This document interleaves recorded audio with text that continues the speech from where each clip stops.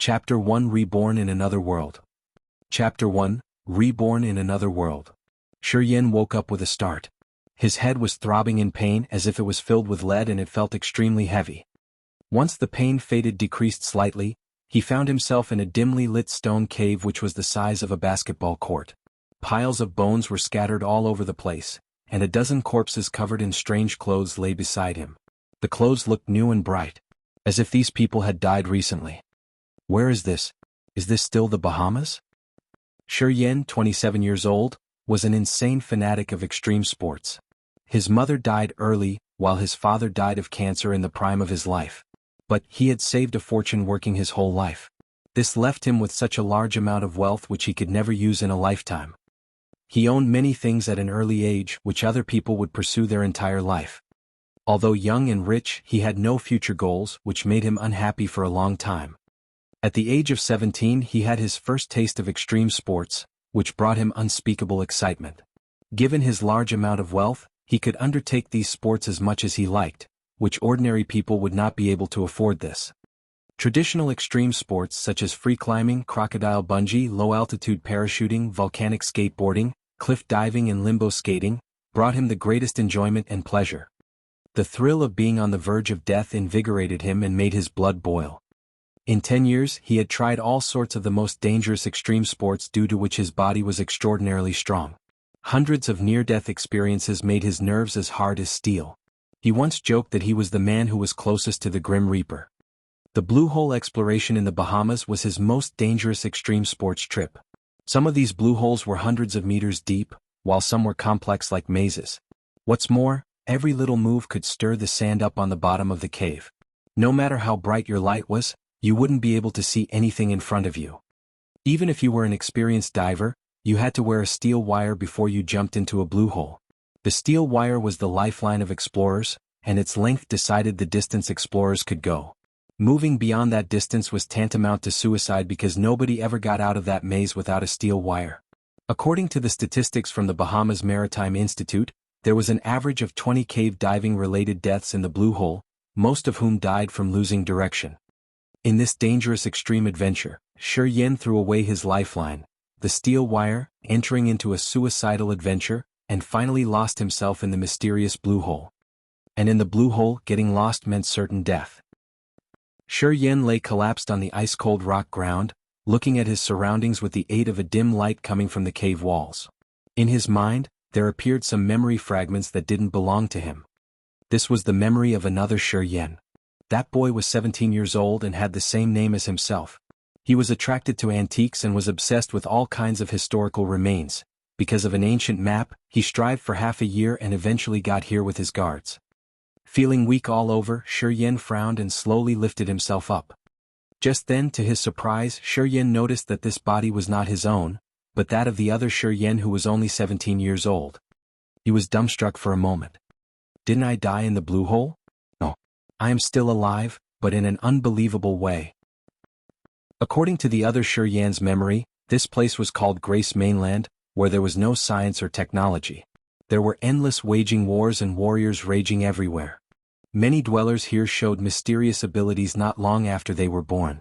Some had the power of lightning, some could control plants, some could tunnel into the earth, some could use the chill of frost, and some were capable of communicating with demon beasts.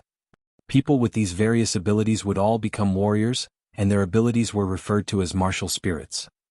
Martial spirits were nearly all possessed at birth, and only very few could acquire a spirit through some stroke of luck. That is why this mainland was named Grace Mainland, as the warriors believed that martial spirits were God-gifted. Not every warrior could possess a martial spirit.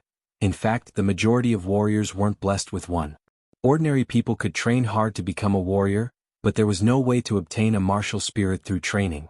Martial spirits were so powerful that they could benefit a warrior's training, increasing their combat potential significantly and granting them their own special abilities. As a result, among warriors of the same level, those who owned a martial spirit tended to be much stronger and achieved significantly greater results. They did half the work with double the results. The martial spirit can be inherited through blood, plus there was a higher probability where one inherited the martial spirit.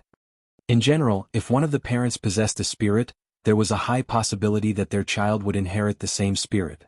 If both of the parents had a spirit, their child would have an even greater chance to inherit one of their spirits, either from the father or the mother. There was only a 1 in 100 chance that a couple who both possessed a martial spirit would give birth to an ordinary child. Even rarer was the situation where the kid inherited both spirits from his parents. This inherent type of martial spirit was called twin spirits, and those type of lucky individuals which possessed them were also known as a son of God. It only happened to 1 in 10,000 couples who possessed different spirits. Shi Yin stood there and continued to put the fragmented memories in order. The original owner of this body came from the Shi family. They possessed the Petrifaction martial spirit which could make the body as hard as a rock in battle, preventing damage to the body. As said fighter raised their cultivation, the Petrifaction martial spirit would become much stronger, to the point where they were almost indestructible. Unfortunately, this guy didn't inherit the Petrifaction martial spirit and was thus considered a poor successor for the martial arts that the Shi family trained in. He also showed no interest in martial arts and never learned anything about them either. All he had been devoted to was the exploration of historical remains.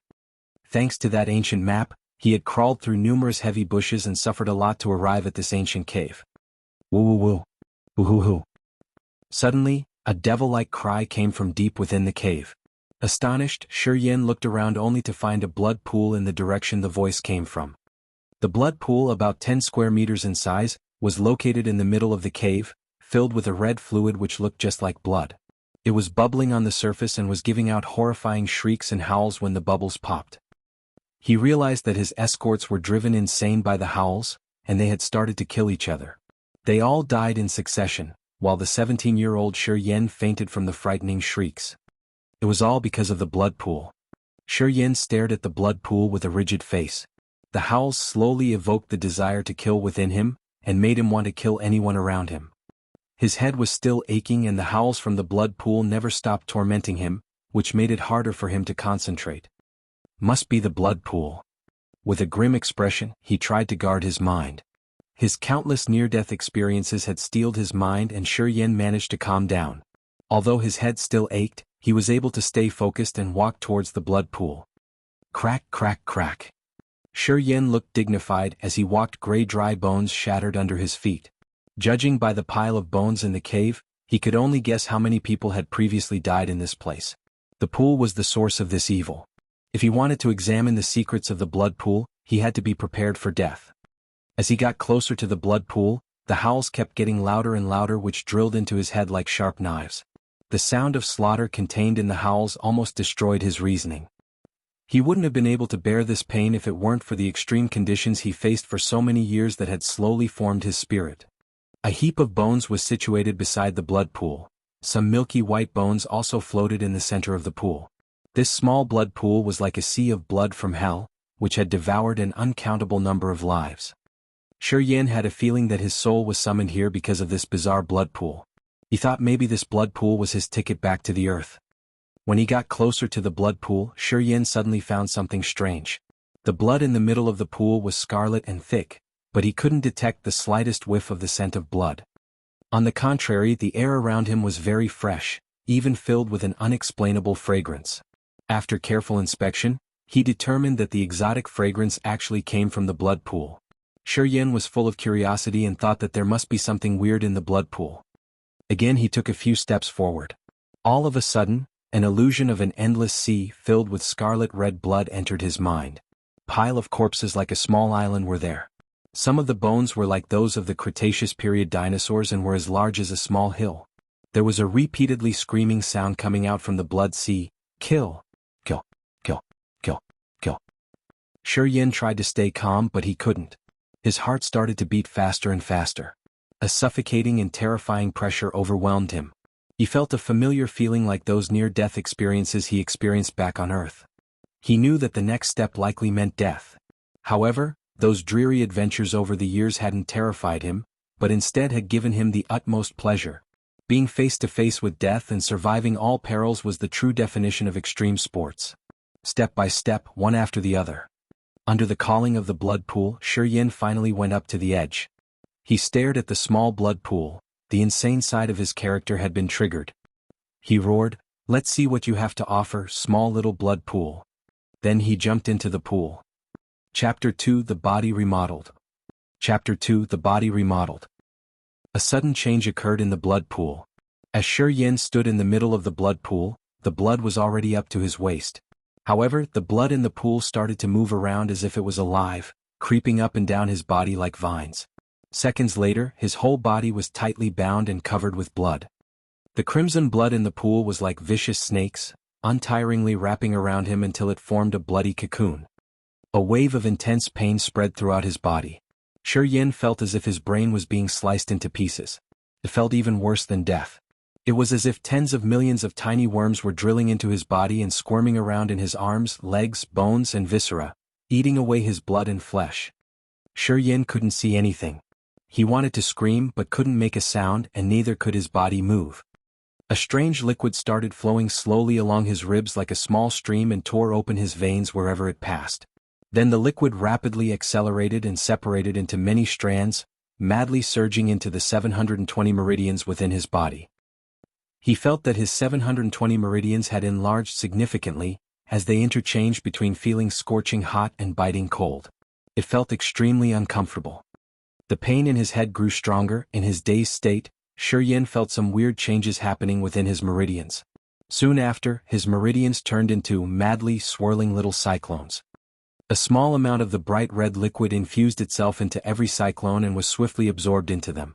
After absorbing the liquid, the cyclones enlarged and the process sped up.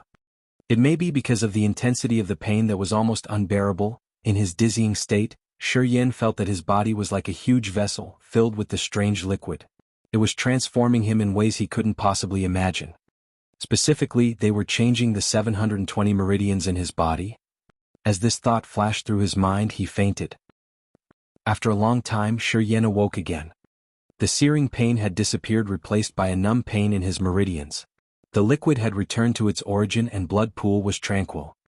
Unexpectedly, he felt a warm sensation swirling through his body. After this sensation made a complete cycle, he felt extraordinarily comfortable and his body had increased in strength. Profound Qi. It dawned on him the blood pool finally brought him some benefits. The thing flowing through his meridians was clearly the profound Qi which only warriors could obtain. Within the memory of the other Shi Yin, he came to know that profound Qi was the source of power for warriors. It was the foundation for warriors to support and release powerful martial arts. Warriors were ranked into 10 realms, according to the strength of their profound Qi. These were elementary, nascent, human, disaster, earth, nirvana, sky, spirit god, true god and king god, with each realm containing 3 sky levels. Warriors were the most powerful individuals in this world. Profound Qi determines the status one would have. One could be a warrior as long as he had the slightest amount of profound Qi. Most people couldn't get profound Qi throughout their entire life. Once obtained, they could strengthen it simply by training. Therefore, as long as a warrior possessed Qi, they would always have their own place in this world. As the weak profound Qi gently circulated throughout his body, Shi Yin came to his senses. Even if he couldn't go back to his world, he wouldn't starve to death here. Just then he noticed that the blood cocoon was still tightly wrapped around him. Shi Yin spared no effort to struggle. Crack. A big slit cracked open on the blood cocoon and Shi Yin jumped out. Looking around, he found himself in that odd cave with bones everywhere. However, the blood pool had all dried up. In the dried-up blood pool, only a few pieces of broken bones were left. The bright red thick pool of blood had disappeared without a trace. A huge glittering blood cocoon, as thin as a wafer, towered in the center of the empty pool. However, after Shi Yin only glanced at it, a small flame ignited at the bottom of the cocoon. The flame grew wildly and started to burn the bones. In a few minutes, the blood cocoon and the bones were all burned to nothingness. A red light sparkled in the dry pool. An old ring with intricate blood vein designs quietly lying there. Shi Yin stared at the strange ring and assumed this ring was somehow connected with the blood pool. After a few seconds of hesitation, he stepped in again, picked up the ring, and wore it on the ring finger of his left hand. The ring carried a warmth that made Shi Yin feel strongly connected to it, as if the ring had become a part of his body. All at once, the weak profound Qi in his body lost control and rushed towards the crimson ring. However, his skin blocked it and it failed to enter the ring. Shi Yin was shocked and tried to take off the ring immediately, only to find the ring had been firmly stuck onto his ring finger like an unmovable boulder. No matter how hard he tried, the ring wouldn't move an inch. Now that the profound Qi couldn't break the skin, it went back to normal after a while. The warmth and the red gleam on the ring faded away as well. Shaking the ring around for a moment, he realized that there was no longer anything unusual with it. Thus Shi Yen started to analyze the situation. Soon Shi Yen concluded that all the blood in the pool went into his body. The blood pool was 10 square meters in size. Though not huge, the blood it contained would weigh at least a few tons. Even an elephant couldn't hold that much liquid inside its body. Shi Yen turned pale. He subconsciously looked around and wanted to see how his body had changed. Had it swelled up? When he looked, Shi Yen was startled again. Surprisingly, his body became skinnier than before, like it was only skin and bones. The clothes on him that had fit before looked ridiculously large now. Rather than calling him skinny, it was better to call him a withered mummy. Shi Yen turned even paler. He never expected that this blood pool would not only fail to send him back to his previous world but would make such unthinkable changes to him. Guru. His stomach began rumbling and he suddenly felt ravenous. He thought he could almost devour an elephant. But the cave had nothing edible. He glanced at the dry blood pool and was sad to find that he could no longer return to his world. Shi Yen decided to find a weapon. He remembered his escorts had fought one another with all kinds of weapons. However, after examining them, he found them either rusted or destroyed, not useful to him anymore. Disappointed, Shi Yen could only leave empty-handed from the stone cave. The moist air was warm and carried with it the sound of water running in the distance. Ancient trees blocked the sun like a giant umbrella. Only a few spots of sunlight could be seen on the wetland. The dark forest. Shi Yen recalled this place with the help of the memory of his new body once he got out of the cave. The dark forest covered a large area, where the trees were too thick to let the sunlight in. The reason why it was called the dark forest was because it was damp and dark even in the daytime. The dark forest was surrounded by the Merchant Union, the Fire Empire and the God-Blessed Empire.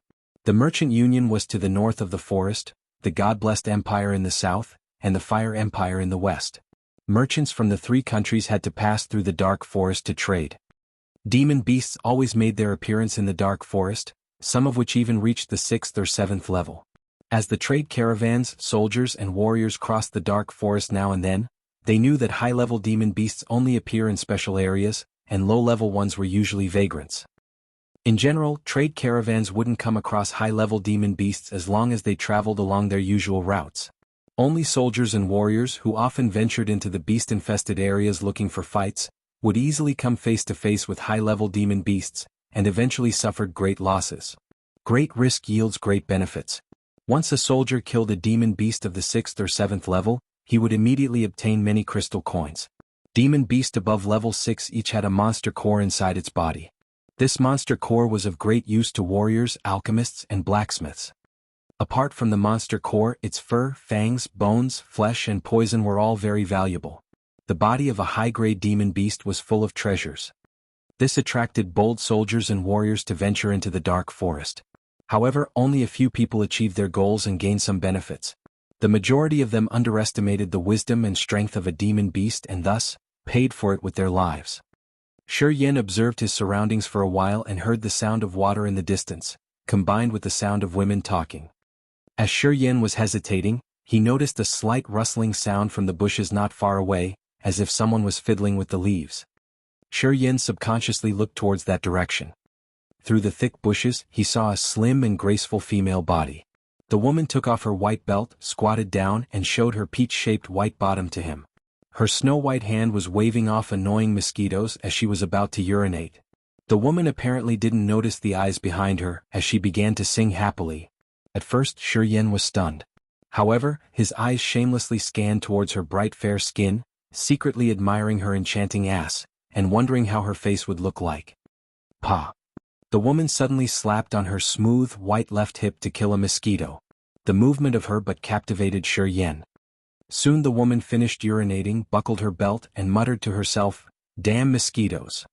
Unexpectedly, the woman turned around quickly. Her hand sent out a green arc of lightning which targeted all the surrounding mosquitoes and killed them on the spot. As she turned, Shi Yen finally saw her delicate appearance. She looked around 20 years old with 5.5 feet in height. Her face was glowing like a bright moon and she had a slim waist, well-developed chest and nice posture. She was wearing an exquisite lavender robe and soft silver armor which couldn't cover her fascinating figure as a legendary wild vixen. Shi Yin focused on her hot body and thought that she was more beautiful than the most popular superstars in his world. Shi Yin couldn't stop his eyes from wandering. Suddenly, the woman looked directly into his eyes through the huge banana leaves. The beauty's eyes flashed like lightning. Chapter 3 First Encounter. Chapter 3 First Fight. First Battle. Did you see me naked? The beauty clenched her teeth tightly with rage in her eyes. Yes, I never miss anything in front of my eyes. Shi Yin nodded, not even bothering to deny it. Did you enjoy it? Skin like porcelain, breasts like flowers. I'd say it was a feast for the eyes. Shi Yin was strangely honest, without the slightest bit of shame. You want to see some more? Mo Yinyu's delicate body trembled with anger. She had never met such a shameless man. Well, if you wouldn't mind taking your pants off and don't mind me staring at you, then yes, I would love to take a closer look. Shi Yin smiled. Apparently, Shi Yin didn't want to pretend to be somebody he was not. Before he came to this world, every time he finished some extreme sport, he would have to find a woman for pleasure. Extreme sports was his biggest enthusiasm, while women were the essential spices in his life. Mo Yinyu almost jumped up and down on her feet. Who the hell is this guy? What a bastard.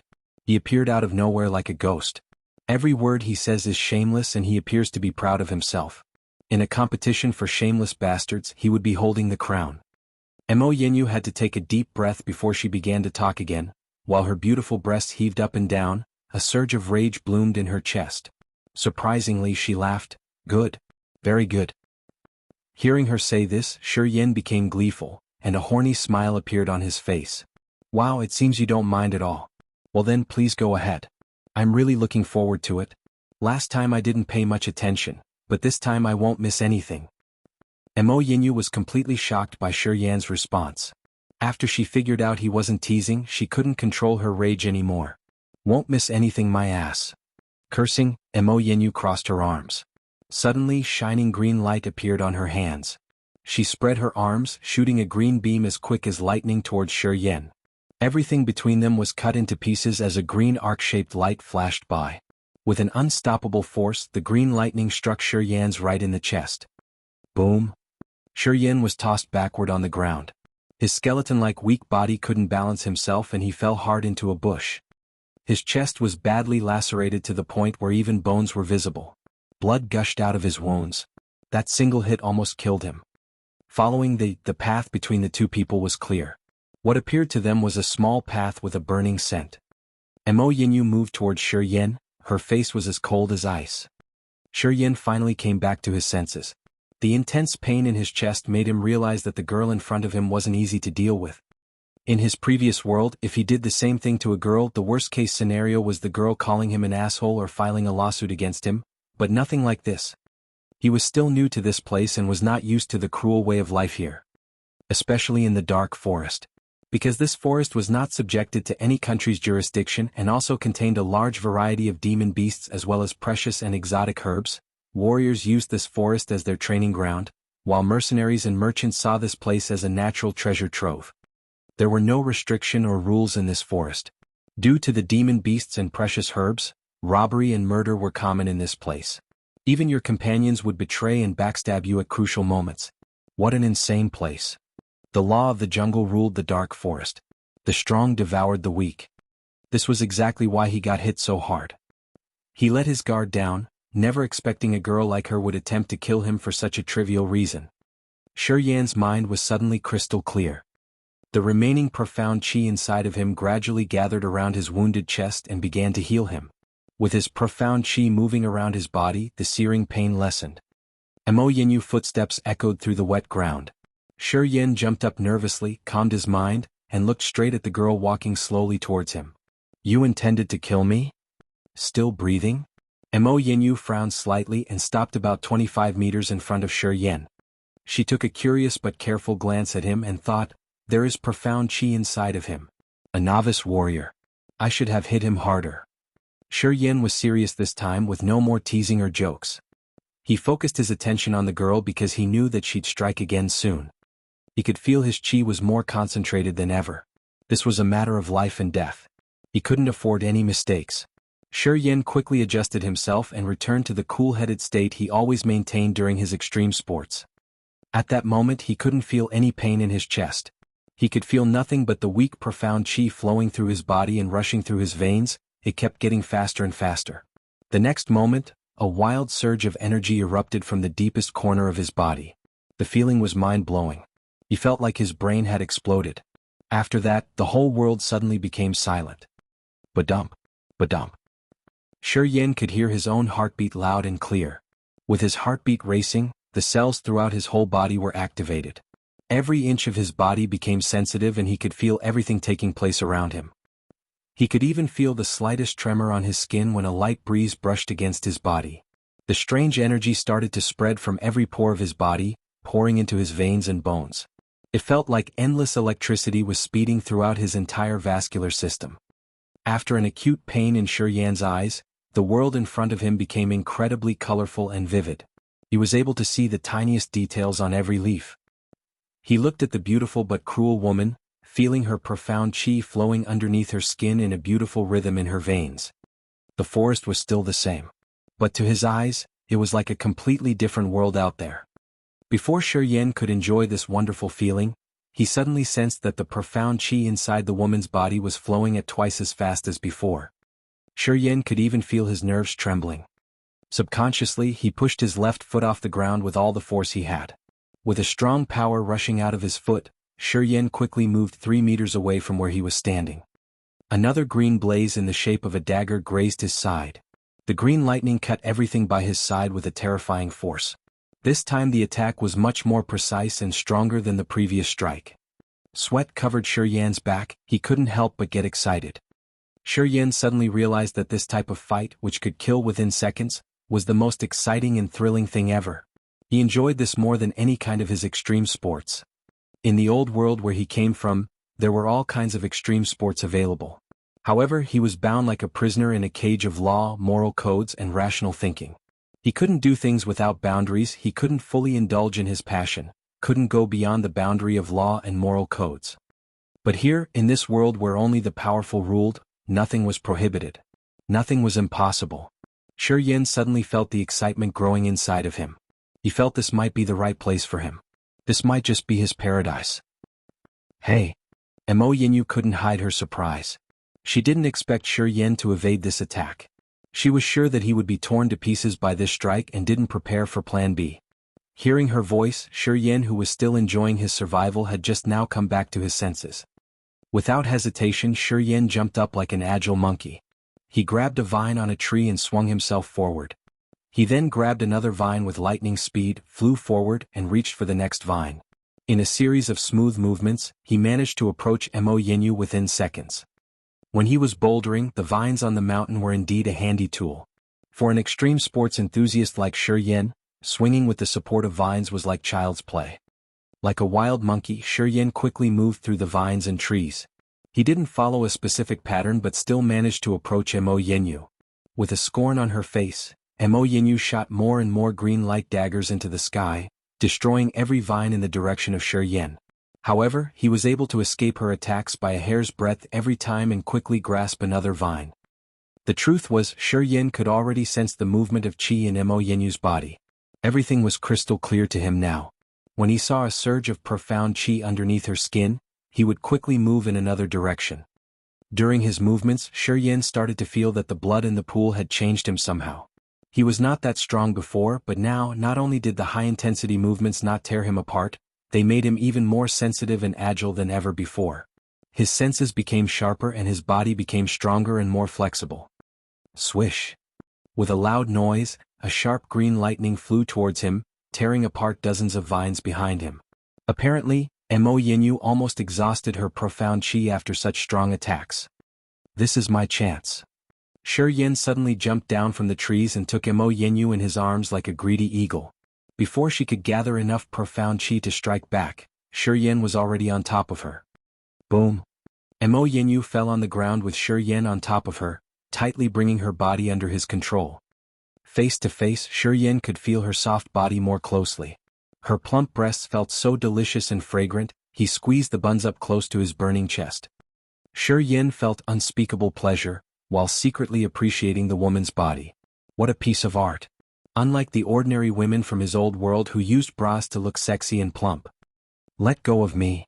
Mo Yinyu expressed her disgust but didn't really struggle. She cursed, if you want an easy death, fucking let go of me right now. Bitch. Shi Yen sneered, you almost fucking killed me. Why should I let you go so easily? Mo Yinyu suddenly became nervous. Before she could do anything, she felt this creep's kiss on her beautiful and sacred face. At the same time, the bastard's hands didn't rest either. Shi Yen was touching her ass and began to rub it in an insatiable way. Mo Yinyu flew into a rage, the martial spirit inside of her exploded with a terrifying power. Shi Yen, who was still enjoying this wonderful feast, suddenly felt a horrible electric current flowing through her. He was instantly electrocuted as if he had been struck by a taser. Shi Yen couldn't feel his own body anymore, nor could he gather any chi inside his body. Mo Yinyu pushed Shi Yen away, her eyes were cruel and icy. She glanced at Shi Yen, who was lying on the ground for a while, and cursed again. I won't let you die that easily, you bastard.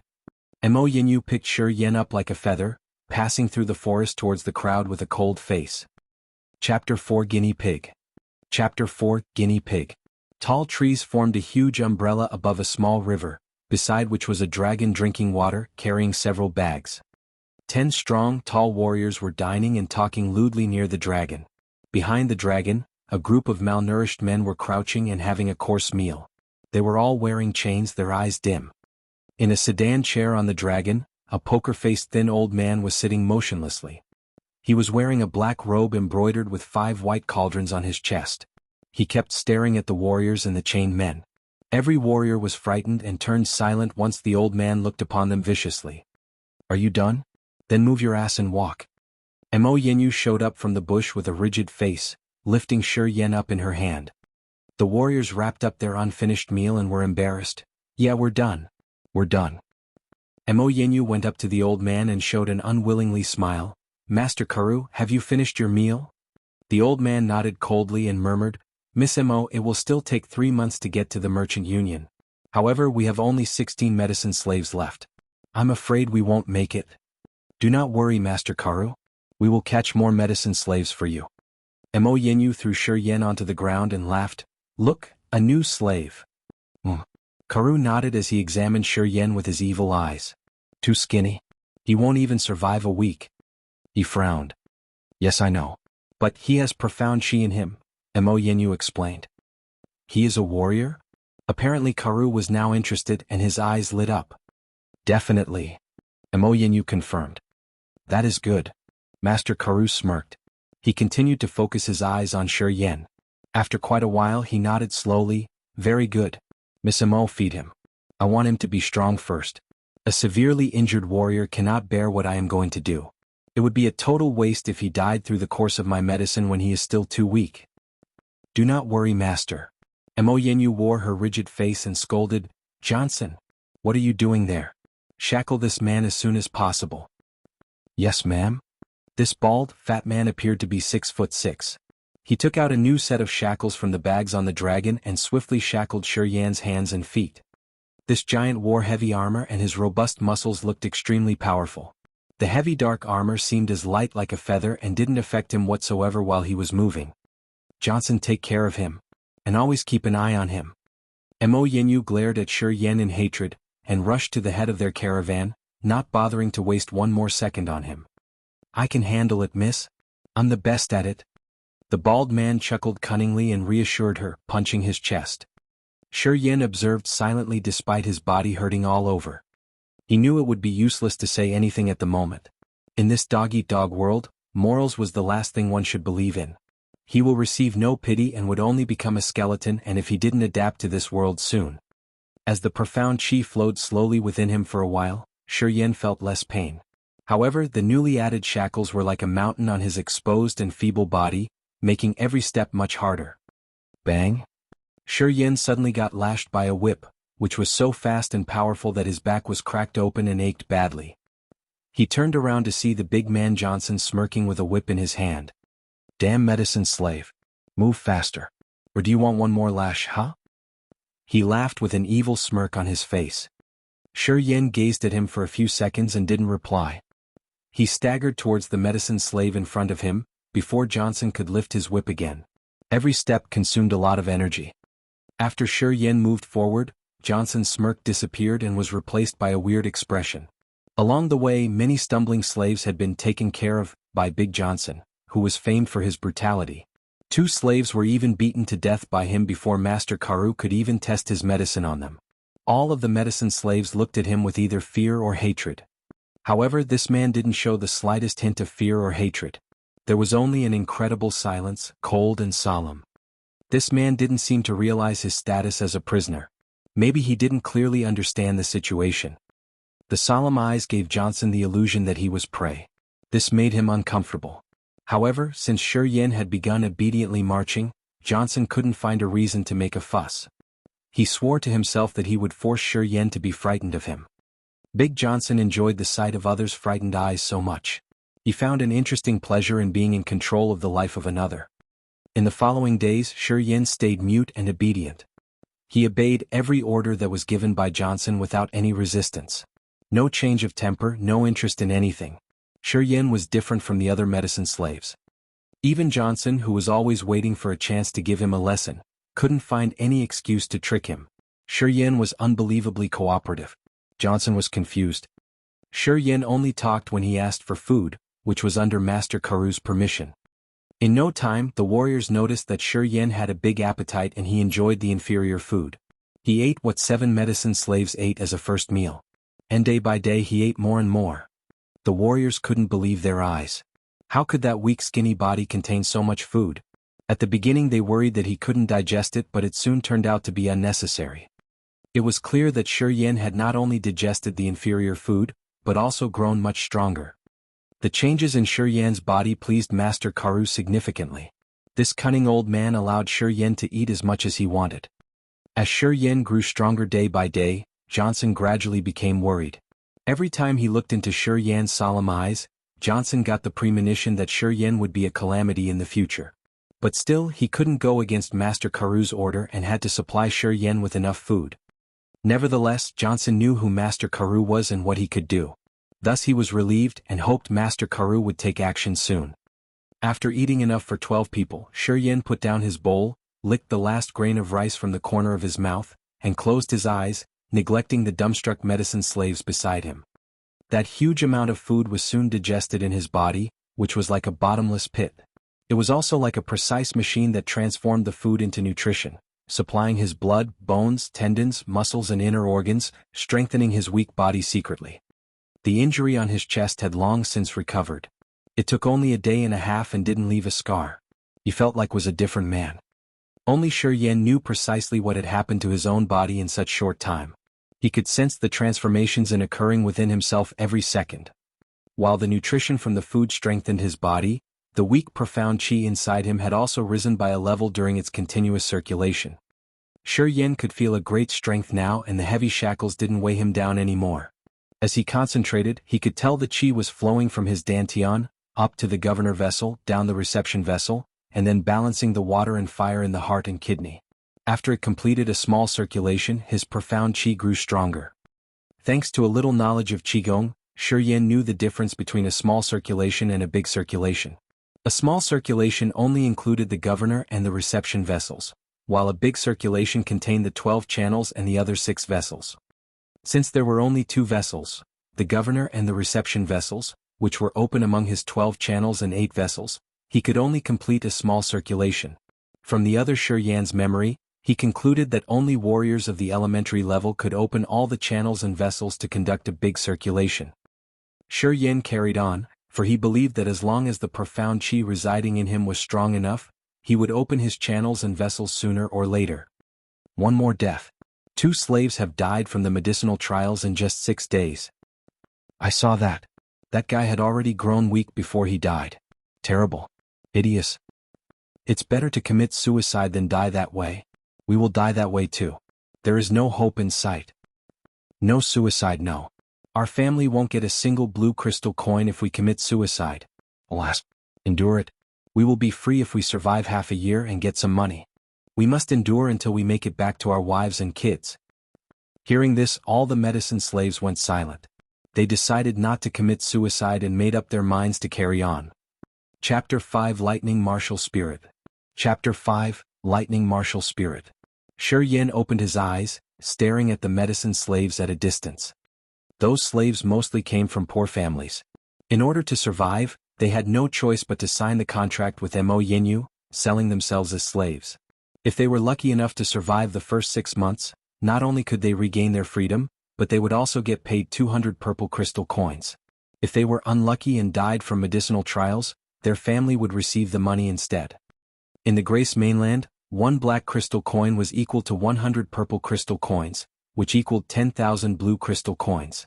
The annual income of an average citizen was merely 5 to 6 purple crystal coins. 200 purple crystal coins were almost the savings for 40 years of work in another job.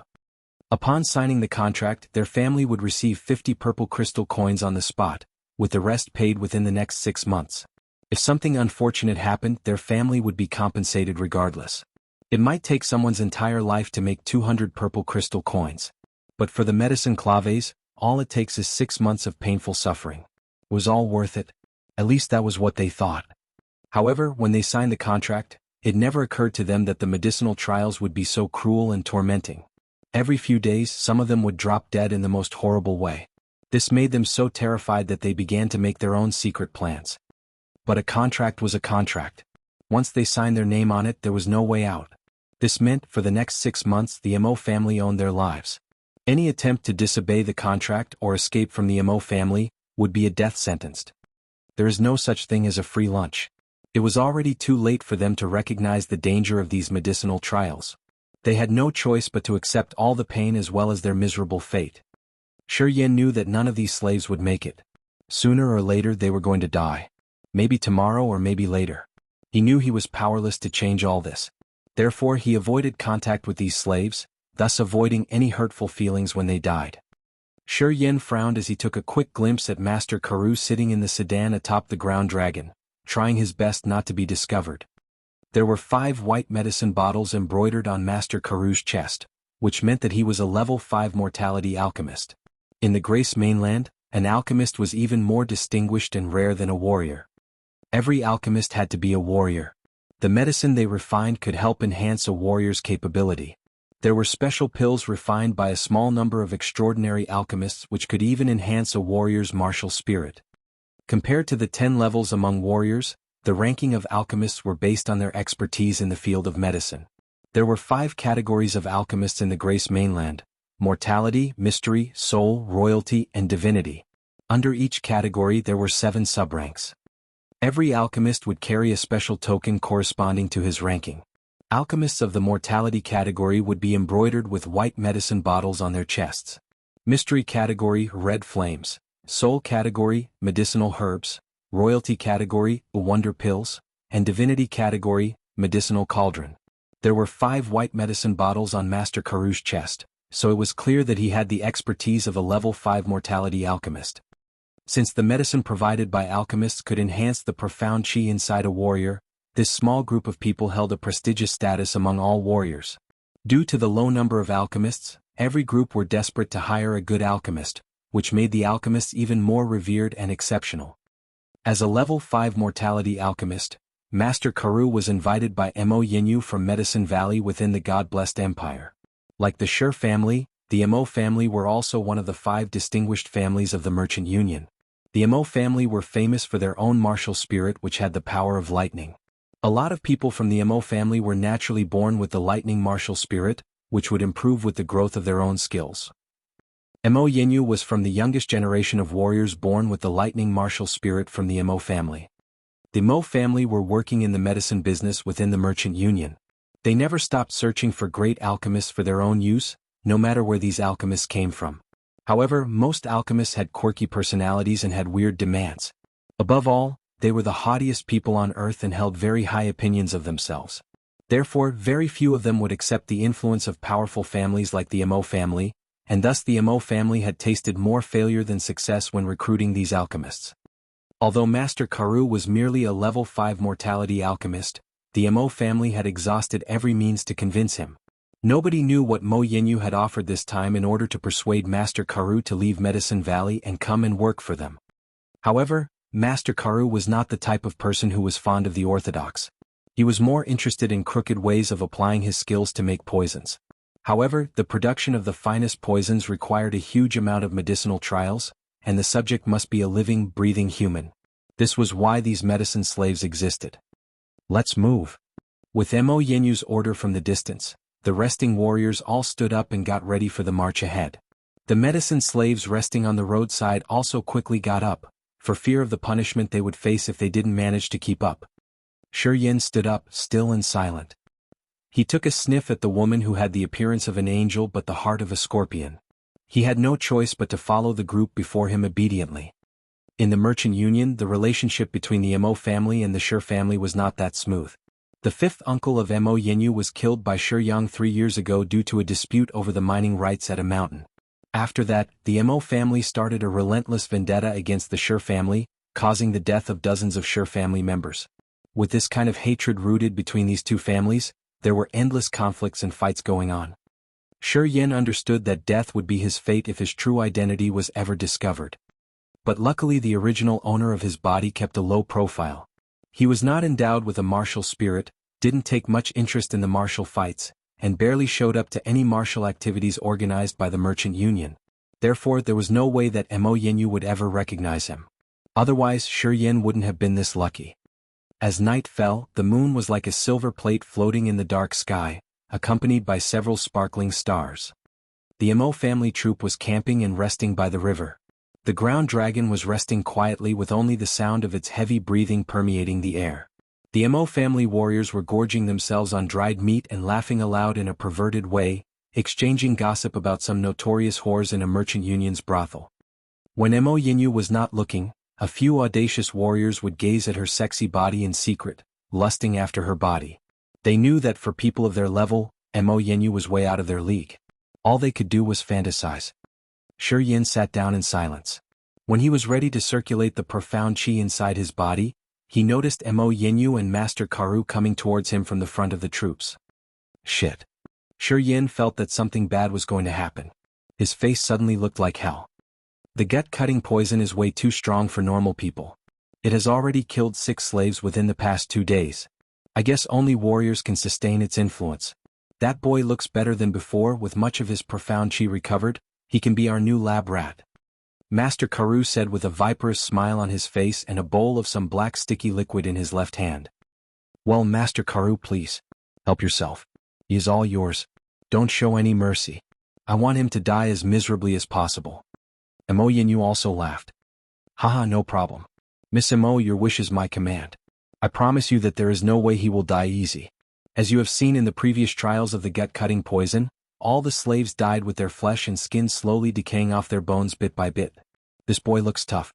The stronger the subject is, the longer and more painful this decaying process will be. Just wait for the grand show and enjoy. Master Karu burst into wild laughter, as if Shi Yen were not standing right in front of him. That is perfect. Mo Yenyu smiled in consent. Her eyes were obviously shining with excitement, her hatred of Shi Yen churning in her gut. It was only a matter of time before the two of them finally arrived in front of Shi Yen. Master Karu didn't even bother to explain. He handed the bowl of black sticky liquid to Shi Yen and ordered with a cold voice, "You finish this." While Mo Yenyu took out her left hand, generating a snake of electric power circling around her fingers, her skin like porcelain and the electric power sparking like lightning. This was the perfect combination of the lightning martial spirit and profound chi. The energy was like a catalyst in the air with sound of small explosions all around. Woohoo! Johnson sneered from behind, "Boy. If you ever dare to resist, you know what's gonna happen to you, right?" Master Karu couldn't contain his excitement. He clapped his hands and shouted, "Hey boy, the gut-cutting medicine is lots of fun.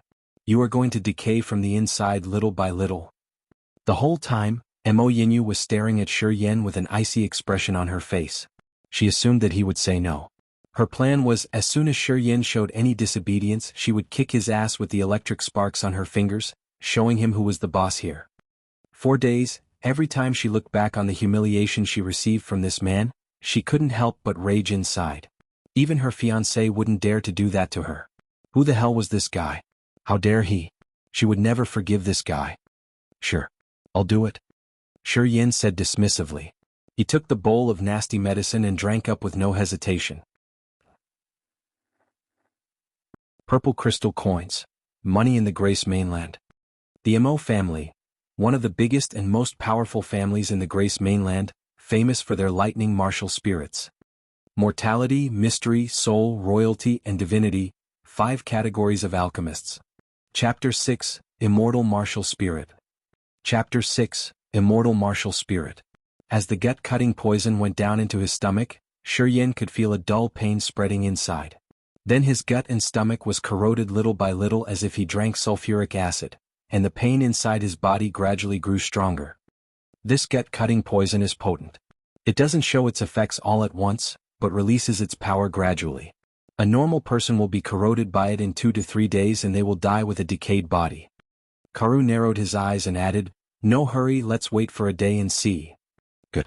We will check on him at this time tomorrow night." Mo Yinyu nodded. She glanced at Shi in satisfaction and left with Karu happily. "Fellow, your good days have come to an end." Johnson laughed loudly, showing his teeth.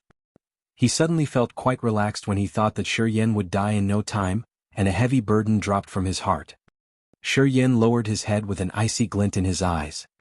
The gut-cutting poison began to take effect in his stomach and gut, which Shi could sense clearly.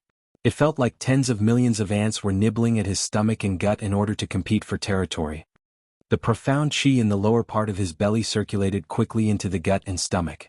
It was like a gentle stream quietly washing away the drug under Shi's control.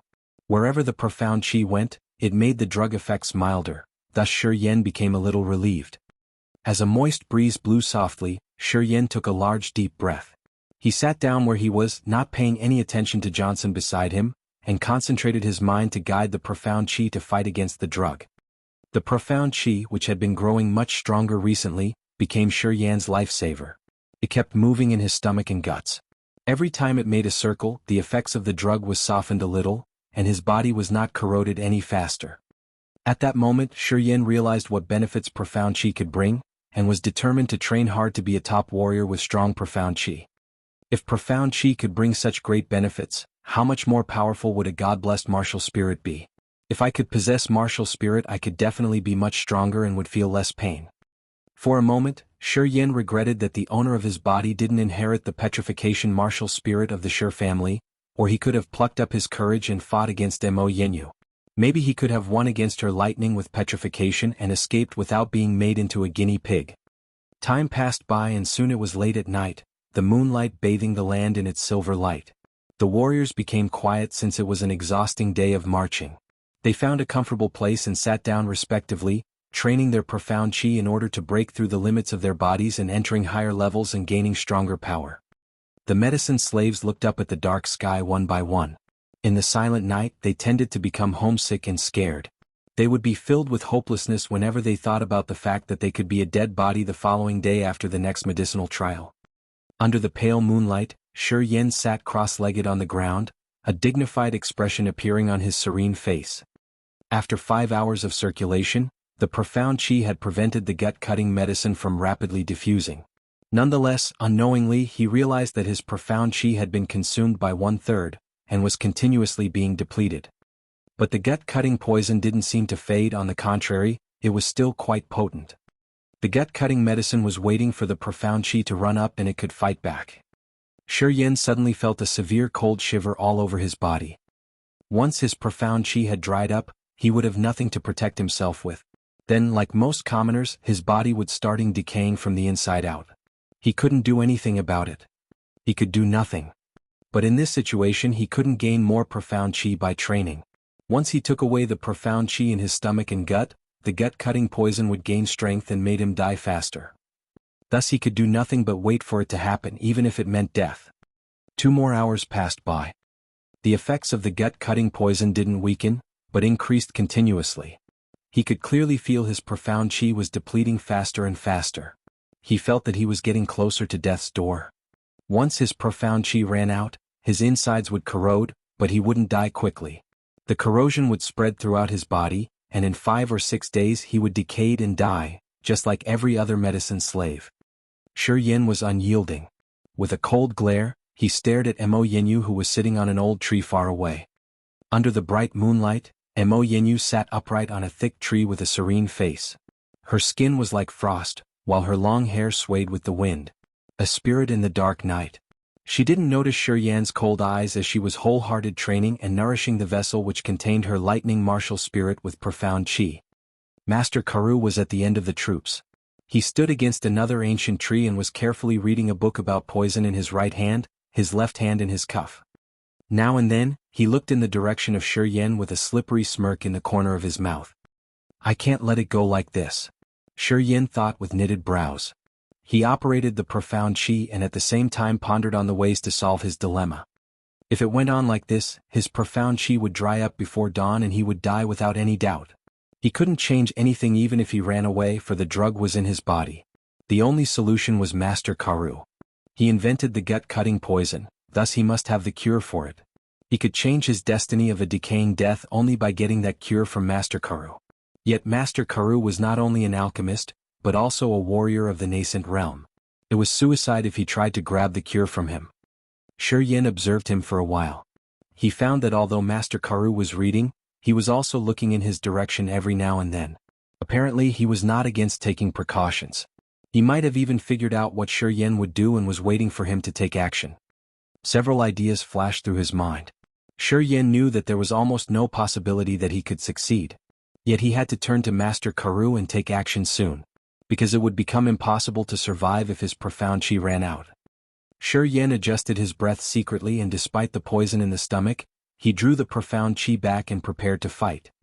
As expected, the gut-cutting poison became stronger and spread faster after the profound qi was drawn back.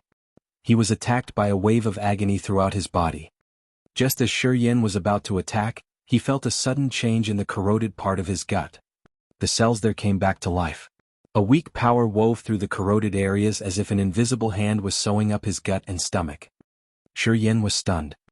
Although he was fully prepared, he didn't rush out irrationally. He quickly calmed down and concentrated on observing the changes inside of his body. His cells were full of life, while the rotten flesh twitched slightly and recovered gradually. After half an hour, the rotten parts had recovered and the pain had disappeared. A bolt flashed through Shi Yan's body and he was ecstatic in his heart. However, his face still looked as calm as a lake, as if he was deep asleep. Every ability that could operate without profound qi must be a special martial spirit. The description of a martial spirit dawned on Shi Yan at that time. Pondering on it for a while, Shi Yan was assured that it was a special martial spirit that brought about the changes to his body. Self-recovery of the body is a special ability, which hadn't been discovered by people. The gut-cutting poison took effect again. Without profound qi as his defense, Shi Yan's inside started to rot again. But magically it happened again. With his cells full of life, the rotten part recovered in a short period of time. The effect of the drug broke out continuously and corroded his insides many times. But every time, the self-recovery martial spirit activated and cured it before next round of corrosion. A martial spirit increased in strength as the level of the warrior increased, and sometimes it might undergo a special change. The higher the level of a warrior, the stronger the abilities their martial spirit showed. Another definition of a martial spirit appeared in his mind. Shi Yan was overjoyed. According to the ability of the self-recovery martial spirit, his self-recovery ability would increase as his level increased. Maybe when he reaches the sky and spirit realm, he could even cure broken limbs with the self-recovery martial spirit. If he could do that, maybe he could recover from a stab to the heart and survive. If that happened once he reached the true God realm, maybe he would be immortal? A lot of ideas crossed his mind. After careful thinking, Shi Yan named this martial spirit the Immortal Martial Spirit. After observing for a while, he was certain the Immortal Martial Spirit could block the gut-cutting poison. Shi Yan set his mind at ease and paused his plan of getting the cure from Master Karu. He sat where he was and began to recover his profound qi regardless of the battle in his gut and stomach. Chapter 7, The Second Sky. Chapter 7, The Second Sky. The next morning before the sun rose, with a layer of fog still around, the troops had already gotten ready for the path ahead. Shi Yan was mingling among the medicine slaves, maintaining a calm expression and behaving as normal. As usual, he marched in silence with the troop. Johnson was very surprised to see Shi Yan so calm and peaceful. He was wondering when Shi Yan was going to go belly up like the other medicine slaves before him. In the past few days, every single one of those medicine slaves who took the gut-cutting poison would wake up with a pale face and a weak body the next morning, with no exception. For the weak ones they could barely walk, for the strong ones, You could clearly see the pain and terror on their faces. However, Shi Yan was still walking. His face looked healthy with a rosy color in his cheeks. He didn't look like he was in pain at all, which made Johnson very confused and curious. Johnson stared at Shi Yan for a while. After he made sure that Shi Yan was indeed healthy, Johnson came to the front of the marching troops with a frown. He reported Shi Yan's strange status to Mo Yinyu and Master Karu. Don't panic. Master Karu was very confident of his medicine. That boy is a warrior. He is pretty tough and not that easy to break down. Just wait till the profound chi inside him is depleted. He will be no different from those slaves. I know my gut-cutting poison very well. Okay. You go back there and keep an eye on him. Mo Yinyu said with an expressionless face. Since the two of them were so calm about this news, Johnson had no choice but to obey. He didn't insist anymore. He went back to the back of the troop and continued to monitor every movement of Shi Yan closely as he was told. Master Karu, how long should it take for that bastard to start suffering? After Johnson left, Mo Yinyu started to look worried. The result she was expecting is for Shi Yan to start dying from hellish pain now. The more suffering Shi Yan felt, the more pleasure she would be able to enjoy. Don't worry. It is about time. After the end of the day, the moon replaced the sun and rose in the sky. After the troop had settled, Master Karu and Mo Yinyu overwalked to Shi Yan together. They saw Shi Yan sitting on the ground, stuffing himself with some scraps of food. Master Karu, that guy doesn't look quite, Mo Yinyu said in hesitation. The way Shi Yan was engorging himself in his food was not that decent, but he didn't look to be in pain at all. Master Karu was apparently offended. What? Are you questioning my skills as an alchemist? No. Mo Yinyu said, the power of the gut-cutting poison has already been proven on other medicine slaves. I was just wondering why this guy could survive. Did you forget any ingredients in his dose? Miss Mo, although I am not a top alchemist, I couldn't have made such a ridiculous mistake. Master Karu was apparently offended.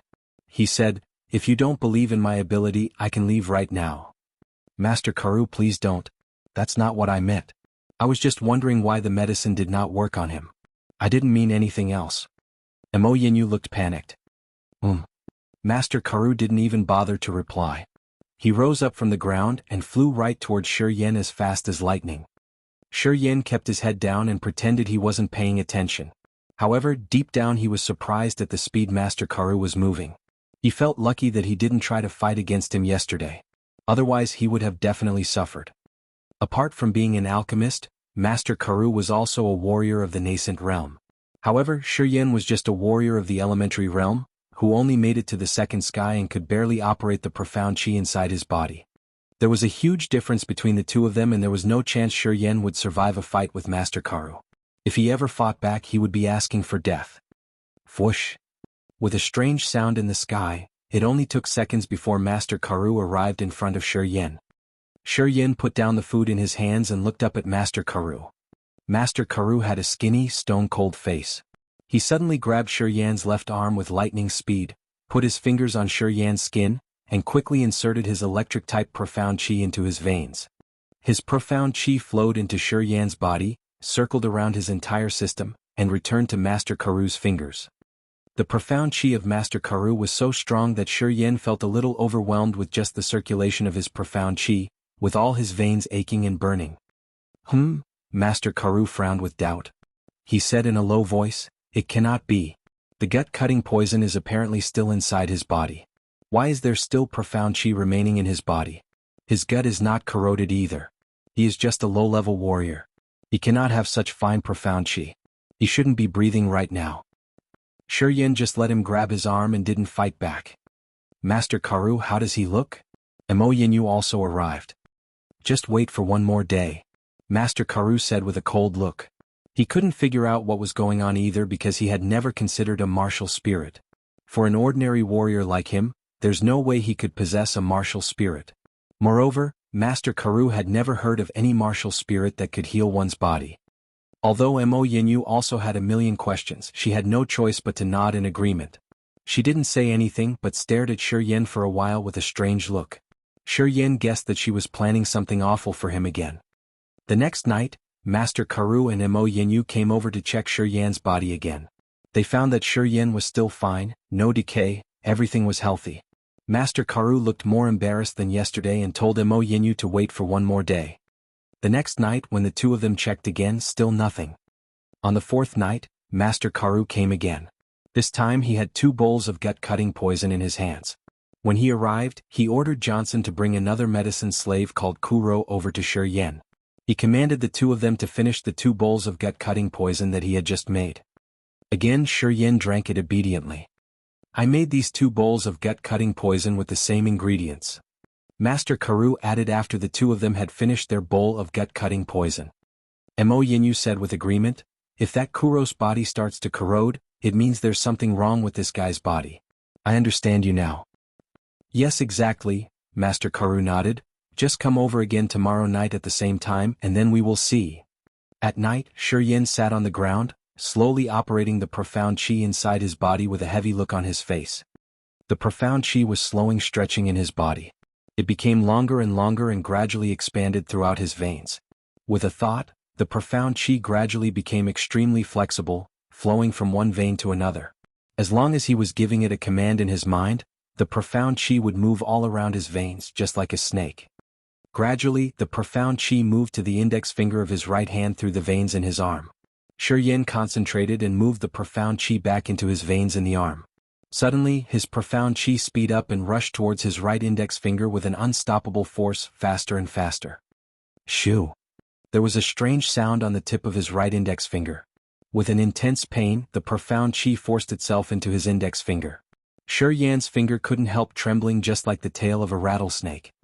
The profound chi was now concentrated in his index finger, expanding and pushing around, but couldn't break through the skin on the outside. No matter how hard he tried, he couldn't manage to make the profound chi break the skin and leave his body. Whew! Shi Yen breathed heavily and gathered his profound chi back into his abdomen, looking pretty disappointed. I failed again, he said in a very low voice to himself. There were 3 stages to the elementary realm. If you could cultivate profound chi, you would have reached the first sky. If you were able to operate your profound chi skillfully and make it circulate through your body with your mind, you would have reached the second sky. If you managed to make your profound chi break out of your skin and into the air, that was the third sky. Now that Shi Yen was able to operate his profound chi skillfully all over his body, he had reached the second sky.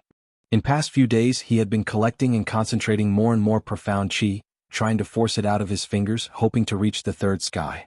He had tried many times. However, so far he failed to break the boundary of his skin. It seems that the training of a warrior cannot be achieved overnight. My profound chi is still not strong enough. Maybe I should try again later after I collect and refine more profound chi. After another failure, Shi Yen couldn't help but sigh. Maybe it's due to his dangerous situation, he seemed a little hasty. He knew that by this time tomorrow, his body would still be the same, unaffected by the gut-cutting poison. However, that slave called Kuro wouldn't be this lucky. His gut would have already been decayed together with his other organs. As soon as Master Karu saw this, he would instantly figure out that there's nothing wrong with his poison, but the problem was lying inside Shi Yan's body. He would know that Shi Yan's body was different from the others, and this is exactly where the trouble would begin. There wouldn't be easy life for him from then on. Probably Mo Yinyu would just kill him in case he created some new problems in the future. He wouldn't even wait until tomorrow morning. If Kuro started to show symptoms tomorrow morning, Shi Yan's secret would have been discovered instantly. By that time, all the warriors would have been up and would all be paying attention to him. He would have no chance to escape. Looking at the night sky full of bright stars, Shi Yan's face became more serious and determined. He knew that if he ever wanted to survive, he must escape tonight. Elementary Realm, the first level of warriors. Includes 3 stages, first sky, second sky and third sky. Chapter 8, The Jade Blade Spider.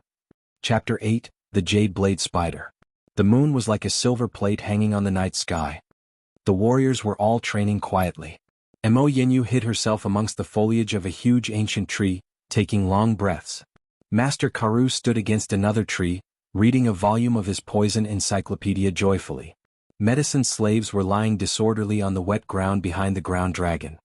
Shi Yen woke up from training and observed his surroundings quietly in a calculatingly manner. Mo Yinyu was at the head of the troops while Master Karu at the rear. The two seemed to not care about Shi Yen, however their position gave them away. Apparently they were both on guard against Shi Yen who was in the center of the troops. Johnson seemed to know that Shi Yen would make his move tonight, so he didn't train. Instead he focused on Shi Yen, who was 10 meters away. Once Shi Yen made a move, he would notice it and stop him. Too bad. Shi Yen thought to himself. He waited for them to let their guard down. As time passed, the bright moon disappeared. Dawn was about to arrive. However, Shi Yen hadn't gotten a chance to escape yet, so he was a little anxious. After a moment's hesitation, he decided not to wait and was about to take action. Kaka. Kakaka. At that moment, a strange sound came from afar. Something was heading in this direction slowly. As the profound chi flew forth and back in his arms, Shi Yan's eyes suddenly shone with excitement. Everyone on alert. Mo Yenyu shouted, when she lifted herself up from the ancient tree. Staying in a high position, she looked into the distance for a while, then screamed, "A jade blade spider!" All the warriors woke up from their training process.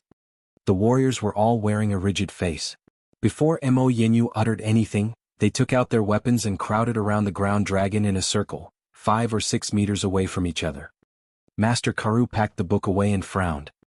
He walked up to the ground dragon and ordered in a low voice, "Keep an eye on the medicine bottles on the dragon." "Yes, Master Karu." The warriors responded in unison.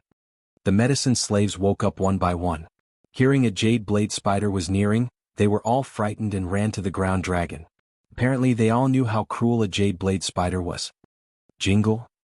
A bunch of keys flew out from Mo Yenyu's hand to land under Johnson's foot. "Johnson, open the shackles on them, or they will be killed by the spider. Hurry up." Mo Yenyu urged.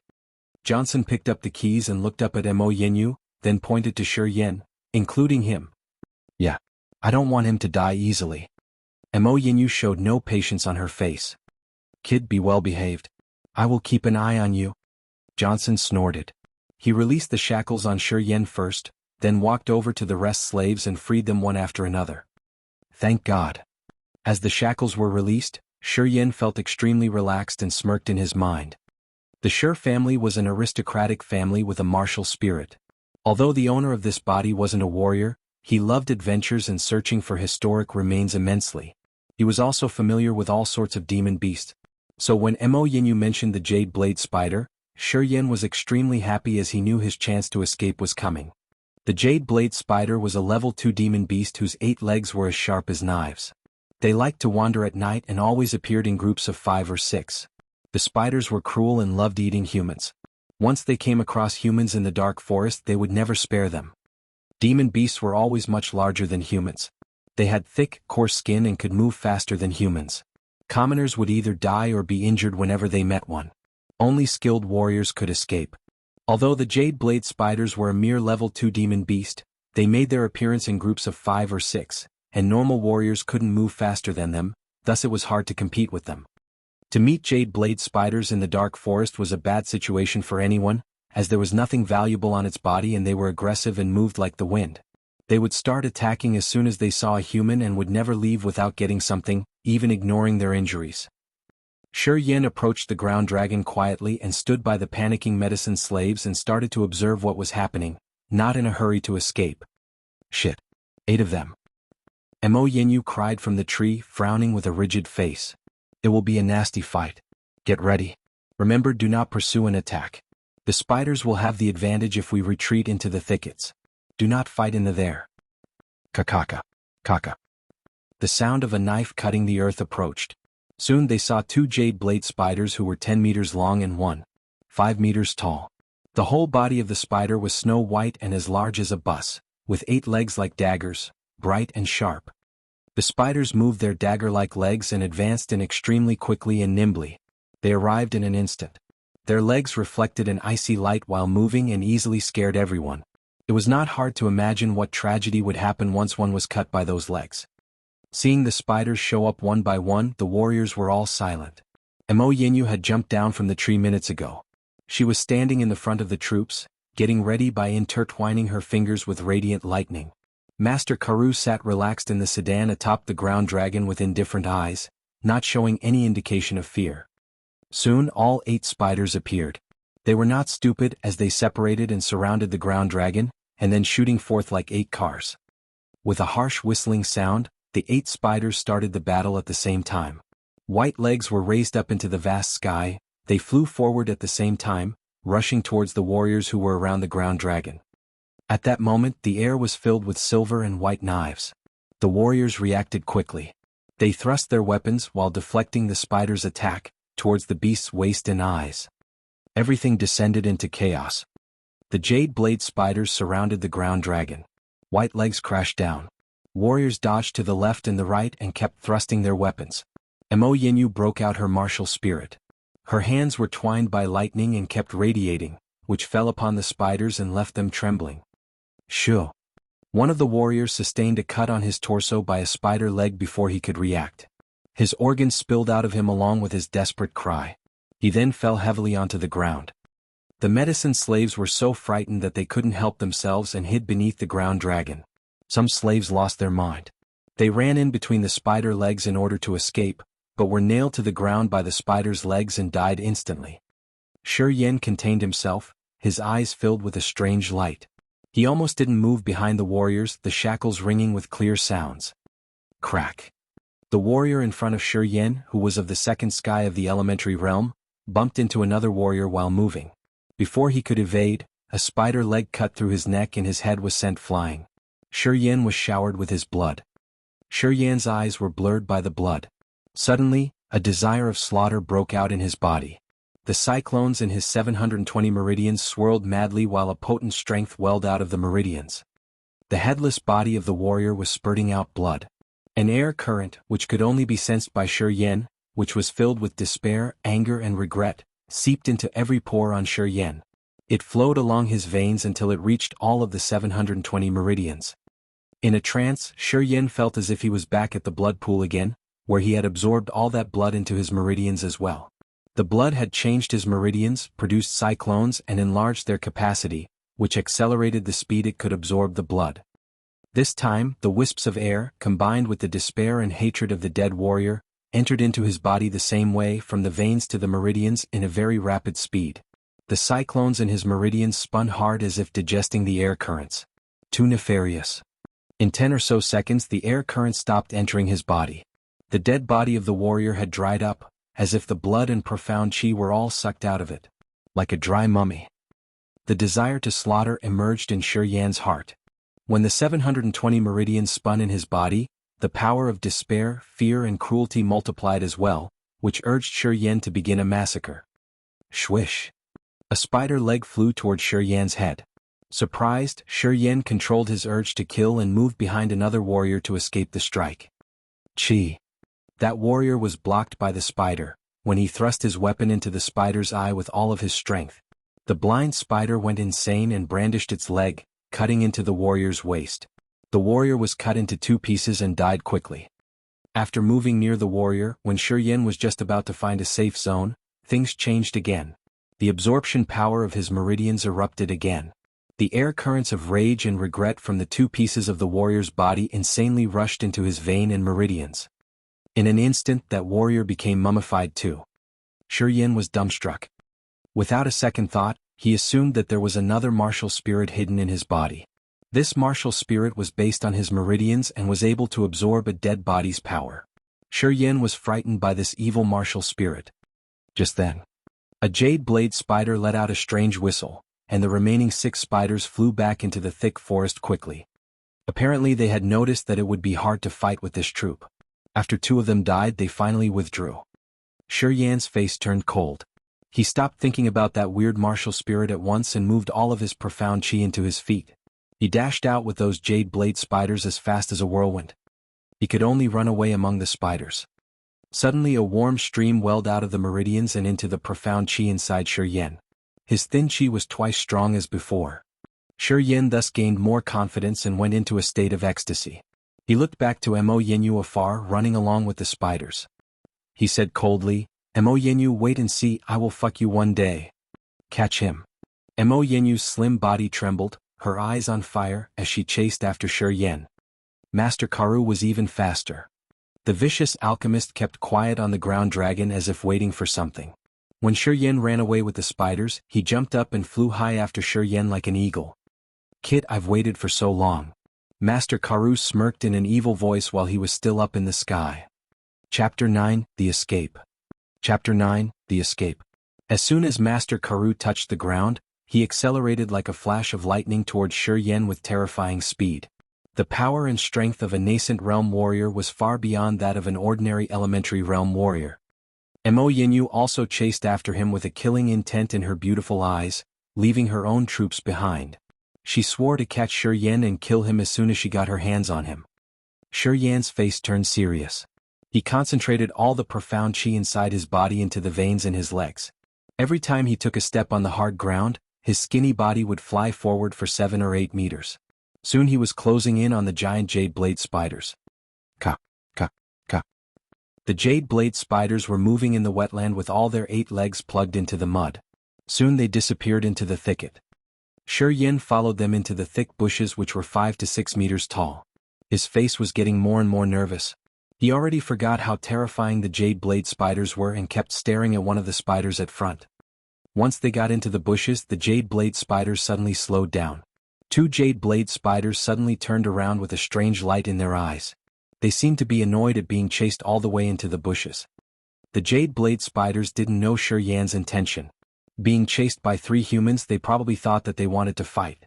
One of the jade blade spiders screamed with a strangely sharp sound. Suddenly, the 4 other jade blade spiders all turned around and looked straight at Shi Yen. Shi Yen still remained calm. He didn't slow down at all, but streaked towards the jade blade spiders with a much higher speed. Shi Yen was more focused than ever. His mind became as clear as a mirror. Suddenly he had entered that marvelous stage again. Everything around him became so clear to him. He could even hear the low-frequency communication among the jade blade spiders, as well as the fast movements of Master Karoo behind him. He couldn't miss anything. Who? With Shi Yan's fast movements, the air around him was split in half and he soon generated a strong wind around him. He could hear the sound of air flow louder and louder next to his ears. Just as Shi Yen had almost run into those jade blade spiders, he suddenly changed direction in the air and flew past one of the jade blade spiders by a millimeter. It was so close that he almost got nicked by the spider's blade-like legs. Shi Yen soon passed by the group of jade blade spiders and continued running forward with no hesitation. The jade blade spiders were seriously provoked and irritated. The 6 jade blade spiders felt like they were fooled by this man in front of them. They had never felt so humiliated. With a sharp scream, the 6 spiders started racing towards Shi Yen. Master Karoo and Mo Yinyu ran into the bushes one after another, but they had lost track of Shi Yen and only saw the 6 raging jade blade spiders. Master Karoo suddenly stopped chasing and said with an icy light in his eyes, "That boy must have hidden somewhere in these bushes. Maybe he has run through the flock of jade blade spiders and is ahead of them right now?" Mo Yinyu asked with a frown and some uncertainty in her voice. Master Karoo sniffed. Even if he is bold enough, he couldn't have survived the jade blade spiders. The 8 spider legs are like meat grinders. This place is the proprietary land of the jade blade spiders. If he did become the target of those spiders, he would have already been killed without a doubt. Yeah, that makes sense. Mo Yinyu agreed with Master Karoo. The 2 of them then split up and started to search the bushes for traces of Shi Yen. On the other side, Shi Yen was crazily looking for his way out of the bushes in this dark forest. He was running as fast as he could, but so were those 6 jade blade spiders behind him. Soon the spiders were closing in on him. In this part of the dark forest, there were no tall trees, nothing but low bushes which seemed to be continue on forever. Shi Yen couldn't see the end of them. The bushes were not that strong, and were easily destroyed simply by a scratch of the spider's legs. Therefore Shi Yen couldn't find a tree to hide or rest.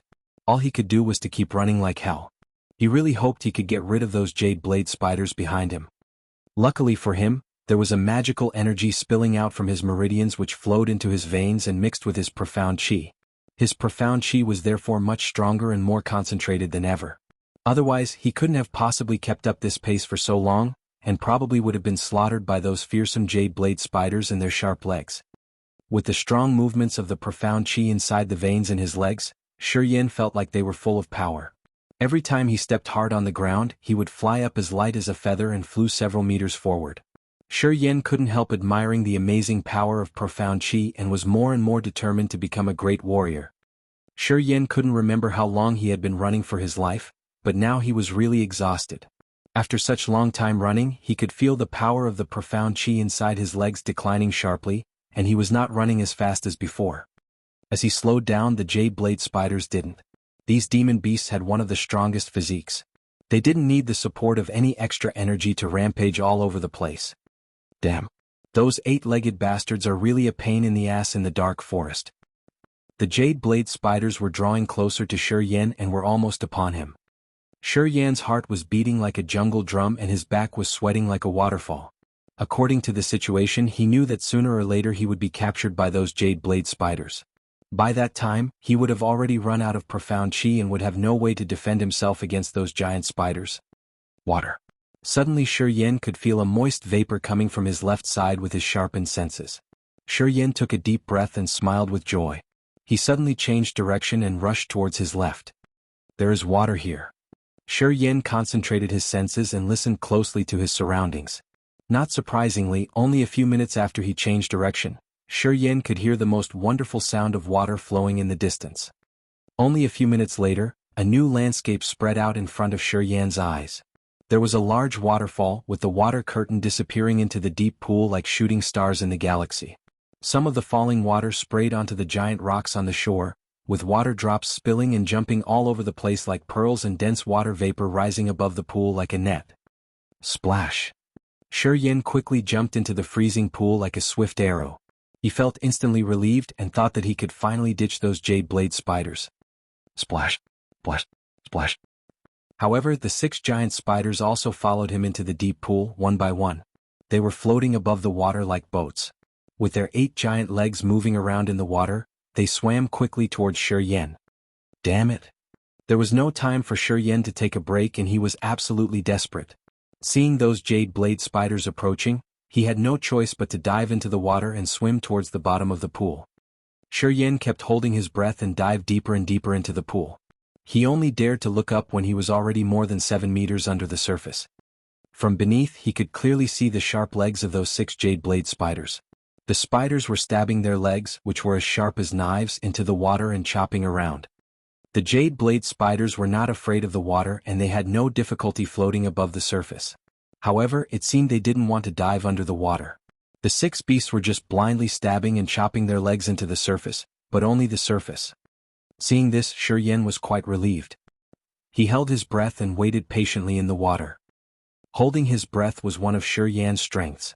He had participated in a lot of extreme sports programs like this before and therefore had rich experience in this.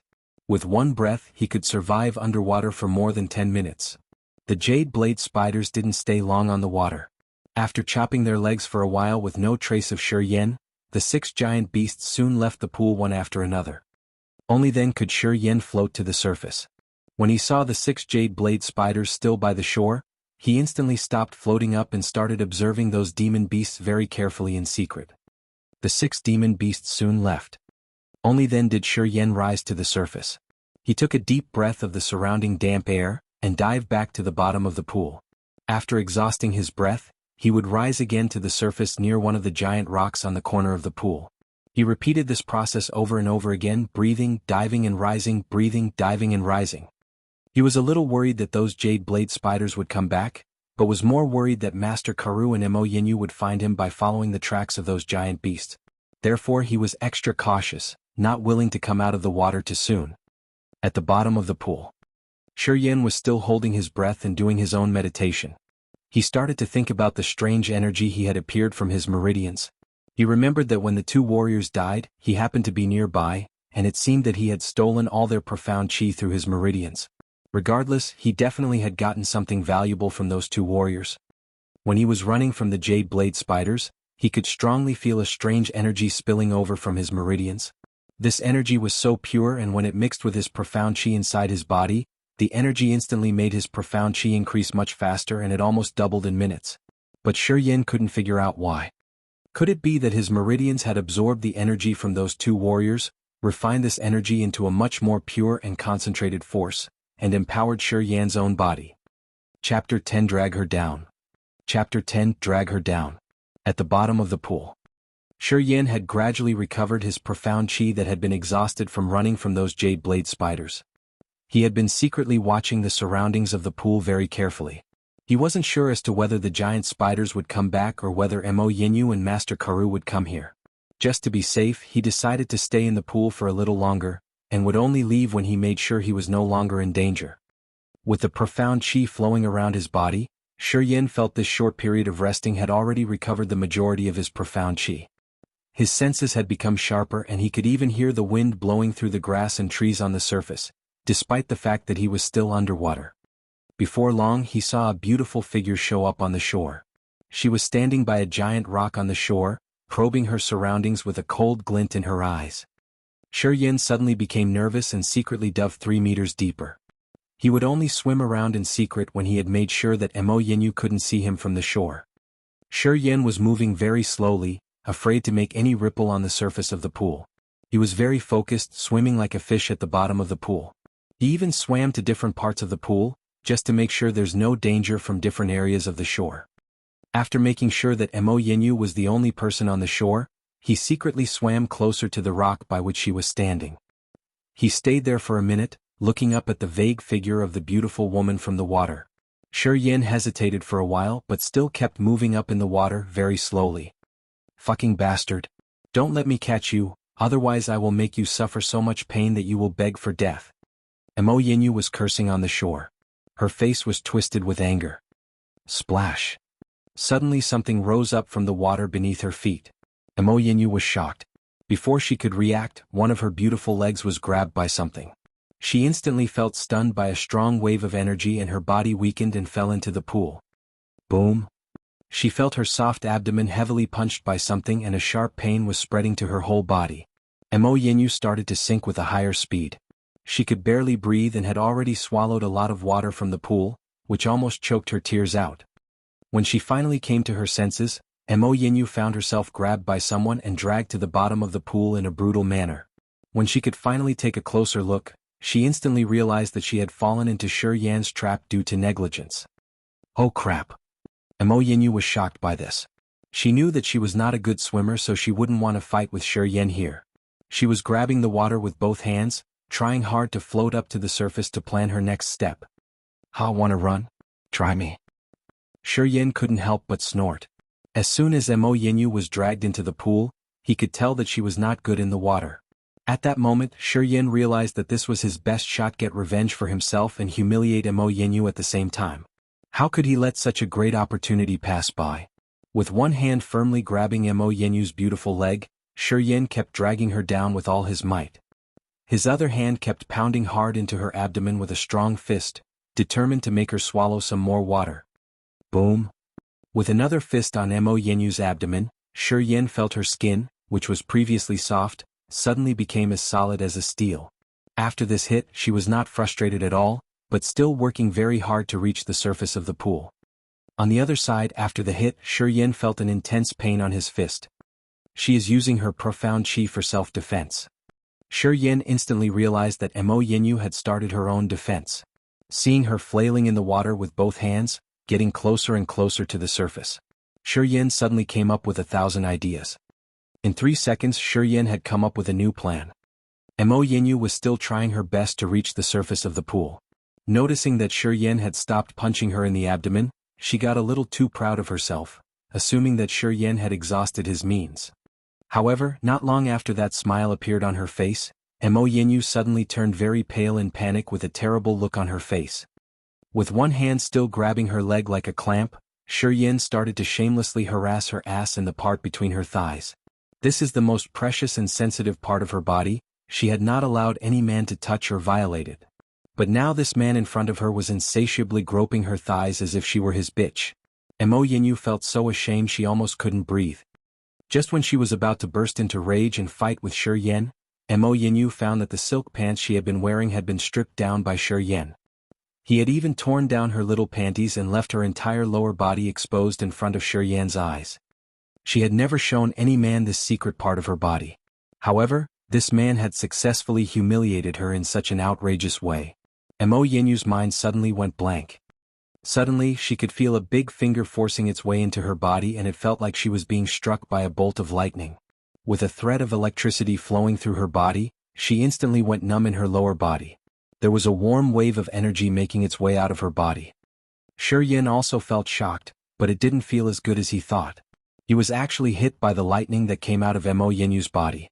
It seemed that her body would defend herself by discharging a jolt of electricity shock when violated. This lightning had struck him pretty hard and he suddenly couldn't feel his hands. All of a sudden Shi Yin had lost his power. At the moment, Mo Yinyu suddenly felt herself much lighter in the water. She realized that Shi Yin had released her. She suddenly regained her senses. Forcing her way through the water with all her might, Mo Yinyu finally rose up to the surface of the pool, filled with grief and indignation. On the other hand, Shi Yin was still floating in the water, feasting his eyes on the million-dollar view above his head. He could clearly see the two sexy legs of Mo Yinyu moving around on the pool surface, her ass which had such a nice curve, as well as the delicious parts between her thighs which were apparently his favorite. However, he was affected pretty heavily and couldn't feel any strength right now. He couldn't do anything but let Mo Yinyu keep swimming towards a big rock on the shore of the pool. Before long Mo Yinyu had arrived at the rock. She grabbed the rock with one hand and screamed with a raging fire burning in her vicious eyes, "You fucking animal! Come out!" Having lost her pants, Mo Yinyu couldn't get out of the pool and still needed to hide her lower body in the water. She couldn't do anything but scream like hell. Her hatred was burning and lightning was dancing around her fingers. She would pay any price to burn Shi Yin into a crisp. After slowly operating his profound chi inside his body for a while, Shi Yin felt his discomfort had been mostly alleviated and he had recovered his strength. Still hiding in the water, Shi Yin stared at Mo Yinyu by the big rock on the shore for a while with a greedy look. He couldn't help licking his lips and fantasizing about the woman's body. Although she had a heart as dark as a scorpion, she had the most attractive look to any man, 1 in a million. He couldn't get enough of her. Now that Mo Yinyu had already set up her defense, Shi Yin knew that it was impossible for him to drag her down into the water again. This woman had achieved the nascent realm for warriors and possessed the scary lightning martial spirit. If she was already on alert, there's no way that he could strike again.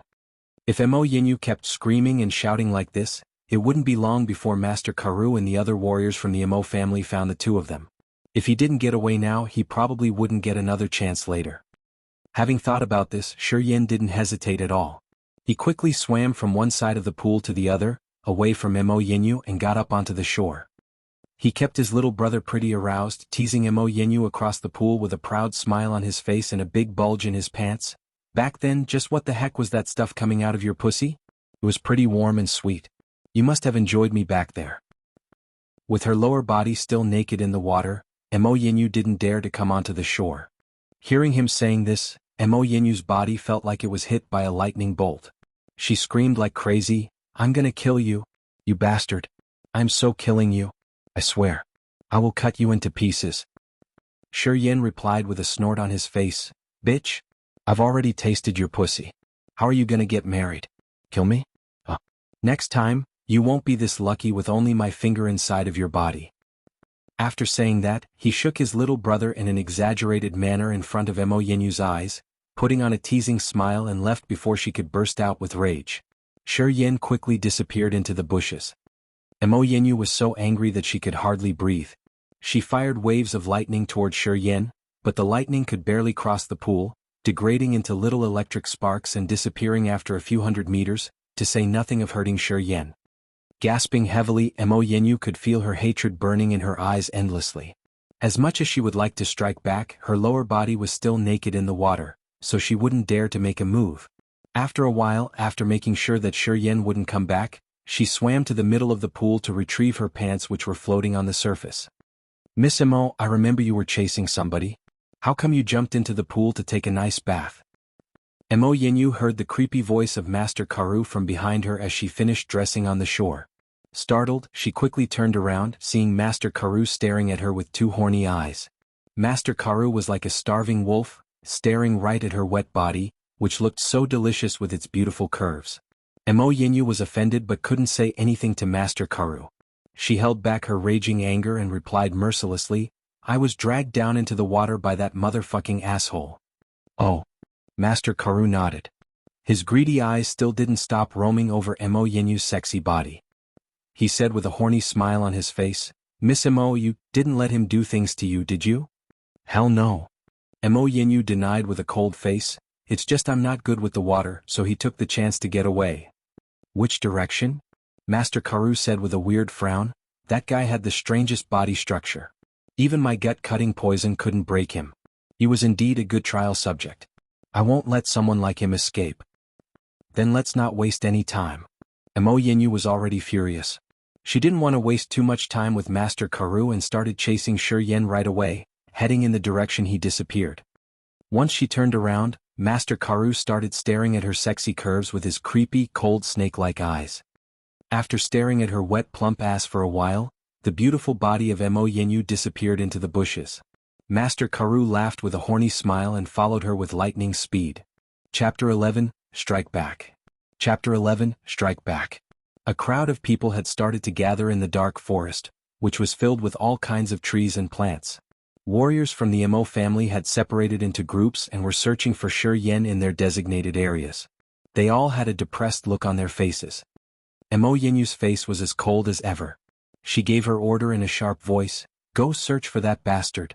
Now, once you have found any trace of him, set off the blue smoke bomb. Don't fight him individually. It has been 3 days and we still cannot find that guy, but we keep finding traces of him. Is he that poor at covering his tracks, or has he been intentionally playing with us?" Master Karu said with a sour face, apparently irritated by Shi Yan's tricks. For the past few days, the whole crowd had been looking for Shi Yen in the dark forest. They could occasionally see the footprints and broken tree branches he left behind on his way through. He must have been around this area for days, but no matter how hard they searched, they couldn't find anything, not even the smallest clue as to the whereabouts of Shi Yen. Search a bigger area. Mo Yinyu was pissed off and shouted her new order, "Start from here and search separately. Do your best. Once you see him, release the blue smoke bomb. I will be there in an instant." The warriors of the Mo family all complied obediently. "Is it okay to leave the ground dragon alone?" Master Karu frowned and said worriedly, "All my medicine bottles are with the dragon. If that boy goes over there to mess with my medicine, he would cause me more trouble than I could handle." "Master Karu, don't you worry. The ground dragon is being guarded by Johnson and 7 other warriors. Johnson has already reached the 3rd sky of the elementary realm. That asshole is no match for him," Mo Yinyu said with a proud face. Master Karu nodded in consent. The warriors of the Mo family had moved further and further away, and the members had become more and more distanced from each other. With one hand on the blue smoke bomb, the warriors were not that stressed. As soon as they saw any trace of Shi Yen, all they had to do was to set off the blue smoke. Simple enough. One of the warriors was walking in the shade, cursing Shi Yen at the same time with an angry face. He looked up at the tree branches above his head, and then checked the bushes around his ankles. They had been searching this area for the past 3 days. All for a junior warrior who had barely reached the elementary realm. There was no trace of him at all. They didn't even believe that he was still in the area. They all thought that Shi Yen had already left. Therefore, all the warriors were not happy when they were ordered to search this area again, complaining in secret and thinking that they were wasting their time. There was no point for them to do this. The warrior arrived under one of the aged trees, shaded by all the thick branches and leaves. This time when he looked up, all he could feel was a chill, cold and evil pouring down onto him. All of a sudden, Shi Yen jumped down from the tree like a fierce wolf, crushing the warrior's face with his knee. Boom! With a strong blow, the warrior's face was instantly covered in fresh blood. He fell on the ground with his eyes filled with blood and tears. For a moment he couldn't see anything. All he could do was stab his dagger wildly, shouting in panic, "Here! He's over here!" Before he could release the blue smoke bomb in his left hand, an intense pain spread from his left wrist. He couldn't stand it and let the blue smoke bomb be taken away from him. Boom, boom, boom. Shi Yen put on the cruelest face he had ever made. Before he could realize, his eyes had already turned dark red and there was a murderous look in his eyes. He moved swiftly around the warrior, hiding away from his random stabbings, and continued stepping on his face, showing no mercy. With his profound chi running wild through both of his legs, Shi Yan's every hit was as powerful as an iron hammer. Under such strong attacks, it only took 5 strikes for the warrior to stop breathing. Seeing this, Shi Yan stepped towards the dead warrior, grabbed the dagger from his lifeless hand and stabbed straight into the warrior's neck with a precise and cruel cut. Shi Yan's face remained calm and cold all this time. All of a sudden, a strong wave of invisible energy spilled out of the warrior's body, mixed with strings of emotions such as distress, anger and panic, all pouring out at once. The energy was quickly absorbed by Shi Yan and flowed into his meridians. Within a few seconds, the warrior had lost all his profound chi and turned into a mummified body. Shi Yin approached the dead body again.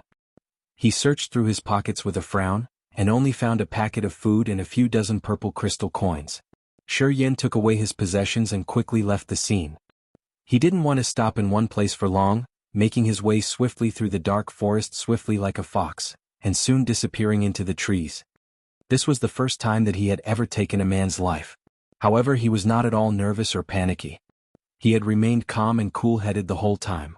When he was stepping hard onto the warrior's face, he felt nothing but an overwhelming thrill, a great satisfaction that he couldn't describe with words. He was free. He felt like he was a warrior by nature and that he was born to kill. The killing had brought him a feeling of euphoria. It was the most wonderful moment that he had never experienced. All the unpleasant feelings that had been haunting him for days were instantly cast away the moment he cut that warrior's neck. Deep down, Shi Yin knew this wasn't right, and that there must be something wrong with his body. No normal person would be this calm and steady when killing his first victim, not like him. Normal people wouldn't feel this kind of thrill or bliss either. However, he was like an obsessed drug addict when it came to murder and killing. As the profound chi from the warrior's body rushed into Shi Yan's meridians, there was again a strong urge of murder flaring up inside his body. Before long, a strange energy poured into his profound chi, making it even stronger and more concentrated than ever. This felt so good. For 5 days, Shi Yan was like a ghost in the dark forest. He was everywhere, always killing and always precise and accurate. The murders all happened in sneak attacks before those poor warriors had chance to release their blue smoke bombs in their hand. Within days, another 3 warriors became Shi Yan's victims. Every time when their bodies were discovered, they had already become mummified, with all their blood and profound chi sucked away. Mo Yinyu became more and more agitated. She searched and searched around the dark forest with Master Karu, desperate to dig Shi Yan out. Both of them had started to smell a crisis on the horizon. For the first victim, his face was terribly destroyed with a cruel blow to his head, and there were still some traces of a struggle. For the second and third victims, they were both secretly attacked from behind, with several brutal stabs in their hearts and abdomen, with only traces of a brief fight still there. However, for the last warrior, he was killed instantly with a clear cut on the throat and there was no trace of a fight at all. Judging from the 4 dead warriors, Shi Yan was becoming more and more skilled at killing. The dark forest had become a perfect arena for showing off his talent of murder. He skillfully used the landscape to cover his own tracks. Like an experienced hunter, he was secretly hiding in the forest, watching and waiting for his next prey. The death of those 4 warriors had made the other warriors all very nervous. Mo Yinyu and Master Karu were also starting to take this seriously. As per their new orders, the warriors were not allowed to act individually. They were only allowed to move in groups of 2. This way, if one of them was attacked, the other one could come right over and help, in order to avoid the tragedy that had happened before. In the dark forest, on the top of an aged tree, wrapped and covered by layers of leaves, Shi Yan sat cross-legged in silence, looking at those little human figures in the distance through the leaves. Not as stupid as before, Shi Yan sniffed from the inside. He knew it wouldn't be that easy for him to strike and kill now. Shi Yan didn't rush into attacks. He watched those warriors for a while, and noticed that after the death of the previous 4 warriors, the Mo family warriors had started to act in groups of 2, hence they couldn't cover a search area as large as before. Right now, they were not coming in his direction, but moving away from Shi Yan's location. After making sure that the warriors were not coming his way, at least not in a short period of time, Shi Yan closed his eyes quietly, and started to circulate the profound chi inside his body. The profound chi of those killed by Shi Yan over the past few days had all been absorbed by Shi Yan's meridians shortly after they died, and was purifying his meridians and strengthening his profound chi in a powerful way. Shi Yan started to circulate the profound chi inside his body faster and faster with his mind. He could clearly feel that his profound chi was much stronger than before, rushing through his meridians like an intense lightning all over his body, from his abdomen and all the way to his right arm. Shi Yan held his breath, cleared his mind, and concentrated all his attention in pouring the profound chi into his right arm. Now, he released this burning energy all at once. The profound chi inside his arm was flowing rapidly towards his right index finger like wild horses escaping from their reins. Shoot! Some silver-colored light smoke suddenly shot out of his right index finger, making a strange sound in the air. The light smoke didn't gather in the air and only lasted for a few minutes before it faded away. Shi Yan opened his eyes, with bright stars shining in his black eyes and a surprised smile on his face. He had successfully managed to push his profound chi outside of his body. This marked him reaching the third sky of the elementary realm. After his rigorous practice over the past few days, he had finally made it to a new level with the help of that strange power inside his meridians.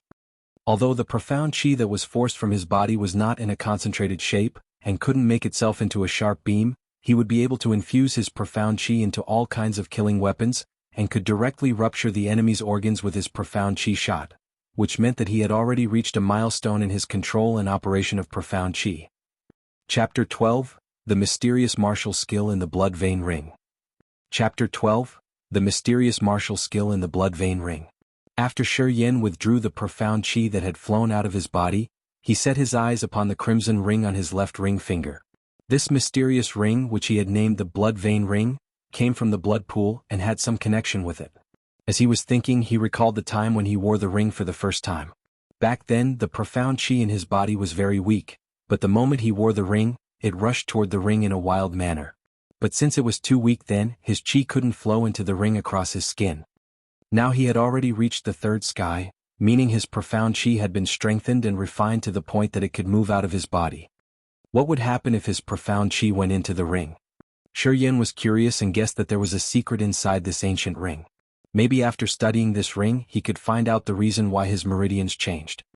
Through the leaves, Shi Yen observed for a while. 3 warriors from Mo family were moving away from him, and would not come back for a short time. Shi Yen decided to give it a shot. At first, the profound chi was flowing slowly in his dantian, then it suddenly accelerated and rushed into his left arm. His chi moved rapidly and he felt a numb pain in the veins of his left arm. The chi rushed all the way into the ring finger on his left hand with a crushing force, and lashed against the skin under the ring.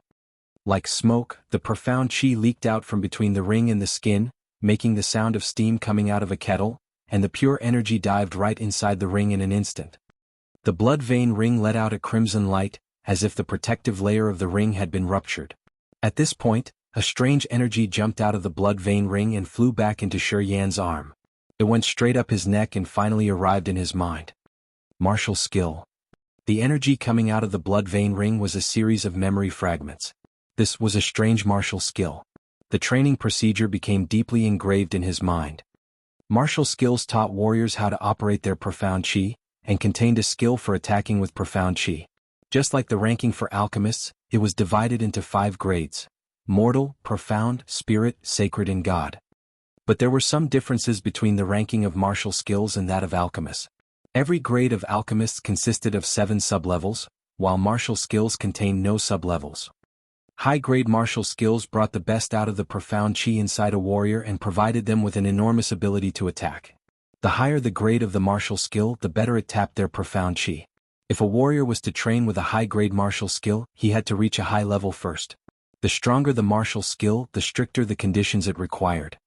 Generally speaking, warriors of the elementary and nascent realm were suitable for training mortal and human-level martial skills, disaster realm for profound and earth-level skills, nirvana realm for spirit and sky-level skills, spirit realm for sacred-level skills and true god and king god realm for god-level skills.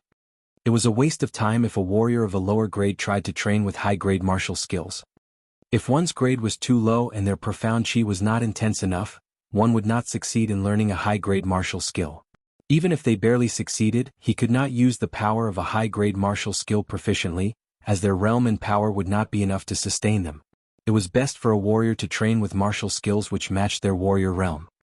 For example, even if a warrior of the nascent realm possessed god-level martial skill, it would be a total waste of time, because he would never be able to train it with his low realm. Conversely, if a warrior of a high realm trained with a low-level martial skill, he couldn't put his power to good use either. If a warrior of the true god realm had only low-grade martial skills of the mortal and profound grade, his ability would be restricted. For, if his martial skills were too low for his warrior realm, he could only use 70% to 80% of his ability. On the Grace mainland, martial skills were more treasured than pills from alchemists. They were the most valuable treasure on this earth.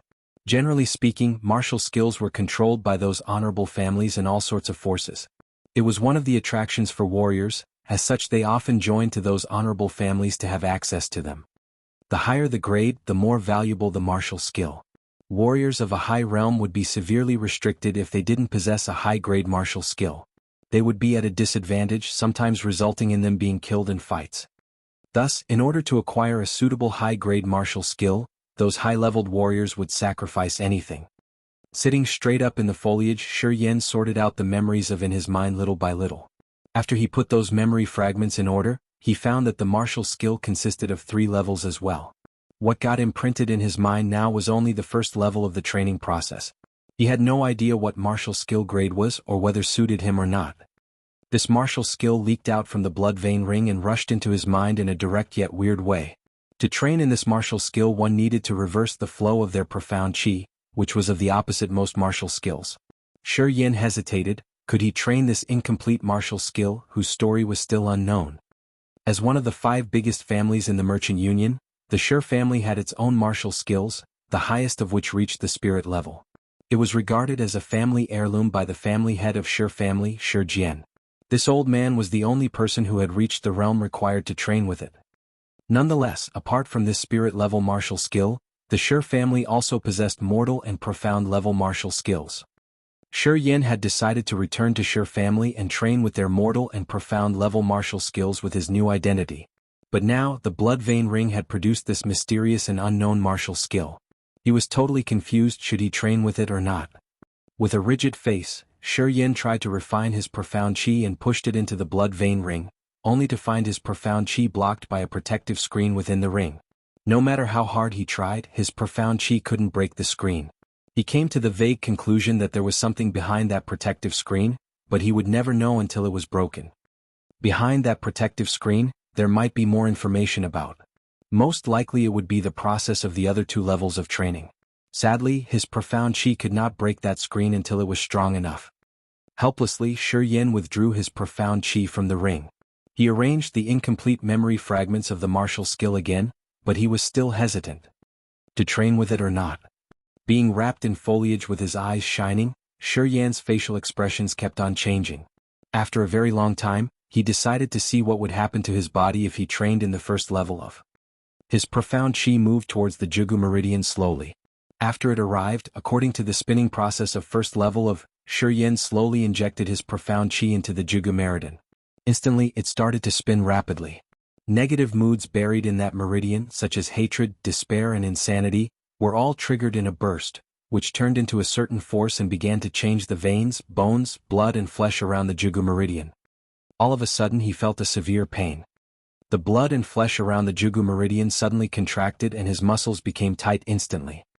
After a quick thought, Shi Yen began to reverse the flow of his profound chi in no time. An unbearable pain suddenly raced through his whole body and felt that his veins were very nearly torn apart. After it traveled several inches, Shi Yen made up his mind and forced his profound chi up. His profound chi jumped across the Jianghu meridian and rushed to the Jianghu meridian like an angry beast. After it accumulated in his Jianghu meridian, his profound chi spun just like before, which again brought out those negative moods of hatred, despair and anger hidden in the meridian all at once. The blood and flesh in that area began to contract again. To Shi Yan's surprise, there was even a vague gray fog rising up from each pore on his shoulder, which was mixed with despair and hatred. Haunting. The profound chi reversed again. Shi Yen felt a splitting pain in his right arm and his forehead and back were both soaked in sweat. Severe pain. Biting his teeth, the insanity inside Shi Yen broke out abruptly. Despite the pain in his arm, Shi Yen continued to urge his profound chi in the direction of Woolly Meridian. After an unknown passage of time, Shi Yen moved his profound chi all the way from his Jianghu Meridian to his Yangqi Meridian near his wrist, all while suppressing the desire to vomit. All sorts of negative energy inside the meridians of the right arm seemed to be brought out at once.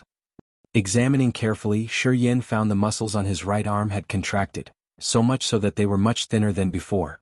The dim gray fog curled up his arm ceaselessly, conveying those negative moods. Merely by looking at it, one would be easily affected by its power, feeling extremely terrified. The profound chi was moving back and forth in his arm. A strong power which could burst a dam was surging in his arm, combined with all sorts of negative moods. Shi Yen felt enormous power in his right arm, as if it would burst out at any minute. In the bottom of his heart, a series of whims containing killing and cruelty showed up. Breathing heavily, Shi Yan's eyes showed a murderous look. Among the trees he started searching for targets, viciously like a wolf. How he wished he could grind every person he saw into powder with his right arm. It wouldn't be content until he smashed those people into mud. A short while later, two shadows, along with loud curses, were moving towards his direction slowly. They were both warriors of the Mo family. After searching other places but finding no trace of Shi Yan, they were sent by Mo Yenyu to search this area. Where is that bastard? I'm gonna cut off his head at sight of him. Crap. My mistress is still waiting for me in the Merchant Union. I have wasted too much of my time here because of that bastard. Damn. A stout warrior was viciously cursing, whose face was buried under a heavy mustache. Jintai, be careful. That bastard killed 4 of us. He must be a tough one to deal with. He ate twice what we eat for one meal, so strange. Don't underestimate him. The other warrior looked cautious and he kept looking around, being more careful apparently. Don't worry. We are both at the second sky of the nascent realm. And we are 2 people. It's asking for death if that bastard tries to attack us. Let us kill him soon so that we can leave. I have enough with this crazy place. I want women. Women. The warrior named Jintai seemed too eager for a woman that he began to shout in the woods. Yeah, well. Miss Mo is a woman too, that cautious warrior mocked in a low voice. Well, Miss Mo is a woman. But she is out of our league. I noticed that Master Karu went to Miss Mo quite a lot these days. Maybe he has a good chance. Look at Miss Mo, that face, that ass, let's see which lucky bastard could get her. Our level is too low. There is not even a slightest hope in this life. Jintai lowered his voice, wearing sinister smile on his face. He seemed to be having some fantasy. When it came to a joyful part, he straightened his body and laughed loudly. Stop daydreaming. Miss Mo is already engaged. That Ling Xiaofeng is a very tough guy. If he knew you are fantasizing about her, you would be dead. Upon hearing Ling Xiaofeng's name, Jintai looked panicked. He whispered, that kid is too strange. I have heard that he has almost reached the human realm. I have seen him kill. He is unimaginably cruel. Even Master Karu would not escape if he annoyed Ling Xiaofeng. Seriously, we have to be careful. If he heard what we said. Jintai shivered. Apparently he was too scared of Mo Yenyu's fiancée. With rigid faces, the two discussed Ling Xiaofeng as they walked toward where Shi Yan was, not knowing that in the thick leaves above them, there was a bloody beast. Mortal, Profound, Spirit, Sacred and God. 5 grades of martial skills. Chapter 13, Surprise Kill. Chapter 13, Surprise Kill. Shi Yan couldn't control his bloodlust anymore. He panted, suddenly jumping up from the thicket. His profound chi was flowing in his right arm like waves with a fierce and violent killing energy which was about to explode from the inside. Crap. The warrior who had been on alert suddenly paled, and screamed loudly for help. Landing on top of his head, Shi Yan started his strike like a sharp sword as his profound chi formed into a thick smog around his arm. Ahead of him, Shi Yan cast his profound chi out like a net, which tightly wrapped up the warrior's head in an instant. In that moment, an intense wave of negative feelings, blended with endless resentment and desperation, suddenly rushed into his nose and mouth. The Mo family warrior felt like he was standing in the middle of a bloody ocean with thousands of evil spirits flying towards him, grabbing him with full force and tearing him apart. He couldn't move even if he tried to. Thump. Shi Yan's iron-like fist struck the warrior's skull with a mighty force. With a clear sound, the warrior's skull exploded. He didn't even get to scream before he breathed his last breath. All his profound chi rushed out and was directly absorbed into Shi Yan's meridians. The other warrior named Zheng Tai looked absolutely horrified and instantly set off his blue smoke bomb. The blue smoke bomb flew up into the sky and exploded with a shining blue light even brighter than the sun. Look, over there. Seeing that blue light, Mo Yenyu suddenly got excited. She turned around and quickly flew towards that direction with no hesitation. Master Karu didn't move at first. He sneered for a moment and then followed Mo Yenyu. You bastard. Let's see how you get away this time? After releasing the blue smoke bomb, Zheng Tai was not as panicky as before. He stared at Shi Yan with burning eyes and sneered, we have been looking for you all this time. Finally you came out. This time where can you run to? Shi Yan was breathing heavily. With the bloodlust becoming more and more concentrated in his eyes, Shi Yan could feel an endless urge for blood within his chest. That warrior's profound chi which flew into Shi Yan's body after he died had further fueled this killing impulse within his body. It was as if there was a voice whispering into his ears, continuously encouraging him to indulge in his desire for blood. Seeing that Shi Yan was just standing there panting instead of making a move towards him, Zheng Tai felt a bit relieved. He kept his distance from Shi Yan and sneered, "Hey you, Miss Mo and Master Karu will be here in a moment. You are gonna die for sure." With a roar rising out of his throat, Shi Yan suddenly flew towards Zheng Tai, like a caged beast running wild. There was a beam of white smoke surrounding his right arm which looked just like a giant snake. The snake suddenly jumped out and came right towards Zheng Tai's neck. Zheng Tai was already prepared. He didn't directly counter Shi Yan.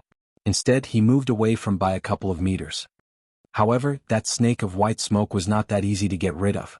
It kept chasing Zheng Tai as if it was alive. Even though Zheng Tai stepped back, it didn't give up and still followed him, intending to wrap around him like a cocoon. Zheng Tai was a little surprised. He sniffed a little and started to cut the smoke snake with the sharp blade in his hands. The white smoke snake was cut into half instantly. However, it didn't stop. The two parts of snake rose up and started to wrap around both of his arms. At that moment, two waves of evil spirits rushed into Zheng Tai's head. His body froze, both eyes filled with bloody scenes and creepy skeletons. He felt like he was suddenly deprived of all his power. Boom! Shi Yan arrived right in front of Zheng Tai and hit him in the face with all the force in his right fist. In just one hit, an ocean of bloody and turbulent profound chi exploded out of Shi Yan's fist and drilled straight into Zheng Tai's head. With blood all over his face as well as a terrified and unbelievable look in his eyes, Zheng Tai felt a chill running down his body and he collapsed face down on the ground. His profound chi flew out just like those dead warriors before him. The bodies of the two warriors gradually turned into mummies, without a trace of blood on their faces, drained of all their profound chi. Despite all the fierce bloodlust roaring in his mind, Shi Yan retained his rationale and carefully checked the belongings of those two dead warriors. He collected all the valuable food and crystal coins and climbed into the ancient tree like an agile monkey. He hid himself among those thick leaves and branches, and told himself to calm down over and over again. However, the crazy desire for blood was still there in his mind. Shi Yan sat there and started to operate his profound chi. The profound chi that had been flowing within his right arm a moment ago was gradually maneuvered into his abdomen and his right arm had returned to normal. Shi Yan tried his best to control his breath and withdrew the flying evil spirits back into his body. The killing light gradually disappeared from his eyes. Through the thick leaves, Shi Yan looked at the movement on the ground in full concentration. Before long, a crowd started to gather under the tree. The first two were also warriors from the Mo family. Like Zheng Tai, they were also elementary realm warriors that had reached the second sky, and couldn't push their profound chi out of their body yet. They looked alert after they arrived, and they kept looking around for traces of Shi Yan, afraid he might strike again. After a while, Mo Yinyu and Master Karu arrived one after another. Mo Yinyu arrived first. She took a quick look at the two dried bodies lying on the ground and said in a firm voice, "Yes, was him." A cold killing light started to spread within her eyes. She moved around trying to find some trace of him. She started to study the leaves and branches trying to figure out whether he had left or not. Before, if Shi Yan tried to escape, he would have broken some branches of the tree, or left behind some heavy and messy footprints. In that short time, there was no way for him to cover his tracks. Mo Yinyu was right about that. But what a shame. Shi Yan hadn't left at all. He had been hiding in that ancient tree all along. Mo Yinyu searched everywhere but couldn't find a thing. Her beautiful face held an ugly frown. Damn it. Fucking hell. There is no trace of him at all. After Master Karu arrived, he looked around with his shrewd eyes and suddenly looked up and shouted, "You little shit. Come out of the tree now. You think you can get away with this again?" Shi Yan was surprised by Master Karu's reaction. He couldn't help but lose his control. A freezing light flew out of his dark eyes. The killing desire that he had been suppressed inside of his body was unleashed. "There you are."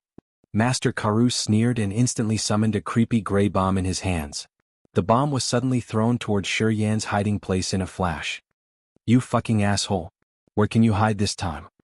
Mo Yinyu put on a scary face and also struck the place where Shi Yan was hiding with her powerful, mixed with beams of electricity. "Who?" Shi Yan jumped out of the leaves. He didn't lay eyes on Mo Yinyu or Master Karu at all. Once he was out, he instantly ran for the next tree with the thickest leaves. However, both Mo Yinyu and Master Karu were warriors of the Nascent Realm, which was superior to Shi Yan's elementary realm. Unless Shi Yan attacked them by surprise, there was no way that Shi Yan could confront them face to face, to say nothing of one versus the two of them. Don't lose him.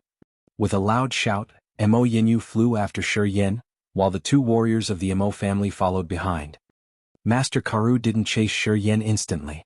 He watched the gray bomb completely destroy the tree branches where Shi Yan had been hiding, waved his hand and summoned that creepy gray bomb back into his palm. He sneered again and then followed Mo Yinyu at the speed of light. The two warriors of the Mo family were soon left behind. Mo Yinyu and Master Karu were chasing Shi Yan one after another. They were soon closing in. Boom! A bright blue light ball suddenly exploded right in front of Mo Yinyu and Master Karu, with the shining blue light almost blinding the two of them. Mo Yinyu and Master Karu were too busy following Shi Yan to pay attention to their surroundings, and were instantly surprised and blinded by the shining flash of the blue light. They collided into two giant trees. Before they could regain their eyesight, Shi Yan was already miles away. A blue smoke bomb. Damn it! Mo Yinyu shouted and continued to chase Shi Yan with an angry face. Master Karu was apparently irritated too. He swore something and suddenly flew ahead of Mo Yinyu. This time he was not holding back his real power. Fucking asshole. This time I'm gonna make you beg for mercy. Boom. Another blue smoke bomb exploded in front of him. But this time Master Karu was prepared. He closed his eyes just in time and continued to chase Shi Yan after the bright flash of that blue smoke bomb faded away. As a warrior of the nascent realm, Master Karu's power was way above that of Shi Yan's. He flew just like a wind as fast as lightning. After the second blue smoke bomb, he soon closed the gap between him and Shi Yan. The gray bomb. Master Karu summoned another gray bomb inside his palm. He put on an evil face and lifted his hands when he was about 20 meters away from Shi Yan. Boom. That gray bomb was cast out just like a cannonball, heading straight at the back of Shi Yan. Boom. Shi Yan released another blue smoke bomb. The blue smoke bomb and that gray bomb crashed into each other and exploded, releasing bright green light which covered the whole sky. The green light fell onto the forest and started a wildfire. Thanks to that blue smoke bomb, Shi Yan had won some time to escape. He kept running like hell. Once he sensed that Master Karu was closing in on him, he would release a blue smoke bomb that he had taken from the warriors before, and buy himself some time to run away. But finally Shi Yan had run out of all the blue smoke bombs in his hands. At that moment he suddenly felt a strange warm stream of energy flowing throughout his body from his meridians. The profound chi he had extracted from those two dead warriors had been purified by his body and become part of his own profound chi within his abdomen, enhancing his power to the next level. Instantly Shi Yan turned around and started running towards Master Karu as if he were crazy. Master Karu put a creepy sneer on his face again. He did not panic at all. He slowly operated the profound chi inside his body, preparing his plan. Within seconds his whole body was covered with a layer of dark light, half a meter thick. He was using profound chi to protect his body? Shi Yan was a little shocked, but he didn't slow down because of this. Even with his profound chi concentrated within his left hand, Shi Yan didn't release it up front. He held his iron-like fist like a sharp knife, and stuck it right at Master Karu's stomach. With the look of contempt in his eyes, Master Karu didn't move at all, as if he was waiting for Shi Yan's strike. Boom! With one hit on the layer of dark light covering Master Karu's body, Shi Yan felt like he was hitting a layer of cotton. He only hit the layer of dark light, he could not hurt Master Karu's body at all. You low-grade elementary realm warrior. Wanna break my? It's not that easy. Master Karu sneered, and with a wave a gray bomb sped out of his palms, right at Shi Yan's chest. Shi Yan was struck instantly. With an intense wave of power storming into his chest, Shi Yan flew backwards, his mouth filled with blood. He could even hear the sound of his bones crushing inside his chest. Falling on the ground, Shi Yan felt like his whole body had shattered, and felt an unbearable pain all over. His mouth was filled with blood. You have no idea who you are dealing with. Master Karu shook his head and slowly walked toward Shi Yan with a dark face. You boy, come back to be my medicine slave. Don't ever attempt to run away again. You should know that I didn't strike you with my full power. Otherwise you would have been dead already. Again? Shi Yan stood up. He wiped the blood from his lips and rushed towards Master Karu again with a terrifying look in his eyes. You want to die? Sure. Master Karu laughed like crazy. This time he didn't hide either and activated his again. His entire body was instantly covered by a shining dark light. Shi Yin held up his right fist and rushed towards Master Karu, as if he wanted to try the same attack as last time. Master Karu sneered, "Come on boy, you are certainly looking for death this time." As Shi Yin was rushing forward, something strange suddenly happened to his right hand. Before he hit Master Karu's, a layer of white light appeared around his right fist. A strong wave of negative energy combined with desperation, fear and a killing lust, rushed out together instantly. Master Karu became anxious. However, it was already too late for him to make any contingency plans. The next moment, a terrifying storm of horrifying negative desires, filled with craziness and desperation, struck Master Karu's. That was more than capable of defending from a full-strength strike from an elementary realm warrior, shattered into pieces within seconds. The evil spirits entangled around Shi Yan's right fist smashed right through Master Karu's body, storming through into his body like a wild wave. Under the influence of that overwhelming killing power, Master Karu's mind as well as his body was completely frozen. He had absolutely no time to react or prepare his defense. Shi Yin took out the dagger that he had been hiding in his left sleeve and swiped right across Master Karu's neck. A hot wave of blood streamed out of Karu's neck, splashing all over Shi Yan's body. A head flew up into the air and fell onto the ground 3 meters away. The profound chi inside Master Karu's body was now running wild. Mixed with all those terrifying thoughts inside Master Karu's mind right before his last breath, his profound chi was now flowing into Shi Yan's meridians with an unstoppable force. Shi Yan could clearly feel the strong energy within this unique wave of profound chi. His whole body trembled slightly with excitement. Different from previous warriors like Zheng Tai, Master Karu was a nascent realm warrior. The profound chi inside his body was much thicker and more concentrated. The profound chi that Shi Yan got from him after his death was way more powerful than what he got from the previous warriors. Shi Yan was standing still. He couldn't move at all. It took him almost a minute to absorb all the profound chi inside Master Karu's body. After taking off the only bag that Master Karu had on him, Shi Yan felt like his whole body was aching, as if he had lost all the power in his arms and legs, especially his right arm which he had used for his previous attacks. He couldn't use any strength in his right arm, as if this was the consequence he had to face after such an intense attack which had caused some backlash in his body. Don't let him get away. Not far behind he could hear the shouting and screaming of Mo Yinyu. Although the several blue smoke bombs Shi Yan had set off had successfully slowed her down, she had managed to catch up after a couple of minutes. It seemed that she wasn't alone. Chasing along with her were a few warriors from the Mo family. At the moment, Shi Yan could feel that some energy within his body was caged for the moment, so he didn't want to fight against Mo Yinyu or those warriors directly. Shi Yan took Master Karu's backpack, jumped into the thick bushes, and started running like hell once again. Chapter 14 Music from the Heaven. Chapter 14 Music from Heaven. Mo Yinyu suddenly stopped. The 4 warriors from the Mo family who followed her out of the thick forest were filled with a heavy look on their face. On the ground lied Master Karu's corpse which was still warm. However, the corpse had already been deprived of all its profound chi, and lay there dry as a mummy. Looking at the scene, all 4 warriors stood by Mo Yinyu's side with terror in their eyes. One of them came up to Mo Yinyu after some hesitation and said, "Miss Mo." Mo Yinyu was trembling.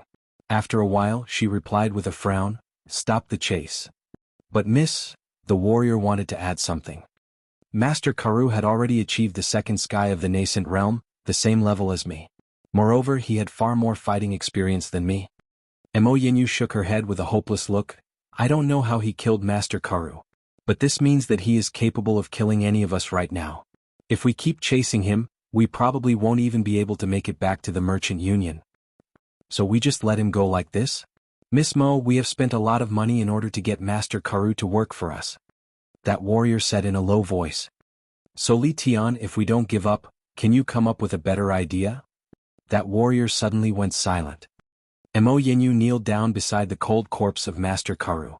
She searched through his body and cursed in a low voice, "Shit! That bastard has taken everything from Master Karu, all the medicine and medical books. This time we are literally here for nothing." All the other 4 warriors went silent together. They didn't dare to say anything. "Go back to Johnson. From now on we must act in groups. No individual movement is allowed." Mo Yinyu took a deep breath. Then she stood up and turned back to the way they came. From that moment she hated Shi Yan's guts. On the other side, Shi Yan was still running for his life in the dark forest. The bloodthirst was still running wild inside his body. It was devouring his consciousness bit by bit. The negative energy of madness, brutality and bloodthirst was invading his mind uncontrollably. Gradually, his sight blacked out and his body felt on the verge of a breakdown from the wild energy. At that moment he was extremely weak and tired. He couldn't gather any strength in his arms or legs. He must avoid a fight with anyone. Otherwise he would be dead for sure. Shi Yan wasn't sure how long he could hold on. He never expected his body to react in such a strange way, so he had made no contingency plans. Boom! The wild bloodthirst inside his mind finally exploded. Shi Yan was panting heavily as he totally lost his sight. There was only one voice in his head, whispering, repeating the same word, kill, kill, kill, kill, kill. Shi Yan knew that before long, he will have lost all his sanity, and become a mindless bloodthirsty beast. He would be filled with the intent to kill. A beautiful music suddenly flew into Shi Yan's ears from a distance. The music was like water drops falling onto a jade plate, like the wind shuttling through a silk curtain. It was as soft as a bird flapping its wings, as light as a gentle stream flowing through a quiet forest. The music was so beautiful, so peaceful, as if it flew down from heaven. The beautiful music was like a soft hand soothing his heart. It had taken away all his bloody and crazy desire. Slowly, it also helped Shi Yan regain his sanity, which was on the brink of breakdown. Thanks to that soft and soothing music, Shi Yan gradually regained his sanity before he lost his mind. He slowly walked in the direction of that music with an intoxicated look on his face. He felt like his whole body was soaking in that beautiful music, and all the bloodlust inside his body had totally disappeared. In a small valley full of unique flowers and special plants, Shi Yan saw a beautiful figure playing the zither. She was just sitting cross-legged in the middle of the flowers. She slightly lowered her head and was completely putting herself into the music, unaware of Shi Yan's presence. Shi Yan moved closer and closer and stopped around 100 meters away from her back. He stood there and was flabbergasted with the beautiful figure in front of him. He stood there with closed eyes, trying to immerse himself in the beautiful sound of zither. After a while, the sound of zither gradually slowed down and finally stopped. Shi Yan felt awakened from a pleasant dream. He found that his anger and bloodlust were completely gone, as if they had never existed. However, his body still felt heavy. The intense pain in his chest was especially intense. It seemed that he was still suffering from that blow from Master Karu. Shi Yan concentrated his attention and could feel the flowing profound chi within his meridians. He could sense that his body was still processing the profound chi that he had absorbed from Master Karu. The beautiful figure at distance slowly turned around with an ancient zither in her hands. She slightly frowned and looked straight at Shi Yan. Shi Yan couldn't help but tremble. His eyes were staring at the beautiful girl in front of him unceasingly. So beautiful. He unconsciously blurted out. That girl was around 18 or 19 years old, dressed in a white overskirt. Her eyes were sparkling, her teeth were gleaming, her skin was soft and smooth, and her figure was delicate and slim. She could be described as a beautiful goddess from heaven, but at the same time, also as the cute girl that lived next door. She was so perfect. Shi Yan couldn't tell who was more beautiful, Mo Yenyu or the girl in front of him. The lovely girl gave Shi Yan a single glance.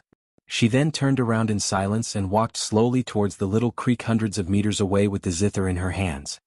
Shi Yan couldn't help admiring the beautiful women in this world. Overall, he had only met 2 women in this world, but they were both so breathtaking, like one in a million. Miss, thanks a lot for your beautiful music. Can I? Seeing the girl was walking away from him, Shi Yan couldn't help but shout. Hey, stop it. Enough is enough.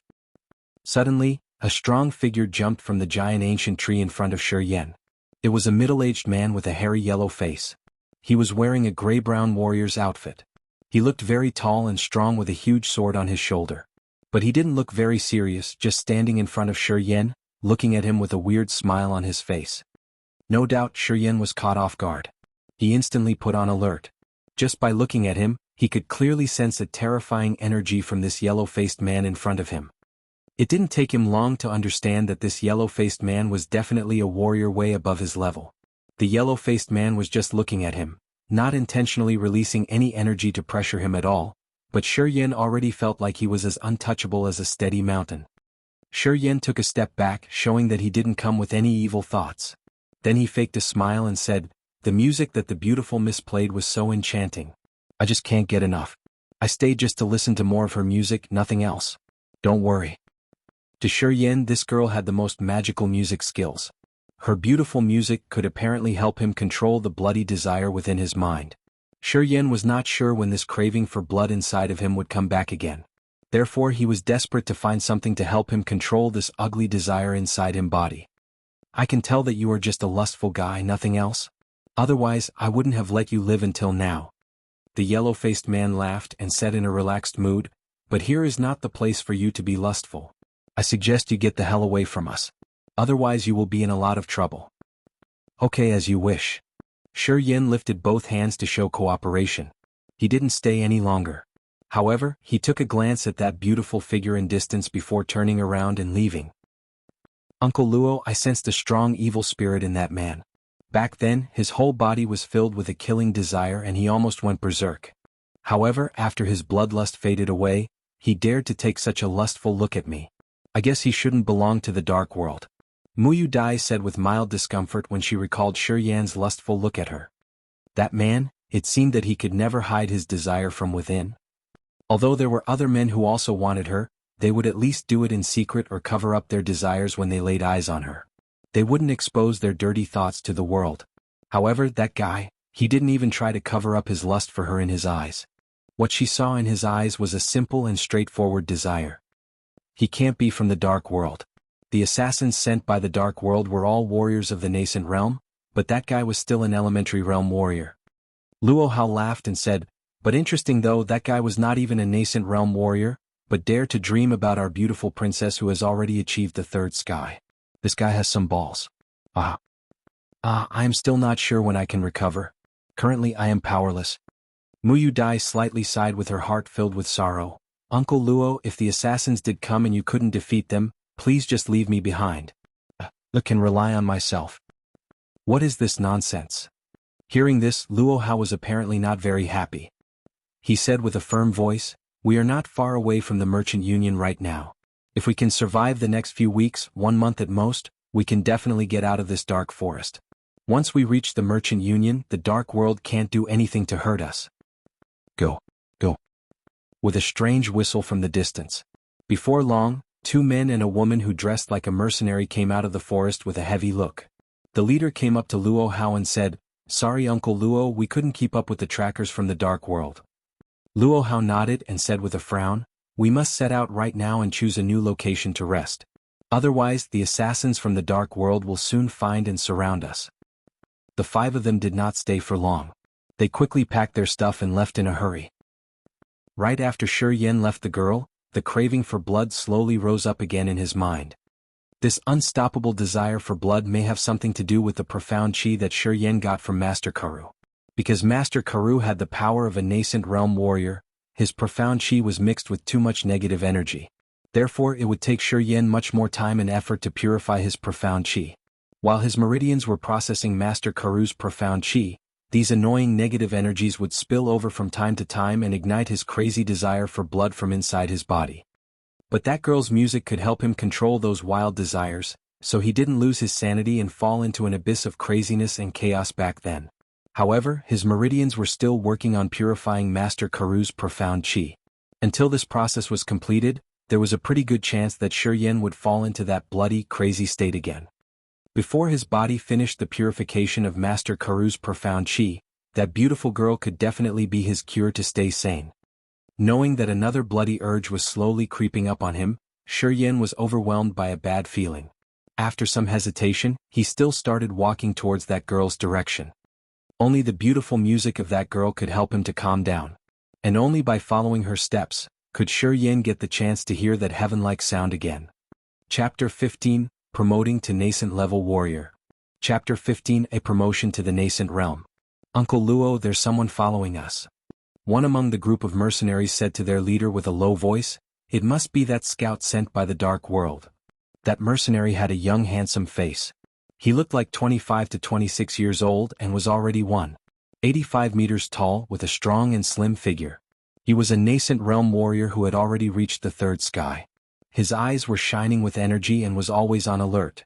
Just from a simple glance, Shi Yin knew that he was an excellent warrior. No, he is not from the dark world. He is just a horny little stalker, so shameless. No need to pay attention to him. Luo Hao shook his head and said with a frown, "Let's hurry. Just leave him alone." Zhao Xen didn't look happy about this and said with a cold voice, "Is he after Miss Mu? How dare he? Shall I wait here to teach him a lesson?" While he was talking, he gave a caring look at the delicate girl named Mu Dai, who was leaning on Luo Hao. "No, don't make any trouble if it's not necessary." Luo Hao shook his head again and asked the girl in a soft voice, "Dai, are you okay with this? Shall we speed up a little bit?" Mu Dai was looking very pale and was perspiring heavily. She smiled politely, "Yes, I can hold on. We could go faster. Maybe it would be better if we leave that man behind. Otherwise he will also be killed by those assassins sent by the dark world." Luo Hao couldn't help but sigh, feeling pity for this kind-hearted girl. He nodded to her and said, "Dai, don't use any more of your profound chi. I am here for you to lean on." After saying that, Luo Hao held the shoulders of Mu Dai as if she were a delicate flower, and ran between the trees in the forest with ease. When he was about to land on the ground, he would control his mighty body to just slightly touch the ground before jumping up again. There were no footprints left behind him. Obviously he was a first-class master at maneuvering his profound chi. On the other side, Shi Yin was struggling very hard with such a march. It was becoming more and more difficult for him to breathe. The desire for blood had been killing him all the way. His body was also aching from the intense blow from Master Karu. Due to the intense fight he just had, Shi Yin suffered a severe loss of profound chi, which couldn't be restored within a short period of time. Under these circumstances, if he ever encountered Mo Yinyu again, there was no doubt that he would be dead. Therefore he had no choice but to recover as soon as possible and control his own body, which had gone wild. The beautiful music of that girl was indeed his only hope. He didn't care whether that girl liked him or not. Shi Yin felt like he didn't have a choice.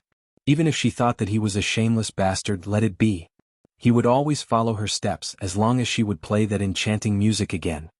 Shi Yin tried to control his growing urge for murder and had an evil look on his face. Shi Yin moved most of his profound chi, which was not much, to his legs, and tried his best to keep up with the 5 people ahead of him. Shi Yin completely cleared his mind and became more focused than ever. The only goal that he had in his mind was to keep up with those people. Once he cleared his thoughts, he felt this march not as hard as before. "Uncle Luo, I cannot believe that guy was just an elementary realm warrior." In midst of their rapid movement, Zhao Xan suddenly said with surprise. Luo Hao was also wondering. According to his knowledge, a warrior of the elementary realm shouldn't be able to keep up with their speed. Although they had successfully distanced themselves from the man behind, they never managed to ditch him. That man must have some endurance to keep him chasing all the way. This made Luo Hao a little curious, making him wonder whether he had underestimated this warrior the previous time they met. "Uncle Luo, I can keep up. You could speed up a little," Mu Dai said with pain and a layer of sweat on her face. "No, if we go any faster you would get hurt." Luo Hao stubbornly refused. He said in a low voice with a frown, "Don't pay too much attention to the man behind. He is looking for death. If he dies, it is not our fault." "Awu." As they spoke, a loud roaring as horrifying as that of a wild beast came from behind, which was apparently from Shi Yin.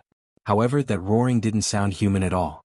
It was filled with craziness and an evil craving for blood and killing, making anybody who had heard it tremble inside. Is this guy human or not? The hot female mercenary named Tianyun couldn't help but tremble, and said with a scared look in her eyes, "How could any human make such a terrifying sound? This is even more terrifying than the roaring of a demon beast that had gone crazy." The crazy craving inside his body is eating him up again. Luo Hao started to look nervous and said quickly, "Stay away from him. Otherwise he might attack us. He has already gone crazy. It's not very difficult to kill him, but it might waste our precious time to escape. The unnecessary fight will certainly draw the attention of those Dark World's assassins, and we would be in a lot of trouble. Just let me help him. Otherwise he will become a crazy monster that only knows to kill, and would start a bloody war in this dark forest." Mu Dai said after a little hesitation, and unwrapped the zither that she had been carrying. Despite the dissuasion of Luo Hao and the other warriors, she sat down with her legs crossed and started to play a song. Luo Hao stepped hard on the ground with anger. "He is such a bastard. He is not at all worthy of your help." The mesmerizing sound of the zither flowed through the dark forest like a gentle stream, right toward Shi Yan as if it was specifically meant for him. With both of his eyes turning crimson, Shi Yan was on the brink of going crazy, almost losing to that murderous rage. Hearing the familiar music, he was suddenly awakened. With a light flashing through his eyes, he just stood there like completely lost in that beautiful music. A trace of the negative energy combined with desperation and fear slowly drifted out of his body and started to surround him like a light mist. It felt like millions of tornadoes in each of his 720 meridians, and he could feel the unique energy that he got from Master Karu being purified and concentrated over and over again. After a while, Shi Yan's eyes gradually returned to normal, and he began to regain the look of a sane man. At that moment, he realized that this was all due to the generous help of that beautiful girl. She had saved him again. With deep gratitude in his heart, Shi Yan sat down right where he was. He put his heart and soul into this beautiful music and started to operate his profound qi inside his body without a second thoughts. Immersing in this soothing music, he started to relax. Right in the middle of this dark forest, filled with all kinds of unexpected danger, Shi Yan managed to enter the world of the selfless state. He didn't remember how long it took before he awoke. The mist wrapping around him had already been absorbed into his own body, and under his guidance, flew through the different meridians inside his body. Suddenly, thousands of warm but strange streams of energy spilled over from all the meridians in his body and started to propel his profound qi through his veins. Shi Yan couldn't help but tremble. He could clearly feel his profound qi compressing and strengthening with an amazing speed. Within seconds, he could feel his profound qi became 5 or 6 times stronger, and it was more concentrated than before. His strengthened profound qi suddenly started to gather in his abdomen, and filled his entire body with power. Realizing that he must have finally purified all the profound qi that he got from Master Karu, Shi Yan was overwhelmed. Shi Yan slowed his breathing and concentrated all his energy in operating all his profound qi towards his 12 major veins and 8 special veins. The profound qi stormed through his entire body like a raging flood. Shi Yan was able to unblock all his congested veins, albeit suffering from intense pain. He felt as if his shoulders were finally able to relax.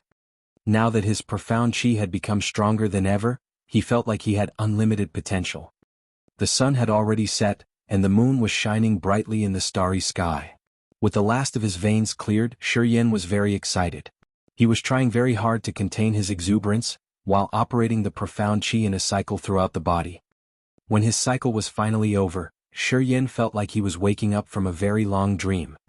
He looked up at all the shining stars in the sky, feeling nothing but unparalleled happiness.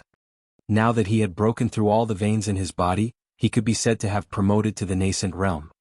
From the profound qi that he got from Master Karu, and through the incidents when he almost lost his mind and went crazy with bloodlust, he had finally purified all the power he got from Master Karu and broke through all his veins with the newly purified and concentrated profound qi. Now he had finally entered into a whole new level. After purification of all the energy he got from Master Karu, the bloodlust that had once tangled his mind had suddenly vanished. Now that he thought about it, Shi Yan realized that every time after absorbing the profound qi from the dead, and until the profound qi was completely purified by his meridians, there would always be some negative energy spilling over from his meridians, which would trigger the darker side of himself and drive him into a state of insanity. Because the first few victims of him were just elementary realm warriors with moderate energy, he could still control the negative desires. But Master Karu was a nascent realm warrior, with a power far beyond Shi Yan's league. There was too much negative energy within Master Karu's profound qi. Therefore, that time Shi Yan couldn't control the negative energy, and almost lost his sanity. Right now, since he had fully purified the profound qi that he got from Master Karu and entered a completely new level, Shi Yan didn't need to worry about the eruption of the evil power anymore. Kaka. Shi Yan stretched his body a little and stood up slowly. He was feeling completely refreshed. The broken bones in his chest also seemed to have recovered. Shi Yan checked his body for wounds but found them all healed. This made him extremely happy. He knew that his speedy recovery was not only due to his promotion, but also had something to do with his immortal martial spirit. Right before losing himself to the music, he had felt the cells near his chest wounds repairing and beginning to heal. Looking around, Shi Yan realized that the location he was in was completely exposed, with no tree cover or shade. Realizing that he had been operating his profound qi here, forgetting everything around him, Shi Yan felt lucky that nothing unexpected had happened to him. By practicing his profound chi in such an exposed location, had Mo Yinyu still been looking for him, he would have definitely been captured by her. At present, that mesmerizing music was long gone. He remembered the sky was still bright when fell under the effects of music, however, now it was already midnight. He must have been practicing for a long time without realizing. He felt immense gratitude towards that beautiful girl. She had saved him more than once. The first time she might have saved him unintentionally, but the second time, it was specifically for him. Based on the discussion he overheard from the 5 people, Shi Yin realized that they were being chased by someone.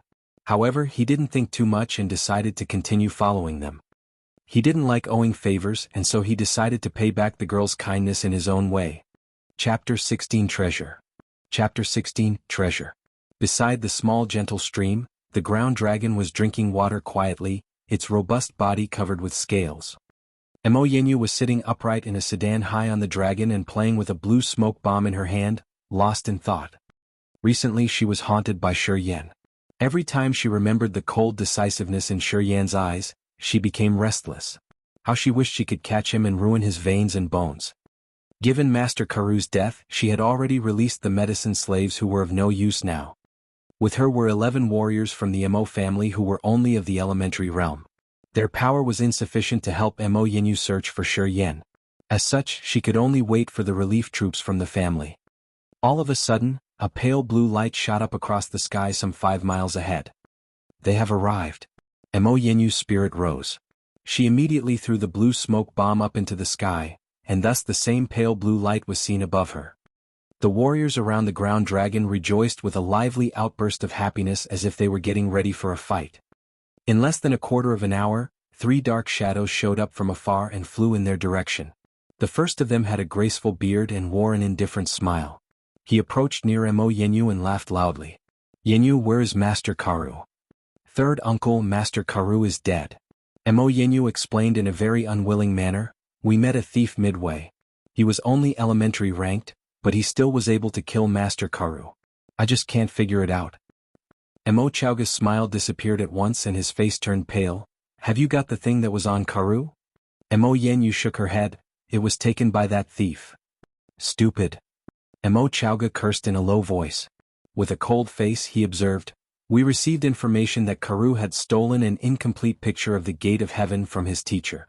His teacher, Mu Sun, is looking for him everywhere for that incomplete picture.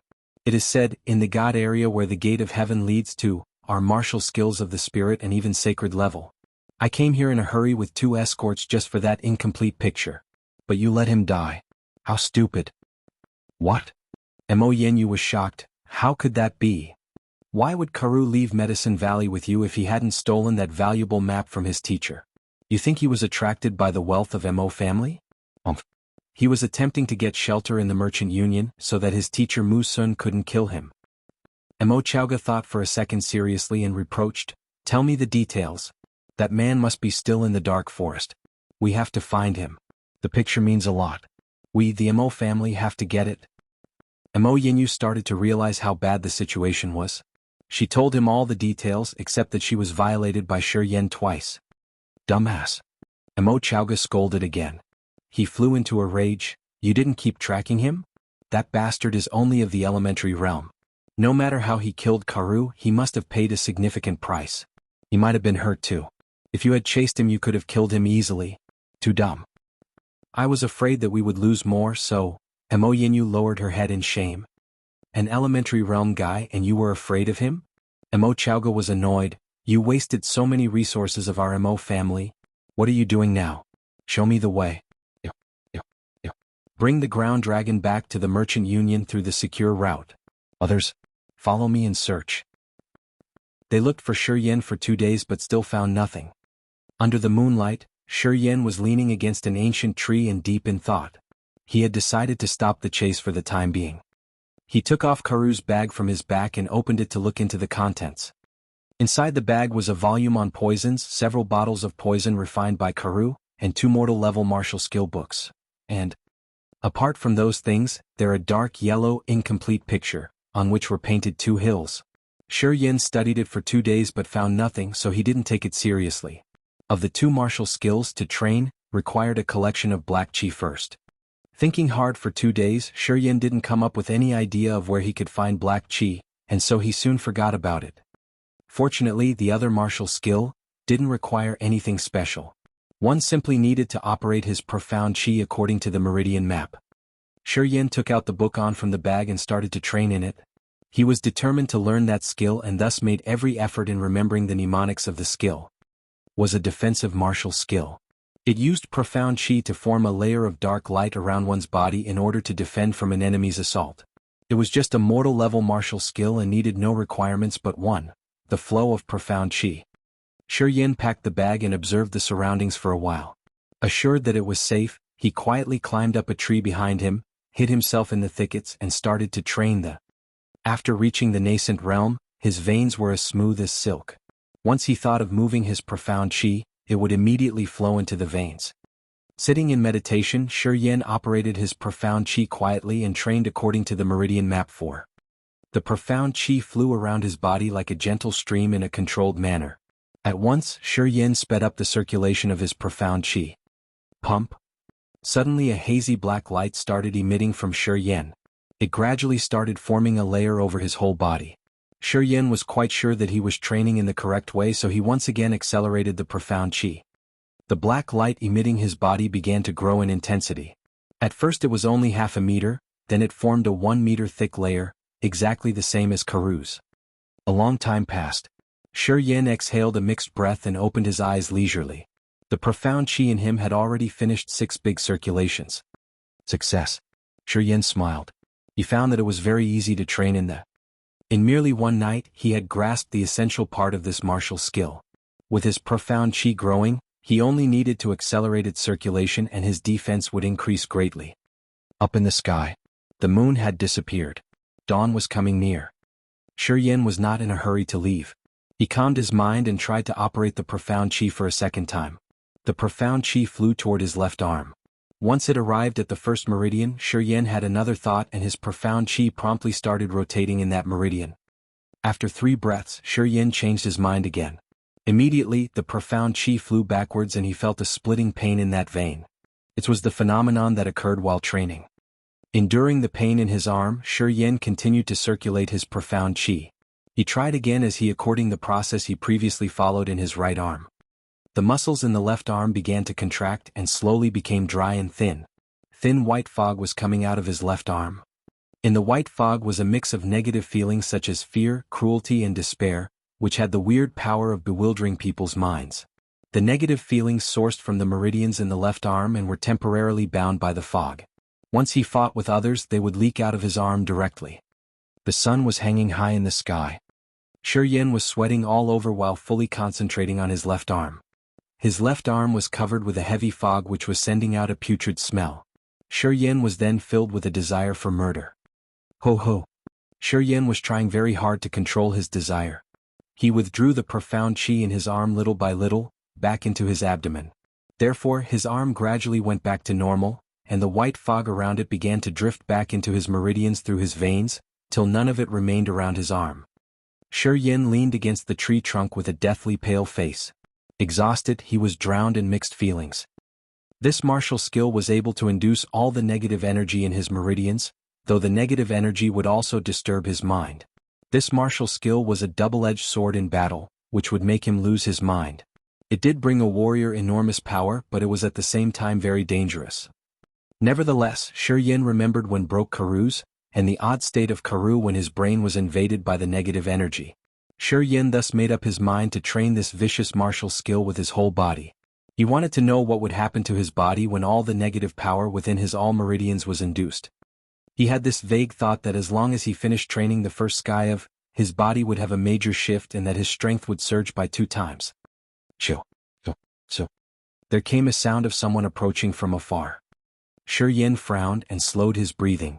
He then started observing his surroundings. Not before long, 7 shadows, each of whom were wearing a gray gown and a pale mask, stopped under the ancient tree, seeming to be waiting for something. On the shoulders of 6 of those 7 men were signs of silver stars, while on the last one's shoulder was a sign of silver crescent. One. A weird sound came from the grove ahead, sounding like a communication signal. Under the ancient tree, The tall, thin man with the crescent on his shoulder had a cold look in his eyes. He listened to the surroundings for 5 seconds and remarked, "According to the secret message, they have been spotted in a valley 20 miles away. Now chase after them." The troop of 7 people passed rapidly. 10 seconds after they left, Shi Yen stuck his head out of the leaves. After thinking for a while, he jumped down the tree and followed after them secretly. Chapter 17, 10 Times of Gravity. Chapter 17, 10 Times Gravity. The serene valley was now filled with broken weapons. Luo Hao, Zhao Xian and other men were encircling Mu Yu Dai, defending against the fierce attacks of those from the dark world. The tall, thin man in a gray gown, on whose shoulder was an embroidered silver crescent, was directing his 8 subordinates to encircle the 4 of them. The eyes were cold and ghastly under their pale masks. "Miss Mu, you'd better come back with us to the Lord of the Dark World, or we don't know what we will do to you." The tall, thin man in gray gown, seemingly the leader, remarked coldly as he was directing his people. Disgusted, Mu Yu Dai shook her head and said firmly, "I would rather die than go back with you guys." "So you have decided not to cooperate, Miss Mu. Then I'm very sorry if my people catch you." Pausing for a second, the man grinned, "Luo Hao, you should know how powerful our dark world is. If you go against us, you are bringing about your own destruction." "Haha." Luo Hao burst into laughter. His voice was resonant. "I'm always alone. To kill me, you dark world would have to pay a lot. You are a dark moon emissary of the dark world, with the power of the second sky of the disaster realm. It's enough to bring you with me when I die. Do you think you even deserve that type of death?" That emissary shook his head, and vanished into thin air. The next moment he was standing 3 meters in front of Luo Hao. He stretched out his left hand, his 5 fingers shaped like a claw. Between them glowed a ghost-like green light, which suddenly flew toward Luo Hao, and started to twine about him like a ribbon. Luo Hao's facial expression changed a bit. He uttered calmly, "Zhao Xnu 3. Protect Dai." Boom boom boom. Luo Hao's heart was beating several times faster than before. Around him, the power of gravity surged 10 times.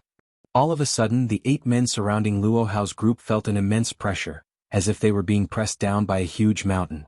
The pressure almost made them kneel on the ground. Even the crescent emissary was affected. However, he grunted and said, "Luo Hao, what a surprise. Yours truly at an advanced level. 10 times gravity. No wonder you are so arrogant." "Ah. If I can't even do that, how could I claim that I will bury you with me?" Luo Hao replied calmly with an indifferent smile on his face. Meanwhile, the broadsword on his shoulder gave out a dazzling blue light, increasing that monstrous pressure. Luo Hao laughed loudly as he wielded the sword in his hand, and walked right in front of Mu Yu Dai, obstructing the crescent emissary. After the crescent emissary displayed a gloomy green light had pervaded the air. But it seemed to be influenced by the increased gravity, for the crescent emissary had difficulty controlling it. He curved his fingers and pushed forward, as he encircled Luo Hao with other 3-star emissaries. "Zhao Xen, take Miss Mu away," Luo Hao shouted. The broadsword in his hand gave out a bright blue light, and looked like a shooting star when slashed. It was able to obstruct the enemy and bar their way. Shi Yen was hiding behind an ancient tree, some 50 meters away from the fight. He gazed at the fight with a rigid face, with his eyes shining in the dark. All the people from the dark world were at the nascent realm. And that crescent emissary had reached the second sky of the disaster realm. It was too much for him. If he hastily took action, he would be easily killed before he could move near Mu Yu Dai. Shi Yen was envisioning various scenarios for the best possible approach. A few seconds later, his eyes radiated. He grabbed his bag cautiously and took out the bone-cutting powder, which was wrapped in a soft cloth. Lowering his body, he then quietly climbed out onto the tree branch. Through the long branches of the tree, Shi Yen was moving cautiously toward the battling crowd. Bone-cutting powder was a drug invented by Karu, the alchemist who was unmindful of his work. It made one's veins and bones become numb, decreased their power. Its effect could last for 3 hours, enough time to change the result of a battle. "Zhao Xian." Luo Hao roared as his sword radiated with blue light. He, by himself, was fighting against the Dark World's assassins. "Miss Mu." Zhao Xen was anxious. He stamped on the ground and said, "Hurry please." Mu Yu Dai looked tranquil, but her eyes showed stubbornness. She spoke softly, "I won't leave. If you 3 stay we might win. But once we leave, Uncle Luo will definitely die. Without Uncle Luo we can't win against the dark world anyway. We would still be caught. Good. Let's fight till death. Zhao Xian was a smart person. Upon hearing Mu Yi Dai's words, he made up his mind and shouted, Di Yalan. Wulong. Fight. They encircled Mu Yi Dai, took out their sharp weapons and charged with all their strength toward those dark world emissaries. 4 of you go and take care of those 3 kids. The Crescent emissary frowned and ordered coldly, Don't hurt Miss Mu. The Lord has given the order. Miss Mu should be taken back alive and unhurt. Yes, sir, the 4-star emissaries replied and in no time rushed toward those 3. Just then. Abruptly a slight sound came from above. The Crescent emissary aroused vigilance. As soon as he looked up he shouted, Damn it! Run. It was too late. Gray dust fell from the sky like drizzle and spread over the area. Everybody, including those from the dark world, were covered by the dust. No one was spared. The Crescent emissary quickly realized the situation as he held his breath. Though he drew back, there was still a lot of dust on his gown. However, the dust had a strong penetrating power as it entered into his body through his skin. As his hands and feet became numb, he had a quick thought, and operated his profound chi to defend against it. But those star emissaries were not as cautious as he was. Many of them inhaled the bone-cutting powder, which went into their hearts and lungs, which then quickly affected their bodies. In a few seconds they were numb all over, their bones softened and their strength weakened. Luo Hao's face turned dark all of a sudden. He was a victim too. Exhausted from the fight, he circulated his meager profound chi throughout his body in order to counter the poison. He looked up into the sky with cold eyes. A thin figure showed up from the branches above them. With an indifferent face, that person flew down from the tree lightly and stood by Mu Yi Dai calmly, with the latter shocked. He took out a medicine bag and said lightly, Smell the fragrance, you will be detoxified. It's you? Astonishment took over Mu Yi Dai's moon-like face. She couldn't believe it was Shi Yan who flew down from the above.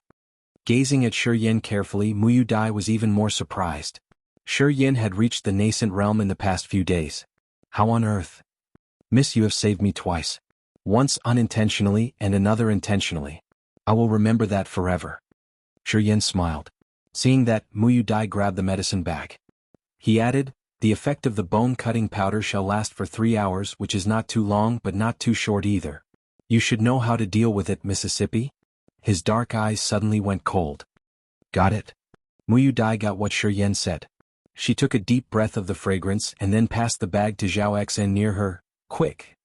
The Crescent emissary was still operating his profound chi to defend against the effects of bone-cutting powder.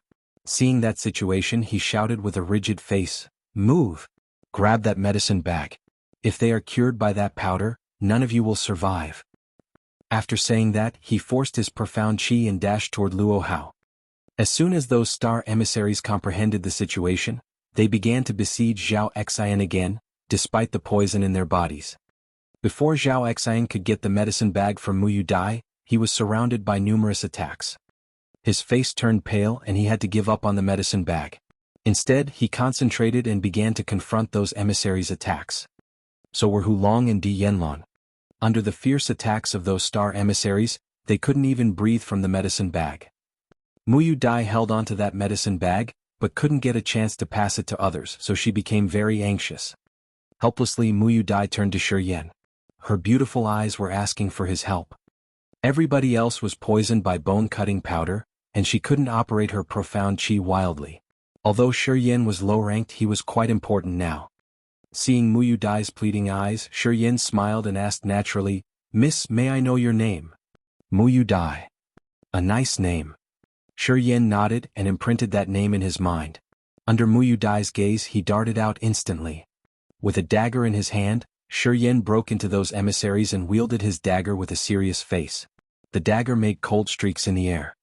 In no time, the star emissary who was most affected by the bone-cutting powder had a deep wound in his neck and fell to the ground on his back. Shi Yan made swift moves amongst those emissaries and left scars on them, his body flashing like a sharp weapon. Ah! Mu Yi Dai combed her short hair to the side of her ear with her hand.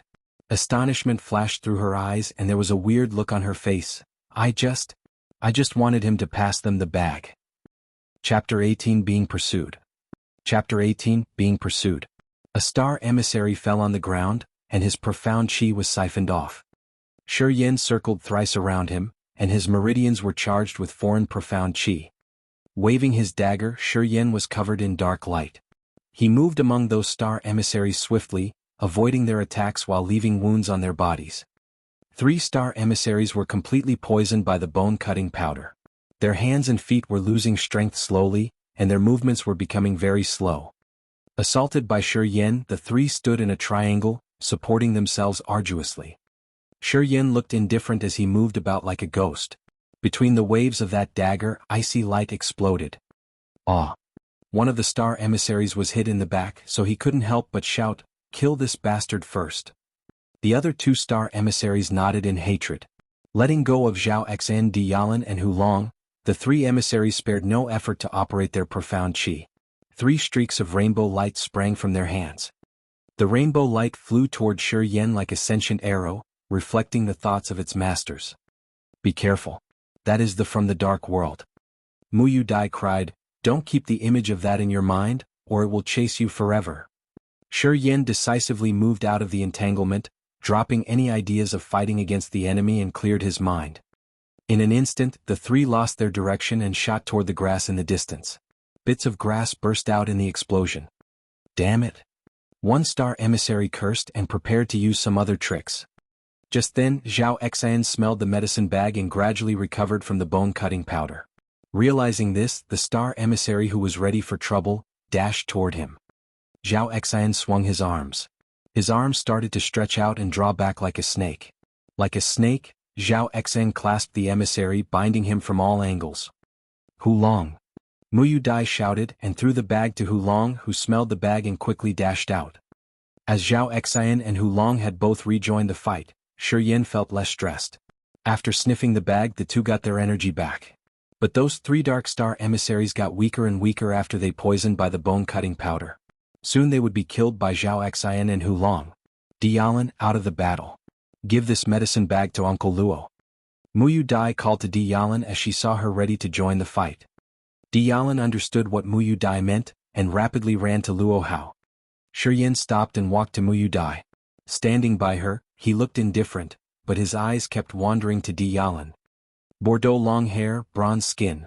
Diyalan was wearing crimson armor, which only covered her big breasts, the triangle area, and her cute hips. Her flat belly and shiny long legs were all exposed. Though Diyalan's face was not that pretty, her figure was really hot, and her dress was wild enough to arouse any man. Even while standing beside Mu Yu Dai, Shi Yin didn't look at her at all. On the contrary, he couldn't move his goo-goo eyes away from Diyalan, and didn't even bother to hide his male instinct. "Is she pretty?" Mu Yu Dai frowned and sniffed. Apparently she was a little unhappy. Shi Yin came to his senses and smiled to her. "Every man will be attracted by this hot girl." Mu Yu Dai had a gleam in her eyes as she gazed at him for a while, and then she giggled. "You are really funny. How old are you? Are you a mature man?"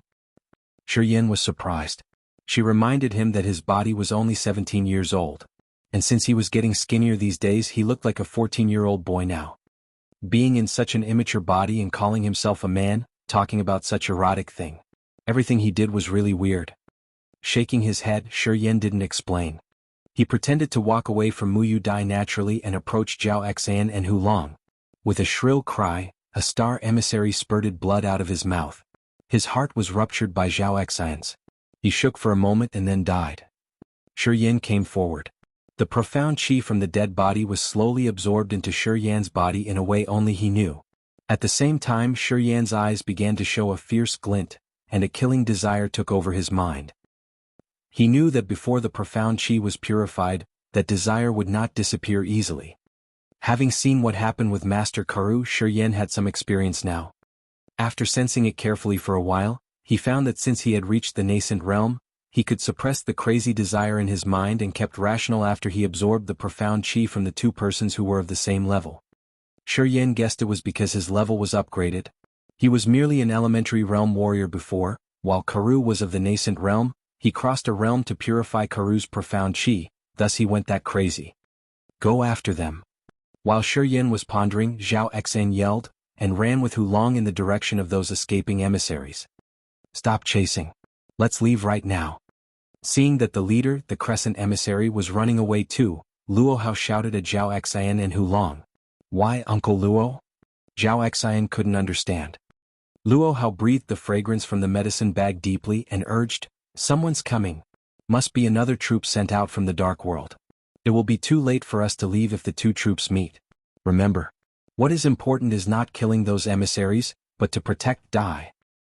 Hearing that another troop was coming, Zhao Xian was astonished, and thus nodded in agreement. Luo Hao said no more. Though he had not entirely recovered, he came holding Muyu Dai's arm and said to Shi Yan, "Boy, thank you very much.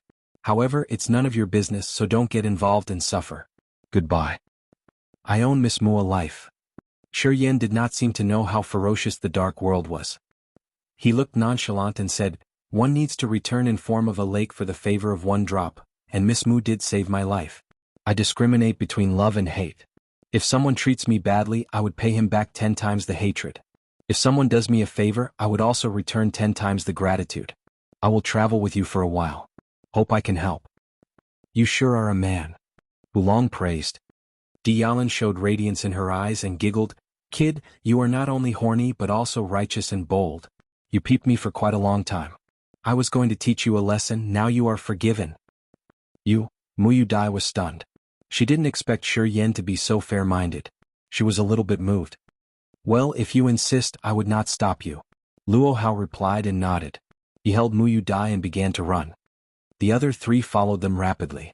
Shi Yan inhaled and followed instantly. With a troop of warriors from Mo family, Mo Chaoga was moving fast through the woods.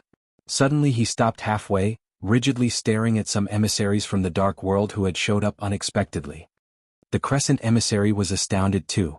He observed Mo Chaoga and his warriors with questioning eyes. Not knowing where they came from, the emissary was a little worried. Maybe they came to aid Luo Hao. "Second uncle," Mo Yinyu murmured. Her intuition was telling her that those people were not here with good intentions, so she wanted to remind Mo Chaoga. Mo Chaoga stared into the Crescent emissary's eyes for a while and remarked, "Our target is a skinny boy around 15 years of age who was last seen carrying a bag. We have no intention of offending you." The Crescent emissary was secretly relieved secretly. The bone-cutting powder was taking effect in his body now, so he could only utilize 30% of his ability. If he were to fight against Mo Chaoga, the outcome won't be good.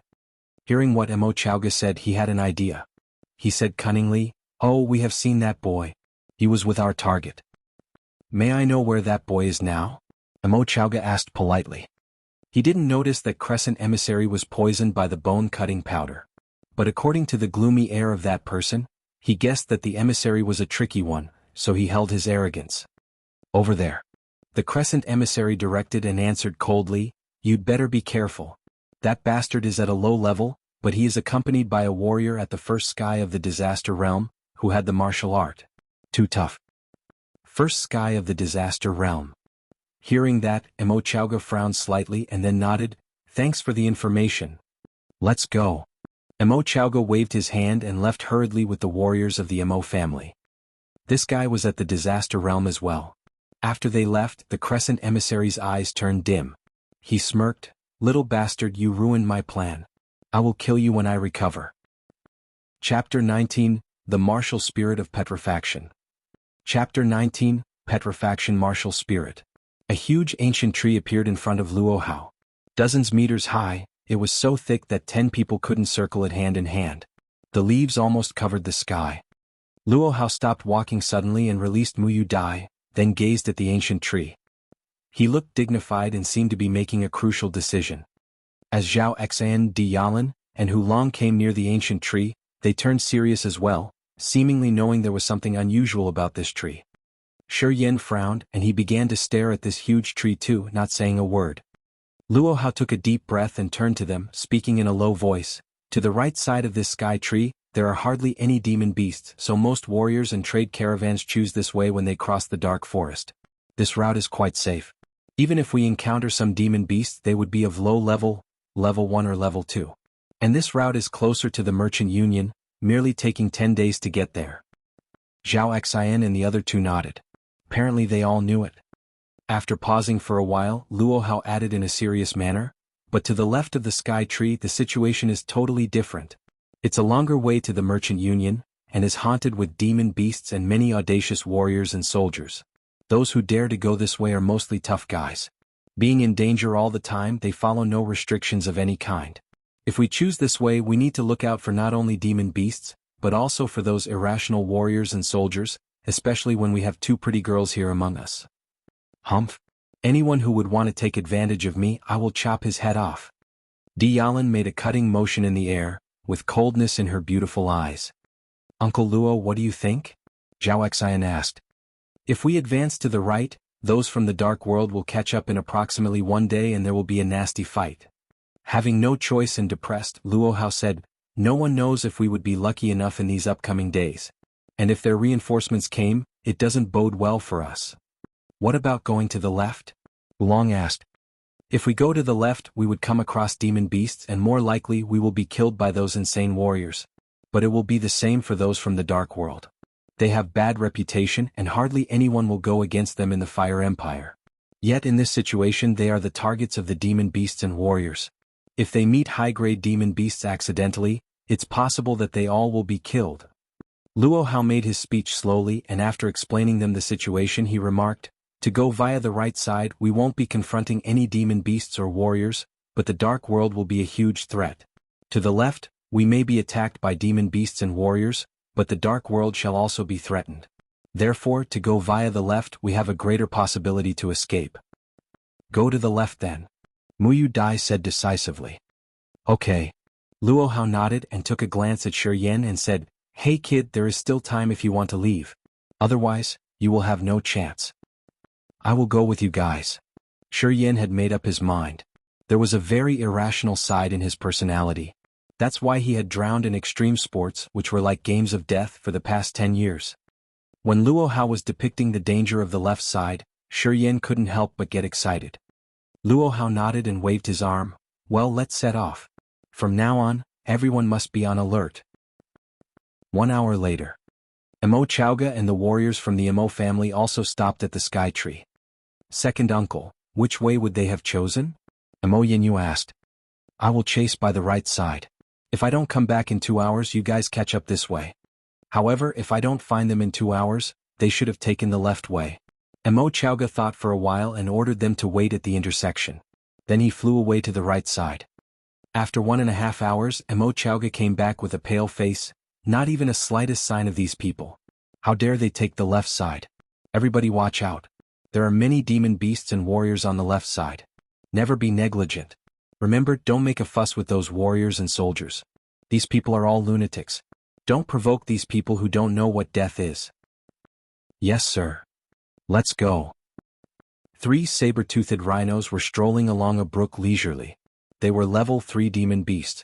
A silver glow shone on the back, their teeth were as sharp as sabers, while their fist-like brown eyes glittered with a murderous look. The 3 rhinos were all covered by hard mud, which formed a natural armor, through which any normal weapon would find hard to cut. The 3 saber-toothed rhinos were sipping water now and then, while looking around discreetly, seemingly to be looking for game. In the bushes not far from them, Luo Hao made a gesture to imply everybody to be quiet. Until the 3 saber-toothed rhinos walked away slowly, Luo Hao uttered a sigh of relief. He said, saber-toothed rhinos are level 3 demon beasts, equaling human realm warriors. They move fast and have sharp tusks. Low-leveled warriors would either be injured or be killed once they met saber-toothed rhinos. Shi Yan kept wandering his eyes over those slowly disappearing rhinos, showing an interest in having a fight with them. Rather than killing the demon beast here, our goal is to protect Dai. Everybody remember this. Don't bring up any unnecessary ramifications. Luo Hao seemed to have noticed Shi Yan's thoughts, and thus reminded them casually. Shi Yan grinned and nodded to show he understood. Let's keep going. We need to be watchful here. To keep an eye on the surroundings is more important than moving forward fast. Try to get away from demon beasts and warriors. Don't get ourselves in trouble. Luo Hao added. Then he advanced with the troop. It was getting dark. Beside a lush tree at the brook, Zhao Xian and the other 2 separated and examined the surroundings with a cautious eye, in case any demon beast showed up. Shi Yan sat upright on the wet ground with a serious look. Bloodlust was lingering in Shi Yan's mind like smoke. He had an urge to release it. It was high time he purify the profound qi he absorbed from the 2-star emissaries, thus he was becoming a little impatient. Luo Hao stood beside Mu Dai all the times. Frowning, he focused his eyes on Shi Yen, lest this boy took any abnormal action. Mu Dai looked indifferent and she stared at Shi Yen for a while. When she saw the aggressive look on his face, she sat down gently and crossed her legs. Setting the ancient zither on her legs, she began to play. Hearing the zither, the concentrated bloodthirst in Shi Yan's mind seemed to be resolved by a certain power and gradually faded away. Holding his breath and focusing his mind, Shi Yan operated his profound qi peacefully. 1 hour later, a warm flow gushed out of his meridians all over his body. Shi Yan's body trembled. Suddenly Shi Yan got a severe thirst in his body. The weird power gushing out from his meridians was absorbed by his muscles and bones, before it could mix with the profound qi in his abdomen. The warm stream went into his muscles and bones and set root in his blood and flesh. Within several breaths, the weird warm stream from his meridians pervaded into his blood, flesh and bones all over the body, which astonished him a lot. Thus, Shi Yan began to feel the warm stream flowing in his blood, flesh and bones. Bang! There was a heavy strike in his head and the next moment he felt a strange change in his body. Turning pale with fear, he opened his eyes promptly to find his bare arms turning gray bit by bit. Petrifaction. Shi Yan was frightened. He began to withdraw his attention from his body, not giving a single thought to the sudden change. As his thoughts changed, his hardening body soon went back to normal. Concentrating, Shi Yan looked at the others. Luo Hao and Mu Dai were chatting behind a tree not far from him, without noticing what he had just experienced. Relieved, happiness took over his face as he secretly enjoyed a mirthful time. His body became hard, which meant the Petrifaction martial spirit of the Shi family had awakened. The Petrifaction martial spirit was exclusive to the Shi family. As one's level increased, it became stronger and stronger, to the extent that one won't be damaged by weapons and the impact of profound qi. Before, Shi Yan had thought that the owner of his body didn't possess this martial spirit. It surprised him that it had awakened after he reached Nascent Realm. He was ecstatic. The Petrifaction martial spirit was beneficial in battles. After petrification, one's body would be as hard as rock, but was still very agile, which would increase one's ability a lot. Apart from petrifaction, Shi Yan also found he also possessed the immortal martial spirit, which could achieve self-recovery. With the help of these two martial spirits and more training, he couldn't imagine how powerful his body would become. No. Shi Yan frowned and thought, don't martial spirits show up not long after birth? But this body is already 17, and yet my martial spirit can still awaken? Too strange. Or does it have something to do with the weird energy gushing out from the meridians? An idea suddenly flashed in his mind. The activation of the two martial spirits, Petrifaction and Immortal, were somehow related to the blood pool and the changes in his meridians. Shi Yan guessed that the weird stream gushing out from his meridians could stimulate the martial spirit hidden in one's body. With this thought, he was so excited that he wanted to sing out loud and celebrate. A martial spirit was inherited. Generally, it got stronger as one's level increased. There were hardly any other ways to strengthen a martial spirit. A martial spirit was the gift that a warrior was most proud of, and also the vital thing to define a warrior's ability. Warriors trained arduously to improve their martial spirit. But even if one's level had upgraded, there were limitations in increasing the level of a martial spirit. On the Grace mainland, even those legendary god-level alchemists could barely refine pills effective to general martial spirits. Those pills were rare and precious on the Grace mainland, and were believed to exist merely in legends. Nonetheless, the effect those pills had on martial spirits was also quite limited. After all, martial spirits were an inherited gift, which was very hard to change. Surprisingly, the weird warm stream gushing out from Shi Yan's meridian seemed to go against the rules. It could virtually stimulate martial spirit and increase its ability. Chapter 20 Steel Himself. Chapter 20 Steel Himself. Stars were illuminating the dark sky, surrounding the bright crescent moon. The cool moonlight went through the tree leaves and scattered around, illuminating the quiet and dark forest. Dialin and Hulong were patrolling around, while Zhao Xen was having a rest, leaning against the tree with stable breaths, eyes closed. Luo Hao was standing next to another ancient tree on alert, never relaxing his vigilance. Among the dense leaves of that tree, Mu Dai was sleeping quietly. After a long day's journey, she was exhausted, for she couldn't operate her profound qi at will. Luo Hao looked up at Mu Dai, who was resting among the leaves now and then, showing a rare tenderness in his eyes. Da. Da.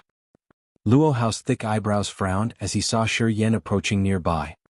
He asked in surprise, "Still awake?" "Yeah." Shi Yan nodded and answered in a low tone. He stood still beside Luo Hao and asked under his breath, "Wouldn't it be easy for them to spot us here?" "Of course not." Luo Hao smiled. "There is no settled route through the forest, and demon beasts and warriors are always showing up now and then, so those from the dark world will find it hard to distinguish our tracks. In this area, those demon beasts and warriors are whom we need to pay more attention to. That is to say, they won't find us easily." After pondering a bit, Shi Yan asked again, "Uncle Luo, do you need to consume too much profound qi to release your gravitational field?" "Why do you want to know this?" Luo Hao was puzzled. "I want to steel myself with the help of your gravitational field. Under the gravitational field, I will have to bear a huge pressure which will strengthen my body. I want to know my limits." Shi Yan replied seriously. He didn't go with the conventional path. Usual training didn't excite him, so he seeked out passion desperately. "To steel yourself by using my gravitational field?" Luo Hao's eyes lit up and he nodded. "Great idea, but are you sure you want to try it? If those emissaries found us while you were exhausted, you couldn't even fight back." "I don't plan to use my profound QI." Shi Yan smiled. "To steel yourself using merely with your body?" Luo Hao was shocked. "Yes." Luo Hao fell in a deep thought for a long time and said, "You have just reached the nascent realm, so it is beneficial to train your body in a proper way and get used to it. But you haven't strengthened your body before. It is crazy that you want to train in my gravitational field without operating your profound qi. You're sure you can endure that?" "I want to try," Shi Yan replied calmly. "Good. Follow me." Luo Hao nodded and walked away without making a sound. Shi Yan followed him. After they left in silence, Muyu Dai, who was sleeping on the leaves, slowly opened her eyes. Gazing at the two people beside the river from afar, Muyu Dai was taken by surprise and puzzlement. She murmured to herself, "Just reached the nascent realm and he wants to steel himself under the gravitational field. Is this guy insane?" Muyu Dai became more and more confused as she thought about it, so much that she couldn't fall asleep anymore. Out of curiosity, she slipped down the ancient tree dexterously, and sneaked over to Shi Yan and Luo Hao, in order to see what would happen next. Let's start with the gravitational field at 5 times normal gravity first. Generally, a nascent realm warrior's body can only endure this after undergoing specialized training. You have to do what you are capable of. When you feel it is unbearable, stop the procedure at once. Standing still, Luo Hao added, "Since it's your first training, run laps around me first. If you can run 10 laps without using your profound qi, your body will strengthen. Remember, do within your limits." After his speech, a violent wave broke out from Luo Hao's body all at once. In an instant, centering about Luo Hao, the gravity surged by 5 times. The area around him seemed to have collapsed. The air had become so heavy that one could hardly breathe. An invisible pressure suddenly surrounded him all over. Shi Yan felt as if sand had filled all his cells, and his body was carrying hundreds of pounds of weight. The tendons of his knees tightened, and his heart was beating at a faster rate. Under the effects of the increased gravity, all his muscles were under tremendous pressure. His body slowly adapted to the invisible pressure from the increased gravity. However, he found it hard to breathe even when merely standing still. Holy crap! Shi Yan was too astonished when he felt that overwhelming pressure. He thought to himself that anyone who went into Luo Hao's gravitational field would be severely influenced by it. They wouldn't be able to use their abilities at their best. It was only 5 times of gravity. What would happen if it was increased by 10 times? Realizing the horrifying part of this martial spirit, Shi Yan took a deep breath, and drove all the distracting thoughts out of his mind. He yelled and then began to run around Luo Hao. His body shook as the pressure increased. His feet seemed to be filled with metal and were heavier than 1,000 pounds. Normal running also became the most terrible torment. In the gravitational field, his body couldn't move easily. He felt as if being pressed by a giant. He could hardly breathe. 1 lap. His speed had slowed down by half. 3 laps. He slowed down by half again. 5 laps. Shi Yan was not running, instead he was walking. On the 6th lap, Shi Yan's face was as red as an apple, while the blue veins on his arms were trembling like small snakes, about to jump out of the skin. On the 7th lap, Shi Yan looked like a beast as his eyes were almost on fire from the lack of oxygen. On the 8th lap, Shi Yan staggered. Every step exhausted him. After every step he would quiver. At that time Luo Hao couldn't stand it anymore. He shouted, "It is your first gravitational field training. Don't try too hard. You have reached your limit here. Enough. Stop. Or you will be dead tired." Shi Yin raised his head, while his eyes looked as if they were bleeding. He said in a grave tone, "Hee. That was interesting, let's go on." Luo Hao stood aghast and could only come up with the idea conclusion. This guy went insane. In the bushes not far from them, Muyu Dai was speechless, her mouth covered by her hand. She had never met someone like Shi Yin before. Shi Yin didn't reply Luo Hao. After another beast-like haul, he continued to step forward. With his face showing extreme stress, he finished another lap. By the last lap his body was swaying. He had a quiver in each step and could fall any time as if he would die at any moment. With his body in that state he finished another lap step by step. After that he got a weird smile on his face. Waking from his astonishment, Luo Hao was relieved when he saw Shi Yin was okay. He was about to withdraw the gravitational field before advising Shi Yin. Muyu Dai pressed her mouth with her hand, and had an amazed look in her attractive eyes. She had never thought that Shi Yin would achieve this extreme challenge, even if he was at the nascent realm. Another lap. Shi Yin yelled. "What?" Luo Hao's body shook greatly, and his eyes grew as sharp as knives. He shouted, "Enough. Don't fool around." Before Luo Hao withdrew the gravitational field, Shi Yin continued to walk unexpectedly. He was staggering and finally dropped on the ground. Luo Hao was just about to shout, when he found Shi Yin was using both his hands and feet, crawling like a demon beast. He seemed to be seeking death on purpose. After about half an hour, Shi Yin finally made it to the end as slow as a snail. Muyu Dai stared at him from the bushes, completely stunned. Chapter 21 Pervert. Chapter 21 Pervert. Shi Yin lay on the ground on his back with his limbs spread. His face was red as though he were bleeding. He was panting heavily and his body was twitching every now and then. Looking at the sparkling stars above, Shi Yin could feel every cell of his body trembling. As his body twitched, his muscles, veins and bones were all expanding and contracting regularly. Not using his profound chi, he closed his eyes slowly, and began to feel the fantastic shift in his body, the amazing quivers in the muscles and ribs, the destruction and reconstruction of cells, and the slow increase in strength. As a wild fanatic for extreme sports, Shi Yin knew that reaching this limit this time was merely the beginning of next adventure. The limit of a human body could always be broken, and be surpassed time and time again. The potential of human body was infinite. Those extreme sports experiences had taught him that only by breaking the limit could he obtain rapid progress. With his eyes closed, he could clearly sense the changes happening in his muscle fibers, even without operating his profound chi. Sensing it carefully, Shi Yin soon found the immortal martial spirit in his body beginning to work. It was repairing his body in an incredible way, reconstructing and strengthening his torn muscles. Rigorous training under increased gravity enhanced one's explosive force. Only when the muscles tore under these extreme conditions could they become bigger, more powerful, and more explosive after reconstruction. As a fanatic for extreme sports, Shi Yin was so aware of the truth, which had been verified by his repeated practices. He knew the fastest way to strengthen his muscles. Feeling the effects of his immortal martial spirit beginning to reduce the pain in all his muscle fibers, Shi Yin struggled to sit up. He took the food out of his bag and began to wolf it down, feeling happy with his progress. Intensive exercise consumed too much of his energy. He had to eat a lot of food to recover quickly and improve his power. The dry meat was eaten and slipped into his guts where it was quickly digested and became nutrition. In a very short time he had finished enough food for 5 people. As he felt the changes in his body, his smile became broader. After exercising his limbs for a while, he closed his eyes and began to circulate his profound chi quietly. As the profound chi moved, Shi Yin felt a slight quiver in his body. Just as he had expected. The profound chi was flowing in his meridians virtually 30% faster than normal. His body became more sensitive after the extreme stress and likewise, his meridians became abnormally dynamic. His weak meridians seemed to be absorbing the profound chi flowing through them, and with that energy his meridians expanded and became firmer. Shi Yin had presumed long ago that strengthening the body was as important as training the profound chi. The two were complementary. Once the body was strong enough, the profound chi would condense faster.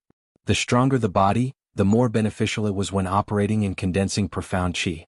So maybe the two martial spirits hidden in his body would enhance as well. His first attempt had successfully verified Shi Yan's hypothesis, so he was grinning from ear to ear. In the thick grass far away. Dai, why are you here? You should have a good rest. Get plenty of sleep so your martial spirit recovers. Luo Hao had noticed Mu Yu Dai when he was training Shi Yan with his gravitational field. As Shi Yan was sprawled on the ground exhausted, Luo Hao came to Mu Yu Dai secretly and complained. I couldn't sleep, so I am just walking around. I just happened to see you training. Mu Yu Dai smiled gently in fear. She paused and said with a naughty smile, Uncle Luo, was it too much for him? I remember that when you trained Zhao Xian, you had just tripled the gravity. Zhao Xian was at second sky of the nascent realm then, and had the experience of body strengthening before. Why did you quintuple the gravity for this guy? Wearing a bitter smile, Luo Hao shook his head and sighed. I used the quintuple gravity at the very beginning to stop him from wasting energy and make him quit. Who would have known that he was insane? I was shocked in the end too. I tried to stop numerous times but he wouldn't agree. You mean you just tried to scare him in the beginning? So he won't ask you to train himself later on? Mu Yu Dai rolled her eyes and felt quite speechless. Yup. Luo Hao sighed again. You know, to control the gravitational field consumes a lot of profound chi, and during that I can't be distracted. I neither wanted to waste my own profound chi, nor wanted him to be paralyzed tomorrow, which would slow our journey. Who would have known that he is a lunatic? So, Uncle Luo, how many laps did you presume that he could have managed? 4 laps. Luo Hao lifted 4 fingers and said in a heavy voice, average warriors who have just stepped into the nascent realm without any systematic body training can only manage 4 laps in the quintuple gravitational field, 5 laps at most.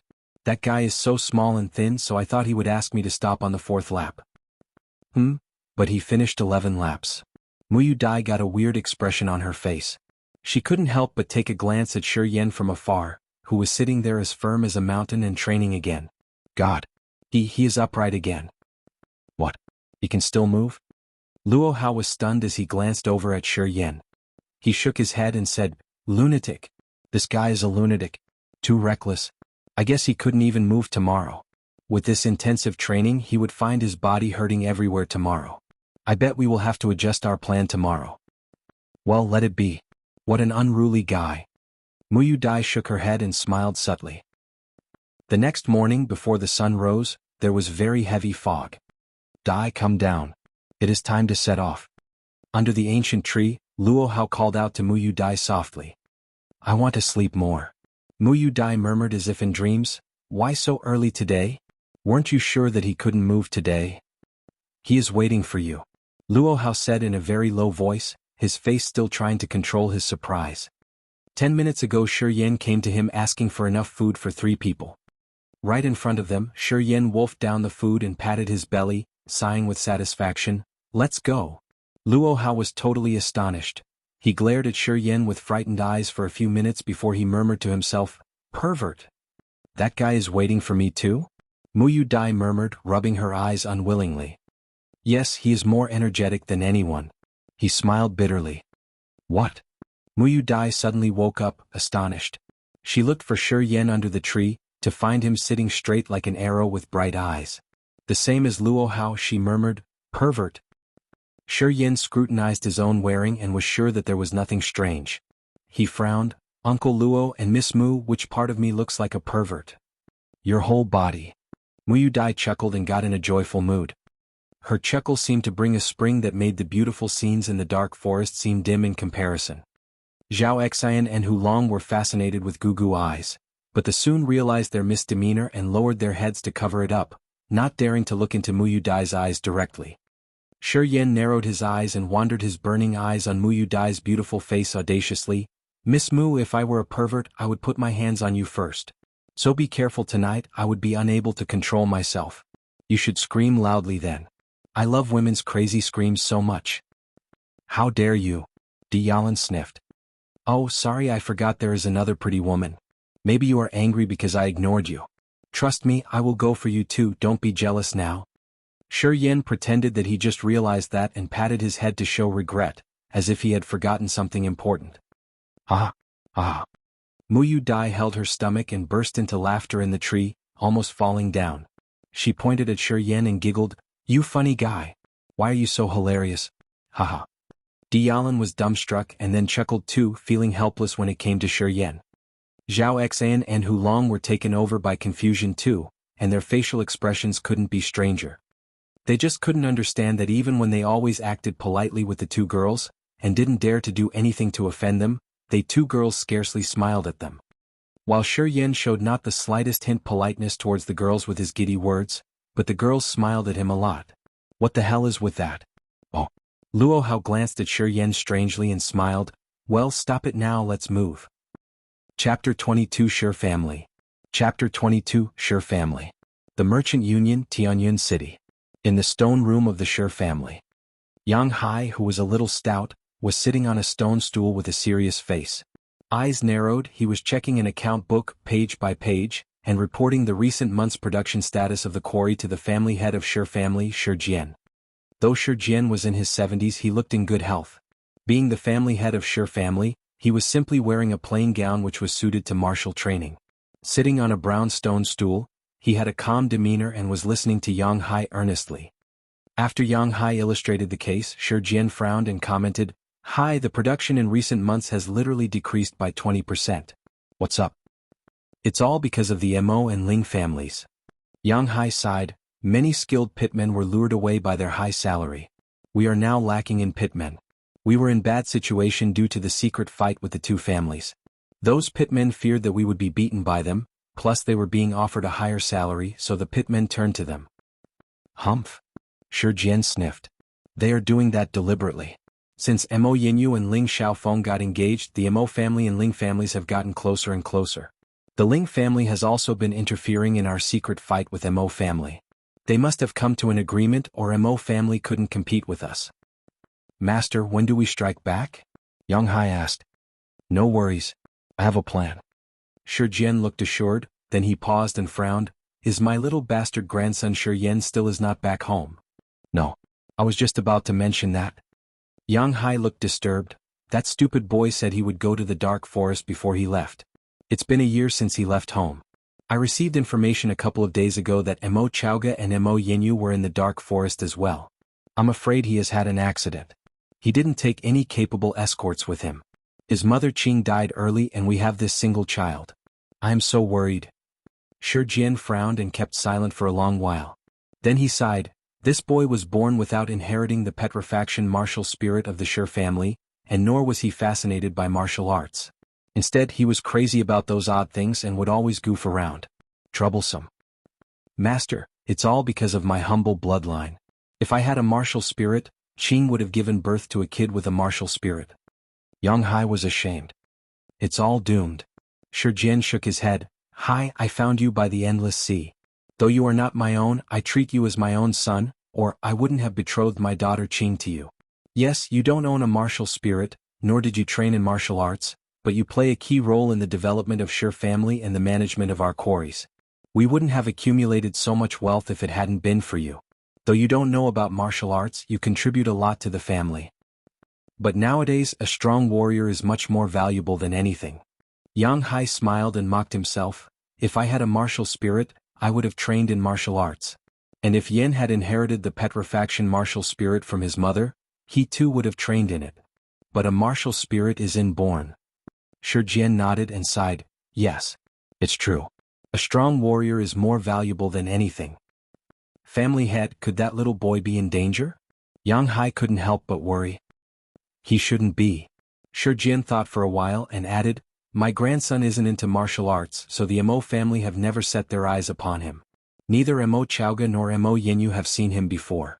So it's not possible that they would harm him. But I still feel something's wrong. He should have been home. Well, I will tell those soldiers in Silent Town to keep an eye for him. Silent Town was beside the dark forest. Once they spot Shi Yan, they will let us know. So don't worry. Thank you, family head. What? Your son is also my grandson. Shi Jian glared at him and berated, how many times have I told you? Don't call me family head. I'm your adoptive father and also your father-in-law. You can call me anything but family head. I got it, father. Okay. The dark forest. A silent night.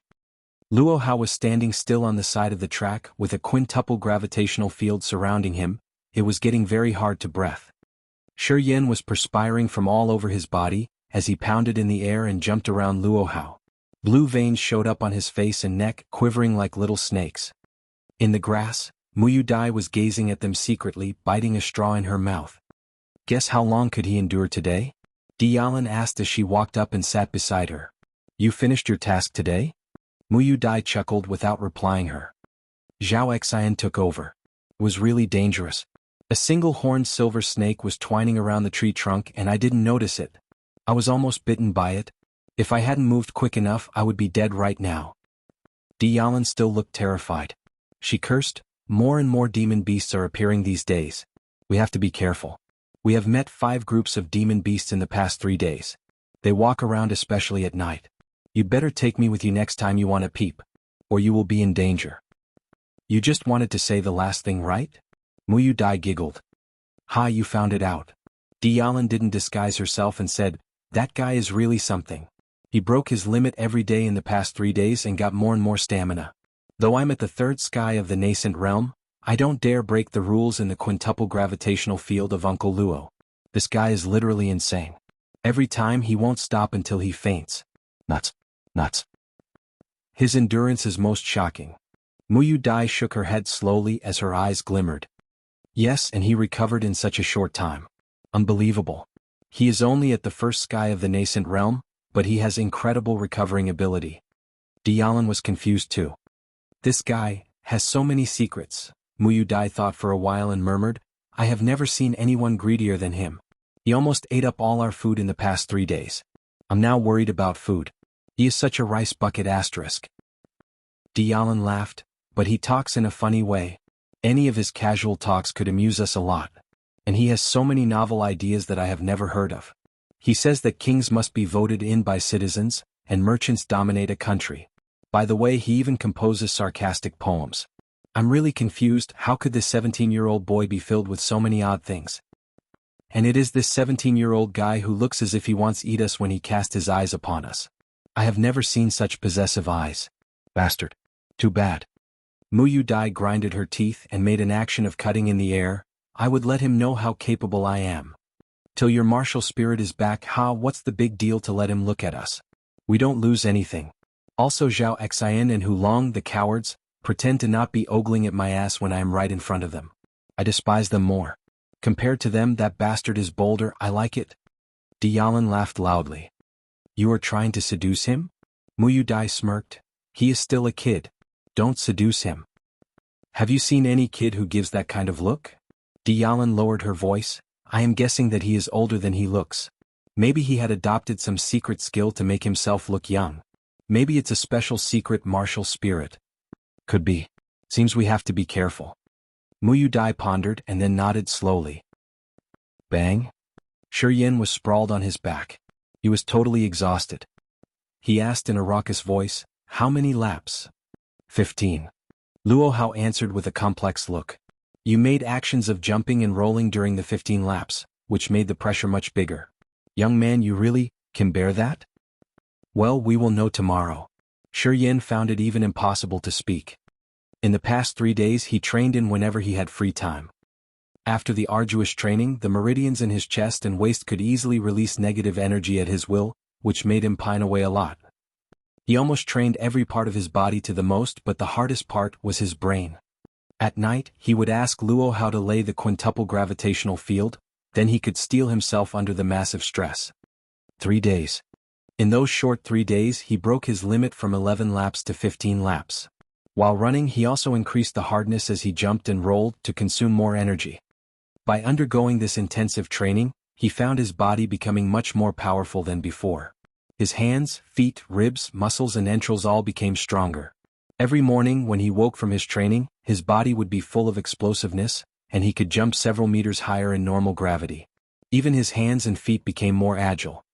He could feel the progress every day clearly, thus he continued the training and wrecked himself crazily. He steeled himself in such strenuous way that his ability increased rapidly, while his profound chi condensed even faster as well. Ow! Ow! There came a weird sound from far away. Luo Hao turned pale and cried out, it's the level 4 demon beast, Fire Snake. The Fire Snake is very tough. They don't usually go out at night. Someone must have annoyed them. Uncle Luo. Zhao Xian and Hu Long hurried over looking anxious. What's up? Lu Hao yelled. A troop of warriors are hunting the fire snake and the latter are approaching toward us. The warriors are hell-bent, thus the fire snakes are totally irritated. Zhao Xian was in a panic. Shit. Luo Hao took off the broadsword on his shoulder and said, "Take care of Dai." Then he dashed away. Shi Yin, who was suffering all over, sat up immediately and began to operate his profound qi. Eyes lit and cool-minded, he silently gazed in the direction of Luo Hao. Chapter 23, The Tush Mercenary Union. Chapter 23, Tush Mercenary Union. Zhao Xian and Zhao Long dashed toward the bush and encircled Muyu Dai. Muyu Dai, who had been hiding in the bushes for a long time, stood up ashamed. She took a quick glance at Shi Yin while blushing and guessed she had lost face. But soon she found her assumption incorrect, for Shi Yin didn't even pay attention to her. Instead, he was glaring at the direction of Luo Hao like a wary beast.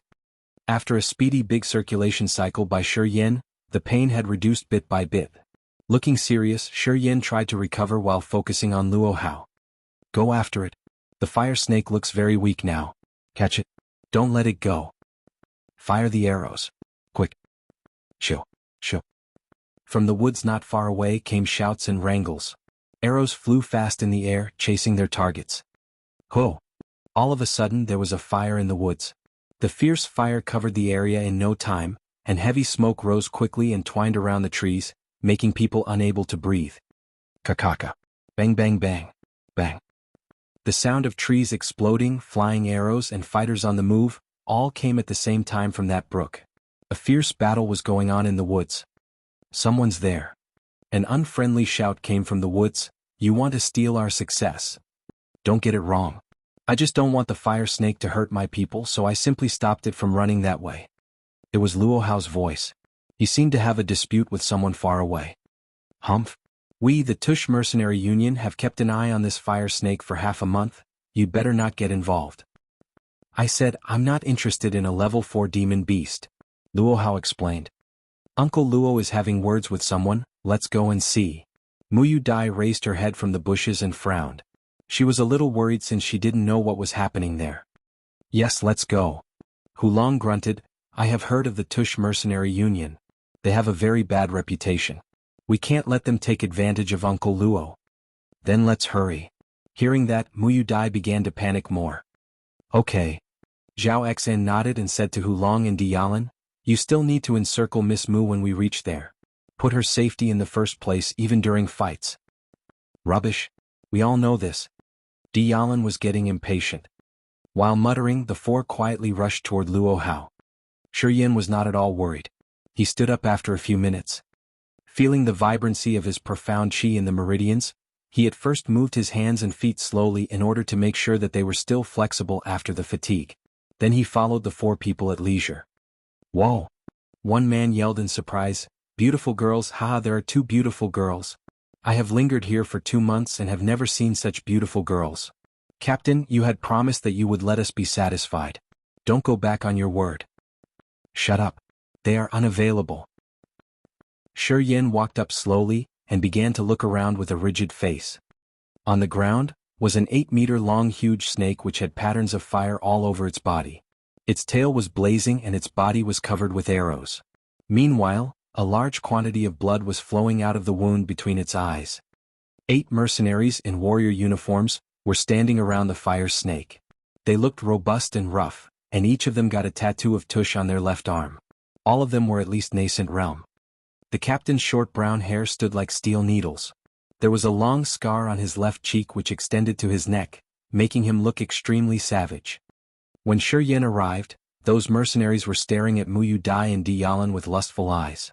They looked rather infatuated. However, the captain was not looking at the girls at all, but exchanging glances with Luo Hao. The captain's right hand was at the cuff, where silver light was glowing now and then.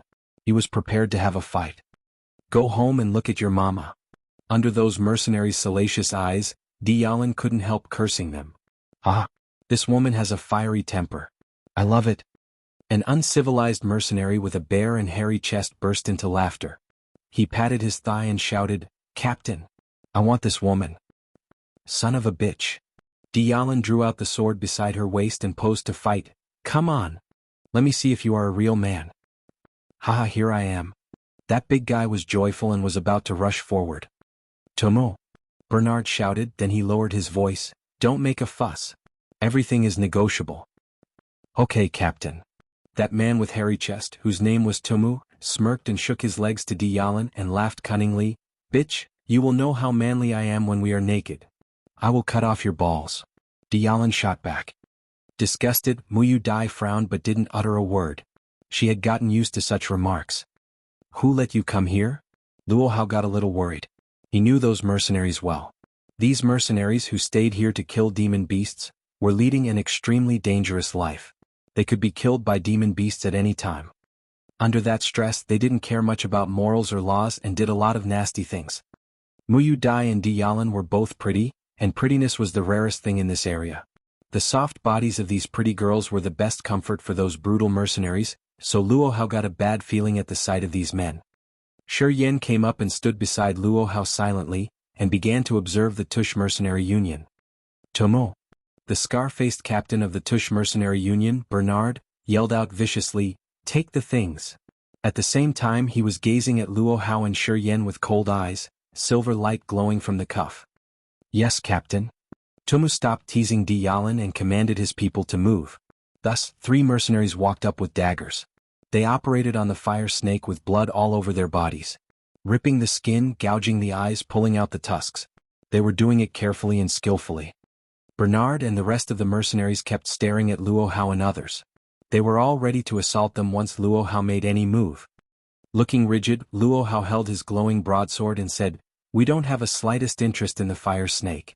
You're busy, we're going. Luo Hao knew Bernard was tough, so he don't want to ask for trouble. To bring Muyu Dai to a safe place was most important. Seeing they were leaving, Bernard was a little stunned as he called out, Wait. Luo Hao got serious as he turned around. He said, Hey buddies, I don't want to have a dispute with you guys. You guys don't go too far either. Yeah well, Bernard smirked, the muscles on his face relaxing. Friend, you got us wrong. I just want to make a deal with you. Nothing else. What deal? Luo Hao was surprised. What about 1 fire snake's eye, 3 tusks and 2 meters snake skin for the 2 women? Bernard pointed at Muyu Dai and Diyalan and smiled. My people haven't touched women for a long time. They need to be satisfied. All women here have a price and my offer is quite fair. What do you think? F*******. Hulong's eyes were almost on fire. Zhao Xian grunted. Muyu Dai bit her teeth as well, while Diyalan waved her sword and shouted, Come if you dare. Only Shi Yen kept silent as he gazed at the captain. Luo Hao stretched out his hand to stop Diyalan and shook his head to her. Then he turned around and said to Bernard, I'm sorry, they are my friends, not my possessions. They can't be traded. Well, never mind. Bernard nodded and said casually, See you. See you?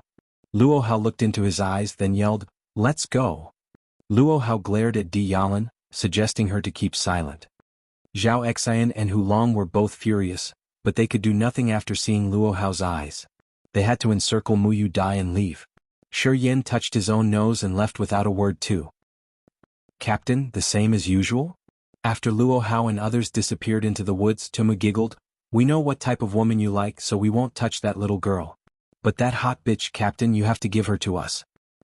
Bernard's eyes got colder and colder and he nodded gently, Collect the things on the snake first and then do what we usually do. Got it? Tomu smirked, That woman wanted to cut my cock. I would her to death later. She is a beautiful flower with thorns and though lower than you she is at the 3rd sky of the nascent realm. You need to be careful. Don't fail miserably in an easy task. Bernard grunted. Remember to kill those men first, don't merely indulge yourselves in the woman. Be cautious, don't let anyone run away. Yes, Captain. Chapter 24 Trouble. Chapter 24 Trouble. Uncle Luo, why are we retreating? As they were marching, Diyalan cut tree trunks with her sword and was angry. How dare that bastard tease Miss Mu and me? Shit. Nothing would have happened if you two didn't show up. Now we've gotten ourselves into trouble. Alas. Luo Hao sighed and said, Stop babbling. Let's leave. Hopefully we can escape it. Uncle Luo, we've already left, what's wrong? Muyu Dai got confused. It's more complicated than what you think. Luo Hao shook his head. None of those mercenaries are good men. That captain was so salacious when he looked at you that he wouldn't let it go easily. The 4 mercenaries operating on the snake appeared to be indifferent when we left, but they were much more interested in you, thus it's unreasonable that they would give up. They must know their captain's plan well. Muyu Dai's pretty face turned pale. Uncle Luo, are you guessing that they would pursue us? Not a guess. I'm very sure about it. Luo Hao sighed again. They didn't take action at once, for they were considering the materials on the demon snake. Other warriors and mercenaries may have come up to collect their prey when they were fighting with us. So surely they will chase us after they get the material on the snake. The Tush Mercenary Union have a really bad reputation. I have heard about them doing a lot of bad things. Uncle Luo is right. Wulong added. Uncle Luo, sorry, we were worried about you. Muyu Dai was in low mood. I understand. Luo Hao replied. However, he suddenly stopped and put Muyu Dai down gently. Thus Shi Yen stopped as well. He asked while frowning, what happened? They are pursuing us? Luo Hao glanced at Shi Yen in appreciation and nodded, replying with a rigid face, must be them. Uncle Luo, what should we do now? Hulong was furious and he yelled, they went too far. Let's fight against them like hell. Luo Hao looked serious. He thought quickly and ordered, Dialan, carry Dai and go first and send signals to us all the way. Young man, you go with them and be careful. Choose untraversed regions and don't get into high-level demon beast areas. What about you? Shi Yen asked calmly. We 3 will stay. Without Dai amongst us we can do sneak attacks easily. After delaying them we will catch up. Those guys won't fight with us if they don't see the girls. They should stop soon. Luo Hao replied fast. Got it? Shi Yen nodded and smiled lightheartedly. Don't worry uncle, where there are these 2 pretty girls there will be me. Okay, go. Luo Hao replied. Dialan wanted to stay and fight, but she had to compromise under Luo Hao's firm gaze. She stamped on the ground with regret and crouched to carry Muyu Dai. Then she ran to the thickest part of the forest. After some hesitation, Shi Yen took out a paper bag from his bag and put it in Luo Hao's hand. I got this poisonous powder by accident. It is called 7 snake saliva, which is made from poison fluid of 7 types of snakes. It's very easy to use. Just wipe it on the weapon and when it cuts even a little it will take effect. Before Luo Hao could say anything, Shi Yen smirked and advanced in the direction of Dialan. Uncle Luo, wasn't it too mean? A warrior has his own self-esteem. To use poison is contemptible. Zhao Xan frowned and looked at the poison powder in Luo Hao's hand with contempt, then he murmured, we know nothing about that boy and he's got so many vicious things. It's dangerous to let him stay with Miss Mu. Zhao Xan, there are not many rules here, so cut the crap. We would have been dead bodies if it weren't for his bone-chilling powder, and you wouldn't be here talking about righteousness. Luo Hao reproached angrily and said, everybody gets to keep some powder but don't use it too early in case it irritates those mercenaries. If it gets worse, don't hesitate to wipe it on weapons. You can reproach that boy again only when you 2 are still alive, understand? Got it? In the woods. Bernard and his 7 people were flying fast in the woods with cold faces and obscene smiles. Shoo shoo shoo. Arrows flew out from the woods one after another, hard and quick, which made the mercenaries stop and react. Bernard stopped at once and smirked. His right hand in the cuff finally stretched out. It was a shining silver iron hand. Rays of silver light exploded as the iron hand stretched out, and the light then divided into 7 crescent knives in the air, and flew toward Luo Hao's hiding spot with a rush. Ka ka ka. Tree branches in the woods exploded, and fell one after another as the knives flew by. The knives let out frightening silver lights and bombarded heavily in the place where Luo Hao hid himself. Bang bang bang. An ancient tree collapsed suddenly after being cut by the knives. Luo Hao's figure showed up for a moment and disappeared into the woods again quickly. Tumu, go ahead with Kinmo. We will take care of this side. Bernard smiled cunningly with his heavy face and added, the superior warriors are all here, while the women and that boy have run away. Remember, I need the women alive. If you kill them, you won't get even 1 crystal coin. Be at ease, Captain. I promise I will bring that woman to you clean and beautiful, so that you can make her serve you however as you like. Tumu laughed loudly. Kinmo, let's go first. Ah, that hot chick, haha, I will have her first. You are lucky today, you can taste her after me. Yeah, I can't wait anymore. The ugly mercenary with pimples all over his face laughed too as he advanced with Tumu. It's bad. Luo Hao was stunned and was about to send a signal. He didn't presume that Bernard was so experienced with this kind of situation. Bernard saw through Luo Hao's plan at once and sent people to chase Dialin pointedly. Stay here. Bernard sneered as he rushed to Luo Hao. My friend, you wanted to delay us, didn't you? Now I won't leave, so don't you leave as well. Let's trade blows and exercise our muscles. As soon as Bernard moved, the other mercenaries separated too to search for Hulong and Zhao Xian's traces. Carrying Muyu Dai on her back, Dialin shuttled back and forth in the woods. Every time she touched the ground, her well-shaped long legs would pedal on the earth and thus her bony body bounced several meters high, like a female leopard pursuing its prey. While up in the air, her short skirt under her armor flew with the wind, and her plump ass showed an attractive shape, looking extremely elastic. Shi Yin was staring at her figure joyfully and couldn't stop praising her hot body. No wonder those mercenaries couldn't get rid of Dialin in their mind. Little bastard, stop looking at my ass. Take care of the surroundings. Keep an eye on any demon beast trails around here. Dialin seemed to have a pair of eyes on her back as she shouted while running. It's fine. Shi Yin broadened his mouth. There are no trails of demon beasts for the time being, but it seems that someone is chasing us. I seem to hear their light steps. Someone's after us? Dialin was stunned. It couldn't be? The three including Uncle Luo are there. They weren't able to stop those crazy dogs? Shi Yin then stopped, bent down and leaned his ear against the ground. He said with a serious face, Uncle Luo wasn't able to stop all the crazy dogs? 2 of them are almost here? Dialin was astonished as she stopped in front. She observed with a pale face, Kid, carry Miss Mu and leave fast. I will stay and fight with them. No, I will stay. Shi Yin shook his head, took a deep breath, answering in a low voice, I was just thinking about testing the results of my recent training. Keep going, I will catch up. By the way, I will leave some signs as well in case Uncle Luo Hao loses trace of us after dumping those mercenaries. You? On Dialin's back, Muyu Dai turned her head to Shi Yin and gazed at him numbly. Then a glow crossed her eyes and she said with a complicated look on her pretty face, You could have gotten out of this trouble, originally. I know. Shi Yin smiled, but for you I'm in. I still owe you a lot. Once I pay it back I will leave even if you ask me to stay. Waving his hand he urged Dialin, Sister, what the hell are you doing? Mo.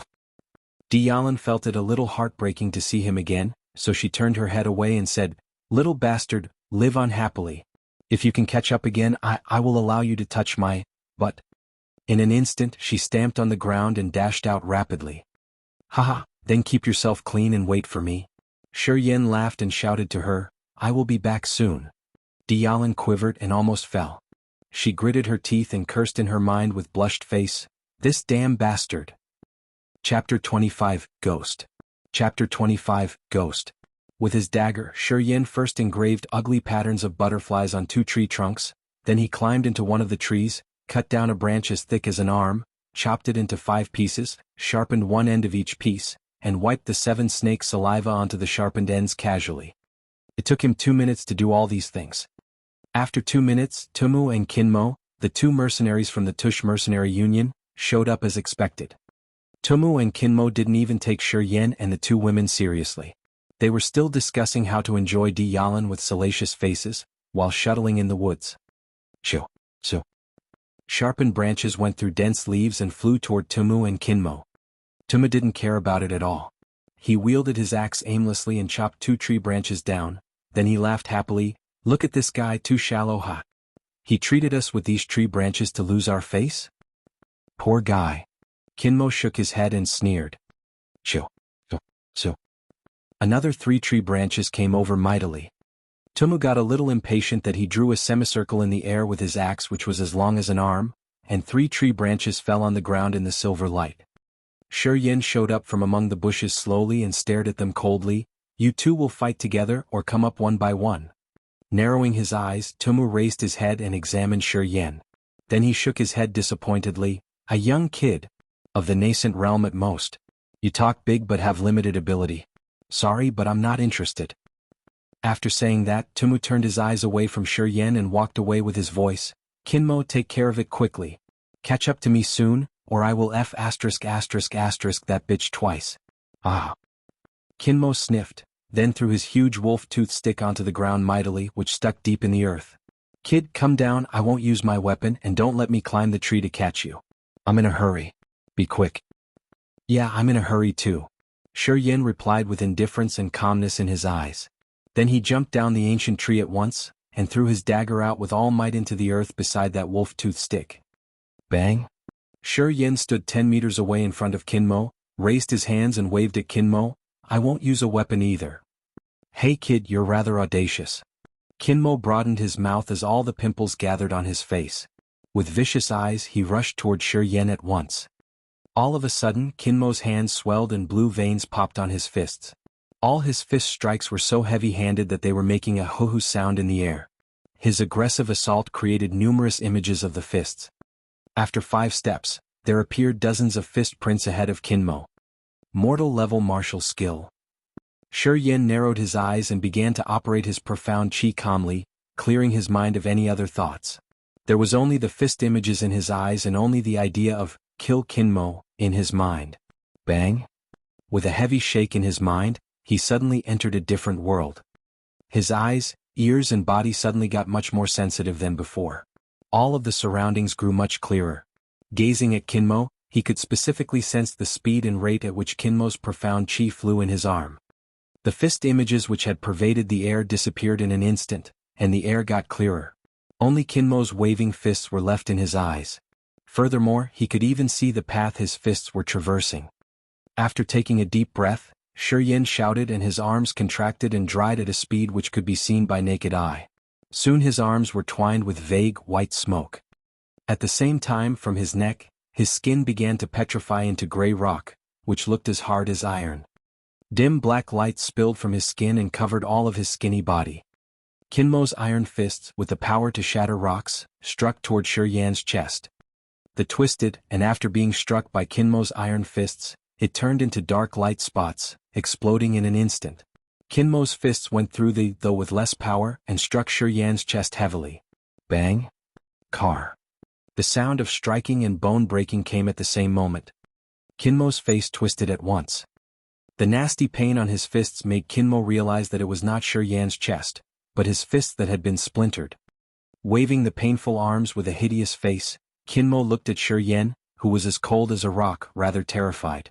He seemed to remember something at that moment, thus shouted, Petrifaction martial spirit from the Shi family. You are from the Shi family of the Merchant Union? Brilliant. Shi Yin smiled with coldness. Kinmo realized that he was at a disadvantage and thus tried to run, but it was too late since he was too close to Shi Yin. Shi Yin stretched out his hand like lightning and held Kinmo's neck. The white fog around his arm, containing all the negative emotions, flew into Kinmo's body, all at once. Kinmo was so frightened that he felt himself fall into hell and screamed while quivering, No! No! No! Kinmo kept screaming hard and waved his iron fists aimlessly, as if he couldn't see a thing, and tried to defend from the ghosts which were approaching him. Shi Yin had released his hand a long time ago. The white smoke had disappeared and his face had returned normal. He was counting the time in his mind. 1, 2, 3, 4, 5. While counting, Shi Yin walked leisurely to where his dagger was struck. He pulled it out and walked over to Kinmo with light steps. When Shi Yin counted to 17, Kinmo seemed to be calming down gradually. His eyes were becoming clear and he was about to come around. 17 seconds was far more than enough to kill a person dozens of times. Nodding his head lightly, Shi Yin got to know more about the situation. He moved like lightning and slashed across Kinmo's neck with precision. Blood jetted out of his neck as Kinmo finally came back to his senses. He stared at Shi Yin in hatred and fell down with regret. Squatting down beside Kinmo, Shi Yin wiped off the blood on the dagger with Kinmo's coat, and examined Kinmo's body. He found some food, hundreds of purple crystal coins and the 2 sharp tusks of the fire snake. After putting these things into his bag without any hesitance, Shi Yin took a deep breath.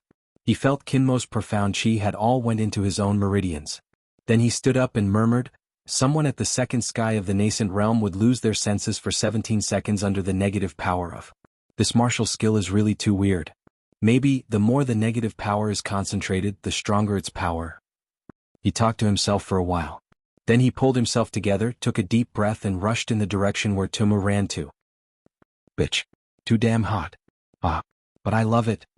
Tumu was laughing happily and having a fight with Dialan with his axe. Muyu Dai's eyes were cold. Cuddling her zither, she looked panicked and seemed to make a difficult decision. The heavy axe looked light as a feather fan in Tumu's hand. As the axe shone now and then, Dialan's short sword was at a disadvantage. Once the short sword touched the axe, Dialan's thin body would shake. Apparently, Tumu had a much stronger profound chi than Dialan. Tumu's axe left shadows in the air as he wielded it, and the shadows entangled Dialan like rings. Between the light reflected from the axe, Dialan's long hair flew up and down, and her short skirt was shredding, through which her thighs showed up now and then. Bitch, you know my ability, huh? Don't worry, you will know soon that my best thing is not my martial skill. Ah. Tumu laughed with joy as he planned to defeat Dialan slowly. He was teasing her deliberately. Dialan was very furious, but she couldn't talk back and could only defend with every effort. Sister, need any help? Shiyan's casual banter came from the woods all of a sudden. The next moment, Shiyan showed up with the dagger in his hand.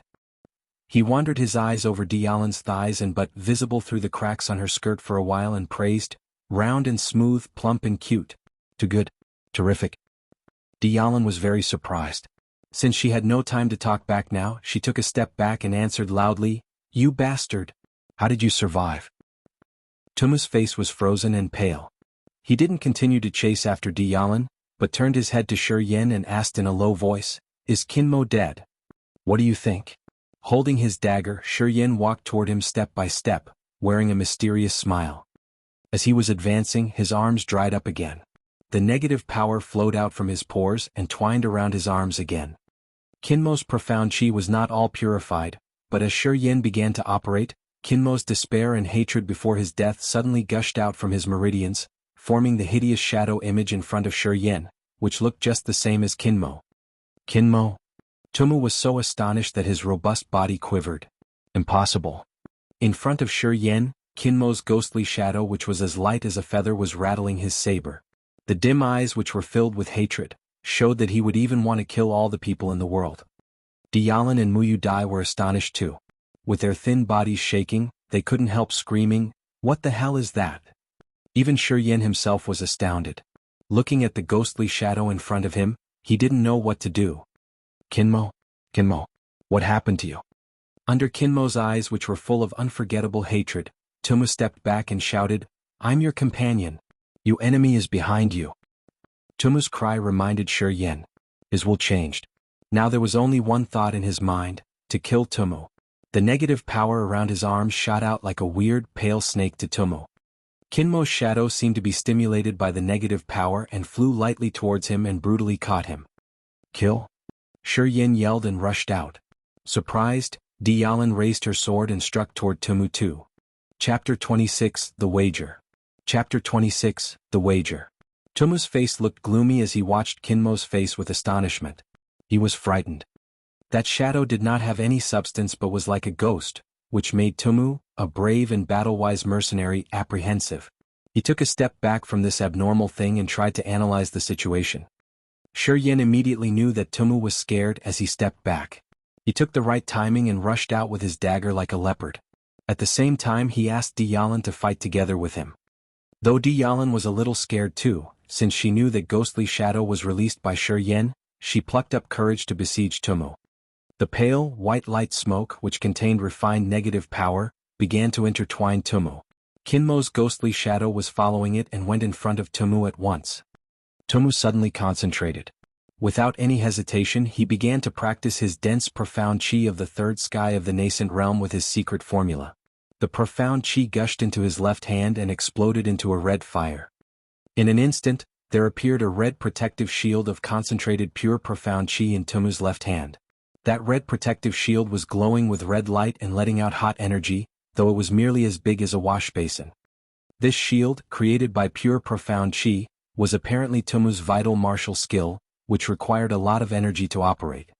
Just as the protective shield was produced, Tumu was already perspiring hard on his forehead. He must have consumed a lot of energy. The protective shield was sticking on Tumu's left hand. Seeing Shiyan's negative power pouring toward him, Tumu immediately raised the shield to block the negative power and Kinmo's ghostly shadow. Chi. That strip of white fog containing negative mood, along with Kinmo's ghostly shadow sparkled after bumping on the protective shield. In the pervading sparkles, the white fog faded away and the ghostly shadow seemed to be melting and dispersed into the air bit by bit. Noticing the shield could melt these two weird things, Tumu became a little relieved. He then sneered cunningly, "Kid, let me see what else you've got."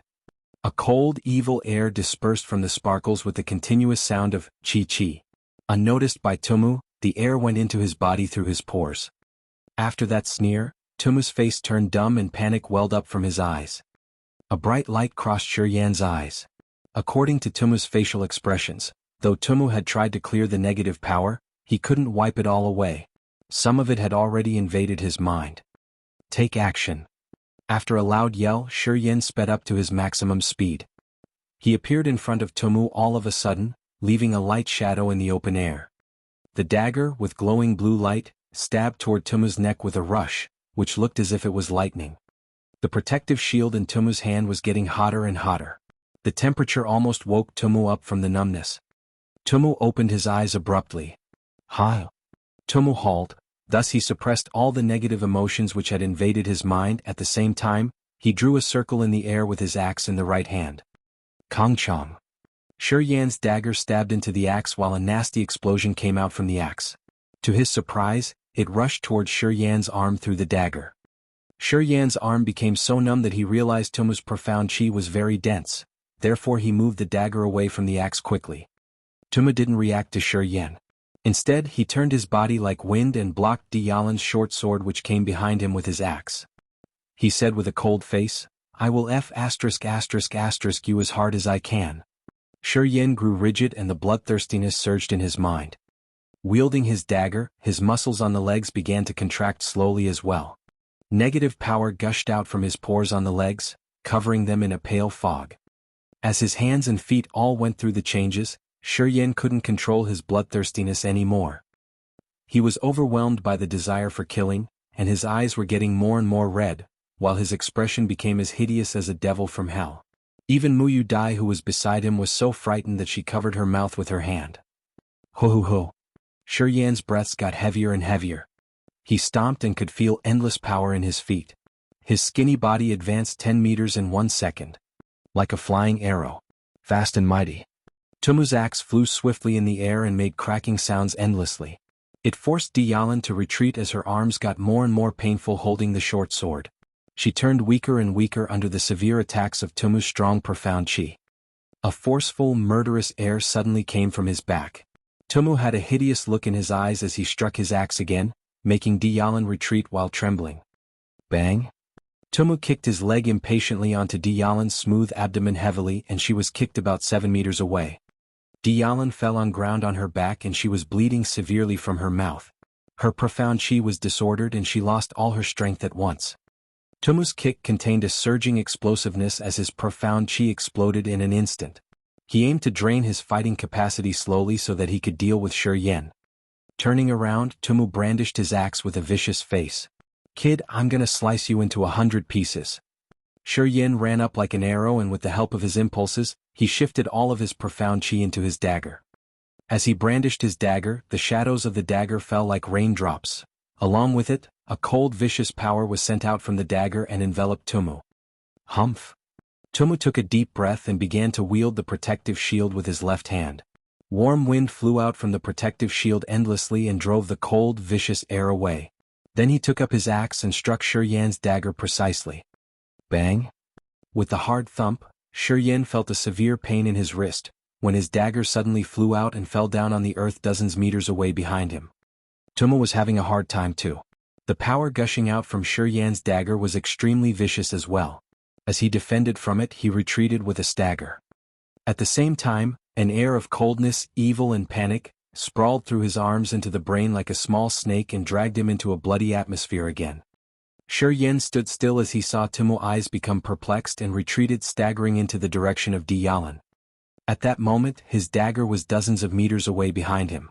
He would miss the best timing if he went to pick up his dagger and rush to Tumu. Maybe Tumu would have come to his senses by then. That will flashed across in his mind like lightning and his eyes turned cold. Then he rushed to Tumu with all his strength and captured Tumu's waist with his arms. He pushed up with his legs and pushed Tumu toward Diyalan with all might and yelled, Raise your sword. Stab. On hearing his shout, Tianyun, who was lying on the ground exhausted, saw a huge dark shadow fall onto her. Without any hesitance, Tianyun summoned all her strength and raised her short sword, which was as long as her arm. Pooh! As the sword stabbed into Tumu's heart, he woke up with a severe pain. He flailed crazily and tried hard to keep his balance. The sword stabbed into the back part of his heart, thus his body tilted in the air, and he didn't fall onto Tianyun immediately. With the support of the sword, Tumu kept that tilting position magically and didn't fall immediately, as if his legs had rooted in the ground. Tumu struggled with all his strength but only to find his hands held by Shi tightly. Shi looked rather cool and he smirked, "Wild dog, you are done." Keeping that position, Tumu shouted, "Bastard! Let go of your hands. The sword stabbed me, it can also stab you. Let go of your hand. You want to die with me?" Tumu was really tough and he could still raise his leg like lightning under this situation. He kicked his knees into Shi belly heavily. Shi injected his profound chi crazily into his arms. Since he couldn't activate he tried to use the Petrifaction martial spirit. Tumu struck his knees into Shi again and again. Under that heavy striking, the power of Petrifaction seemed to be concentrated in Shi's abdomen, while the other parts of his body turned normal. His abdomen grew gray and was as hard as stone. Under the attacks of Tumu, who was at the third sky of the nascent realm, Shi could still support himself with the Petrifaction martial spirit. Though he felt extreme pain in his abdomen, he didn't spit out blood and his defensive power became abnormally strong. Tianyun, who was under them, then came to notice that Shi and Tumu were hugging tightly. If she thrust her short sword toward them, or Tumu fell down heavily, the sword would go through Tumu's body, and then into Shi's body, sticking them together. Knowing that Shi would be stabbed along with Tumu, Tianyun didn't dare act rashly, so she screamed, "Bastard! Release! Wild dog, I'm shorter than you. But you will be the dead one and I could only lose an arm at most." Shi looked at him coldly with a smile. Then with Tumu's frightened eyes, he threw Tumu and himself with all his might onto Tianyun. Po, po. The sound of the weapon breaking the flesh and bone came one by one. Tianyun was lying on her back while Tumu was lying on her on his back and Shi on Tumu. The sword in her hand stabbed through both of them.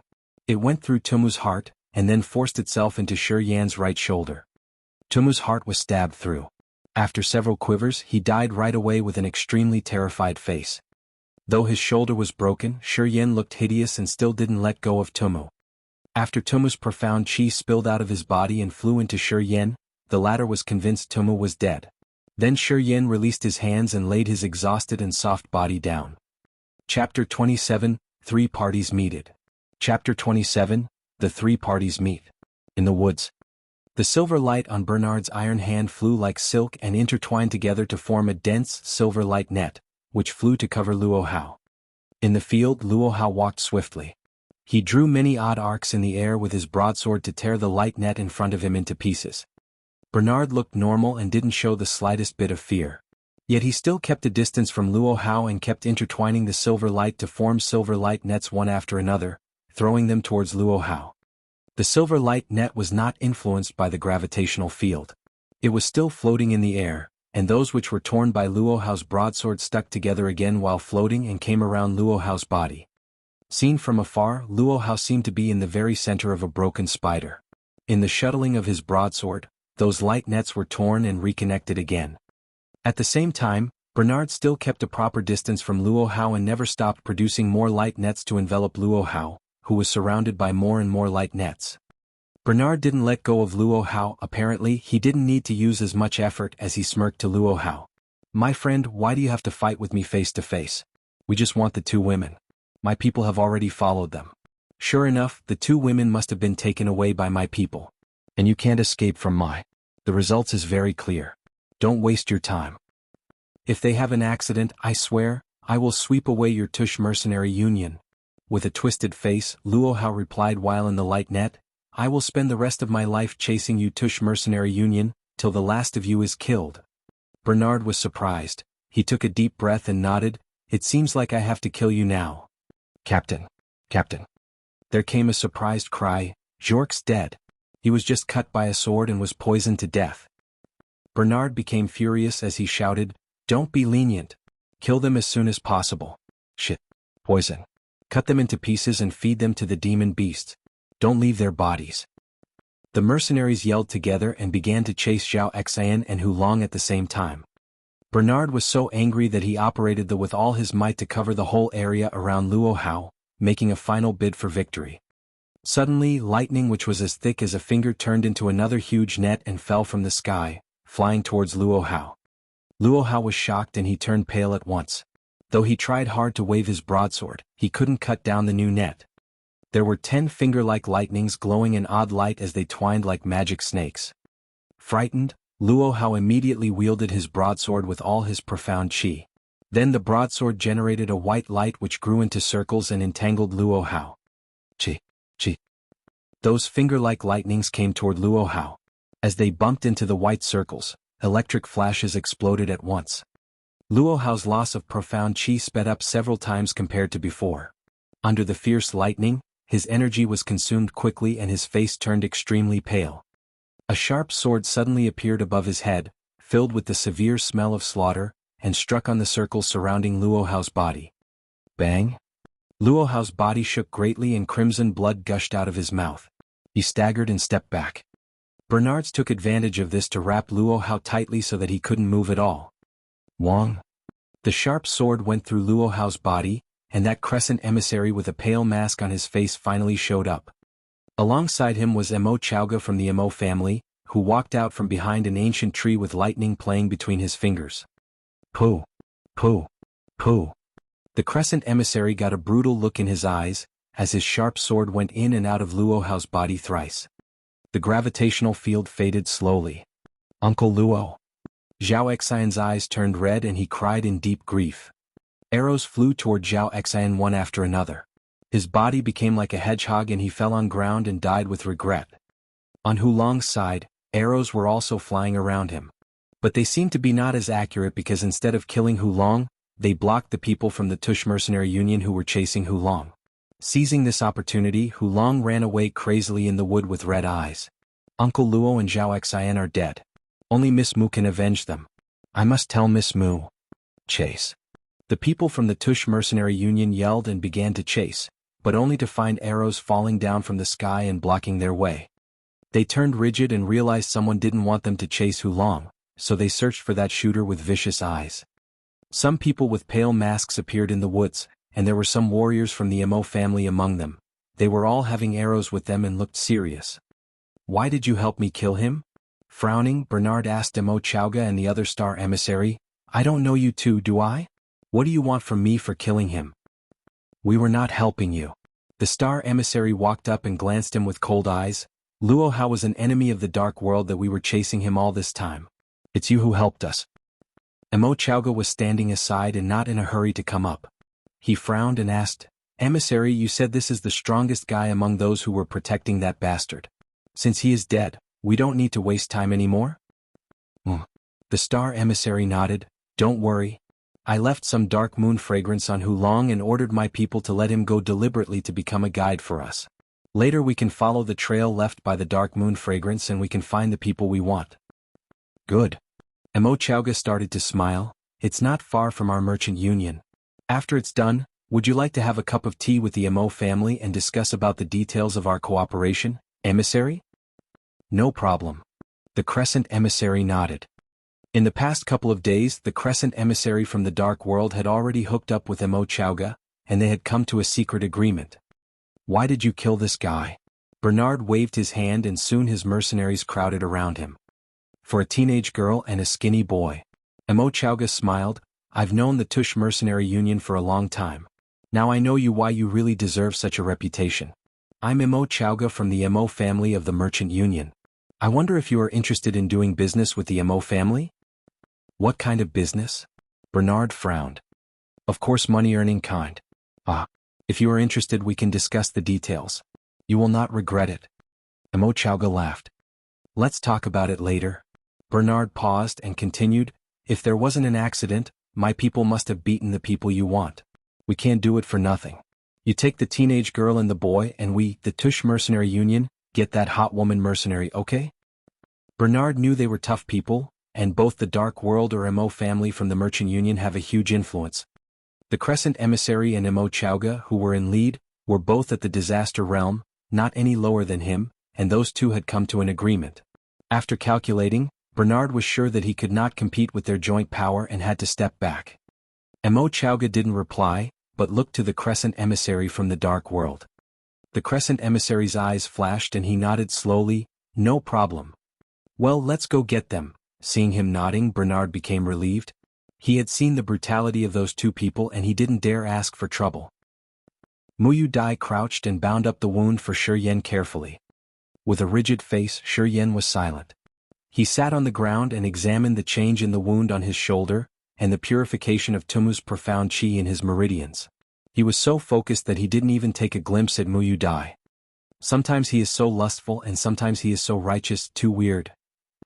Muyu Dai questioned secretly, as generally in recent days, Shi Yan looked at her so audaciously without any disguise. But now they were so close and could even smell the scent on each other, Shi Yan didn't even look at her. She was rather confused. Muyu Dai was so perplexed and she was not sure about Shi Yan's real personality. Narrowing his eyes, Shi Yan concentrated on the changes occurring inside his body. The cells of the wound on his shoulder were very alive. Without doing anything, he could sense they were recovering gradually with the aid of the immortal martial spirit. After Tumu's profound chi was purified in his meridians, the odd negative emotions were generated secretly within them. After operating, he didn't have the slightest amount of strength in his limbs and they ached a lot, seemingly not recovering in a short time. This familiar side effect made him uncomfortable, but he could do nothing. Tianyun, who was resting not far from them, regained her spirit and began to search Tumu's body. 1 minute later, Tianyun walked to Muyu Dai and Shi Yan with a little bag. "There is some food on this guy, some demon beast materials and 3 star bombs. We don't need the demon beast materials, but the star bombs are rather brutal." "Star bombs?" Flash crossed Shi Yan's eyes and he stared at the green balls which were as big as fists. He asked with a lot of interest, "What are they for?" "It will explode once shaken and produce starry blades, which are very sharp and would fly in all directions. The impact is so strong that even a profound chi shield from a human realm warrior couldn't prevent it. It's a type of brutal treasure and is very expensive. These 3 may cost 5,000 of black crystal coins." Tianyun explained. "Too brutal? Give it to me." Shi Yan stretched out his hand and asked Tianyun to hand it to him casually. "Tata. Tat-ata." Heavy steps came suddenly. Tianyun got pale and held her short sword cautiously. Shi Yan pushed Muyu Dai away a little rudely. He stood up with a grunt with the dagger in his hand, and began to stare at the direction where the sound came. Hulong, with bloody eyes and blood on his chest, staggered toward them. At the sight of Tianyun, Hulong burst into tears and cried, "Uncle Luo and Zhao Xen died. Miss Mu, they died tragically. You must avenge them." Chapter 28, The Blast. Chapter 28, The Blast. Muyu Dai's slim body shook and she leaned against the tree trunk weakly, tears welling up in her eyes and flowing down her face. All along the way, Luo Hao and Zhao Xan had protected her wholeheartedly. She had only survived until now because of Luo Hao, who was like her spirit. Hearing that Luo Hao and Zhao Xan were both dead, Muyu Dai was filled with so much grief that she didn't even want to think about escaping. Tianyun's eyes were almost on fire as she clenched her teeth and asked in trembling voice, "Who the hell did that?" Hulong choked with sobs and quickly explained the details. Then he added, "Apart from the Dark World and the Tush Mercenary Union, there were also people from the Mo family from the Merchant Union. That guy released the power of lightning which was not refined from profound chi. It should be the lightning martial spirit of the Mo family." The Tush Mercenary Union. Dark World. Mo family. Tianyun clenched her teeth and uttered word by word. Then she yelled, "They all must pay for that." Shi Yan frowned as he heard about the lightning martial spirit. He realized quickly that the target of Mo family was him. An odd scent suddenly went into Shi Yan's mouth and nose, which made him stand up quickly and walk around Hulong. He turned pale and said, "Brother Hulong, you have a strange fragrance on your body, you shouldn't have escaped alive." "Ah. Kid, what do you mean?" Tianyun stared at him. "You wish Hulong was killed?" But Hulong realized what he meant after a thought, and he answered with a bitter smile, "So it is. They didn't kill me because they wanted to find you. I thought I got lucky." "Ah." Then, before Tianyun could stop him, Hulong kneeled down in front of Muyu Dai and kowtowed 3 times. He said, "Miss Mu, please live on happily and avenge us." He then stood up and ran away quickly as his lamenting voice came afar. Leave soon. Take the other way. I will distract them and earn as much time as possible for you. Hulong. Dialan and Muyu Dai wailed loudly. We should leave right now. Miss Mu, remember the grief and live on well. Shi Yin looked serious as he stretched out his hand to Dialan. Give the star bombs to me. You leave with Miss Mu. I will catch up to you soon. Dialan's mind became blank because of her friends' deaths. She was dumbstruck for a while, then she handed the 3-star bombs to Shi Yin, and asked in husky voice, What are you going to do? For now, to ask for some interest for Uncle Luo. Shi Yin went up to Tumu's body quickly with an icy face and cut open Tumu's belly with his dagger and then put 2-star bombs inside it. After that, Shi Yin wiped the 7 snakes' saliva on the belly carefully, and turned over Tumu's body. Now his body was lying face down. People get curious.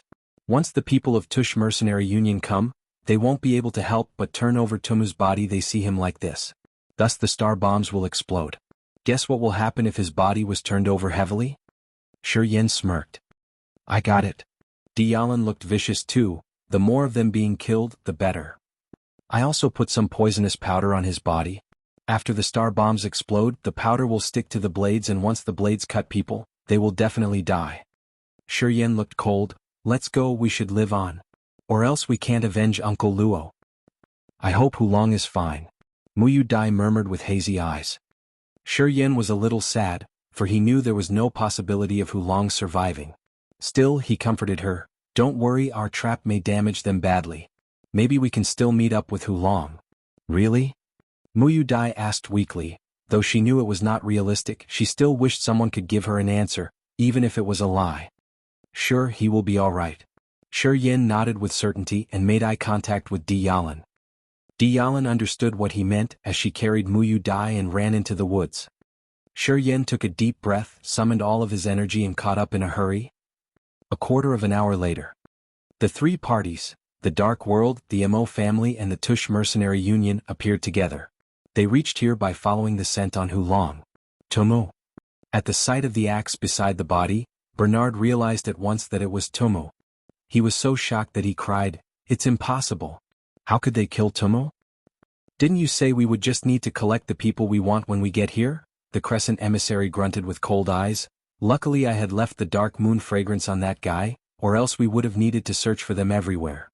Bernard was rather confused as he ordered, Zhuosong, turn Tumu over and check him. It was that boy who killed him. Mo Yinyu reminded Mo Chaoga in a very low voice, everyone who was killed by him will be drained. There must be poison on that boy's weapon. That boy is something. Mo Chaoga nodded and reminded her, be careful later. Don't become impulsive. Got it? As they were talking, Zhuosong, a member of the Tush Mercenary Union, had already run to Tumu's body on Bernard's order. Zhuosong grasped Tumu's shoulder and turned his body over, and was just about to examine it. Thud. The back of Tumu's body kicked on the ground heavily. Bang, bang. A severe blast exploded out. Tumu's body ruptured into thousands of pieces in an instant. Thousands of blades mixed within Tumu's flesh and blood flew out from his body like stars. As the blast was unexpected, those blades covered with flesh and blood shot toward everybody directly. As the Tush Mercenary Union stood closest to Tumu, they were hit first. Due to the flying blades, 3 mercenaries turned into honeycombs, with bloody holes appearing all over their bodies. Zhuosong, who had turned Tumu over, was blasted apart and his flesh and blood was mixed with Tumu's, flying in all directions. The Dark World emissaries and people from Mo family didn't expect such a development, and thus they also didn't escape from it. Though they were dozens of meters away, the warriors were injured as well, especially those of the elementary realm from the Mo family. They were cut by blades before they could defend themselves. Miserable screeches continued. The blast from the 2-star bombs made it hell in this area. Flesh and blood filled the air. Limbs and entrails were spread all over on the ground. Amidst the terrifying howls, everybody was panic-stricken. Seeing that picture, Mo Yinyu, who was protected by Mo Chaoga, couldn't stand anymore. She turned pale and vomited. Some warriors from the Dark World and Mo family were only cut by blades. They thought themselves lucky. But soon they felt pain in their body and began to lose their vision. Damn it! Poison on the blades. Mo Chaoga looked as if been stomped on by someone. He stared at the warriors from Mo family and shouted, Cut off your wounded flesh. Fast, fast. The huge man Johnson's arm was cut by a blade, so it was bleeding badly. Johnson was so terrified that he clenched his teeth and cut half of his left arm off. He howled and kneeled down. "Miss Mo, please bind this up for me." Oh. When Mo Yinyu stood up and saw Johnson's dismembered arm, she got sick and began to vomit again. Looking at the flesh, entrails, limbs and green bodies on the ground, Bernard boiled with rage, and his eyes were filled with murderous desire. He will eat whoever did all this alive. Among them the Dark World lost 3 people while the Mo family lost 5. Since Bernard was closest to Tumu, he suffered the biggest loss, for all his people were dead. He was on his own now. "I'm gonna kill them. I'm gonna kill them. I'm gonna kill them." Bernard kept howling like a crazy demon beast. "Humph." The Crescent emissary grunted and said to Mo Chowga, "Let's keep chasing. Leave him alone." He lost people and blamed Bernard for it. If Bernard didn't orders Wasong to turn over Tumu's body, there wouldn't be such a crazy blast. "Let's keep chasing." Mo Chowga nodded and left with the people from the Dark World, not bothering to deal with Bernard, who was raving like a lunatic. "I will kill them." Bernard panted as he looked in the direction where the Dark World and Mo family people went. After a long while, he chased after them with a murderous look. Chapter 29 Eating Human Flesh. Chapter 29 Eating Human Flesh. In the thick forest, while carrying Muyu Dai on her back, Dialan was moving with Shi Yen. Being on alert, Shi Yen was observing the surroundings carefully. Once he found trails of demon beasts, he would tell Dialan in advance. Thus she could change her direction to avoid meeting demon beasts. Time flew by. Quickly it became dark and there was the bright moon hanging in the sky.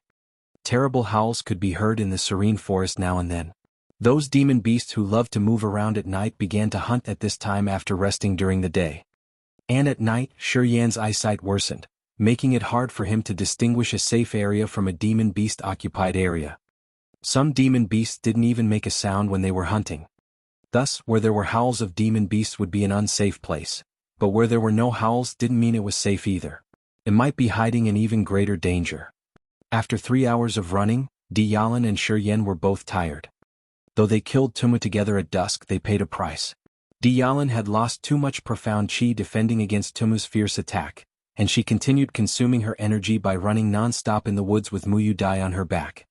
Dialan was extremely exhausted now. It was only her strong willpower that was supporting her along. Shi Yan was in no better state either. His shoulder was wounded, and though it was bound up and the immortal martial spirit was helping him recover, it still needed more time. The side effect of operating was a great loss of energy. Also, Kinmo and Tumu's profound chi which he had absorbed was still being purified, and the desire for blood was welling up now and then, but he still needed to observe the surroundings cautiously. He was even more tired than Dialan. "Let's have a rest," Muyu Dai advised softly. According to Dialan's heavier steps and slower actions, Muyu Dai realized that she was going to hit her limit soon. "Okay." Shi Yan took a breath and replied calmly, "Let me find a comfortable place." Immediately, he climbed up an ancient tree like a monkey to find dense foliage to hide himself. Standing on that ancient tree, Shi Yan was examining the surroundings. Dancing from tree branch to tree branch, he moved to a nearby withered tree. The ancient tree had thick, dry trunk. It must have been dead for years. Shi Yan examined the dry branch of that withered ancient tree and was surprised. This tree is hollow from the inside, and its bottom is spacious enough for us 3 to sit down. A good place. You 2 have a rest first, then come up. The upper part of that ancient tree was thin and was only wide enough for one person to slip in, but its bottom was rather thick. It was 10 meters tall, which was easy for Shi Yan and Dialan to slip down, and also wide enough for Muyu Dai to climb with the help of a rope. Hearing that there was such a good place, Dialan couldn't bear it anymore and urged, "Then let's get in soon. Demon beasts haunt this area. If we bump into one, it would become trouble." "Okay, hand that rope to me. I will pull Miss Mu up first." 2 minutes later. The 3 of them sat down together in the hollow bottom of that ancient tree trunk. The starlight fell into the empty center of the trunk. Outside, the demon beasts were howling ominously. There was total silence inside. Muyu Dai and Dialan were filled with agony. All along the way, those 2 had stuck with Luo Hao and helped each other through many difficulties. But now, only the 2 of them were alive and it was still uncertain if they could survive. Their friends had died and bad guys kept chasing. Maybe tomorrow the people of the Dark World and the Tush Mercenary Union would catch them and harass them. The feeling of hopeless for tomorrow made Muyu Dai and Di Yalan quite worried.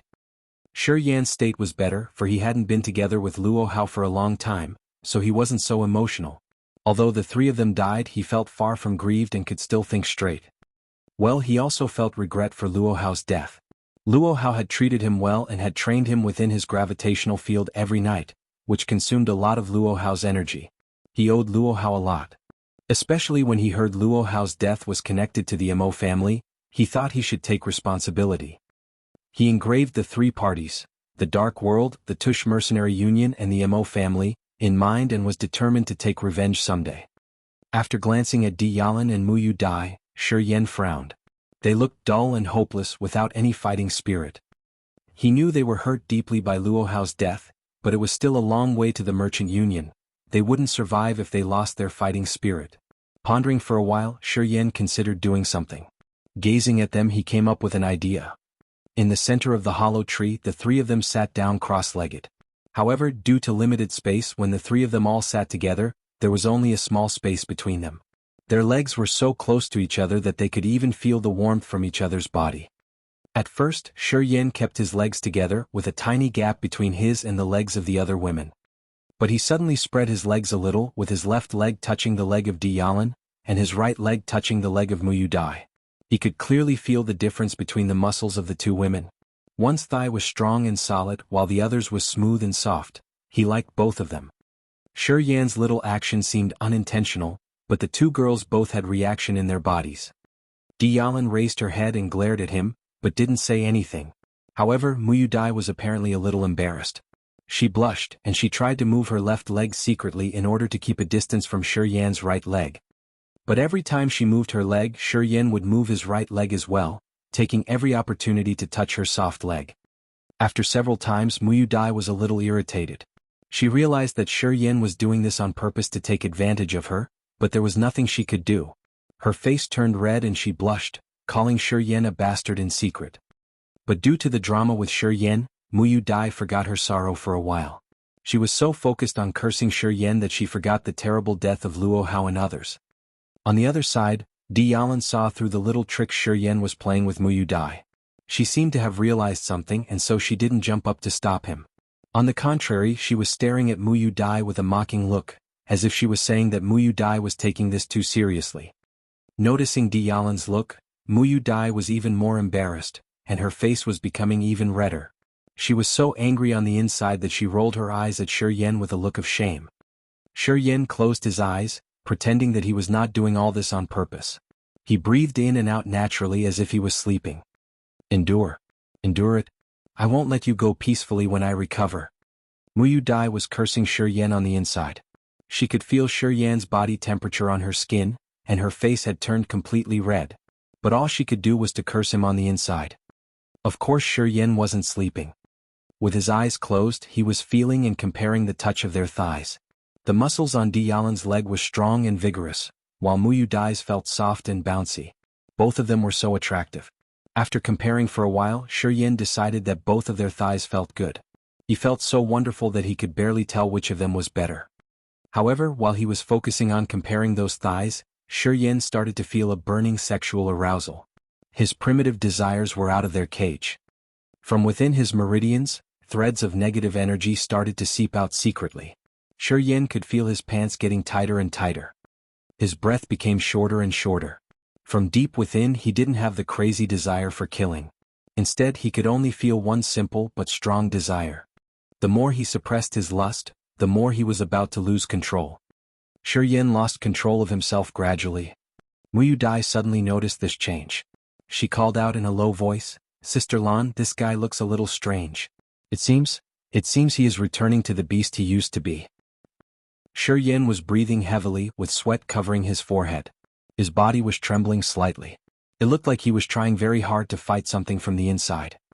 Because the two, Di Yalan and Muyu Dai, were sitting next to him with their thighs touching each other, they both noticed the strange reaction on Shi Yan's body. Glaring at Shi Yan for a moment, Di Yalan blushed as she said, "This time he is different. He wanted to kill before, but now he... Now what?" Muyu Dai was confused. Now he wants to eat human flesh, Dialin answered briefly. She looked a little embarrassed as well, and couldn't finish her sentence with a more detailed explanation. Eat human flesh? Muyu Dai's face turned white as she heard this. She screamed with terror, this is even worse. How come? Will he also turn into those demon beasts? Sister Lan, is he gonna eat us both? What should we do? Apparently she didn't understand Dialin. You silly girl, what are you thinking about?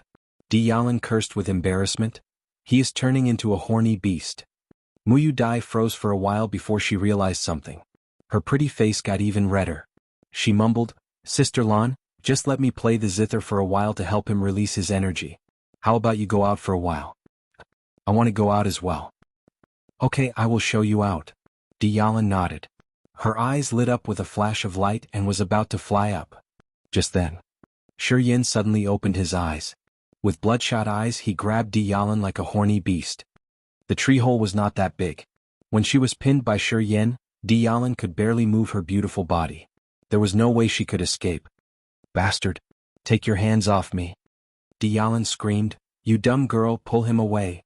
Quick! Muyu Dai was taken over with panic.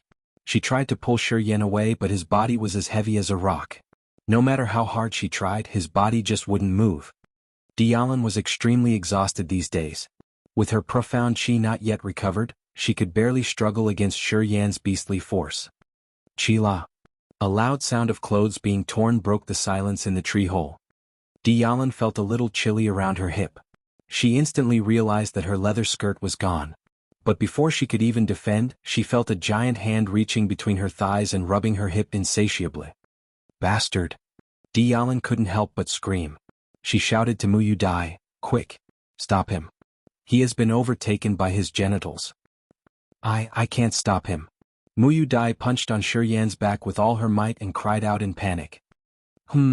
With her sensitive parts being touched and rubbed by those fingers, Dialin gradually lost her defenses. She couldn't find any strength to fight back and couldn't help moaning. Her arms gave up the fight as well. Muyu Dai was astonished. She whispered in a low voice with blushed face, Sister Lan, why are you screaming? I'm not screaming. Do something, ouch! Dialin felt weaker and weaker and her voice were getting softer as well. Sister Lan, it's too late. Muyu Dai mumbled with her eyes filled with fear. What's too late? Dialin was stunned. The next moment she felt a hard thing inside her body. With her body trembling with the thrill, Dialin realized that it was too late to put on a fight. A miraculous feeling pervaded in her body and drowned her sanity. Well, maybe we will all be dead tomorrow. I will just let you take me this time. The continuous pounding she felt from that guy had completely crushed her defenses, both physically and mentally. Dialin covered her mouth with one hand. She couldn't help but scream with pleasure, as Shi continuously twitched inside of her. Muyu Dai's pretty face was covered in panic. She stood there like a statue watching the two of them getting all sweaty. Right in front of her, Shi was working hard on Dialin.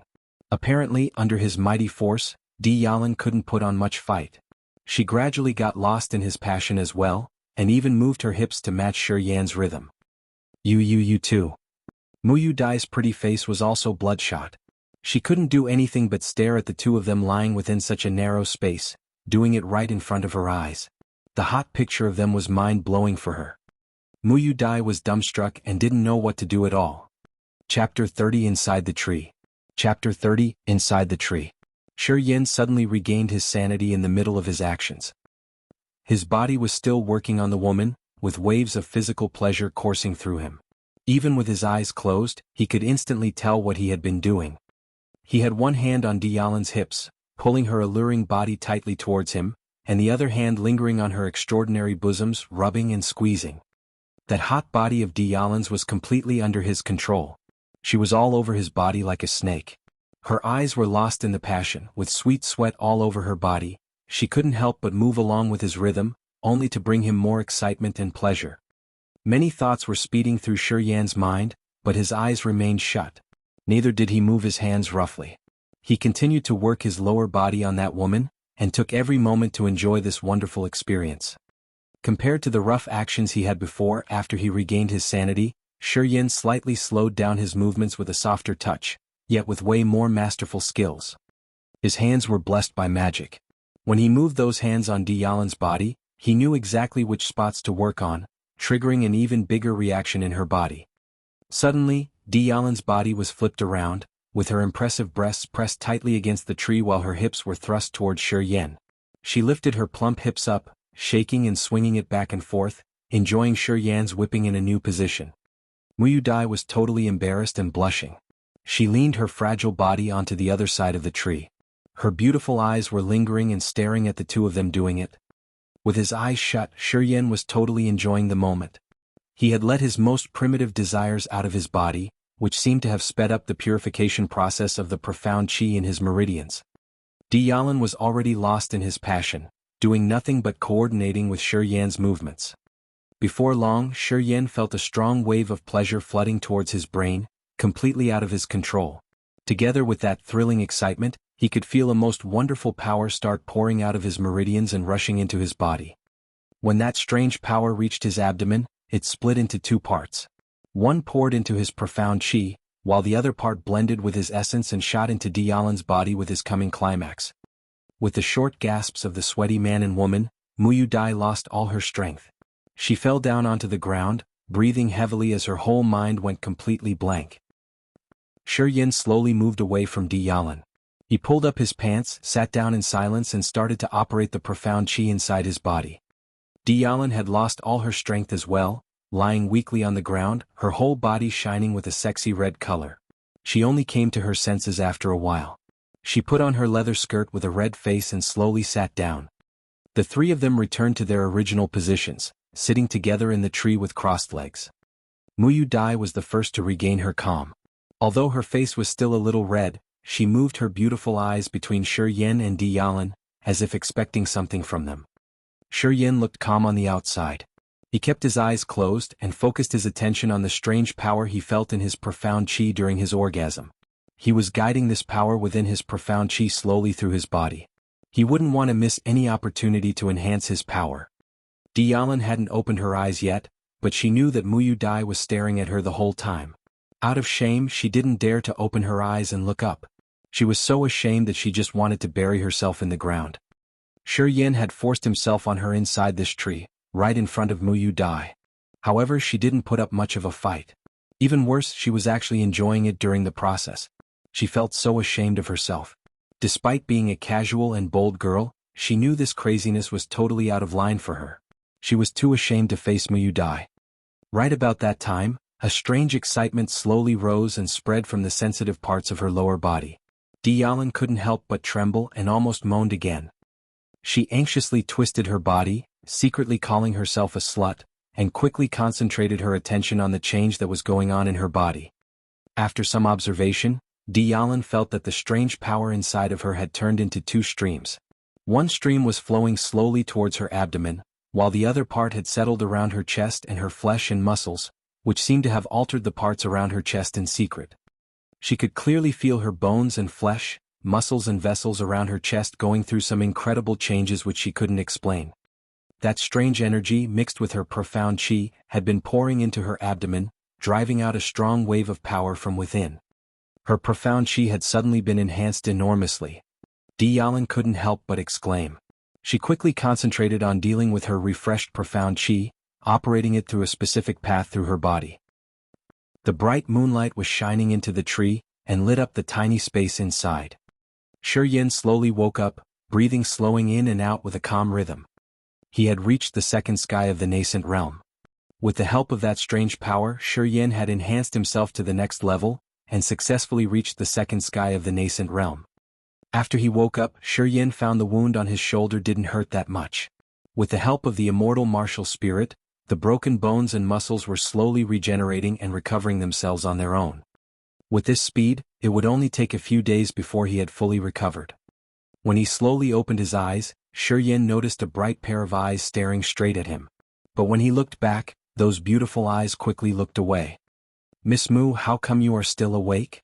Shi Yan said with a calm voice, with nothing strange showing on his face. Seeing Shi Yan looking back at her, Muyu Dai was so embarrassed that she quickly looked away. She turned her face away with a blush to avoid eye contact and said in a joking tone, "You two were making such loud noises. How is it possible for me to fall asleep?" Oh, so sorry to disturb you. I will remember that next time. Shi Yin laughed with embarrassment and defended himself with a natural explanation. There must be something wrong with my body. Something odd happened to me and destroyed my sanity. There's nothing I could do about it. Sorry. So you mean you were unconscious during the whole time? Muyu Dai said with a grin on her face. I was watching you two doing it. At first you were, but afterwards you couldn't have been unconscious. Otherwise you wouldn't be able to do that kind of thing?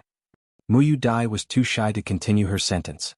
She was right there when Shi Yin pulled out all those tricks on Dialin. No one in their unconscious mind would be able to play all those sexual tricks or remember all those different kinds of sexual positions, right in the middle of being insane. Therefore, Muyu Dai was certain that Shi Yin had come to his senses way before he finished on Dialin. Shi Yin was completely speechless for a while.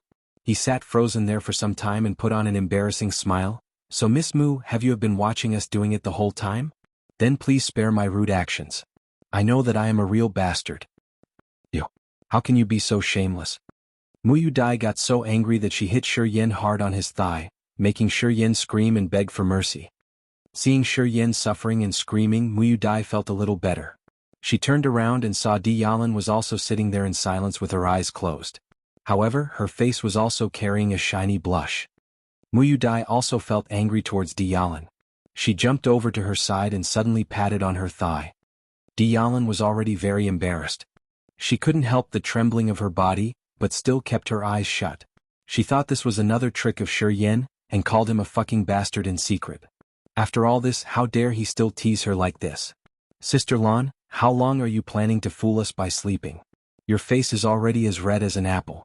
And you still want to pretend that you are operating your profound chi? You think we are both too foolish to tell? Muyu Dai said in an annoyed voice.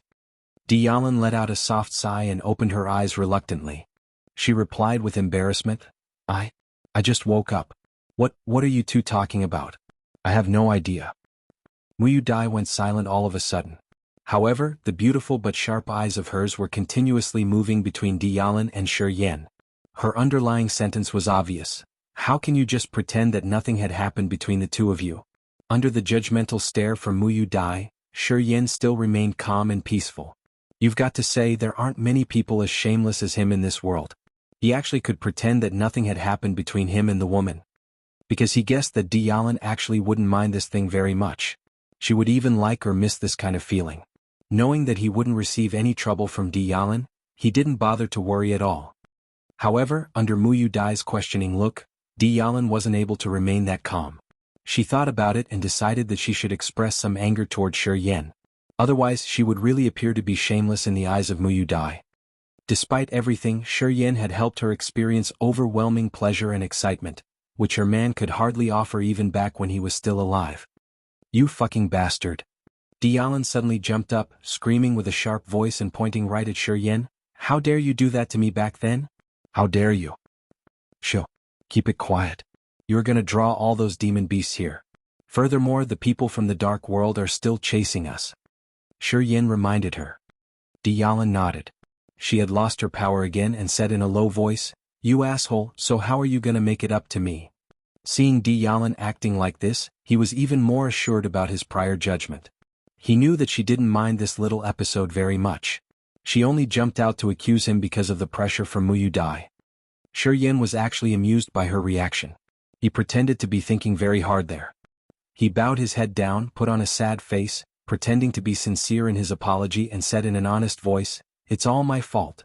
Sister Lan, how about you tell me, how would you like to be compensated? Dialin was literally surprised by his reply.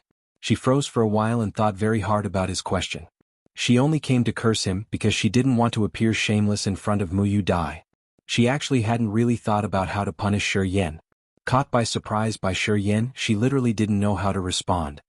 How about you beat him up and call it a night? Muyu Dai put on a naughty face and joked about it. Even she could tell that her sister Lan was not intending to punish Shi Yin, at least not very hard. That's a good idea. He surely deserves that. Dialin nodded with agreement and said with a tough voice, Just wait until he recovers from his wounds. At that time I'm gonna kick his ass. You don't need to worry about this. I will make sure that you will be satisfied with his punishment. Muyu Dai rolled her eyes at Di Yalan and went completely speechless. What was that all about? What do I have to do with your business? So you are simply punishing him in order to make me satisfied. Whatever you two. I'm going to sleep. Muyu Dai had finally realized that she was literally caring too much. She should have just minded her own business. She mumbled as she turned to sleep, one horny man, one slutty woman. No wonder, you two were already expecting this to happen. I should have known better. Poor me, my soul has been hurt and my eyes have been polluted. She kept a low voice, but due to the small space between the three of them, it wouldn't be a surprise that both Di Yalan and Shi Yen had heard her clearly. Shi Yen secretly grinned and pretended to be sleeping. However, Di Yalan couldn't take this anymore. She teased Muyu Dai a little, you wicked girl. Muyu Dai took a glance at her and mumbled again, you two be quiet for the rest of the night. I really need some good sleep. Please just control yourselves. I cannot take your actions anymore. Di Yalan replied with a blush on her face, I know, just go to sleep, you wicked girl. Chapter 31 Blue Magic Flames. Chapter 31 Blue Magic Flames. Muyu Dai did as she was told and shut her mouth. However, with Muyu Dai staying quiet, the atmosphere between Di Yalan and Shi Yen got a little embarrassing. The two of them just lay there facing each other. Neither of them knew what to say. It's about dawn. Shi Yen looked up at the sky, trying to make some casual conversation. How are you feeling? Has your profound chi recovered? Not only has my profound chi recovered, but it has also been enhanced. Di Yalan checked her body in secret. Her eyes suddenly lit up in excitement. She said in a low voice with a blush on her face, Back then it seemed like there was some strange energy streaming into my body. That strange energy merged with my own profound chi, and even altered something in my chest. She frowned a little, trying very hard to recall the feeling. She thought that the strange stream of energy seemed to have come from Shi Yen, or was originated from the profound chi that he had shot into her body. Shi Yen thought for a while and whispered to himself, It really is that. Di Yalan's gorgeous eyes lit up with an exotic charm again. She insisted, Is it because of you? Shi Yen nodded and explained with a smile, I once received some pills from an alchemist, but when I took them I never managed to absorb them entirely. However, those pills as well as their power, still remain inside my body. Back then it seemed as if the power of those pills merged with my profound chi and got planted into your body as well.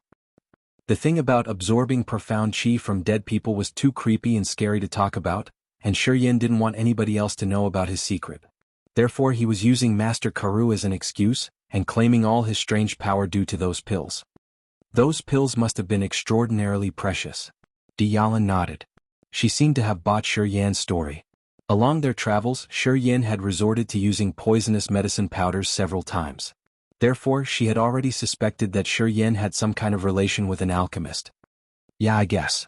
Shi Yen smiled without elaborating too much on his relationship with Master Karu. He thought for a while and said with a frown, You mentioned that there was a strange stream of energy which seemed to have changed the muscles and blood vessels within your chest. Can you try to operate your profound chi around your chest and see if there are any reactions? Shi Yen suddenly thought of the miraculous awakening of his petrifaction martial spirit inside his body. It seemed that the strange flow of energy could not only enhance one's profound chi, but also trigger one's dormant martial spirit. It was exactly due to the influence of that strange energy that the dormant petrifaction martial spirit inside his body had suddenly awakened. Even the emergence of the immortal martial spirit probably had something to do with that strange stream of energy. Hearing Di Yalan talking about the odd changes in her chest, Shi Yen had already come up with a theory. Okay, let me try. Di Yalan slowly nodded. She concentrated her energy into her chest and paid close attention to the changes happening inside. Controlling her profound chi, streams of profound chi flew into her beautiful bosoms, and lingered for a while around her tender breasts. But now her profound chi seemed to be a bit different. Suddenly a most amazing thing happened. It seemed that her profound chi had changed and was becoming hotter and hotter. Di Yalan suddenly panicked. She quickly moved the profound chi towards her arm, and then through the veins and vessels into her right palm. Boom! A magic flame the color of purest blue suddenly jumped out of Di Yalan's right palm. Although the flame was merely the size of a fist, it was burning with an extraordinarily high temperature. The little flame was dancing on Di Yalan's palm, lighting up the hollow tree, as if they were embraced by the tender blue waves of the ocean. Wow! Di Yalan couldn't help but exclaim. She jumped with excitement and her eyes were shining brightly. Bingo! Shi Yan was also secretly cheering. He was right about this energy. Looking at that blue flame, he was now certain that that strange energy could really trigger one's inborn martial spirit. The blue magic flame. Dialin couldn't help but scream in excitement. She said with complete thrill, "This is the martial spirit of my family. I know about this. This is the blue magic flame's martial spirit. Since my grandfather, no one has inherited this martial spirit. Oh my god. But how is this even possible?" Muyu Dai was already awake due to the noise they were making. She was also staring at Dialin, but couldn't figure out what was going on. Muyu Dai looked so confused. How is that even possible? Sister Lan, you are already 27 years old. How come that you could still awaken the dormant martial spirit inside your body? What is going on here? Is this a dream? She rubbed her eyes and still couldn't believe what just happened. Ha! Dialin was brimming with excitement. She had absolutely no idea how to express her bliss. She couldn't help but continuously stare at that blue burning flame on her palm, and she suddenly burst into tears. She was actually crying in joy. However, Shi Yan could totally understand her feelings. On the Grace mainland, warriors with martial spirits definitely took a dominant position. They would have more prosperous future as well. To warriors, the martial spirits were more important than anything else. Those without a martial spirit would often dream and kill for a martial spirit. To warriors like Dialin, whose family had once possessed a martial spirit, it was a real shame not to carry on their family's martial spirit as an inheritance. If this situation continued for several generations, even the most glorious family could end up fading into oblivion. No matter if it was the warrior or their family, possession of a martial spirit was essential. So what is really going on here?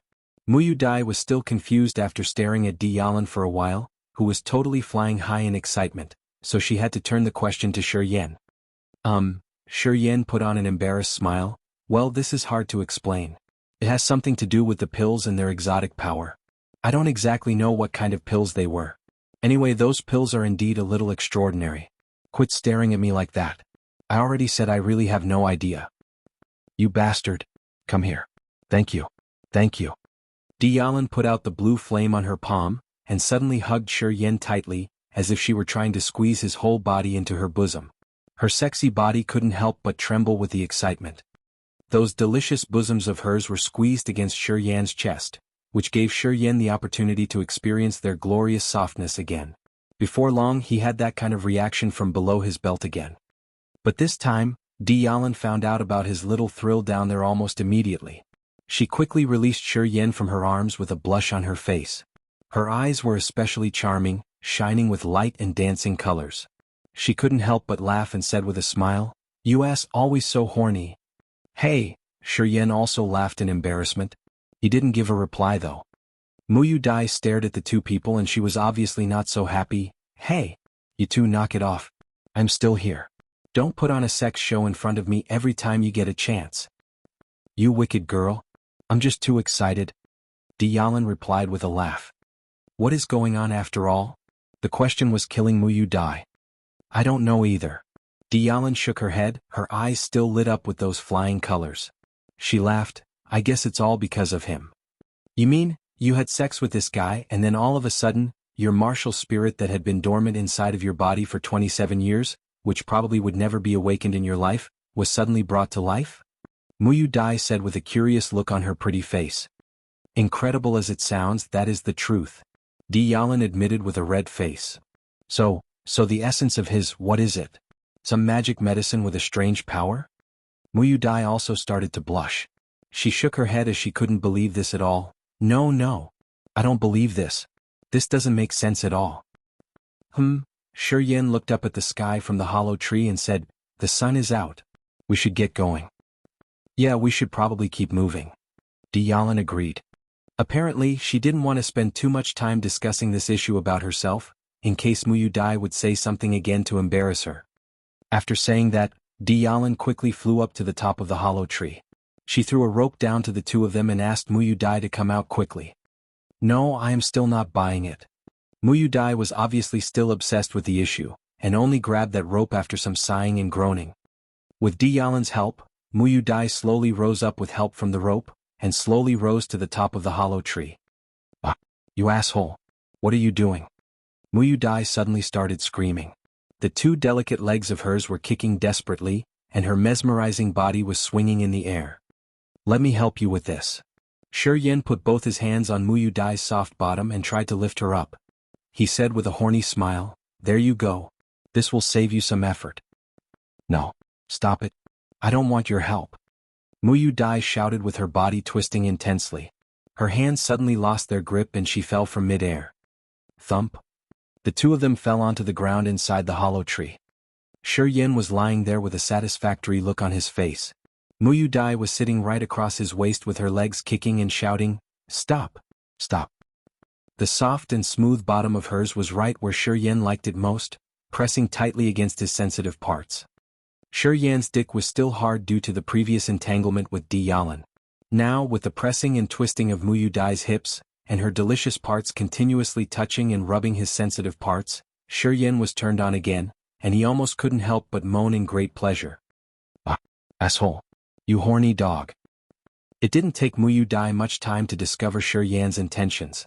She quickly got up with her hands covering her butt, screaming and crying. Her face was so pretty with that blush and her beautiful eyes were filled with little tears. "Sister Lan, this bad guy. He was trying to take advantage of me." "Shoo." Tianyun looked pretty serious. She made a sign to tell them to stay quiet. Shi Yan quickly stood up. He suddenly forgot all about the sexy scenes that had previously happened in this hollow tree. He climbed up the tree quickly and stayed with Tianyun. He said with a calm and cool voice, "What's the situation?" "Demon beasts." Chapter 32, The Silver Thunder Wolf. Chapter 32 The Silver Thunder Wolf. The howls of the demon beasts came from the woods far away. Tada, tada. Heavy running steps sounded across the silent night. Judging from the sound of those steps, one could tell that it must have been human beings running in the woods. However, Shi Yan couldn't tell if it was a warrior chasing the demon beast, or a demon beast hunting a human. He didn't want to be involved and thus said to Tianyun, "Hide well. Let's not ask for trouble. Remember the lesson from the Tush mercenary union." Tianyun nodded and mumbled to Muyu Dai on the hollow tree, "Don't make a sound. Stay inside the tree leaves. Let's go and hide inside another dense tree." After a little thought, Shi Yan moved swiftly, found another luxuriant ancient tree and crouched in the leaves immediately. As soon as he did that, Tianyun came up and hid herself with him. They were still on alert as they hid themselves in the dense leaves. Meanwhile they also removed their scent from the surroundings, to completely hide their presence. Before long, 5 flustered mercenaries appeared at a distance with terrified looks on their faces. They were all heavily wounded. Amongst them, the leader was a human-level warrior, and the rest were at the nascent level. The mercenaries were running through the woods with flustered expressions, looking over their shoulders as if they were getting chased by demon beasts. And that was exactly what was happening. Just as they appeared in Shi Yan's sight, he beheld a fire snake and 2 ice lizards moving in the woods quickly. At the same time, several silver-armored scorpions, which were nearly a foot big, came up from the left, seeming to encircle them. The 5 mercenaries were completely terrified as they rushed into the woods. Shi Yan turned pale as he realized that those mercenaries were done for. Shi Yan could clearly see a robust silver wolf in the direction they were heading to. The wolf was 4 meters long but they didn't see it. The wolf had 2 silver 5-meter-long wings, which looked novel and mysterious, adorned with delicate patterns. Though it was the first time that Shi Yan had seen it, he had heard its story long ago. That was a silver thunder wolf of level 7, a top demon beast in the dark forest. Then he was sure that it wouldn't be a warriors kill demon beast scenario, but the complete opposite one. The bloody hunting started at once. The moment the 5 warriors rushed into the woods and saw the awaiting silver thunder wolf, they screamed with despair. The silver thunder wolf didn't even give them a chance to struggle. It spread its thunder wings in no time and devastating blasts came out one after another beside the warriors. 3 of them cut into shreds in an instant. The silver thunder wolf stood there in arrogance. It didn't strike again. Those chasing demon beasts ran up quickly and encircled the rest too in no time. The fire snake and ice lizards worked together to attack the warriors. Soon, one of them was poisoned by the silver armor scorpion, and the other killed by an ice lizard. Creak. Creak. Horrifying sounds broke the serenity of the deep forest. Apart from the silver thunder wolf, the other demon beasts crowded around the 5 dead bodies and started feasting on their bones. Diyalan was too terrified to look in that direction. She was not at all afraid of killing, but those demon beasts were eating human flesh, which would make her vomit badly if she saw. Hiding in the leaves, Shi Yen was gazing at those demon beasts calmly, while figuring out something in his mind. As the 5 warriors were dead, their profound chi was gradually seeping out, and as it would eventually melt in the air and disappear. If he could get to that area before the profound chi disappeared, he would benefit by a lot. However, there were so many demon beasts feasting on the bodies, he could do nothing but hope they would leave soon. Ouch! A miserable human cry came from very far away, which was full of fear and despair. The still silver thunder wolf suddenly howled and dashed out. Hearing its howl, those demon beasts who had almost eaten up the 5 bodies, stopped eating at once and followed the wolf in a hurry. They seemed to hunt other human beings. Immediately, Shi Yen jumped down the dense tree as soon as they left, and headed to those messed up bodies like a ghost. Diyalan was startled as she screamed from the tree in a low voice, "What are you doing?" "Going and checking what had happened. I will be back soon. Don't leave the tree." Shi Yen didn't even bother to look back and moved to those bodies speedily. As he arrived near to the bodies, he closed his eyes and began to feel them. Luckily enough, it wasn't too late for him. The warrior of human level had more profound chi than others, and there was still 20% of it left on his body. The invisible profound chi went into his pores as being attracted by a magnet, and then flew into his meridians. Sensing the power of the foreign profound chi, Shi Yen smiled with satisfaction. Before long, all the profound chi which had not melted and disappeared into the air yet, went into Shi Yen's body. At the sight of the limbs and entrails on the ground, Shi Yen frowned. Nonetheless, enduring the bad smell, he began to examine their carry bags. There was too much blood on the food, and it might also be the poison from the silver armor scorpion. It's inedible now. Crystal coins were not of much use in this area, and too many of it would prevent them from moving fast, thus the warriors didn't carry too many crystal coins. Searching for a while, Shi Yen was able to pillage only few demon beast material and medicine. Poor guys. Shi Yen mumbled as he cleaned his hands with one bag. Then he walked towards where Diyalan was hiding. Hole! Hole! Demon beasts were howling in the dark forest even at dawn. They seemed to be running around and hunting for warriors and mercenaries in a group. Hearing the horrifying sound, Shi Yen wasn't frightened. On the contrary, he was a little happy. Demon beasts' actions would influence their chasers. They would be spotted by demon beasts if they were still moving in the forest at night, and the more they moved, the more likely they would be found by the demon beasts. Maybe the people from the Dark World Mo family and the Tush Mercenary Union would lose a lot tonight, and the demon beasts would have a full belly tonight. He was right. That night, Mo Chowga and his people were taken care of by the demon beasts. As they wanted Shi Yen and Mu Yu Dai desperately, the troop didn't sleep at night after Hu Long committed suicide. Instead, they kept searching for Shi Yen and his friends in the dark forest. Therefore, they were noticed by demon beasts. Thanks to the 5 warriors, the troops finally got to know of the reality and hid themselves in ancient trees. What were you doing? Diyalan frowned. Were their possessions really worth the risk? If the demon beasts returned or if you were noticed by them, you would have had no way to escape. Look, didn't I return safely? Shi Yen climbed up the tree without explaining what he had gained. Looking rigid, he said, "Why are all the demon beasts hunting for warriors and mercenaries like crazy? Someone must have done something to irritate them. Or they wouldn't act like this. What should we do?" Diyalan had no idea. Are we still going to head forward? Wait for a while. After spending the whole night hunting, those demon beasts should be much more subdued during the day. We can set off at noon. Okay then. Chapter 33 Martial Spirit of Music. Chapter 33 Martial Spirit of Music. Diyalan and Shi Yen went into the hollow tree again. What's happening? Mu Yu Dai, who was staying in the hollow tree in fear, got a little surprised. I heard some explosions just now. Did some demon beasts pass by? Shi Yen sat down and began to feel the profound chi which had filled his meridians, without replying to Mu Yu Dai. Most of the profound chi on those 5 warriors had vanished into the air, and Shi Yen was able to absorb only a small part of it. But since there was a human-level warrior among them, even if he just got a small part, it was a lot. However, Shi Yen was still a little worried. He was cautious, for he didn't know when the negative emotions would break out. Seeing Shi Yen keep silence, Diyalan told Mu Yu Dai what had just happened outside. Hearing the story, Mu Yu Dai's face turned serious and she seemed to be more worried. They were chased by so many bad guys, and now there were demon beasts in their way. She found their future was getting more and more hopeless. The sun rose slowly and began to light up the sky. After one night's rest, the three started to discuss in the hollow tree. Shi Yan didn't got too many chances to communicate with the girls when Luo Hao and his people were with them, so he didn't know much about them.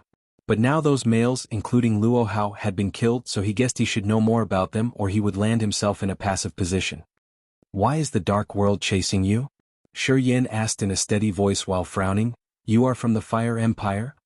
Mu Dai nodded and sighed. "It's all because of me." "What's the matter?" Shi Yan knew Mu Dai was a very special person. Now that she was to explain, he wanted the whole story. "Sister Lan, you tell him." Mu Dai glanced at Diyalan and sighed again. "You don't know who Dai is?" Diyalan was surprised as she looked at Shi Yan with curious eyes. "Though you are from the Merchant Union, you must have heard of General Muku from the Fire Empire."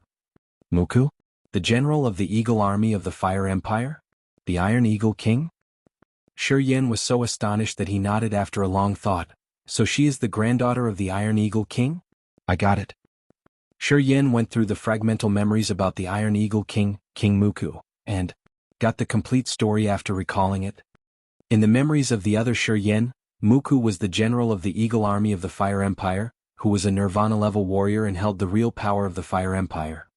The Iron Eagle King was not only famous in the Fire Empire, but also well known in the Merchant Union and the God-blessed Empire. Muku was a legendary military leader who was seen in every battle between the Fire Empire and the God-blessed Empire. He was famous for his cruelty on the battlefield, and uncountable people had perished in his hands. Muku was merciless to his foes, and was also obstinate to his own people, thus offending many powerful people. 3 years ago, in a battle between the Fire Empire and the God-blessed Empire, Muku was killed by 5 Nirvana-level warriors. For Muku had offended a lot of people when he was alive, his family got into trouble as soon as he died. Just in a few days, many of his direct relatives were slaughtered, thus the big family sank at once. "I have heard of the Iron Eagle King." After thinking for a while, Shi Yan nodded. Dai is the Eagle King's granddaughter, the only survivor of her family. The Dark World is an organization of assassins in the Empire, and it was the one who slaughtered her family. Dai could survive only because of her martial spirit. On that day, her zither killed a lot of people in an invisible way, for her martial spirit has something to do with music. "You mean Miss Mu's martial spirit could kill with her zither?" "Yes.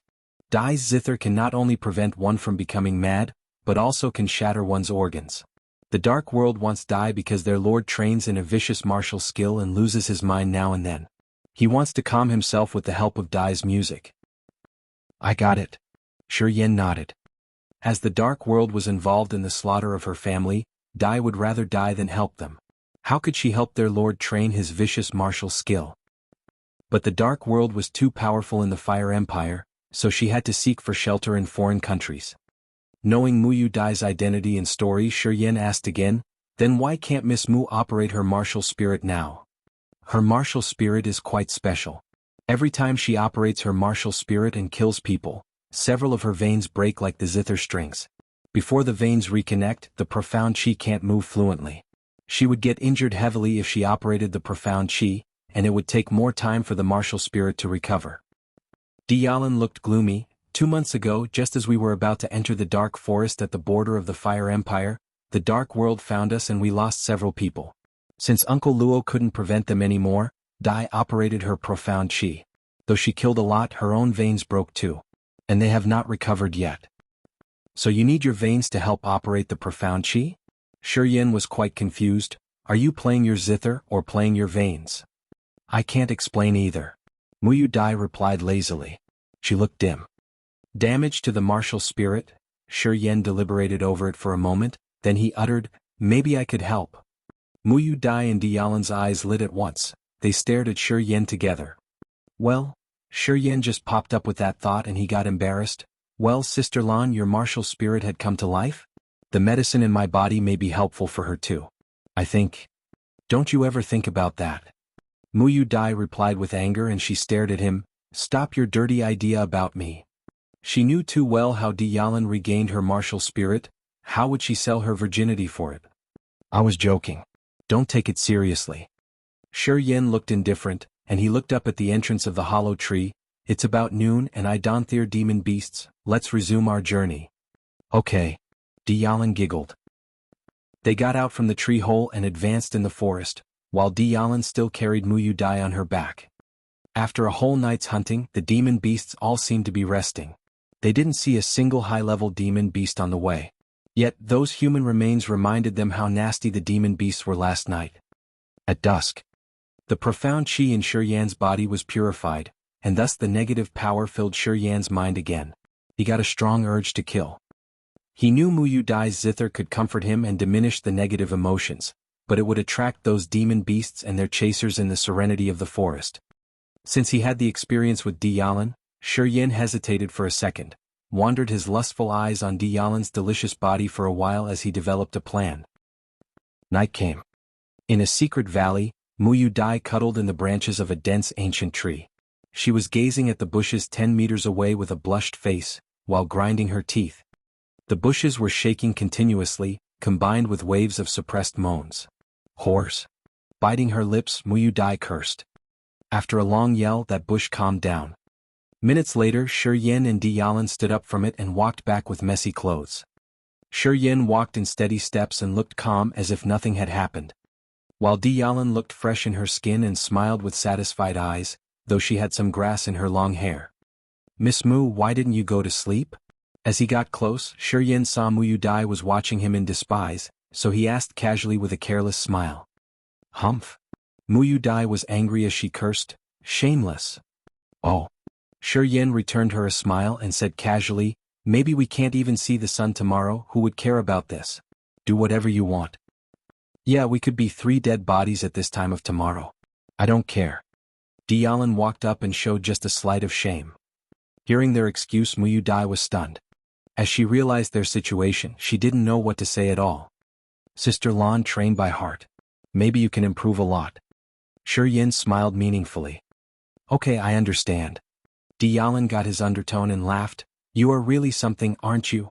Ah. Thus, Tianyun climbed up the ancient tree and sat down on a strong branch. Under Muyu Dai's confused eyes, she started to train wholeheartedly.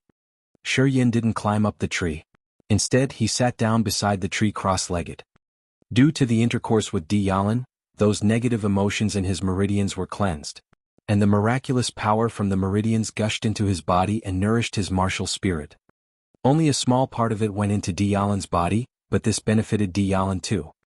Closing his eyes, Shi Yan could feel that power was changing his blood and flesh. He operated his profound chi in the big circulation.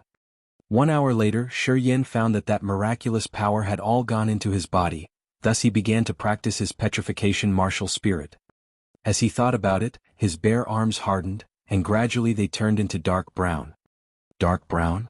Shi Yan opened his eyes abruptly, which were as bright as stars. He looked in wonder and carefully examined his arms. Dark brown. It was exactly dark brown. Shi Yan was so excited that he wanted to laugh wildly. At that moment, he finally realized how that power benefited his martial spirit magically. Chapter 34, Mysterious Martial Spirit. Chapter 34, Mysterious Martial Spirit.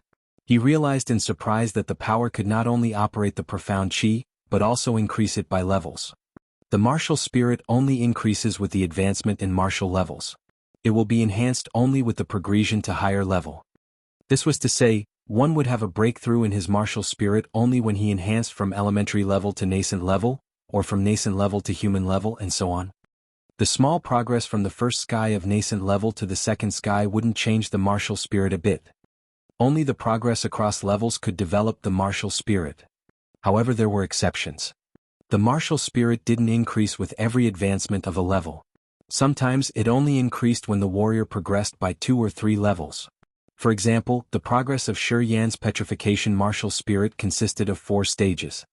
A descendant of Shi family who heard Petrifaction martial spirit would show gray skin about 10 days after his birth, which meant the first stage. If this guy was diligent in training martial arts and reached the human level, the Petrifaction martial spirit would develop and his skin would turn dark brown, which was the second stage. Once he got to the earth level, the skin would grow green with the advancement in martial skill, which meant the third stage. If he was genius enough to get to the sky level, the martial skill would reach the pinnacle and the skin would turn purple, which would be the 4th stage. The Petrifaction martial spirit of the Shi family strengthened only with every 2 levels and then changed one's skin color. Every time the Petrifaction martial spirit changed and progressed to a higher state, one's muscles' defensive power would increase by several times. When the Petrifaction martial spiritual was at first stage, one could easily defend against human fists and attacks infused with profound chi to a level. When it reached the second stage and the skin turned dark brown, the defensive power would increase by many times, and one could not only defend against the strong attacks from profound chi, but could also safeguard attacks from average weapons. The green skin of stage 3 had a much stronger defensive power.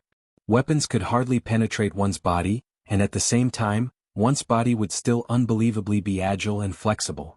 As it reached stage 4, the body would turn purple and wouldn't be injured by anything, not even by water, fire, or any mysterious tricks. The body would become enormously powerful and agile. In it ally, if the descendant of Shi family was at elementary or nascent level, his Petrifaction martial spirit would stay at stage 1. It wouldn't advance until he broke to human level. The stage of this martial spirit advanced only with the increase of one's level. Other martial spirits on the Grace mainland were all the same as Petrifaction. They increase along with the advancing of one's level. But some magical pills could change the rules, and help the martial spirit increase cross levels. On the Grace mainland, these magical pills existed only in legends. Warriors of the Fire Empire, the God-blessed Empire and the Merchant Union had merely heard of these. The real pills hadn't been beheld by anybody. Even the 3 medicine kings of the Medicine Valley in the Fire Empire were only soul-level alchemists, far from the divinity-level alchemists who were able to refine such magical pills. However, that power from his meridian seemed to have broken the rules. That magical power could not only awaken the martial spirit, but also increase the martial spirit through stages. His arms had turned dark brown after petrifaction, which would happen only to a warrior of human level from the Shi family. This was apparently the second stage of petrifaction. The magical power could awaken his martial spirit, and can also increase it. What did this mean? It meant that he might enter stage 4 of petrifaction martial spirit even if he hadn't advanced to the sky level. Being impervious to either weapon or water, the body would not turn stiff, but become more agile, being able to defend against all kinds of attacks. At the thought of power of stage 4 of petrifaction, Shi was pleased that he had gained something precious.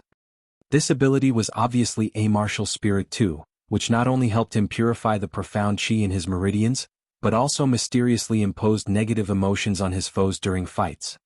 This mysterious martial spirit was able to absorb profound chi from the dead, alter it into a live magical power in meridians, and awaken and increase other martial spirits. Shi dark eyes were sparkling like stars. Sitting there silently, he realized that if he trained hard with the help of this amazing martial spirit, he would be a terrible existence on the Grace mainland. The dark forest. In a bloody area where there were dead bodies all around the ground, a troop of people who looked gloomy were examining something. They were from the Wolf Mercenary Union. Bernard walked among those dead bodies looking worried. The captain of the Wolf Mercenary Union was a disaster-level warrior, the same as me. It looks like they were obliterated completely. On hearing that, the Crescent Emissary and Mo Chowga frowned at the same time. After a moment's hesitation, the Crescent Emissary took out a silver horn and began to blow it. Instead of any sound, an odd wave was sent out and propagated away. Before long, 2 men who wore silver gowns and masks showed up secretly from the woods. Their masks were green and tush-like, which were different from the pale masks on the Crescent Emissary and his people. "Emissary, have you found anything?" The Crescent Emissary asked coldly. "Many warriors and mercenaries were attacked last night by demon beasts. Too many footprints here. We can't tell which are our targets." 1-star Emissary answered respectfully. The Dark World had 2 divisions, Dark Emissaries and Black Emissaries. The former were responsible for tracing and collecting information, and the latter killing. They were graded as the star, the moon and the sun. Though the Dark Emissaries and the Black Emissaries did completely different work, they were strictly graded. The Star Emissaries of star level were under Crescent Emissaries of moon level. Is it so hard to find the target? The Crescent Emissary was good at killing and fighting but was bad at tracing. Hearing that, his eyes turned dim. "Sir, it's a large area and there are too many warriors, demon beasts and mercenaries, so it's really hard to find the targets. During these days searching, we were attacked by numerous mercenaries and one of us was killed." The dark world had disrepute, so the bold warriors and mercenaries who came to this area might kill people from the dark world if they were in a bad mood. In the past couple of days they had encountered these kinds of cases for some time. They were even challenged after they cooperated with warriors from Mo family, though they didn't lose much. Can't find the targets and unsettled demon beasts too tough. After pondering on it, Mo Chowga said, "We should stop this aimless search. What about waiting in the silent town? It is the only way toward the merchant union. They would definitely go to the silent town once they get out of the dark forest, thus we could wait for them there." Good idea. Bernard nodded and showed a murderous look. Whoever goes to the merchant union would pass the silent town, so we just need to wait and meet them there. Well then, let's cross this region as soon as possible. And wait for their appearance during our way to the silent town.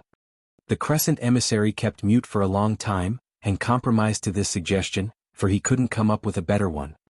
The three came to an agreement quickly and stopped searching for Shi Yen and his friends.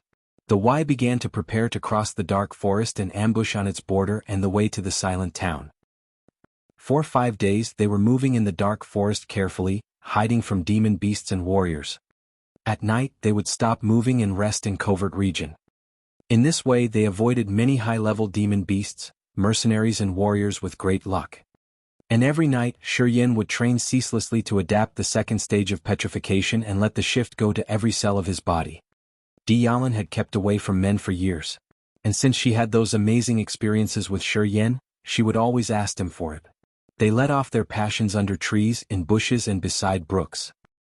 Muyu Dai knew she was not able to stop them, so she just let it go, though sometimes she still couldn't help cursing and complaining about them being shameless. This night, after a short training, Dialin jumped up and shouted mirthfully, I just had a breakthrough. Not long before that she was having a crazy time with Shi Yen under a big tree. In another ancient tree not far from Dialin, Muyu Dai stuck her head out with surprise. Seeing Dialin in messy clothes, she shouted, That is working? Chapter 35, Block the Cave. Chapter 35, Blocking the Cave. Shi Yen slowly opened his eyes. He looked at Dialin, who was still in an absolute bliss, and said with a smile, Congratulations, Sister Lan. After figuring out what the mysterious martial spirit was truly capable of, Shi Yen was just as excited as well. Although Dialin was just shagging him for a couple of days, she had already benefited enormously and reached the human level. This was almost a miracle, which proved that this mysterious martial spirit indeed had limitless power. Thank you so much. There was a warmth of gratitude shining through Dialin's gorgeous eyes. She didn't need to be a genius to realize that what happened to her was due to Shi Yen. For the past few days she really saw enormous improvements. Well, this might have something to do with the medicine within my body. Anyway, Sister Lan, you've also earned all this by yourself. Shi Yen replied with a cool face. So, now that you have reached the human level, could you show us the power of your martial spirit, blue magic flame? Could there be any difference with before? Dialin smiled like a blooming flower. She slowly raised her left hand, with a blue flame suddenly bursting on her palm. The flame was the size of a watermelon, which gradually covered her entire hand. The blue flame was like a living creature. It suddenly turned into dozens of fire snakes, moving around her beautiful arm. Moreover, this magic blue flame could change into various shapes with Dialin's thoughts. It would suddenly turn into snakes and then into birds, just like actual living creatures, which would almost fly away from her palm at any time. The moment I reached the human level, I could distinctly sense that my blue magic flames had changed. My martial spirit is stronger than ever. Dialin couldn't hide her excitement. Not only it has become bigger in size, from the size of a fist to the size of a man's head, but it also has achieved the capability of matter condensation, which means that it has already reached the second stage. Her martial spirit was capable of matter condensation. Shi Yen nodded. He instantly realized that Dialin's martial spirit, blue magic flame, was also quite something. He complimented, Well, congratulations again. This is all because of you, Dialin said with a shine in her charming eyes. She couldn't hide her sexual desire in her smile. How is this even possible? Muyu Dai, who was resting on the tree, was filled with doubt and suspicion. It only took Sister Lan a couple of days to reach the human level. That's way too fast. How is this even possible? Sister Lan, I clearly remember that you only reached the third sky of a nascent warrior 6 months ago. Yes, that's true. Dialin was on top of the world and said proudly, I did just enter the third sky of a nascent warrior 6 months ago. Even I didn't expect that I could reach the human level so soon. I thought it would at least take me another 3 to 5 years of hard practice before I could ever reach the human level. Muyu Dai had no idea how to answer her bragging, so she simply rolled her eyes. How come, this guy's essence, does it really have that kind of magical power? With her mind lingering on that thought, Muyu Dai couldn't help but blush again. She forced herself to stop right there and almost called herself a slut. Another 5 days had passed by. The three of them continued to proceed in the dark forest with great caution. In those 5 days each night, they would always hear chaos from the dark forest, mixed with the roaring of demon beasts and the crying and screaming of human warriors as well as mercenaries. This continuous noise and chaos would make even the bravest man be filled with horror. Shi Yan instantly realized that there must be some human who had irritated the higher-level demon beasts. That's why during those nights he would find a peaceful and an absolutely safe area to rest, and never took any chance to go out at night. During this period he decided not to confront with any demon beasts, or to pick fights with any mercenaries, i.e., avoiding any trouble from both sides. Because of this code of caution that they took, during those 5 days, although the three of them didn't cover a long distance, they didn't run into any trouble on their way either. Apart from that, if Shi Yan got lucky he would still find some dead warriors freshly killed by those demon beasts. As soon as those demon beasts left, Shi Yan would rush to those corpses to collect their lingering profound qi. But for the sake of safety he would always wait for a while after those demon beasts had left, before showing up around those corpses. Although he didn't harvest much profound qi from each corpse, with the stolen profound qi accumulating within his body, Shi Yan also managed to enhance his own petrification martial spirit by a bit. Until now, his body was already able to petrify entirely within seconds, just with a thought. All of his skin would change to dark brown, and his defense power was also slowly enhancing. For the past few days, there was never a second when he ever forgot about the practice for controlling his own madness. However, the last threshold was just too difficult for him to break through. Every time he tried to operate the negative energy within his meridians in his brain, he would suffer from a mind-splitting pain. And when he reversed his profound qi within his body, he would be under so much pain that he would faint instantly. After a few days of practice, he still could not manage himself through the last stage of rampage. And after such a series of fainting, Shi Yan guessed that he was probably using the wrong approach. Therefore he gave up on this tough approach and figured that he should try another way, after a few days' reflection. It was night again. The three of them were hiding in a dark cave within a valley. With the opening of the cave covered with bushes, they talked in a low voice. They could hear troops of demon beasts passing by their cave on the outside. It seemed there were the roaring and howling of demon beasts everywhere. God knows how many demon beasts were out there on that night. It is a little unusual tonight. It seems that all the demon beasts in the dark forest have come out. Tianyun said with a frown on her face, "This is too strange. Usually, even if the warriors and mercenaries are too out of line, those demon beasts would at most attack them for 2 or 3 days. There is no reason for all these demon beasts to come out. God knows what the hell is going on out there." Behind such large-scale attacks and movements of these demon beasts, there must be orders from a demon beast of a much higher level. Shi Yan said with a serious face, "The Silver Thunder Wolf is already a level 7 demon beast, equaling our warrior of the sky level.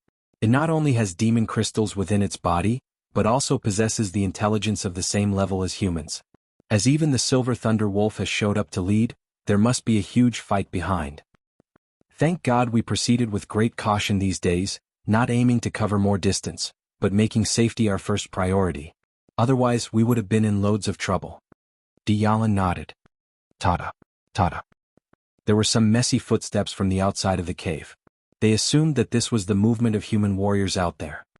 With such frequent movement of the demon beasts out there, those human warriors who were still moving around must be in some serious trouble, probably also being chased and hunted by those demon beasts right now. Maybe we should go out and take a look? Maybe we could offer some help? Muyu Dai asked the other two people dimly. Shi Yan and Tianyun both took a glimpse at Muyu Dai, but didn't say anything. "What? You want to let them die just like that?" Muyu Dai frowned. She was obviously quite upset. "There are so many demon beasts out there. We can barely hide ourselves right now. If this cave also got compromised, I am afraid we wouldn't have much luck with those demon beasts. Apart from that, how can you be so sure that the warriors outside are not a disaster to us? What if they also lust for your beauty?" God knows how much trouble that could bring us. I suggest you mind your own business. Shi Yin sniffed with no mercy at all. Wu Dai was not that naive. Of course she knew all about these. She only said this because she couldn't bear the idea that humans were killed by those cruel beasts. But after being taught a lesson by Shi Yin like that, her pride was badly hurt. She puckered her lips and mumbled, "Cold-blooded. You are not even a human. I guess you are just too scared of dying. I misjudged you before. According to your suggestion, you are not only not scared to die, you are literally begging to be killed." Shi Yin sneered with a grin, "Miss Mu. You did save my life twice, but I have already repaid your favor. Just so you know, the only reason I am still here is not because of you, but because of what your uncle Luo has entrusted me with before he died." Shi Yin paused a little and continued, "You are not my princess, so don't pull your drama on me. This annoys me a lot. If I really got pissed one day, I will just leave you here. Whatever you'd like to do is none of my business." "You asshole." Mu Dai felt so wrong that her eyes were starting to wet. She tried her best to control her tears and said with a crying voice, "You know nothing better than lecturing me. Okay, give it a break, you two. At this time we should be united. We are all heading towards the merchant union, so we'd better stick together and look after each other. Stop fighting over such trivial stuff." Yalan intermediated in their conversation. "Oh crap." Shi Yin suddenly stood up and his face looked like hell. "It seems those people have discovered this cave. They are heading towards this way." "Shit. No way." Yalan was also astonished. She quickly picked up her dagger and guarded the entrance of the cave together with Shi Yin. "What should we do now?" "Ow. Woo." The roaring and howling of the demon beasts could be heard outside the cave. It seemed that there were more and more demon beasts coming toward their way. "Block the entrance." Shi Yin suddenly changed the look on his face. He put his hands against the rock on the entrance of the cave and shouted, "Come here and pin these rocks.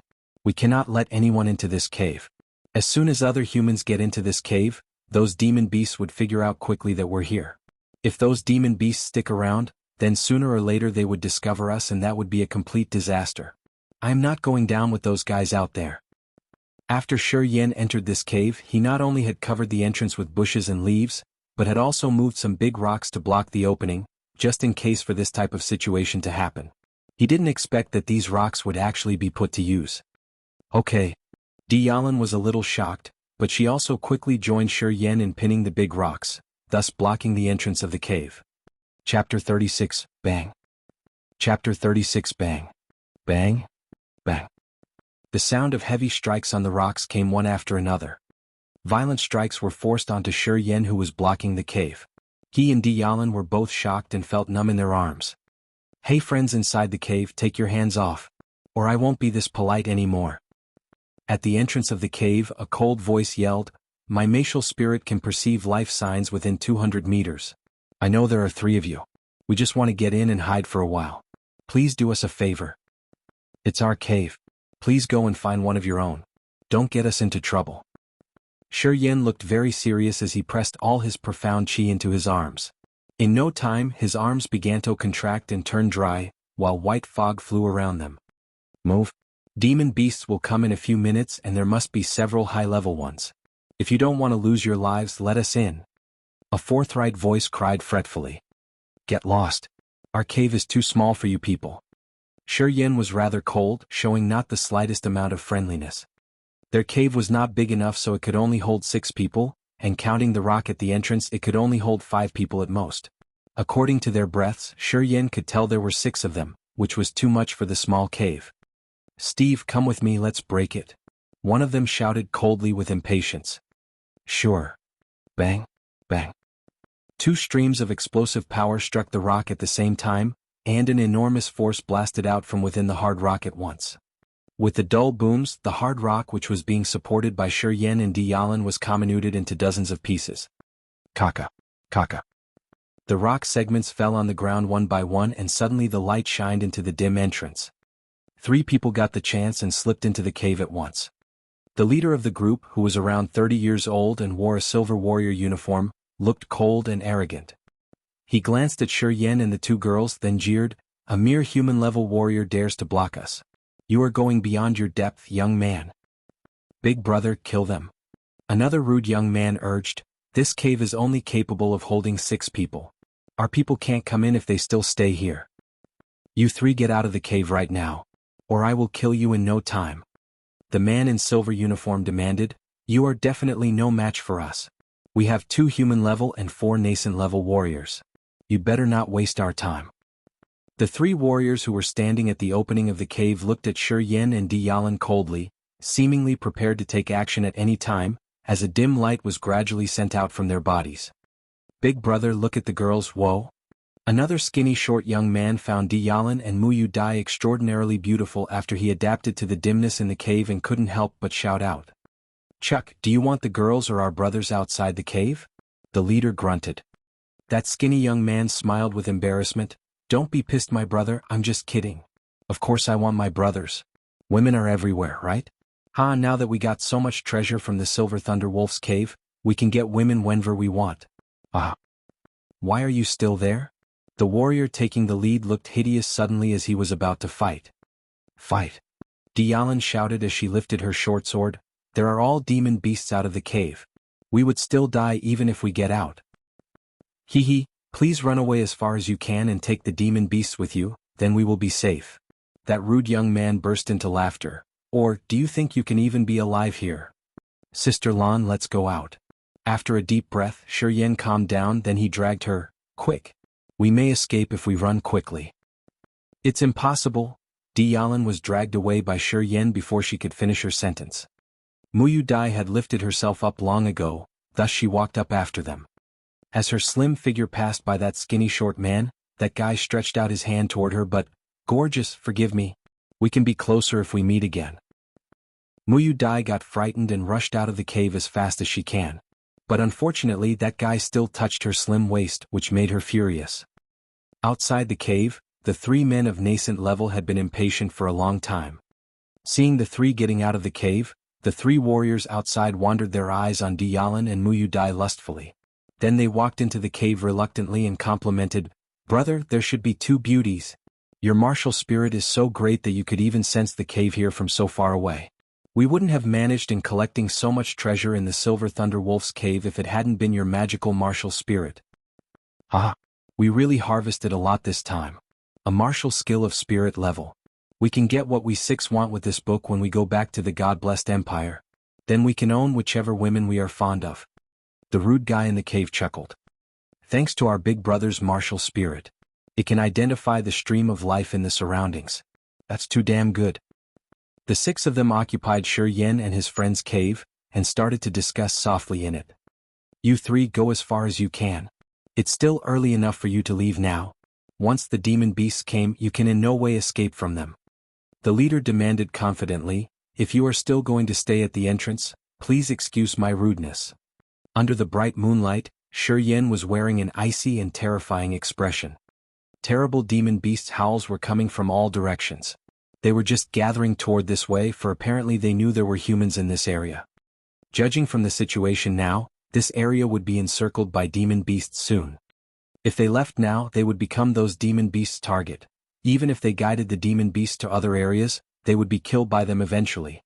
Shi Yan knew clearly that the leader didn't kill them because he wanted them to run away and distract those demon beasts, so that those 6 warriors could survive. Ding Yan. Why don't we just have a nasty fight with them? We could also be killed by the demon beasts if we get out of the cave. If we run away we would die in vain. Why not drag those warriors in with us? Diyalan stared at Shi Yan in rage. For his safety's sake, Shi Yan had told them his name was Ding Yan, though Diyalan and Muyu Dai rarely called him by his full name. However, since Diyalan was strongly against Shi Yan's decision, she shouted out his full name. Muyu Dai turned rather pale and she said in a miserable voice, I would rather be killed by the dark world than be eaten up by demon beasts. Sister Lan, let's finish ourselves now and attract those demon beasts here. Come here. Shi Yan frowned as he caught Diyalan and Muyu Dai, separately with each of his hands, to the corner of the entrance, keeping them away from the middle of the opening. What? Diyalan flew into a rage. You want to run away, don't you? Run away? Am I such an easygoing person? Shi Yan broadened his mouth and looked hideous. Abruptly he took out an iron ball out of his chest and waved it at the girls. Diyalan and Muyu Dai were stunned at first. Soon they realized and smirked, then took several steps away from the opening again. Shi Yan nodded, and as soon as the girls found their positions, he suddenly rushed to the entrance. As he reached the entrance, he swiftly threw the iron ball into the cave and left in an instant. Bang!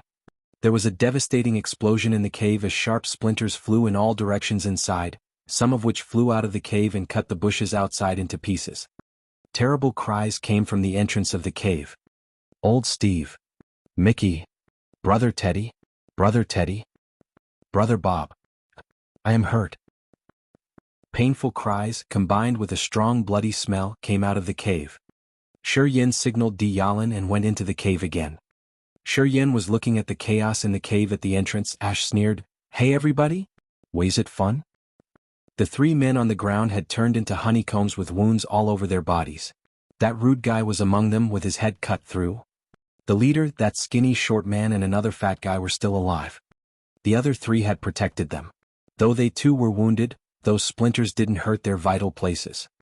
Their limbs were filled with bleeding wounds, and the leader seemed badly hurt, for his abdomen was bleeding hard. The cave was so small, and once the star bomb exploded they had nowhere to hide. If it weren't for those three dead warriors who stood in front of them, there would have been no chance for anyone to survive. "I'm gonna strip your skin." Their leader had his eyes split and he was too angry. Such dense profound chi.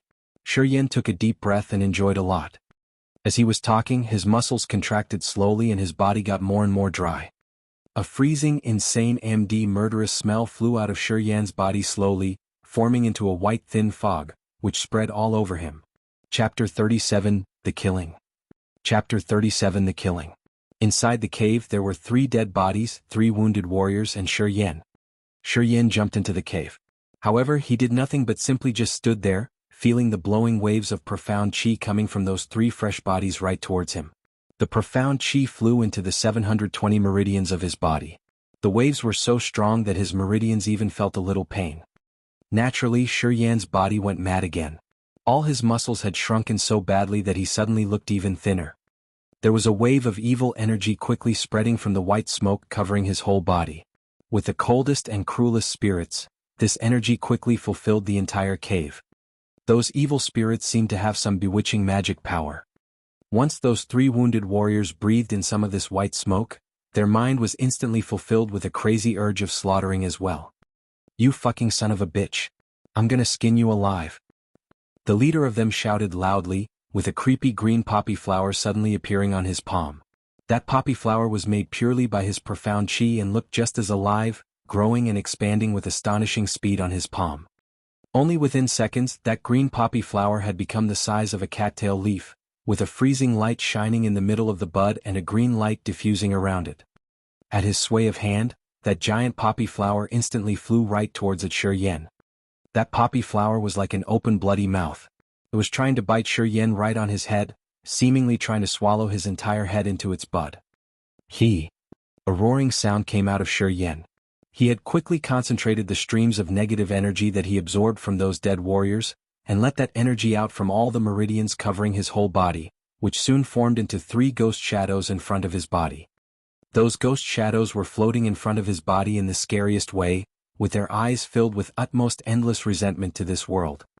"Steve, Mickey, Teddy." The thin warrior was instantly filled with horror. He stared, dumbstruck, at those floating ghost shadows Shi Yin had in front of his body, and couldn't help screaming. Those 3 ghost shadows looked exactly like those 3 warriors right before they died. The leader was also pretty astonished. He couldn't help but take a step back. However, that creepy poppy flower didn't stop its move and continued to try biting on Shi Yin's head. "Break." Shi Yin waved his fist and sent out a web of white smoke which was tangled and concentrated with all kinds of negative energy. Those streams of negative energy combined together into a silver snake and suddenly shot into the center of that poppy flower. Boom! That poppy flower exploded into pieces, with its freezing light suddenly splashing everywhere like a creepy firework, beautiful but strange. "Look out!" The leader shouted out. He quickly moved forward and covered the other 2 guys with both of his hands. There were also spots of weird lights shining inside his palms. He waved his hands and surprisingly captured all the freezing light coming towards him all into his chest. Shi Yin had the cruelest look on his face. He started to operate his mind power and petrify his whole body. In this dark cave, his entire body became brown and as tough as the steel. Dozens of freezing dots of light shot towards him again with buzzing sounds. However, they were all blocked by his petrified body.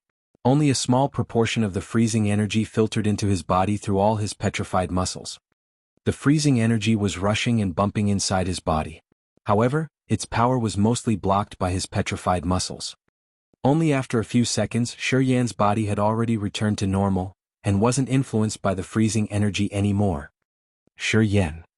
Tianyun rushed into the cave. Seeing Shi Yan confronting those 3 warriors all by himself, she couldn't help but scream and ask him with worry, "Are you okay? Use your blue magic flame to cover for me. Hold back the leader. I will kill the other 2 nascent warriors first." Shi Yan gave his order with a cruel face. He then started operating his mind.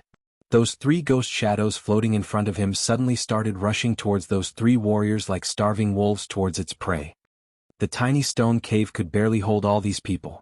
Once an attack was launched, there was no room to escape. The opponent could only defend themselves with everything they had. Seeing those 3 ghost shadows coming towards their way, the 3 warriors in the cave all seemed pretty terrified. People are naturally intimidated by the unknown. Especially because 1 minute ago, those 3 ghost shadows were still their dearest brothers.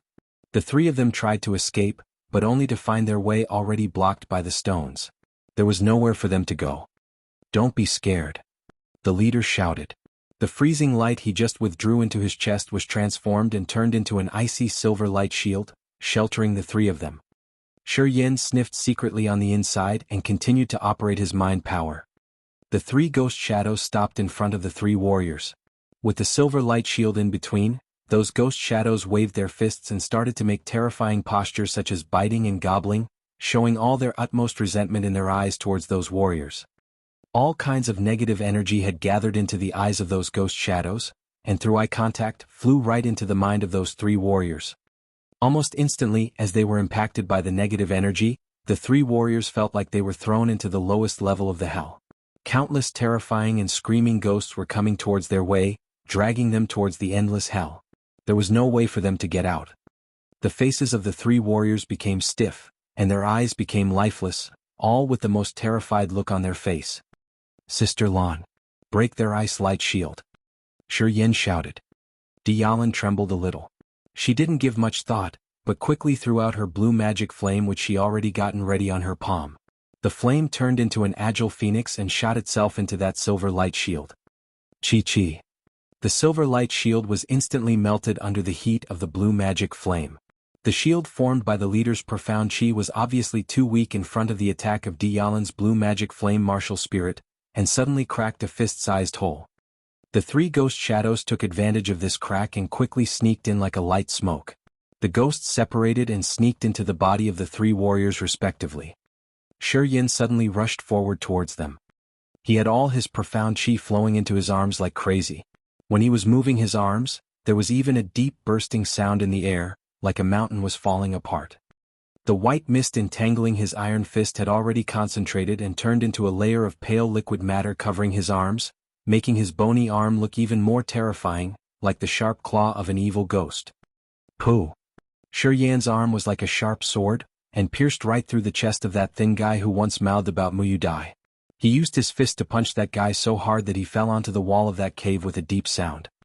"You're seeking death, you fucking bastard."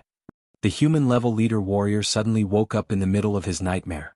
Seeing another one of his brothers miserably die in front of his eyes, he couldn't help but shout with anger.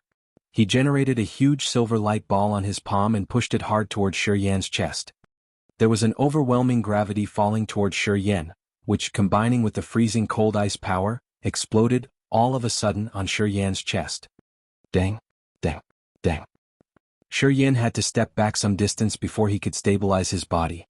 He just took the full blow of Tough a Warrior at the human level right on his chest. However, Shi Yan's chest only hurt a little after taking the hit. He checked his body for a second only to see his body completely intact. That icy blow only froze his chest a little but didn't manage to hurt him. So this is the second stage of the Petrifaction martial spirit. How awesome is that? Shi Yan was actually wildly laughing on the inside. He kept operating his own profound chi, guiding it rapidly through his own veins and vessels in his chest.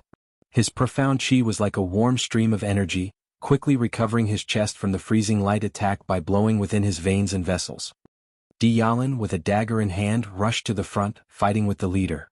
Her phoenix made of the blue magic flames was her strongest power, fighting against the leader together with her. The blue flame phoenix could not only counter all the freezing power that the warrior threw out, but could also control some of his creepy attacks. "Are you guys all right?" Muyu Dai entered the cave with both hands covering her nose. When she stepped inside, she almost puked instantly due to the strong bloody smell. "Pile up the bodies," Shi Yen ordered with a frown.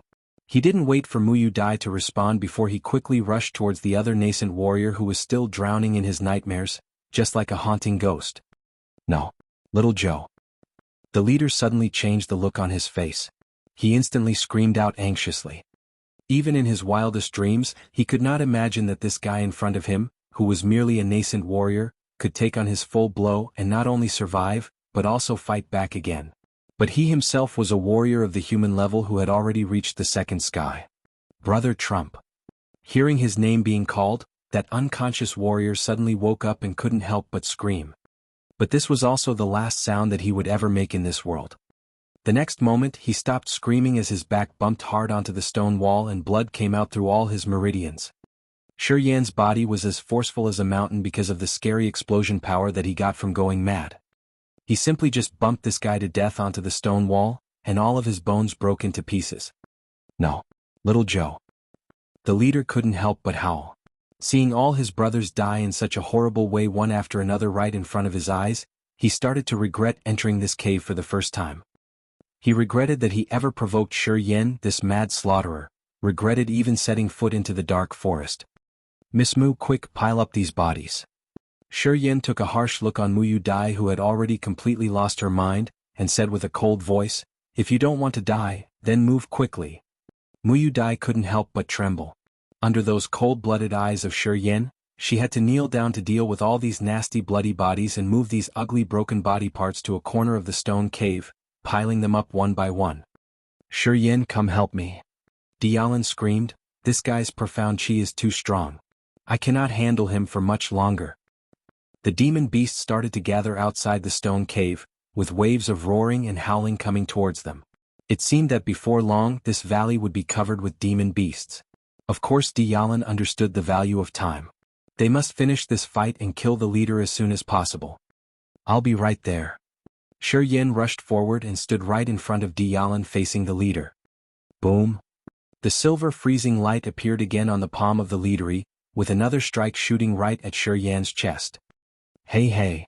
Shi Yan put on a scary grin on his face. With the help of his petrification martial spirit, which had already reached the second stage, he took this hit just fine. Now this leader was forced into a corner of the stone cave. There was no way for him to escape. The phoenix made by the blue magic flame took the chance and also flew over. It soon landed on the shoulder of the leader.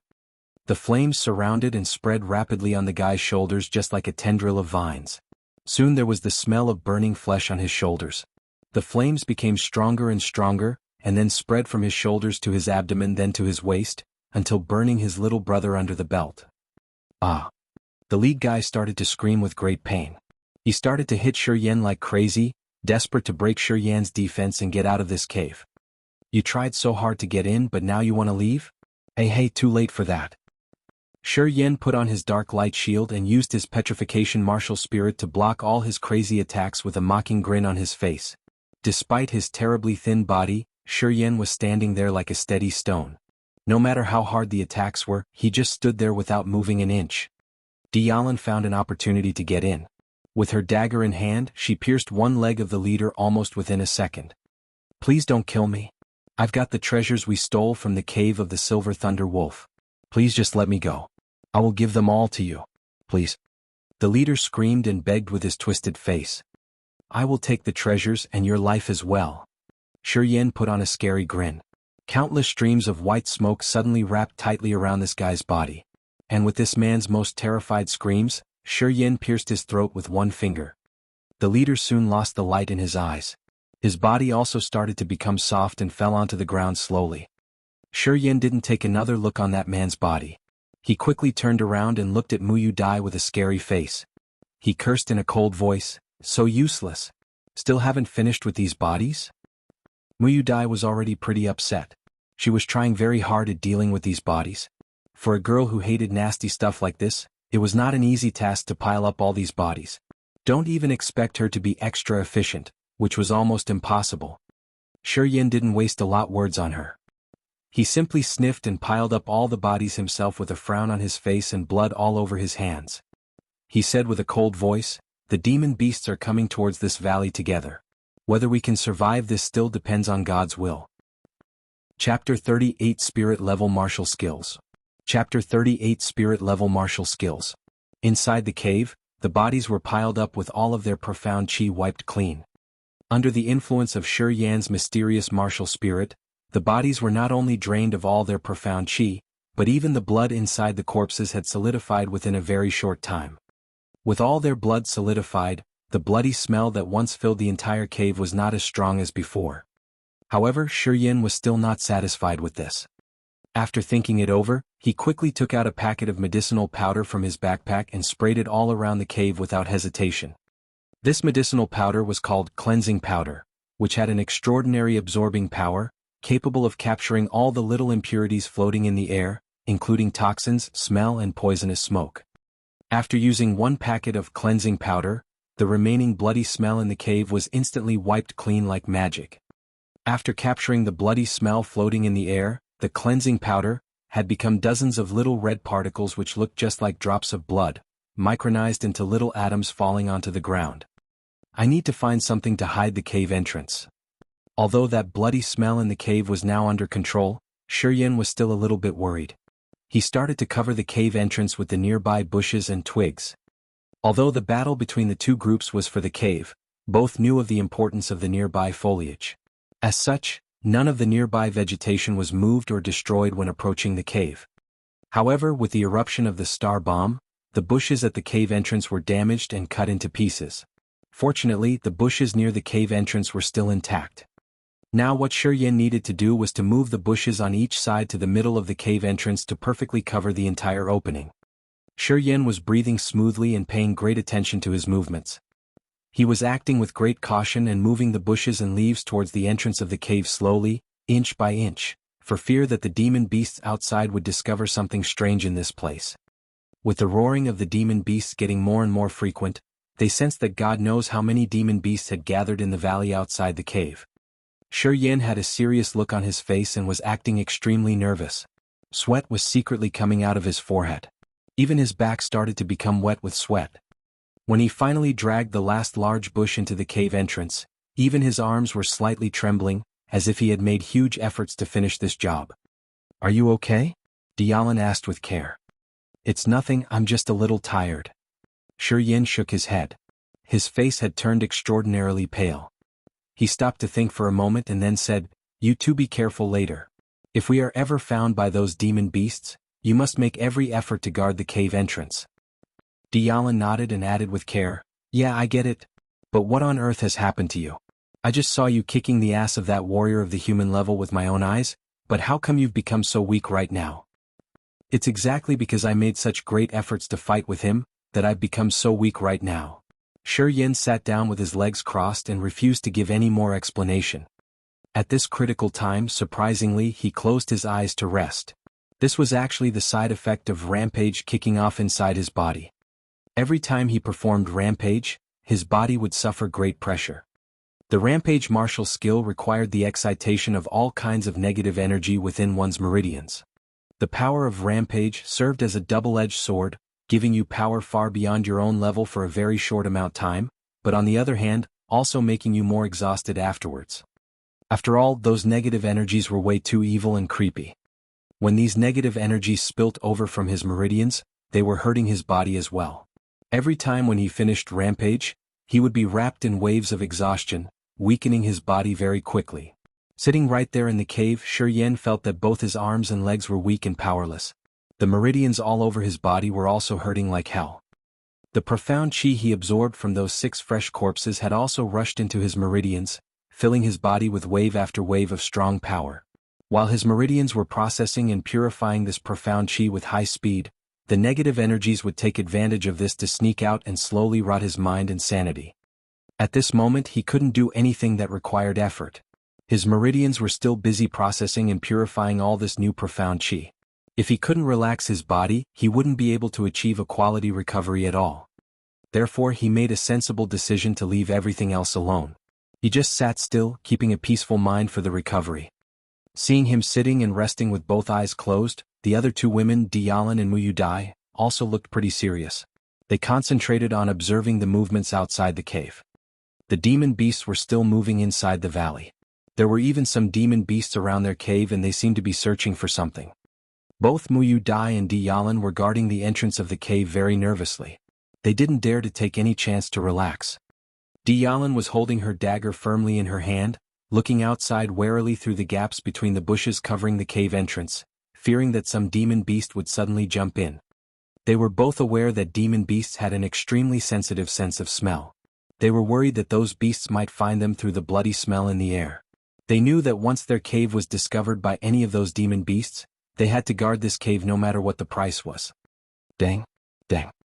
A three-headed hound was coming towards them with its 3 giant heads shaking in the air. It seemed to have found something. Its 6 eyes on its 3 heads were scanning around as if it had discovered something unusual. Oh crap! Dialan suddenly changed the look on her face, grabbing her dagger even more firmly in her hand. With sweat pouring out of her palm, she focused on the 3-headed hound with all of her attention and didn't dare to move her eyes away for a second. Dialan was already extremely tense and was ready to start a fight at any time. The 3-headed hound was a level 3 demon beast, equaling a human warrior of the human level, which was pretty tough to deal with. Moreover, this demon beast possessed an extraordinarily sharp sense of smell. The bloody smell inside the cave might be able to fool other demon beasts, but it could not necessarily hide from this 3-headed hound. Due to her anxiety, Dialan's entire body became stiff and tense. Her hand which held the dagger was also shaking slightly, which meant that her profound qi was moving very fast through her veins and vessels. Ah! Right at that moment, a howl from the silver thunder wolf came from the distance which alerted the whole valley and outmatched all the roaring and shouting of the other demon beasts. I am Gan Shao from the Medicine Valley. I came to the dark forest simply to collect medicine for myself. I have never stepped into your cave. Silver Thunder Wolf, I know you are good, but I am not afraid of you. If you continue to harass and kill my people, I will not let you go easy. A low dark voice came from the distance. Ah! The Silver Thunder Wolf started howling again in the distance. Hearing this howling sound, the 3-headed hound, which was about to approach the cave where the 3 of them were hiding, suddenly stopped right there. It paused a little and quickly turned around, and started running towards the howling of the Silver Thunder Wolf in high speed. Upon the howling of the Silver Thunder Wolf, the demon beasts gathered in the valley were also starting to take off, leaving the valley for the Silver Thunder Wolf. The Silver Thunder Wolf and Gan Shao seemed about to have a huge fight. Dialan suddenly relaxed. She felt so weak that she sat right down on the ground with her body covered with sweat. If only that 3-headed hound had moved a little further forward, maybe even a couple of meters, then their cave would have definitely be compromised. And once that 3-headed hound had discovered the cave, the other demon beasts in the valley would most definitely have followed it over here as well. If that really happened, there was no way that the 3 of them could have ever escaped those demon beasts. Sister Lan, are you okay? Muyu Dai was wiping the sweat off her forehead with a handkerchief stained with blood.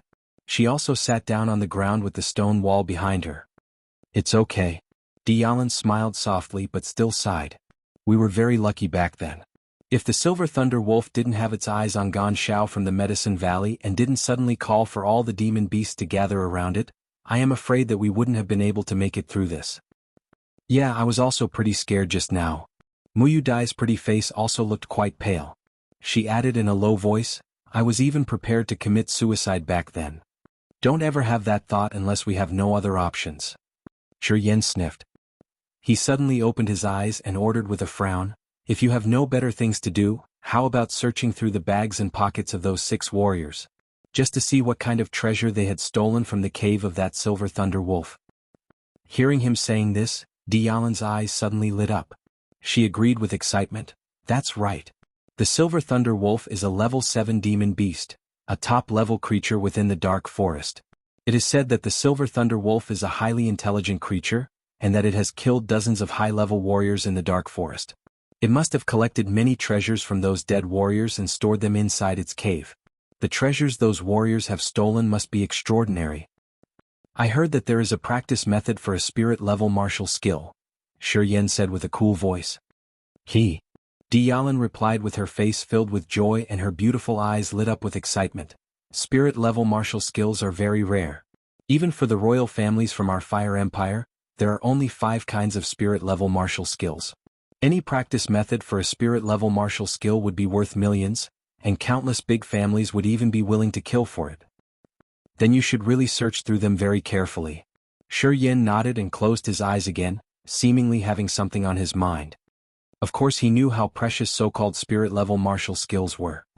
Across the Fire Empire, the God-blessed Empire, and the Merchant Union, there were around 100 warriors who had reached the Earth level and the Nirvana level for a warrior.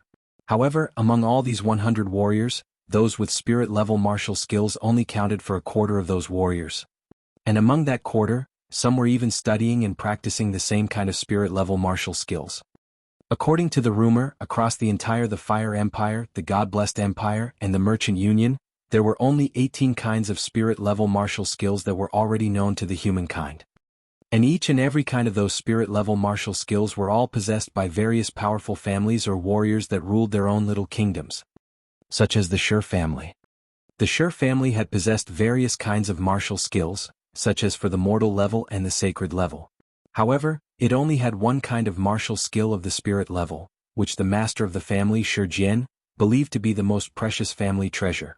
Even his own descendants had no idea where he had kept that spirit-level martial skill. It seems we are in huge luck. Dialin's eyes were filled with joy. She dug out the backpack of the warrior leader with excitement and didn't waste any time opening it. A strong wave of silver light started to shine out from his backpack. The stone cave that was once buried in darkness was suddenly lit up and became as bright as the outside. Wow!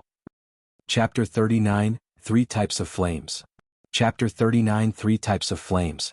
3 shining crystals appeared from the bag and brightly lit the cave. One of them was rhombus-shaped and the other 2 were oval-shaped. They all looked crystal clear and were diffusing waves. Obviously there was an extraordinary energy hidden within them. Demon crystals. Dialin screamed with joy. Ah! Muyu Dai shouted after her and said joyfully, "Seems we are so lucky that we've been bestowed with demon crystals. Hee, if we can get out of the dark forest alive we could spend the rest of our lives in luxury with these 3 demon crystals." Dialin squatted and began to examine the 3 demon crystals carefully.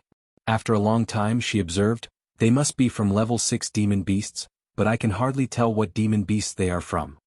Sister Lan, I have heard that demon beasts can directly absorb the energy in demon crystals. The Silver Thunder Wolf owned these demon crystals. Why didn't take the energy inside of them to strengthen itself? It is said that the Silver Thunder Wolf gave birth to a pup and the best way for it to grow up is to absorb the energy in demon crystals. If it is true, then I guess the 3 demon crystals from these level 6 demon beasts were prepared by the Silver Thunder Wolf for its pup." Could be.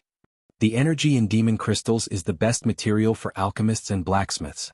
They can easily tell what demon beast the demon crystal is from in just one look. 3 demon crystals. We can have one each, right? I didn't help so I can't take one. Muyu Dai shook her head, and she took a glimpse at Shi Yan who was training with his eyes closed. "I think you 2 should share them. If it hadn't been for me, you wouldn't have got into trouble. Let's discuss this after he wakes up." Dialin frowned and continued to dig in the bag. Ah! With another exclamation, Dialin took out a transparent jade bottle from the bag which was on the ground. She suddenly lost her train of thought as she stared at the red liquid inside. The liquid in the jade bottle was like a flame. As Dialin shook it gently, the flame also danced to the rhythm. Dialin seemed to recall something as she stared at the liquid in the jade bottle. After a long time, Dialin's thin body trembled and she screamed, "Earth Core Flame Essence." "Congratulations, Sister Lan." Muyu Dai was stunned at first, then she realized something and yelled happily, "Sister Lan, it will benefit you the most. Ah! You really harvested a lot from this journey. You have not only awoken your martial spirit, but you've also gotten this Earth Core Flame Essence." Dialin was so delighted that she couldn't help but keep nodding her head excitedly as she shook the jade bottle in her hand. She babbled incoherently, I've never expected that I would be so lucky. Ah, it's Earth Core Flame Essence." Just then Shi Yan finished 3 big circulations after training silently for a long time. He opened his eyes and asked, "This Earth Core Flame Essence, what does it have to do with you? What? How come you don't know about Earth Core Flame Essence? Dialin exclaimed in surprise. It is common sense. Oh. Are you a warrior or not? Shi was quite indifferent. I'm all ears. Do you know there are 3 types of flames?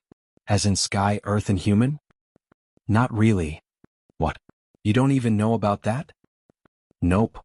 Dialin shook her head bitterly, for she totally had no idea about Shi. After a short pause, she explained leisurely, the 3 types of flames refer to human flames, earth flames and sky flames. Human flames, like my blue magic flame, are the magical flames in human warriors, which is a vital factor for alchemists and blacksmiths to train with. Every high-level alchemist or blacksmith owns a human flame, because only it can raise their skill to the highest. Shi nodded without a reply, and didn't move his eyes away from Dialin. After a short hesitation, Dialin added, Earth flames and sky flames exist between the earth and sky, such as the earth core flame in the center of the earth and the volcano core flame from the bottom of a volcano, and are formed naturally. The difference between earth flames and sky flames is that the latter has a consciousness. What does that mean? Shi was intrigued. Natural flames without a consciousness are called earth flames, which are regarded as a treasure like precious stones. As for a sky flame, it can think just like humankind. It is immortal and has magical power, which is the most special life entity in this world. Some sky flames were formed at the beginning of the Grace mainland. Though Shi still looked indifferent, this stirred a storm in his mind. He was a foreigner to this world, and all the knowledge he obtained from his own world was totally different from that of this world. Before, he had never thought that these flames could even think and have wisdom. Hearing that, Shi got to know the magical charm of this world more profoundly. In this world, he met many mysterious things which he had never even dreamt of, such as martial spirits, demon beasts, and so forth. So this earth core flame essence is an earth flame? After thinking for a long while, Shi finally asked. This is the leftover liquid after an earth core flame turned into a sky flame. It's neither earth flame nor sky flame, but something in between. An earth flame can turn into a sky flame? Shi was shocked again. Of course, millions of years is a long time. Over time, earth flames have the chance to gain consciousnesses and turn into a sky flame, but the possibility is very small. Not all earth flames have the chance for evolution. Dialin was amused, but this is the liquid left behind before the earth core flame turned into a sky flame. This liquid is very precious for people owning human flames. How precious? It can enhance the human flame and improve one's martial spirit. Dialin was so joyful that she was almost about to dance. A human flame is from one's body and can't be hotter than the flames in nature. Only top-level warriors can make their human flames as hot as those in the natural world after strengthening them several times. Got it? Shi nodded. So this liquid can enhance your blue magic flame and give it the temperature of an earth flame. That's it. Dialin nodded vigorously and stared at him with her shining eyes. After a hesitation, she said in shame, Well, don't worry. It's yours. Dialin was delighted.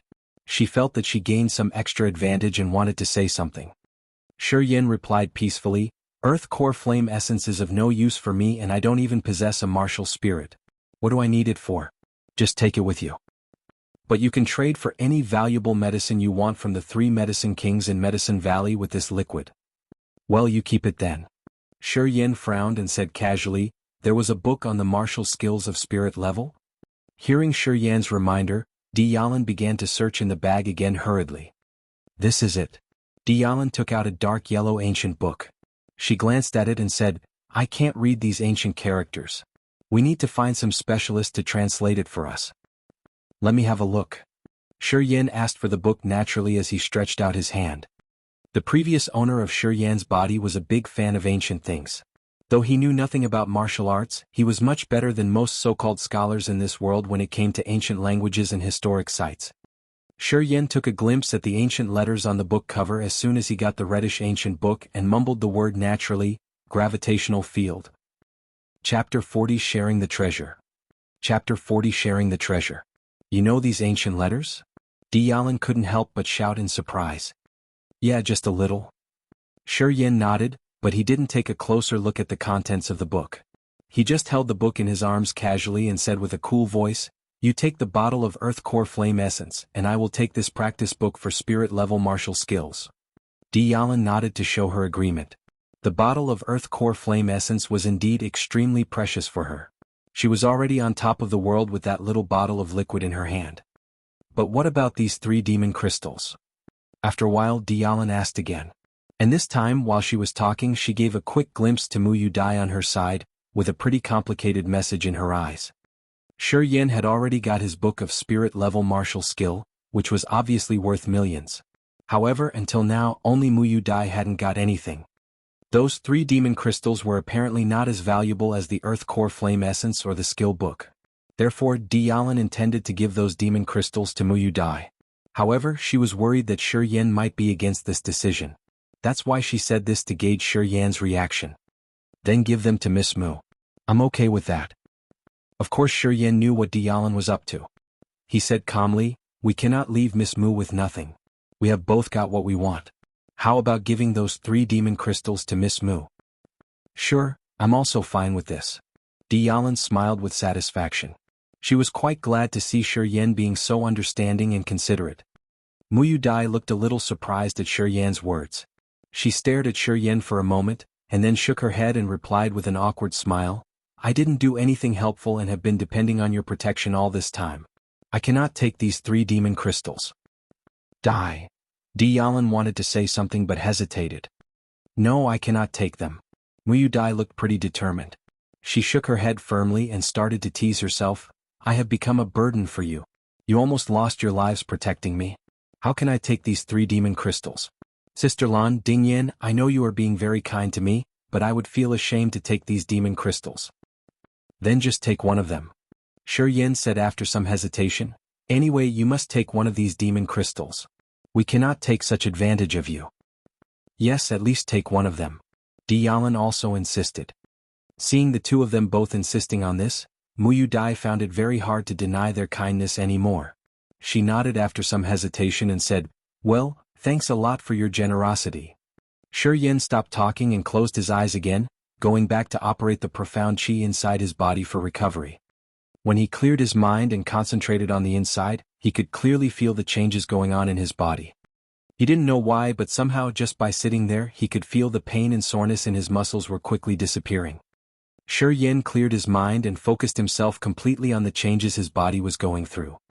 Suddenly there was a flash of lightning in his mind. His spirit suddenly lit up and it seemed he had realized something. This is the immortal martial spirit. Inside his body, his flesh, muscles, bones, veins, organs and entrails were all undergoing subtle changes. The immortal martial spirit had been secretly repairing his body in a way that he could never understand. His weakness due to breaking out of rampage was also gradually returning to normal. Shi Yin was extremely surprised.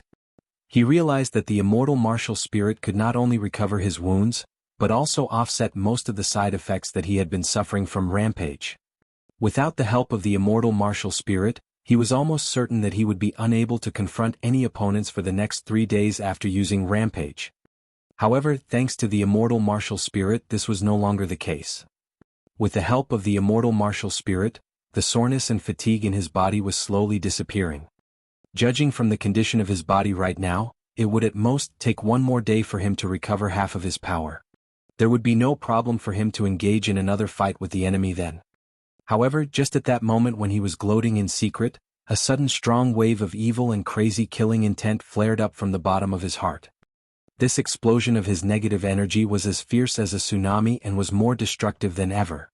Streams of energy mixed with desperation, fear and resentment were rushing out from the meridians all over his body. They had transformed into waves of spiritual power, roaring through his mind, corrupting his thoughts with an overwhelming force, and altering his morals and personality. This time he had absorbed the profound qi from all 4 nascent warriors as well as the 2 warriors of the human level. When the 6 of them breathed their last breath, Shi Yin was right there with them in this stone cave.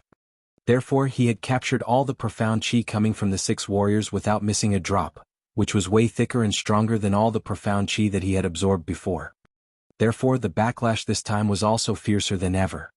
Although Shi Yin was still sitting there, his breath started to get heavier and heavier, and his body started to tremble slightly. His body was wrapped in a thick web of killing intent, making him appear even more evil to the others. After a few minutes he guessed that he couldn't resist this force anymore. He suddenly opened his eyes and stared at Dialin with desire burning in his eyes. he said in a very low voice. I'm having that weird thing happen to my body again. Tianyun was stunned for one moment, and then quickly blushed all of a sudden. She said to Mu Dai in a low voice, Dai, you turn around and don't look. Mu Dai's face also quickly went red. She bit her lips a little, turned to the entrance of the cave with her back towards those two people, and said, You two be quiet. Please don't draw the attention of those demon beasts here. I'll be staying here at the entrance. Tianyun answered with a very low voice and then quickly threw herself into Shi Yan's arms. Shortly after, inside the cave, a slapping rhythm could be heard. After a long time, with a deep moaning and trembling of the body, Shi Yan released his climax inside Tianyun's body. From the meridians all over his body, there suddenly sprung streams of magical power. This strange power was wandering around inside his body randomly, with only a small part of it shooting into Tianyun's body together with his essence. Most of this strange power was still rushing and bumping around inside his veins and vessels, filling his entire body. Shi Yan suddenly opened his eyes. He pulled up his pants and left Tianyun, who was still enjoying her moment of bliss, lying on the ground. He quickly went towards Mu Dai and said, Miss Mu, quick, come here. Mu Dai was completely shocked by his actions and couldn't help moving back. Her pretty face instantly went pale. She cried out with horror, No, don't come close. The magical power inside my body has just spilled out a little. Shi Yan was moving towards Mu Dai with a heavy panting and said impatiently, I am trying my best to control it right now.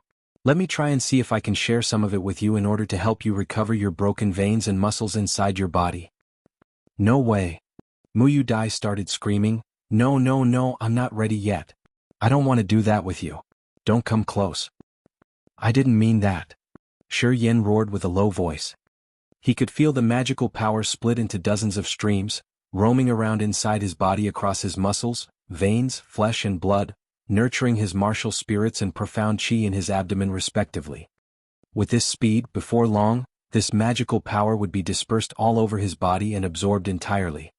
Shi Yan was concentrating more than ever right now. He forcibly blocked a small part of this strange power inside his arm. He was hanging onto this magical power very tightly and planned to inject this part of the power into Mu Dai's body through the spillover of his profound chi. Seeing Mu Dai continuously backing away, Shi Yan got extremely impatient. He suddenly took a step forward and grabbed Mu Dai tightly into his arms. With the soft and nicely curved body of Mu Dai suddenly taken into his arms, a refreshing and sweet fragrance instantly kissed his face tenderly, making his spirit excited all of a sudden. Let go of me. Mu Dai didn't buy Shi Yan's theory at all. She was hitting Shi Yan's chest intensely with her little fists, and struggling with all her might. However, with all of her veins and muscles broken, she couldn't manage to use her profound chi smoothly. With all her power being void, she was no different from a weak, fragile little girl, and couldn't break out of Shi Yan's arms even a little. Stop struggling. Just be quiet. Shi Yan locked up his arms even tighter and forced her delicious and delicate body tightly against his own, leaving her no room to struggle. At that moment, Shi Yan made the magical power inside his arms quickly rush towards his wrists, all the way through his palms, and into the veins and muscles on Mu Dai's back. Now try your best to move this power to your broken veins and muscles. Quick. With Mu Dai locked up in his arms, Shi Yan quickly whispered into her delicate ears. Mu Dai's ears twitched a lot, and her sweet body couldn't help trembling. She was silently cursing Shi Yan as a bastard in her heart. However, she clearly felt two strange waves of power flowing into her body through Shi Yan's palms and circling inside the veins and muscles in her back. Under Shi Yan's harsh order, Mu Dai finally became quiet and stopped her struggling. She started to make her best efforts to feel the magical power inside her body, take control of it, and use it for the recovery of her broken veins and muscles. Holding Mu Dai tightly in his arms, feeling the delicious curves of her body, smelling the sweet fragrance from her body, Shi Yan was suddenly distracted and starting to entertain some dirty thoughts in his mind. He couldn't help the excitement coming from his lower body. Ah! Mu Dai screamed with embarrassment. She said in a hurry with a blushed face, Let go of me now. You, acting like this. I cannot calm myself down. Well, I will let you go for now. Shi Yan knew that this was not the right time for him to take advantage of her. He nodded and slightly kissed Mu Dai's cheek. I will take this as a reward for offering you this magical power as a gift. After these words, Shi Yin released Muyu Dai from his arms and took a few steps back. He then sat down against the stone wall and slowly closed his eyes. Muyu Dai's entire face was completely red. She was both embarrassed and annoyed at the same time. She glared at Shi Yin with anger and cursed, "You dirty bastard." After this, with her beautiful bosoms heaving up and down, Muyu Dai took a few deep breaths before finally calming down. She understood that given this critical situation, she couldn't afford to waste any time on blaming Shi Yin. She also quickly sat down and tried to use the magical power that she got from Shi Yin to restore the broken veins and muscles inside her body. Chapter 41, The Third Sky of Nascent-Level. Chapter 41 The Third Sky of Nascent-Level. It was silent outside the valley. The demon beasts had left a long time ago. It was already daytime as the sunlight filtered into the cave through thick bushes like fire. The three were training cross-legged on the ground with steady breaths. Not knowing how much time had passed, Shi Yin woke up from the serenity. He stood up, stretched his neck and tried to move his body. The third sky of Nascent-Level. With a deep breath, Shi Yin felt refreshed and his fatigue disappeared at once, while his senses became much more accurate. With the help of the magical power, Shi Yin's training speed advanced as fast as a shooting arrow, and he increased to the third sky of Nascent-Level at once. Standing at the entrance of the cave, he was dimly able to perceive the spiritual scent between the sky and the earth. He couldn't smell the spiritual scent in the air before, but now it was all so clear to him that he could sense it easily. To perceive the spiritual scent in the air was something only third sky of Nascent-Level warriors could manage. Once he perceived the spiritual scent, he could train his martial skills faster with its help. As soon as he willed it, his body turned as hard as iron immediately, while his skin turned dark brown and was covered with a vague black light which was similar to the state when he operated his black light shield. Air? Shi Yin was a little surprised. After a careful examination, he was certain that he wasn't even utilizing his black light shield with profound chi. This was to say, the dark light covering the skin was merely the reaction to reaching the second stage of Petrifaction martial spirit. He smiled after further examination, knowing that the magical change to his skin must have something to do with his martial spirit. It was rather bright in the cave now. Shi Yan's black eyes blinked and began to wander to Muyu Dai and Diyalan's bodies. Muyu Dai and Diyalan were still sitting on the ground cross-legged with tightly closed eyes. There was a vague light moving around their bodies, as their profound chi operated in their bodies along specific paths. He had injected part of the magical power into Muyu Dai's body, because he wanted to know if this magical power could be passed on to others without sexual intercourse. And also he wanted more help. He was not sure how many foes he would meet during the upcoming journey. It would affect their travel if Muyu Dai still needed protection. As Diyalan had said, Muyu Dai was also a warrior before her tendons broke. If Muyu Dai recovered, it would be very beneficial for their journey ahead. Because of those thoughts, he gave that small part of the magical power to her. Holding his breath, Shi Yin focused his attention on Muyu Dai. Suddenly he felt a strong profound chi circulating in her body. A little surprised, he couldn't help but take several glances at her. After a further thought, he got even more confused. To his amazement, Muyu Dai's profound chi was more refined than Diyalan's, which meant Muyu Dai was a higher level than Diyalan. Shi Yin was really shocked. He knew Muyu Dai was a warrior too, but he thought she was no more than Nascent-Level. After all, Muyu Dai was much younger than Diyalan, thus there was no way she could be a higher-leveled warrior than Diyalan. But it turned out to be quite the opposite. Shi Yin finally realized that Muyu Dai was already a human-level warrior at such young age.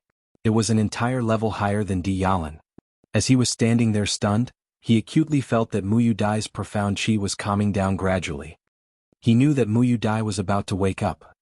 As expected, before long, Muyu Dai's eyelashes shook and she opened her eyes slowly. Two clean and bright eyes suddenly observed the cave, and Muyu Dai's delicate little face lit up. She looked like an extremely beautiful and attractive angel in the wood. Shi Yin was dumbstruck as he gazed at such a beautiful creature. He couldn't even think straight. Done staring? Muyu Dai looked indifferent as she stood up slowly. After stretching herself, she chuckled, "From now on, I'm not your burden anymore." Streams of thin white light flew out from her arms as she was stretching her body. The light soon disappeared in the air. As Muyu Dai moved her fingers slowly in the air, the light showed up again little by little, and began to shuttle between her smooth fingers. "I haven't played my zither for so long. Need a practice now." Muyu Dai smiled. That smile was like a clean brook in a valley, serene, empty and intoxicating. You are much prettier than before. Gazing at her for a long while, Shi Yen uttered. With her veins connected and the profound chi of the top of human level flowing in the body, her skin became extremely translucent, while her face turned rosy and her eyes brightened. Muyu Dai looked so confident that nothing in the world could terrify her.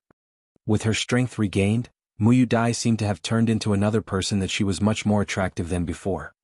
At this moment in Shi Yen's eyes, Muyu Dai was literally far prettier than Dialan and Mo Yenyu. Both her level and temperament transcended those two girls. Thanks. Muyu Dai smiled casually. How long has it been? 2 days, I guess. Shi Yen hesitated. I'm not sure either. I just feel that we have stayed in the cave for more than 1 day. You recovered? Yes. Muyu Dai nodded confidently. Let's leave this cave and set off after Sister Lan wake up. Okay. Shi Yen replied casually and felt a little bitter. Before, though Muyu Dai was too naive and too kind, she was quite adorable, just like a lovely little sister. Though Muyu Dai became more attractive after regaining her energy, her cuteness disappeared, and on the contrary she made Shi Yen feel some holiness from her, which made Shi Yen a little disappointed. Disappointed, Shi Yen didn't bother to say anything. Instead, he walked out of the cave and began to wander in the valley. Taking out the book, Gravitational Field, on spirit-level martial skills out of his bag, he turned the pages randomly. Without reading it carefully, he put the book into the bag scrupulously. He was now sure that there were letters in the book. Spirit-level martial skills could only be trained by warriors of at least Earth level. But he was just a nascent-level warrior now, which was a long way from Earth level. Without advancing, to train with the spirit-level martial at a low warrior level would only disturb one's mind. Because of that reason, Shi Yen put the book away after he was assured it was authentic. A half-day later, Dialan and Muyu Dai walked out of the cave together. They were clean, dressed and high-spirited, ready to set off. Kid, thank you. I've stabilized my level now. Dialan said loudly after she got out. It was rather dangerous a short time after one reached a new level. The warrior needed to strengthen his profound chi as soon as possible, or he would be hurt in fights and training while his level was still unstable. The essence from Shi Yen took effect again in Muyu Dai's body, which stabilized her level, and enabled her to fight without any fear of backlash. Well then, let's set off. Not intending to boast, Shi Yen smiled naturally and guided them out of the valley. 7 days later. The three of them finally stepped out of the enormous dark forest. Looking at the huge ancient trees behind them, they all felt themselves lucky survivors of a disaster. In those 7 days they never got into any danger. The warriors and mercenaries in the dark forest had either died or were wounded, not daring to stay in that dangerous area. The demon beasts led by the Silver Thunder Wolf had also calmed down and didn't show up again. Since the demon beasts and mercenaries were quiet, their journey became magically smooth. Without meeting any obstacles, they went through the most dangerous area and stepped out of the dark forest. They need to pass Silent Town if they were going to the Merchant Union, and they must cross the wide stone woods to get to the Silent Woods. The stones in the stone woods were all grotesque in shape, which were either as big as a mountain or as small as a human. In addition, there were also many stone caves which were natural shelters. There were always brutal warriors lurking in the stone woods, killing and trading. Those walking out of the dark forest were trade caravans, or warriors and mercenaries who were seeking adventure. Merchants from foreign countries must have goods with them, while those adventurous warriors and mercenaries, who could get out of the dark forest alive, must have medicines and materials from demon beasts. These people all had something valuable with them. Therefore, there were people hiding in the stone woods for years, who would show up if they found their prey was weak and harvest their goods after a nasty slaughter. Thus, sometimes the stone woods were more dangerous than the dark forest. A single man who stepped into it, unless he was a disaster-level warrior, would always get into trouble. The stone woods is very dangerous. Maybe the people from the dark world are lurking there? Dialan thought for a while and reminded Muyu Dai. Someone will come to our aid in the stone woods, no worries. Muyu Dai smiled and looked back at Shi Yen. You are going into the stone woods. Yup. I'm from the Merchant Union, of course I will go back there. Shi Yen replied. Good. Then let's go there together. You will be safe with us in the stone woods. Muyu Dai looked confident, and before Shi Yen replied she added, let's go into the stone woods. Don't worry, we are safe now. Okay. Shi Yen replied. Though he didn't relax. Once they stepped into the stone woods, he was always on alert. From the memories of the other Shi, he knew it was chaos in the stone woods. All the powerful parties were involved in it, including the big families from the Merchant Union. He didn't know what Mu Dai had that made her so confident. But he knew they would be killed in an instant if they weren't cautious. Shi kept calm as he looked around in the woods. Every 5 steps he would turn back and examine carefully. Chapter 42 Departure. Chapter 42 Departure. In the stone woods. Beside a giant rock. Immortal, Bernard, and the Crescent Emissary were standing indifferently, seeming to wait for some news. Before long, a star emissary appeared on the stone path far away, who was heading in their direction hurriedly. That star emissary came near and bowed to the Crescent Emissary. "Sir, still no trace of them." The Crescent Emissary nodded and waved his hand. "Keep watching those passes. Be on alert." "Yes, sir." The star emissary who was in charge of collecting information stepped back silently and disappeared into the piles of stones. 1 hour later. Big Johnson, who had lost his arm, showed up from another stone path. He walked up to Immortal and gave a salute. "No news of them." "Well?" Immortal nodded. "Keep watching. I just don't believe that they won't come out." "Third Master, is it possible that they were already killed by the demon beasts in the dark forest?" Johnson asked after a hesitation. "It is said that the demon beasts in that area went crazy after we left. Many warriors died because of them. They disappeared for so long, maybe they were killed by those demon beasts." "Could be." Surprisingly, Immortal didn't oppose but nodded and said, "But if they were not killed by demon beasts and slipped through to the Merchant Union, we can do nothing anymore. You know what I mean?" "Got it. I will go and watch right now." Johnson was enlightened and left immediately. Frowning, Immortal said to the Crescent Emissary next to him, "Let's wait for another month. If they still don't show up, I guess they must have been killed in there. What do you think?" "Well, I agree with you." The Crescent Emissary agreed. He thought for a moment and said, "I got the information that the Medicine King Gan Shao and the Silver Thunder Wolf are still fighting in the dark forest. But since there are too many demon beasts, Gan Shao seemed to begin to withdraw. The demon beasts in the dark forest have now all gathered around the Silver Thunder Wolf, chasing the Medicine King Gan Shao and his escorts. That battle area is relatively safe now." "You mean they may still be alive?" Immortal asked. "Very likely." The Crescent Emissary said, "Many warriors were killed in that region, and those not being killed had been scared out of the forest a long time ago. Therefore they can easily get out of the forest alive if they are not unlucky." "They'd better be alive." Bernard from the Tush Mercenary Union was filled with hatred as he said coldly, "They will regret being in this world." A cold light flashed in the Crescent Emissary's eyes as he said indifferently, "I will take Mu Dai away. Then that skinny boy is mine. He stole something from my Mo family, so I need to get it first. Then you can do whatever you want to him." Immortal took a glimpse at Bernard and said in despise. Bernard kept silent, pondering on something that no one knew. Shi was walking on the jagged stones cautiously, not daring to relax his vigilance. Mu Dai and Diyalan were discussing something ahead of him. He couldn't hear them clearly. "Ding Yen." Mu Dai paused abruptly and turned around to look at him. "Yeah." Shi was surprised and relaxed his vigilance a little. "What's the matter? You are from the Merchant Union?" Mu Dai hesitated and then asked casually. "Yup." "You trained all by yourself?" "Yup. You helped me a lot all along the way, so I want to introduce you to someone. If he thinks highly of you, it will be very beneficial for your training. What do you think?" Mu Dai was serious as her beautiful eyes shone and gazed at him. Shi was shocked at first, and after a long while he shook his head and replied indifferently, "Miss Mu, thank you for your kindness, but I don't like to be restrained." He understood. Mu Dai wanted to introduce him to an influential person or to a certain power. In this world there were many single warriors who were at a very high level and could do whatever they wanted without any help. But most warriors would choose to attach themselves to a certain power or a big family. Those powers and families possessed lots of resources, immense martial skills and training materials, and most importantly reputed warrior trainers, which could speed up one's training process and step into a higher level. However, those influential powers and families hardly admitted unknown warriors. It was very hard for a warrior to enter a big power without anyone's introduction. Apparently Mu Dai knew someone influential and she wanted to thank Shi in that way. "It is very hard to train all by yourself. Muyu Dai was a little shocked as she couldn't understand Shi Yan.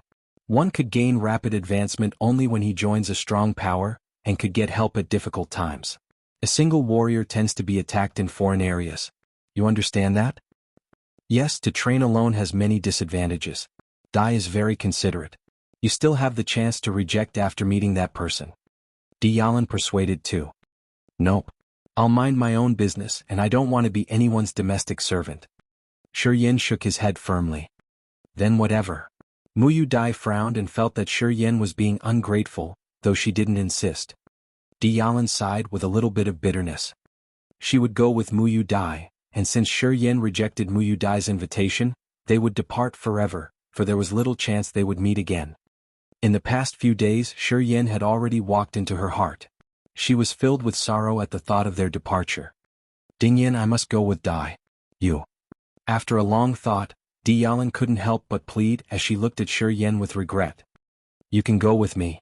Shi Yan was stunned, then added, if you are willing to. I. Dialin looked gloomy as she murmured, the power behind Dai can not only protect Dai, but also help me increase my ability. Furthermore, Dai has promised me that I will get exorbitant training materials as well as a weapon of the soul level, and will even have the opportunity to train with spirit level martial skills. Then fine. Shi Yan replied decidedly, you have your own pursuits, so do I. And I can't give you what you want. Let's depart as soon as we get to Silent Town. Obviously Dialin chose Muyu Dai because she thought the power at Mu's back was more beneficial for her. And Muyu Dai really gave her a high price, so she found it hard to refuse. Dingyan, Dialin was heartbroken. I'm sorry. You don't need to apologize.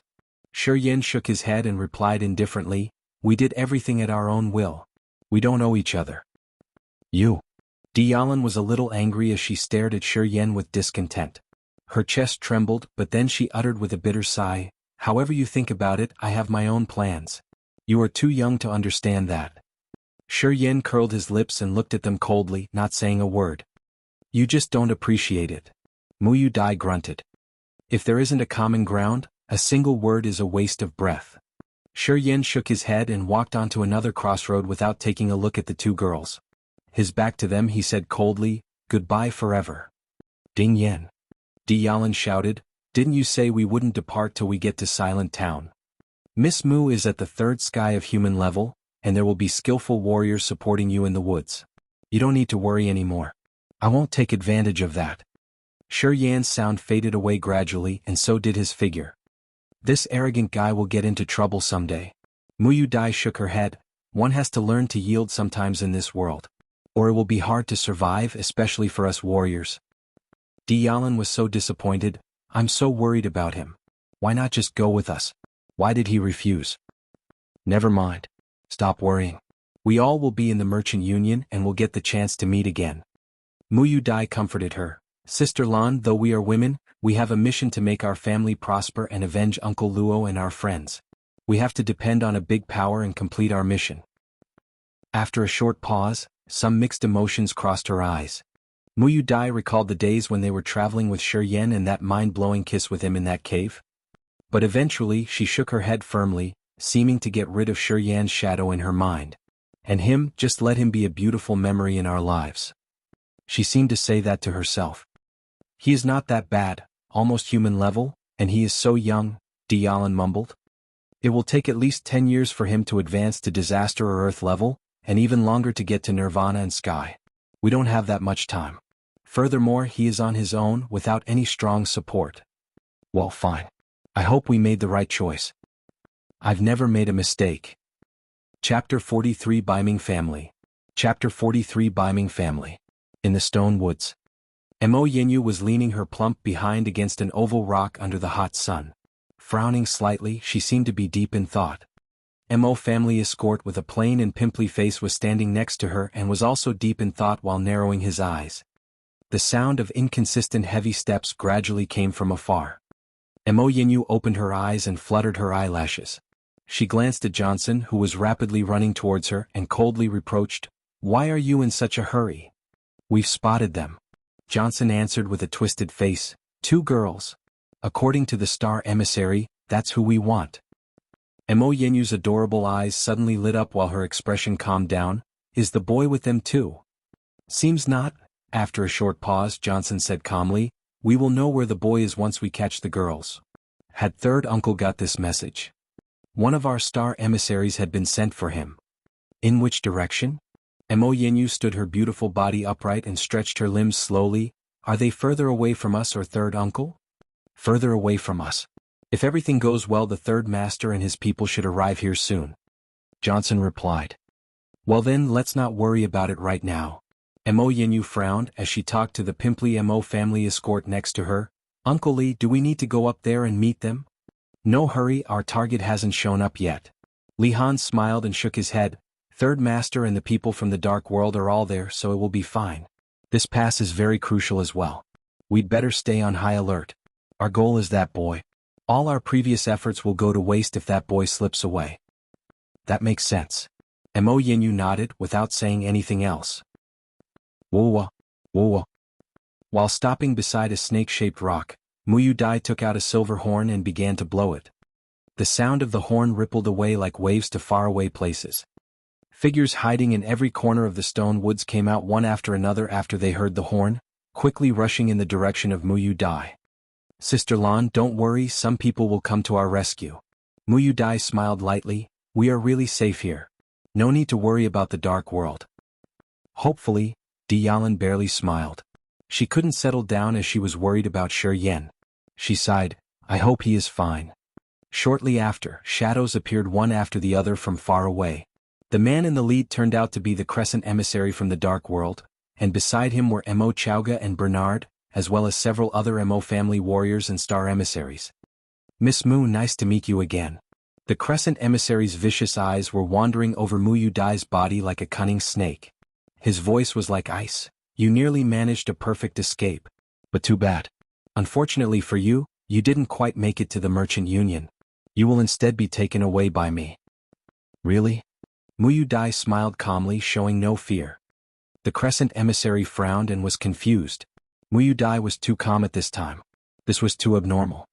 Where is that young guy who was hanging around with you?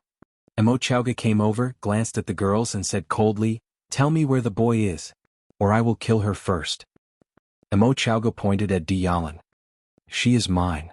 Bernard angrily stared at Mo Chowga, then flashed over to Diyalan like lightning and stretched his hand towards her. Treeing. Noise from a zither rang out suddenly. The sound was like a sharp weapon, lightly cutting into one's nerves. Bernard quivered and his face suddenly twisted in pain. He stepped back quickly and stared at Muyu Dai in astonishment. Holding her zither, Muyu Dai had already sat down. She looked at Bernard with a cold expression on her face. You want to try again? Bernard's brain felt like it was being stabbed by a steel needle and he felt like his head was splitting. Hearing that, his face became even more distorted, but he didn't dare step up again. That's impossible. The Crescent emissary's face twisted and showed panic for the first time. It has only been a few weeks, your music martial spirit shouldn't have recovered so soon. After a pause, he seemed to remember something and sneered, I know you forced yourself to operate your broken veins. You are seeking death. Oh. Muyu Dai replied indifferently, maybe you can give it a try? I know you have reached the disaster level. But if you could remember, you should know that I killed a Crescent emissary at the same level as you with my music martial spirit before we entered the dark forest. This not only made the Crescent emissary hesitate, but also made both Bernard and Mo Chowga also panic. They stared at her with an unbelievable look in their eyes. Emissary? Is it true? Mo Chowga felt his mouth go dry and he took several steps back. He made a gesture to tell the Mo family warriors not to take action. She could do that if she is in a good condition, but now I don't buy it. The Crescent emissary grunted. Haha, emissary, it's up to you. Mo Chowga retracted further, and stood amongst the Mo family warriors, showing that they were not going to take the initiative. Whoever comes up first, dies first. Muyu Dai said coldly and then turned her head away, not bothering to say anything more. Diyalan was standing beside her on alert with a stony face. Suddenly all was silent. Though suspicious, the Crescent emissary didn't take action blindly. At the same time, Bernard and Mo Chowga quieted down after they heard that Muyu Dai was capable of killing a disaster-level warrior. They made eye contact with the Crescent emissary to urge him to test Muyu Dai. At that moment, shadows appeared from all directions from the surrounding rocks.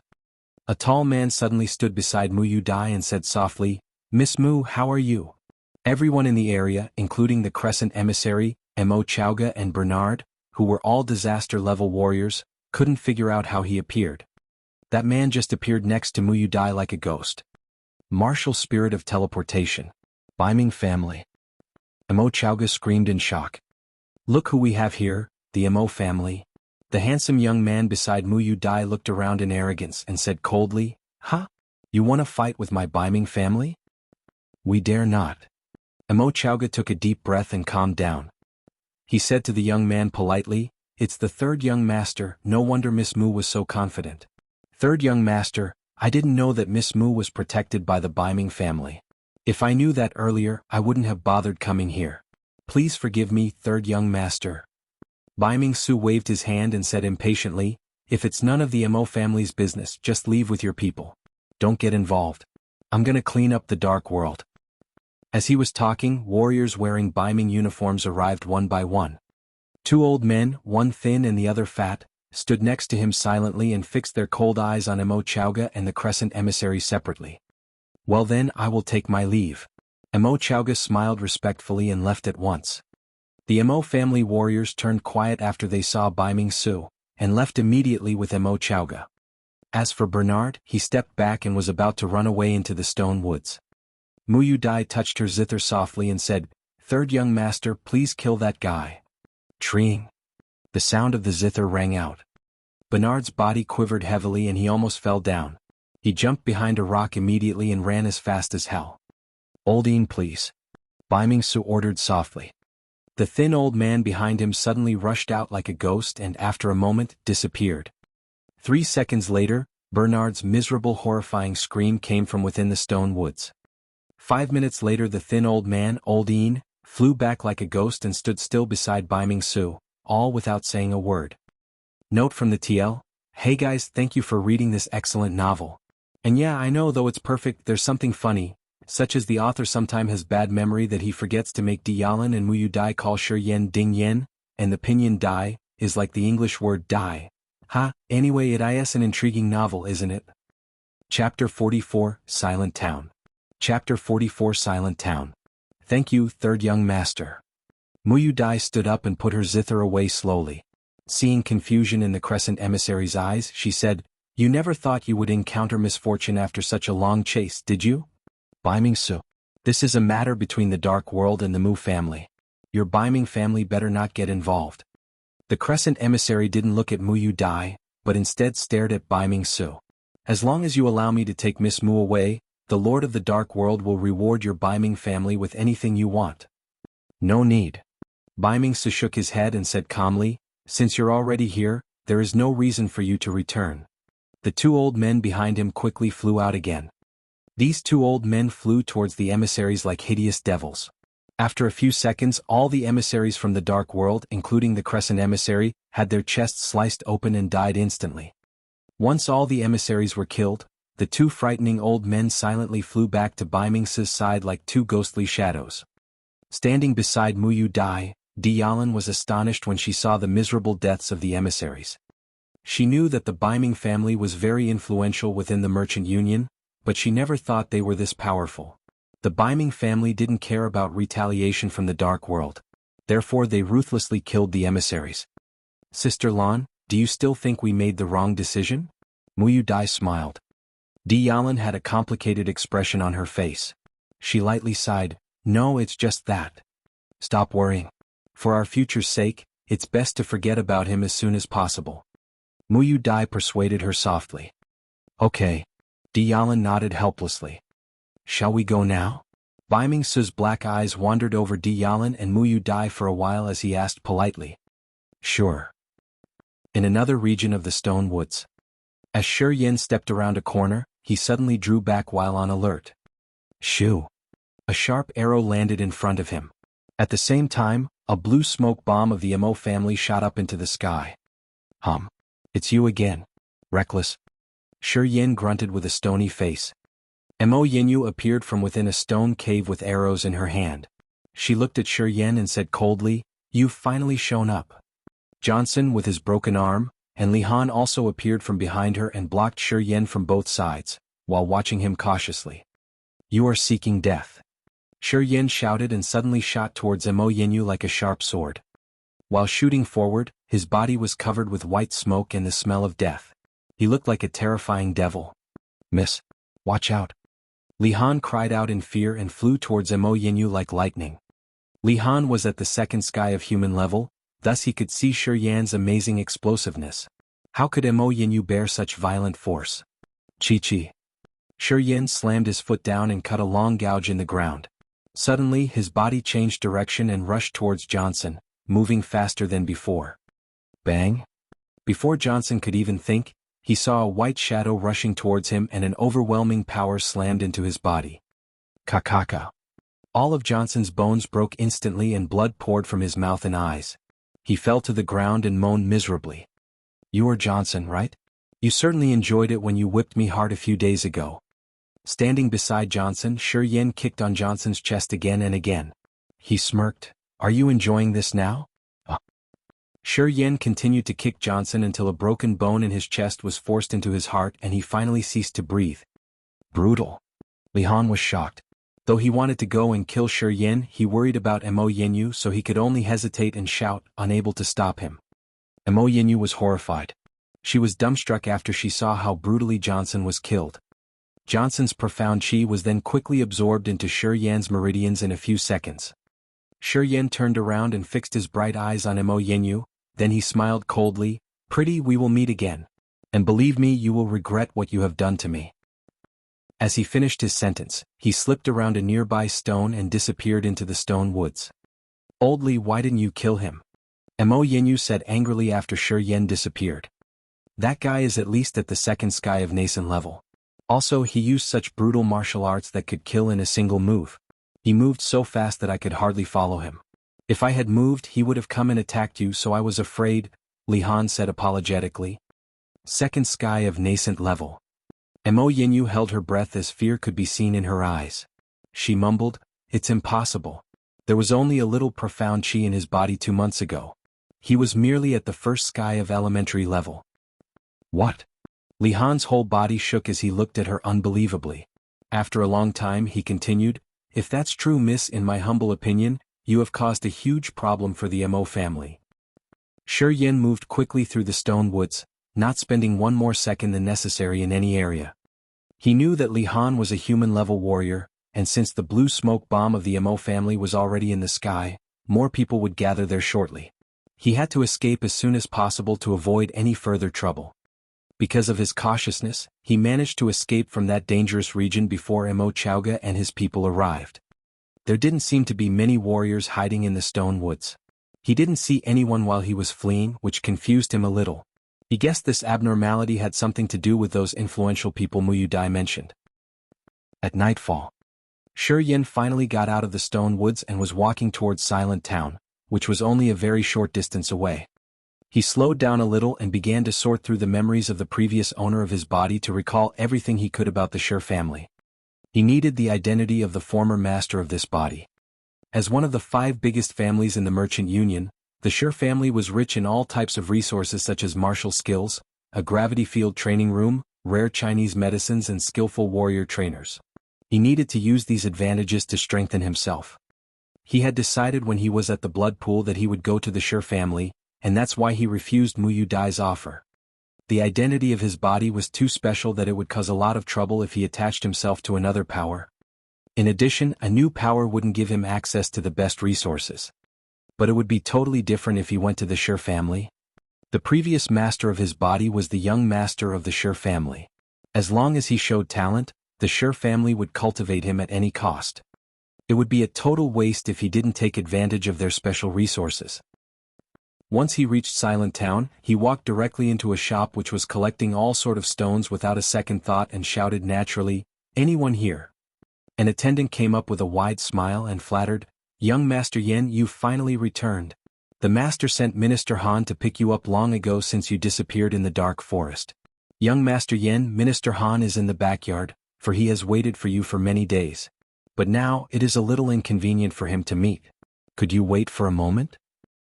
The attendant looked towards the backyard with ambiguous eyes. Never mind. I know what he is doing. Shi Yin walked directly into the backyard of the shop. Several Shi family warriors were gambling in the backyard. At the sight of Shi Yin, they panicked and put the dices away embarrassingly, then greeted loudly, "Young Master Yin. Please go on." Shi Yin waved his hands and strode past them to the back room. These warriors were quite surprised since Shi Yin left without scolding them. What? He didn't reproach us this time. Too strange. Yes. He used to scold us every time he saw us gambling. Do some actual work. Stop goofing around. How strange that he didn't say anything this time. Young Master Yin looked totally different. It seems that he has developed some manliness. Don't you think so? Well, yeah, you have a point.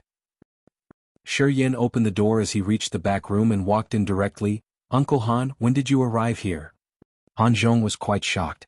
After dressing himself in a hurry, he smiled in embarrassment. Young Master Yin, when did you come in? I've been here for quite a while. Shi Yin smiled, sipped his tea and waved his hand. It's okay. If you are not satisfied enough you can keep going. Besides, I have the chance to learn something from you. Kikik. Han Zhong coughed strongly for a while. Satisfied. Well, Xiaofeng Xian, you should go back to your business. Okay, I will take my leave. That young woman dressed herself in bed and then stepped down with a red face. As she walked to the doorway she suddenly turned back and glared at Shi Yin. Everybody said young Master Yin from the Shi family is a righteous man. I guess they are all blind. I've never seen such a righteous man before. She giggled and leered at Shi Yin, before moving her hot body out of the room. Chapter 45, The Change. Chapter 45, The Change. As soon as Xiaofeng Xian left, Han Zhong became more relaxed right away. After briefly dressing himself, Han Zhong sat down at the table in front of Shi Yin, made a cup of tea and sipped it. Young Master Yin, where are your escorts? All dead. Shi Yin looked calm as he explained casually, the demon beasts in the dark forest went insane when hunting the warriors. In order to protect me they all sacrificed themselves. Han Zhong was rather shocked as he looked at Shi Yin in confusion. I was more or less aware of the situation. It's so lucky of you to have escaped from it.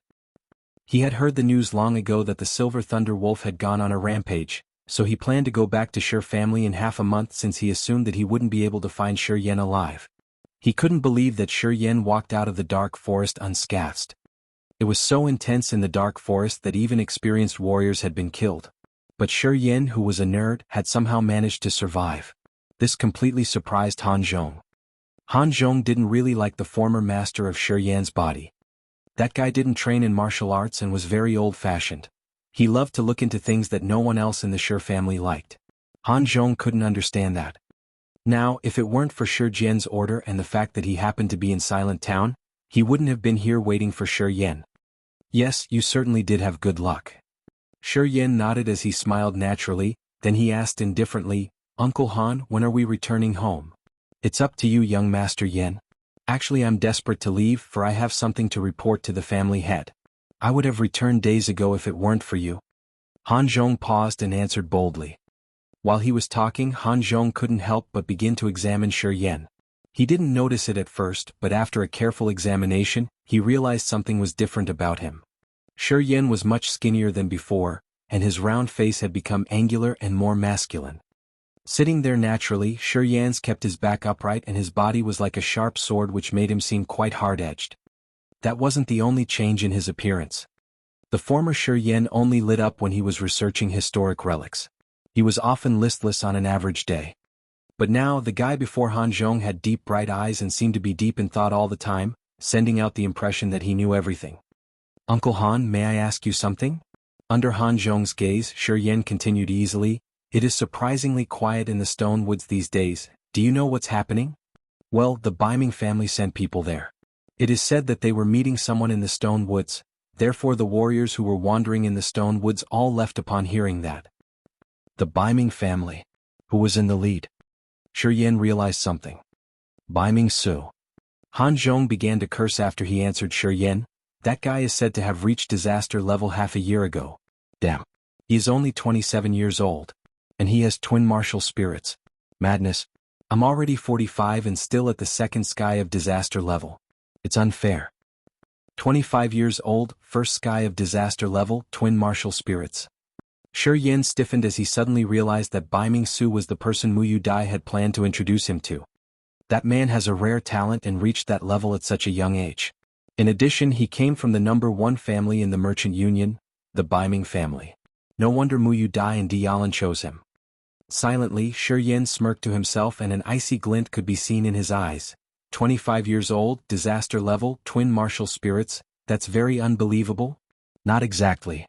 He was someone who had reached the 3rd sky of nascent level from the 1st sky of elementary level in mere 2 months. Despite the petrification and immortal martial spirits, he also possessed another vicious and mysterious martial spirit. In comparison, he had much more potential than Beiming Su. Time.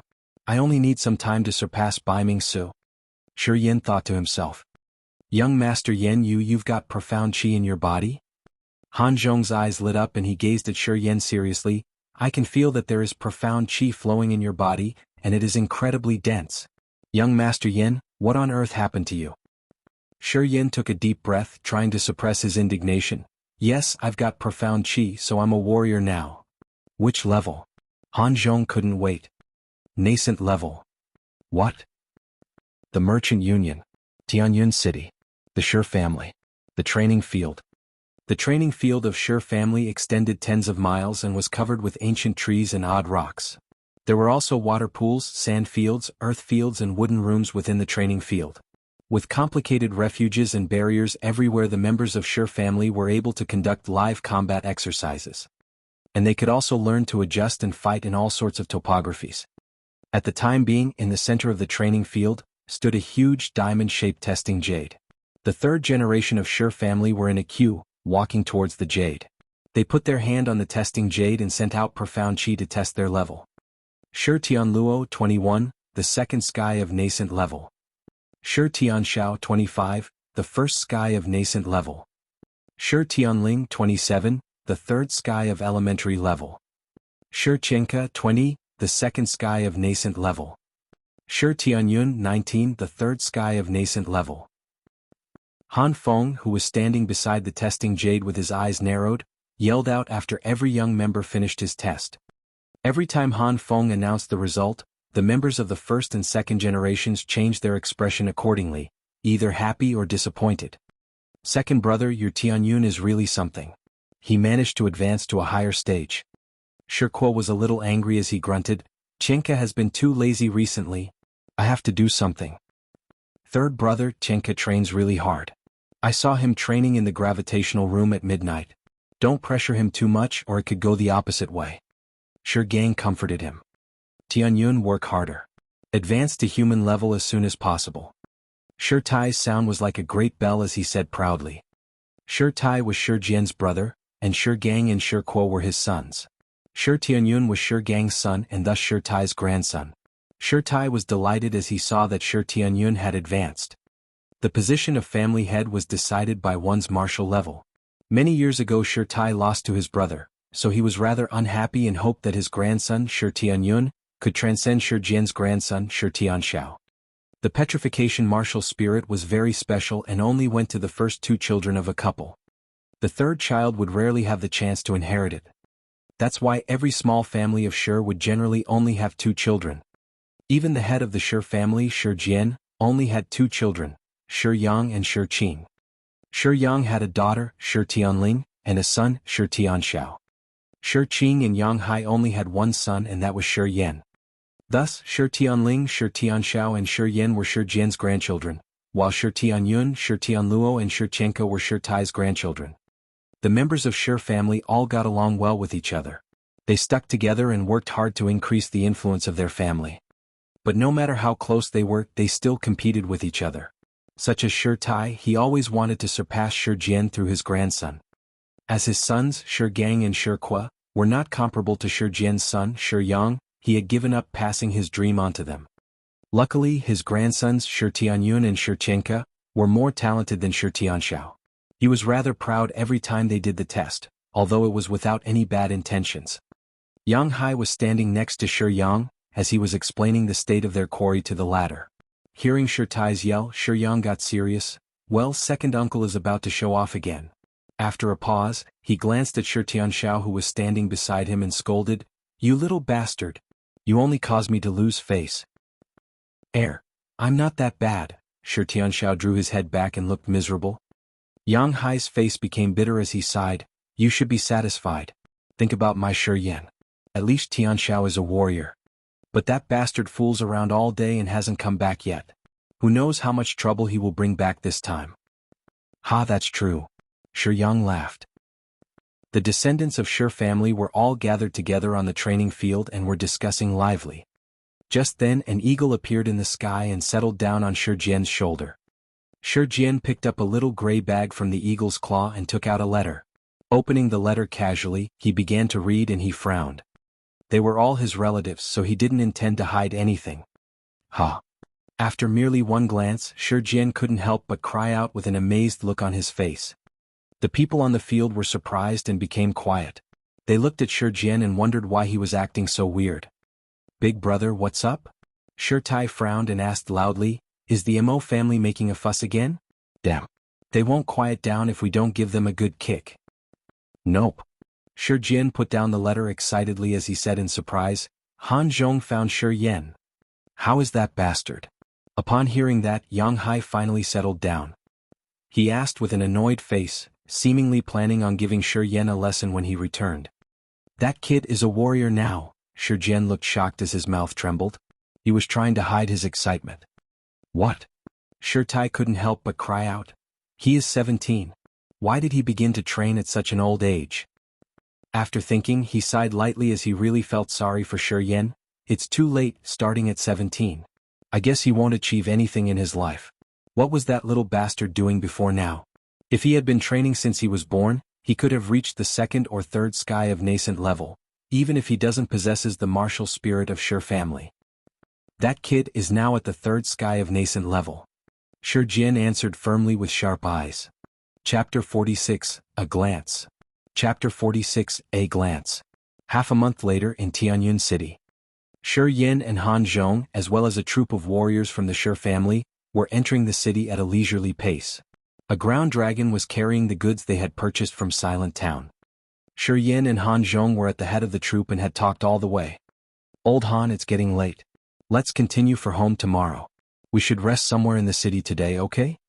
Shi Yan said leisurely. Well, where does Brother Yan want to stay? Han Zhong smiled with an ambiguous look on his face. Tianyun City is the biggest city in the Merchant Union, with a large population of several millions. The recreation centers in this city are much better quality than those in the small cities we passed. Well, old Han, since you are familiar with this area, you lead the way. I'm afraid my remaining crystal coins are not enough. We will cost a lot at some places. Old Han, you want to take advantage of me again? Last time in the Scent Pavilion you pretended to be drunk and made me pay for everything. Now you want to do that again?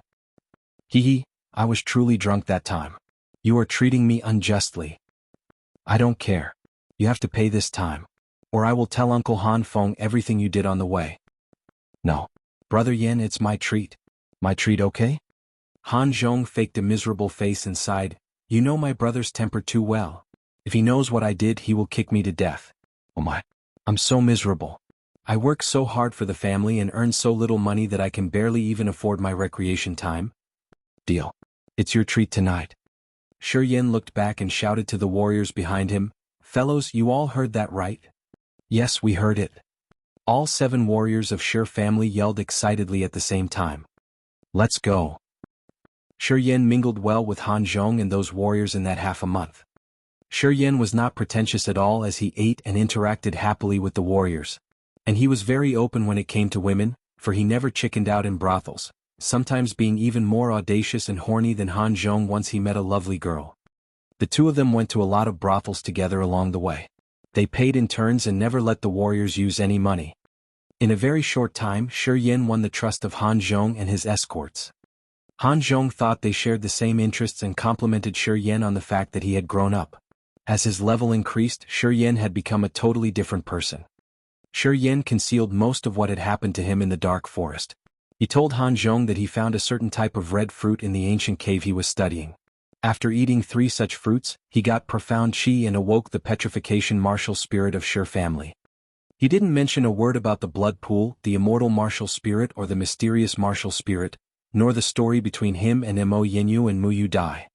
Though Han Zhong was very surprised by Shi Yan's magical story, he didn't keep asking, but thought that Shi Yan was incredibly lucky to find that fruit which made him stronger.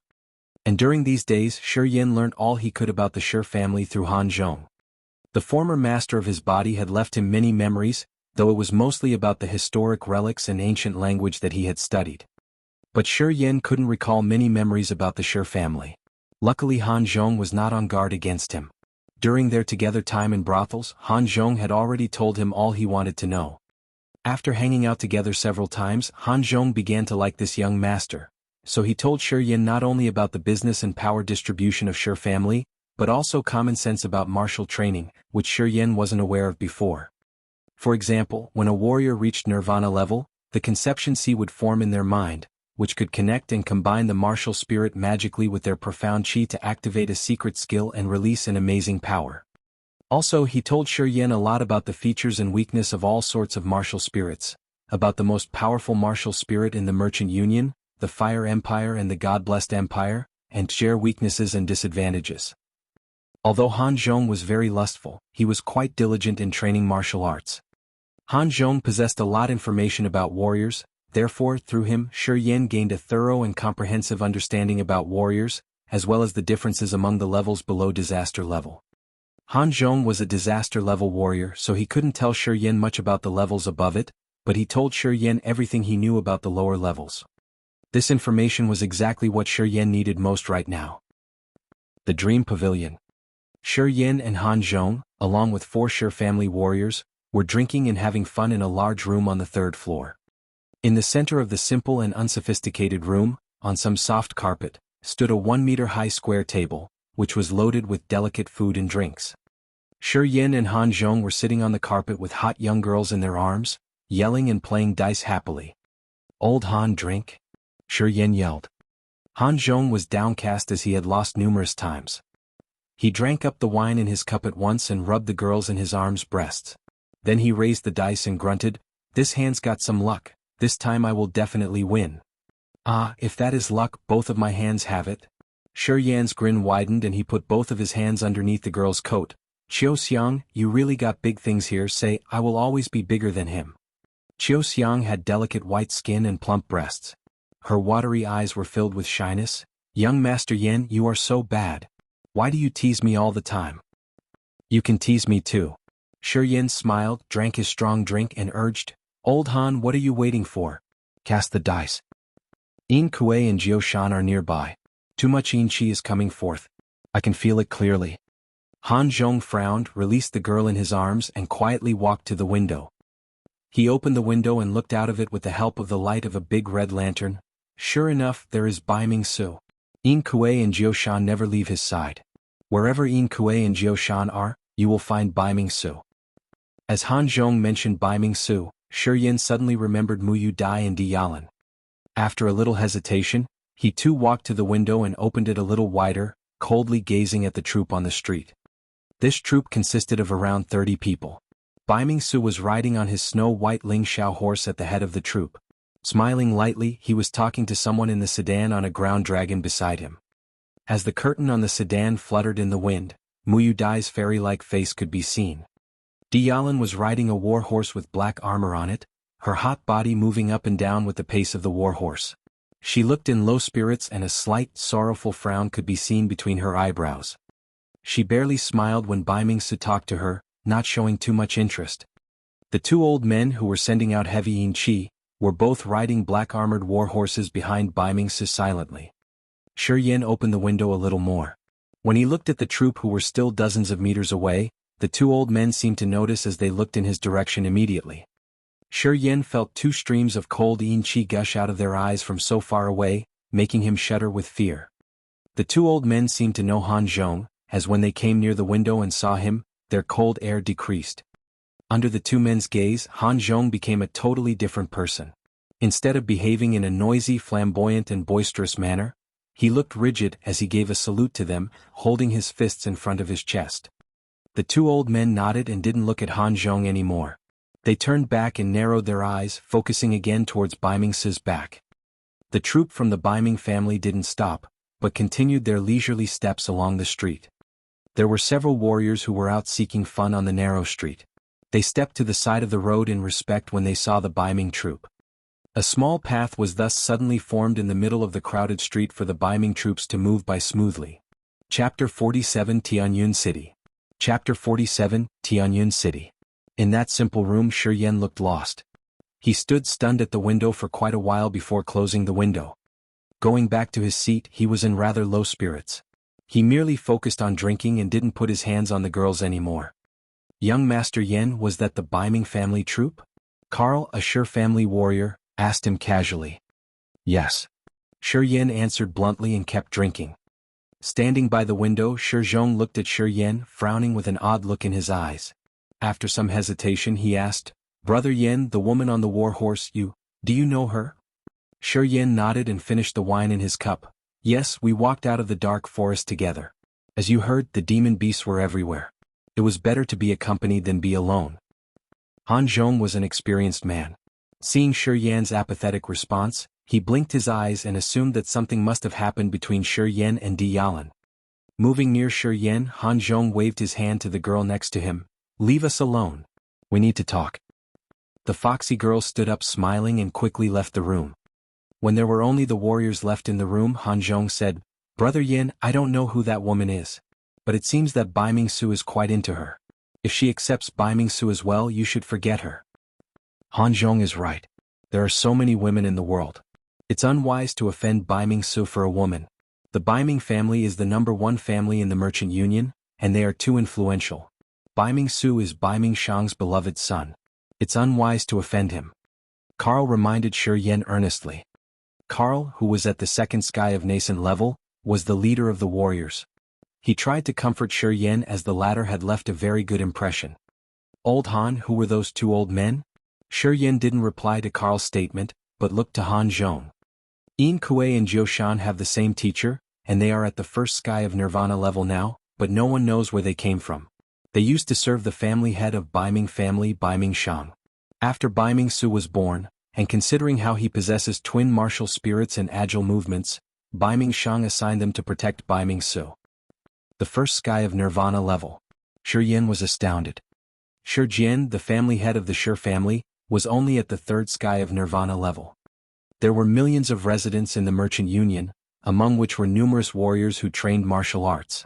But only a small part of them, barely more than 10 people, could step into the Nirvana level. The two Nirvana level warriors stayed by Beiming Su's side without doing anything else. The world was his oyster. In the Merchant Union, the Beiming family is much more powerful than the other two biggest families combined. There are many skillful warriors among the ministers, and talented descents pop up now and then. Plus, Beiming Shang himself is at the sky level. It is really unwise to offend the Beiming family. Seeing that Shi Yan wasn't responding, Han Zhong hastily explained in case Shi Yan acted abruptly. Okay, got it. After being silent for a while, Shi Yan nodded. His expression turned back to normal as he smiled to Han Zhong. Don't worry about me, old Han. I know what to do and when to endure. That's good for you. Han Zhong said, feeling relieved. Let the girls in again? No. Not interested. Let's drink. Great. Let's drink. Come on. The Merchant Union was a very special country which was co-governed by the big families, warriors, mercenaries, merchants and all sorts of NGOs. There were no formal army, no officers and no governmental structure. Instead, there were many big families, hundreds of mercenary unions, tens of thousands of merchants, vagrants and civilians who hated wars. The Merchant Union never got involved in the wars between the Fire Empire and the God-blessed Empire, therefore it was a peaceful country. However, once it was invaded, all the forces in the Merchant Union would unite to fight against the enemy. Over the history of the Merchant Union, the Fire Empire and the God-blessed Empire had both attempted to invade it for its wealth, but they were smashed every time by the united army of the big families and mercenary unions in the Merchant Union. On average days there were no governors in the Merchant Union, but once it was in danger, its people would fight together to drive back their mutual enemy. Those big families, hundreds of mercenary unions and wealthy merchants could form an extremely powerful force which could defeat the God-blessed Empire and the Fire Empire easily. It's lucky that the forces in the Merchant Union only came together when the country was in danger, or it could swallow any other country at any time. The Merchant Union was in a crucial position. The dark forest was to its south, the dead swamp to its north, continuous cloud mountain to its west, and the enormous endless sea to its east. No matter if it was the dead swamp, the cloud mountain, or the islands in the endless sea, there hid all kinds of abundant resources such as minerals and magical medicines. As a big trading nation, the Merchant Union took advantage of its geographical location. However, despite the exuberant resources in the dead swamp, the cloud mountain, and the endless sea, there was also incredible danger. Demon beasts, poisonous fog, miasma, hideous tribes, and disasters. That's why one needed to be very capable to travel in these areas. Luckily, the Merchant Union never lacked skillful mercenary unions and warriors. There were 17 cities in the Merchant Union, and the Tianyun city was the biggest among them. Tianyun city was located in the center of the Merchant Union, with 8 small cities around it. It covered a large area which almost equaled the 8 small cities combined, as did its population. Therefore, Tianyun city was like the capital city of the Merchant Union, which was the main territory of those biggest families. The Shi family was amongst them. Though they had properties and gardens in every main city, the Shi family was rooted in Tianyun city. The Shi family was located in the northern part of Tianyun city. It covered 100 miles and had thousands of buildings in it. Artificial lakes, rockeries, gardens, and brooks were everywhere. The Shi family descendants lived in the serene back garden, where there was an artificial lake in the middle, with beautiful pavilions surrounding it. Behind the pavilions were the training fields, gravitational rooms, and suffering palaces. There were not many direct Shi descendants, but its branches and ministers could easily reach 100. Considering those servants and escorts, there were almost 1,000 people in Shi family. Early every morning, the Shi family members, ministers, and warriors would train hard within the training grounds. On that day, just as the rooster crowed and the sky began to turn bright, many warriors had already gotten up and started to train. Shi Jian walked out of the rock room and shouted below into Yang Hai's pavilion. Then they walked toward the gate together. During their walk to the gate, the warriors bowed to them. Shi Jian nodded indifferently without slowing his steps. A short time after they reached the gate, Han Feng appeared behind them. He began to observe the corridor out the gate as he stood next to Shi Jian silently. According to Han Zhong's message, they should have arrived home last night. Since they didn't, they must arrive today. Shi Jian frowned and mumbled, "I waited till dawn to see if that boy has really reached the 3rd sky of Nascent-Level. But that bastard didn't come home. Maybe they were held up by something on the road." Though Yang Hai was cursing in his mind that Shi Yan was too impolite, he still explained for him. "Damn it. Is it possible that Han Zhong sent the wrong message?" Shi Jian looked back to Han Feng in confusion. "I have met someone whose martial spirit awoke as a teenager, so I'm not skeptical about that. However, that kid has never trained in martial arts before turning 17, but now he is suddenly at the 3rd sky of Nascent-Level. That is just unbelievable. I have been pondering upon it for several nights, but I still can't figure it out. What do you think?" Han Feng pouted, narrowed his eyes, and said, "Though Han Zhong is not a serious man most of the time, he is quite cautious on major things, so I don't think he would dare to lie about this. I can't explain it either, but I think it might be true." "Well, I can only hope so. That bastard has let me down these past 17 years, I hope this time he will be different." Many warriors came out after them in curiosity after they had breakfast, as they heard that the family head was waiting at the gate. They gathered together and were discussing boisterously. No one knew who was coming. The most likely people were those of the Beiming family or Zhou family, or Shi Jian wouldn't be there. Yet after a long time no one showed up. The warriors turned impatient and began to curse amongst themselves at the arrogant person who had made Shi Jian wait for so long. As the sun rose higher and higher, they still saw nothing. Shi Jian was becoming worried as well as he said to Yang Hai next to him, "It's been so long. What happened?" Yang Hai shook his head with a bitter smile implying he didn't know either, while he sighed secretly to himself. Though Shi Jian mentioned Shi Yan now and then, he never really cared for him. He remembered Shi Yan only after Yang Hai's reminder that Shi Yan had disappeared in the dark forest. Upon hearing Shi Yan had reached the 3rd sky of Nascent-Level, Shi Jian asked about him every day, and even came out early and waited for him. Shi Jian's attitude switched too much, which made Yang Hai a little uncomfortable. Hours later, it was approaching noon as the sun was directly above them in the sky. A fat ground dragon slowly appeared from the corridor. 2 persons were leisurely leading while chatting happily. They were Shi Yan and Han Zhong. Chapter 48, The Test. Chapter 48, The test. At the gate of Shi Family. Shi Jin, Han Feng and Yang Hai all saw Shi Yan in front of the ground dragon at the same time. Yang Hai took a quick glance at Shi Yan and frowned, thinking to himself that the boy must have suffered a lot, as he had become much skinnier. However, Shi Jian and Han Feng's eyes brightened soon after they saw Shi Yan. They were totally surprised. Yang Hai didn't train martial arts, so he didn't know that one getting skinnier didn't necessarily imply weakness. Sometimes there was much more explosiveness hidden in a skinny body than in a robust one. However, Shi Jian and Han Feng were both experts, therefore they realized just from a glance that Shi Yan had become much stronger, and was even stronger than those third-generation descents who had trained hard for more than 10 years. They looked at each other and were amazed. They couldn't understand what had happened to Shi Yan in the past half a year that could have changed his bone structure. A few minutes later, the troop, including Shi Yan and Han Zhong, arrived at the gate. "Hi, Big Grandpa, Uncle Han, Father." Shi Yan walked up to the gate with steady steps and greeted them. Han Zhong came over as well, greeting Shi Jian and Han Feng, and nodded at Yang Hai, then he stood silently beside Shi Yan. Shi Jian and Han Feng's bright eyes moved over Shi Yan's body. After a long time, Shi Jian's eyes trembled. He took a deep breath and said to Shi Yan, "Follow me." Then Shi Jian turned and headed to the backyard light-footedly. Everyone who knew Shi Jian understood that he was in high spirits. "Kid put on a good show." Han Zhong made a face at Shi Yan, implying that he was going to see better days. Shi Yan gracefully acknowledged him and nodded softly. He turned to Yan Hai, "Father, are you especially waiting for me?" Though Yang Hai had a rigid face, a light smile appeared around the corners of his mouth. "No one is waiting for you specifically. I just wanted to see what happened to your body and whether you really reached the nascent level or not." "Han Zhong, come over here. I have a question for you." Han Feng threw a look at Han Zhong and left in the opposite direction to Shi Yan. Han Zhong hung his head, with a worried look on his face, and followed after his brother reluctantly. "Well, go. Don't keep your big grandpa waiting for too long."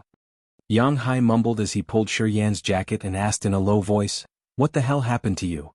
"Big grandpa will also ask about it later. So, I guess I will explain then." Shi Yan smiled, not showing much respect for his father.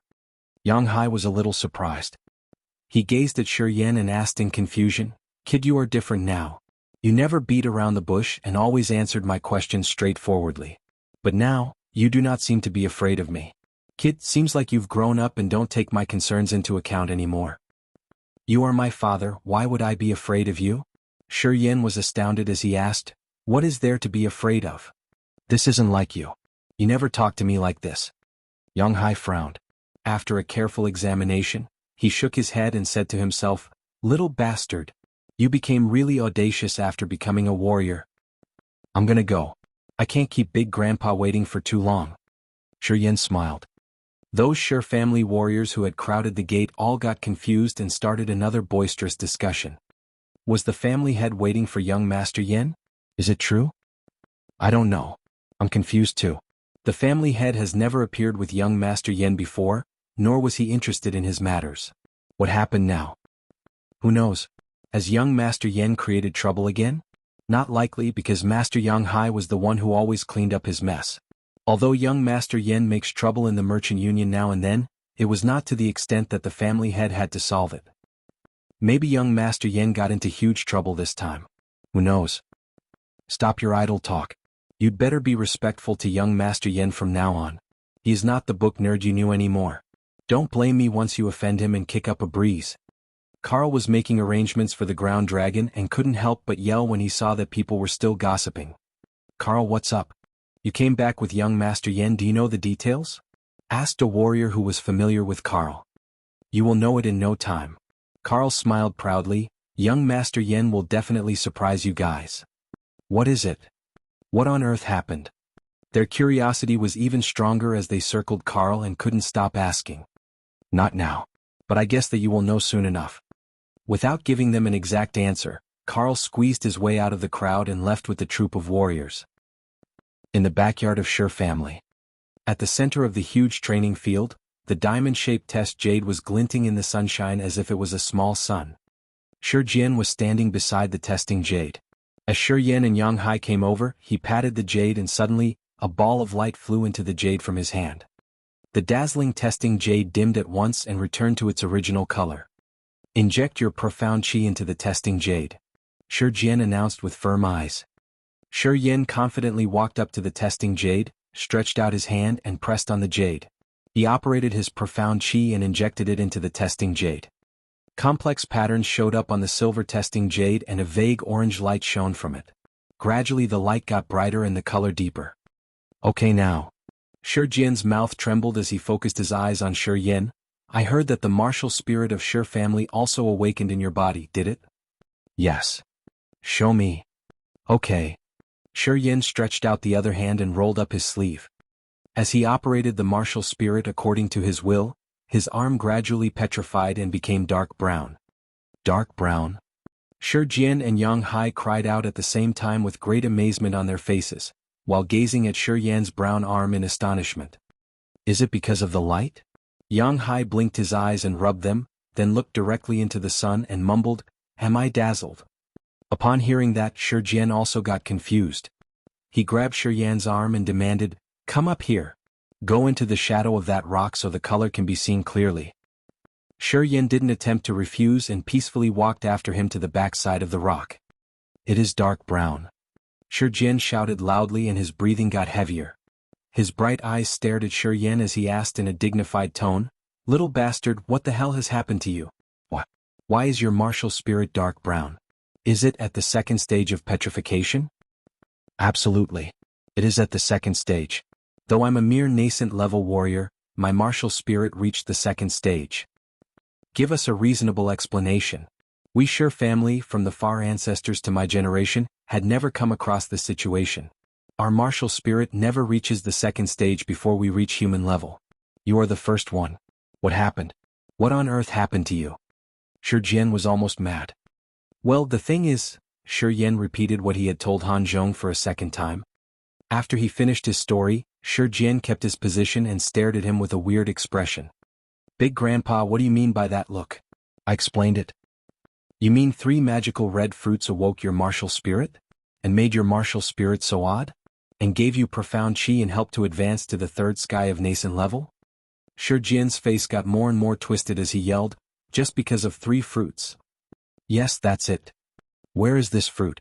I will send people to see if we can plant more of it. Don't bother, there were only 3. I searched for a very long time but never saw it again.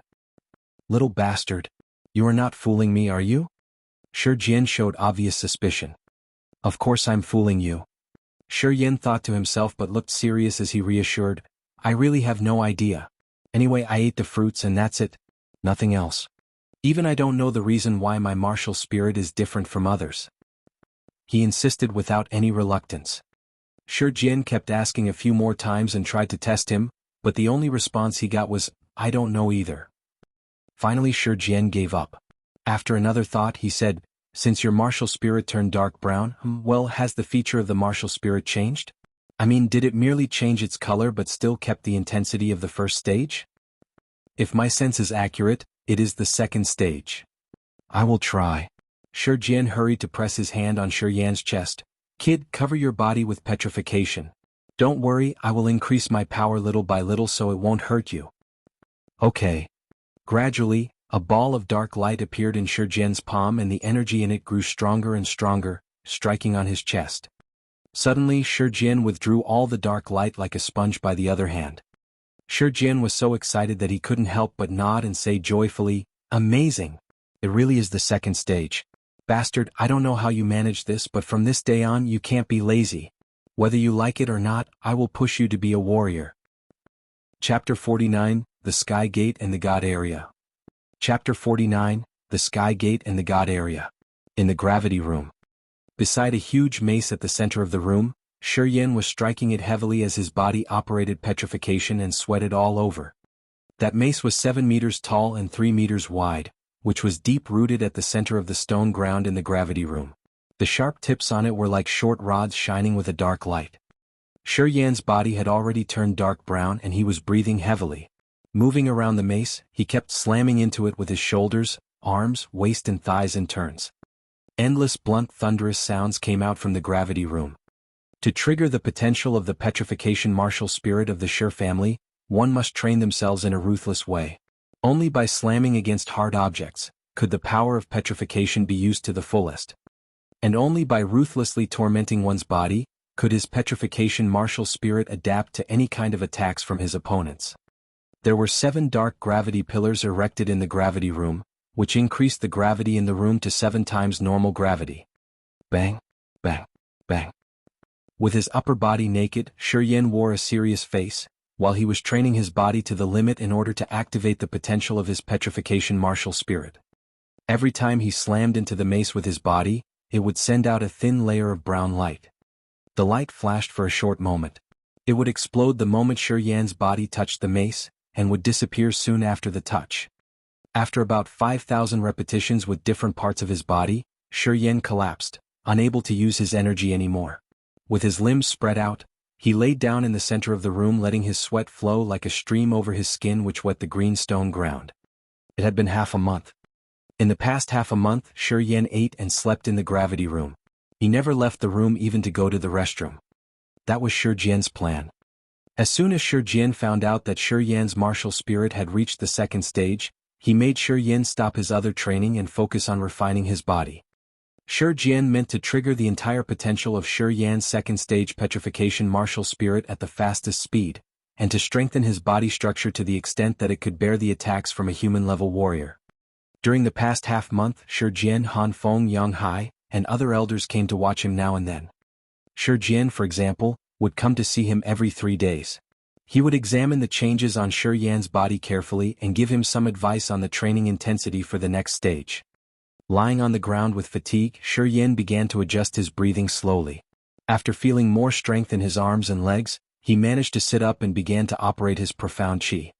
Though he was exhausted, his profound qi circulated even faster than before. During this process, Shi Yan closed his eyes and tried to calm his heart, clear his mind. Every time he went to this state, he found that his blood, flesh, cells and bones were all nourishing his body in a way he couldn't understand. His broken body would soon recover from his extreme fatigue and gain strength. This was the self-recovery of the immortal martial spirit. Shi Yan knew it well. Not knowing how much time had passed, he woke up gradually with his eyes as bright as the stars. After meditating, the fatigue in his body disappeared and his profound qi became active. There seemed to be a strong explosiveness in it which was about to break out. At this moment, the stone door of the gravity room opened a little. Han Zhong walked in with a big smile and 7 bamboo baskets in his hands. He put down the bamboo baskets and took out the delicate dishes one by one. Today's dishes: bird's nest, sea cucumber, turtle, bear's palm, glossy Ganoderma. Brother Yen, you are too gluttonous. 1 meal for you is even more than 5 meals of what the other young masters of Shi family eat. If you were in a small family, everything would be eaten by you. Han Zhong laughed as he put down the plates and secretly took out a jar of wine. This jar of wine, called Flame, is part of my collection. Drink it up quickly and I will dispose of it. Shi Yan didn't try to refuse as he walked over to Han Zhong quickly and began to swallow the food. After wolfing down the rich dishes which only wealthy families could afford, he took up the jar of Flame, raised his head and drank.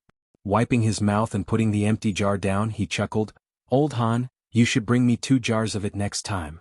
1 jar is not enough." Brother Yen, the wine Flame, is from the Spring Pavilion, costing 500 purple crystal coins. Han Zhong squeezed out a bitter smile. "I saved this one last time I went there. I will bring you knife, tomorrow, which only costs 100 blue crystal coins. I can even bring you 4 jars of it. They are only crystal coins." Shi Yan didn't care at all. "Bring me Flame, I will give you the crystal coins next time." "Then it's okay with me." Han Zhong smirked. "Brother Yen, the family head kept it confidential about you being a warrior. Most warriors and escorts in the family don't know about it. Do you know why?" "Why?" Shi Yan asked lazily. "The martial competition that occurs every 5 years is going to happen in 3 months. You know, in the last competition we were surpassed by the Mo and Ling families, so the family head roared for days after that. This time he wants me to attend the martial competition?" Shi Yan responded in surprise before Han Zhong finished his speech. The martial competition was a big event co-held by the 5 biggest families in the Merchant Union which every warrior could attend. The competitions happened according to 5 levels: elementary level, nascent level, human level, disaster level and earth level. Warriors of every level could compete for the first 3 places of their respective levels. The 5 big families would offer a lot of training materials as rewards, such as medicine pills, treasures, martial skills and so forth for the winners. The 5 big families co-held the martial competition for 2 reasons. On one hand, they needed to pick expert warriors to strengthen their power. On the other hand, the competition would be motivation for warriors in this country to train hard to enhance the power of the country. Those individual warriors who weren't attached to any big family longed for the medicine pills, treasures and martial skills. Some of them were also looking for an opportunity to attach themselves to a big family. Therefore, every martial competition would attract thousands of warriors and would be very energetic. Apart from those individual warriors, the 5 big families would send out their descendants to compete in the competition. That way they were able to show their strength and attract outstanding warriors to choose them. Therefore, the martial competition was not only an opportunity for the big families to attract warriors, but also a stage for them to secretly fight. Thus, both the warriors and mercenaries in this country and the 5 big families attached great importance to the martial competition. Sometimes, the ownership of controversial properties among the 5 families will be decided through the competition. For example, in the last competition, the Shi family and the Mo family staked the ownership of 3 mines. Unfortunately, in the battles among the 3rd descendants, except Shi Tianyun, the other Shi family descendants, Shi Tianluo and Shi Chenka, were beaten by the Mo family descendants. So in the end, the Mo family won 2 mines and the Shi family only won 1. You may not know, but we fought a lot with the Mo family over disputes on some properties recently. So the same thing may happen again in the martial competition this year. They may stake the ownership of some properties. Which means I'm going to have a chance to perform. Sure. The family head must be hopeful that you will win for our family. That's why he is so strict with you and comes to watch you every 3 days. You don't know how busy he is recently, but he still makes time to check on you, which shows how much he cares about you. Okay, I got it. In the rock room. Sitting upright on a huge rock, Shi Yan's bright eyes had a serious look in them, seeming to be in deep thought. On the auction in the Misty Pavilion, there was a fragment picture of the Sky Gate. Han Feng was reporting the latest news to Shi Jian, who was standing next to him. The Sky Gate was a magical portal leading to the God area, a mysterious space. The God area may exist in the Grace Mainland or may not. It was an independent space. No one knew how the God area was formed or its structure or where would it appear. Only through the Sky Gate could one enter the God area. There were various versions of the legends about the God area. It was said that there were all sorts of mysterious things in different God areas. Martial skills of spirit level and even God level, bizarre drugs, rare treasures. 4 months ago, the Medicine King Mu Sun's disciple Karu stole a fragment picture from his teacher. Maybe the 2 fragments come from the same picture. And are they 2 separate fragments or just the same one? Maybe the one in the Misty Pavilion is the one Karu had stolen. Shi Jian had a quick thought when he recalled the news from 4 months ago. Han Feng shook his head. That Karu had disappeared a long time ago. But the fragment in the Misty Pavilion was provided by a woman. Seeing it as a serious matter, the Misty Pavilion didn't sell it directly but kept it in the name of authenticating. That broken picture is still at the Misty Pavilion? Shi Jian asked firmly. Yep. Han Feng nodded. The Beiming family, the Mo family, the Ling family and the Zhou family had all contacted the Misty Pavilion to purchase that fragment after they got the news. But the Misty Pavilion won't put it up for auction before they authenticate it, so the 4 families merely showed their strong interest without taking any secret actions. It is only a mere fragment. If it was a complete picture, the Beiming family would have stolen it. Shi Jian sneered. Do we need to take action? Keep an eye on it but don't get involved for the time being.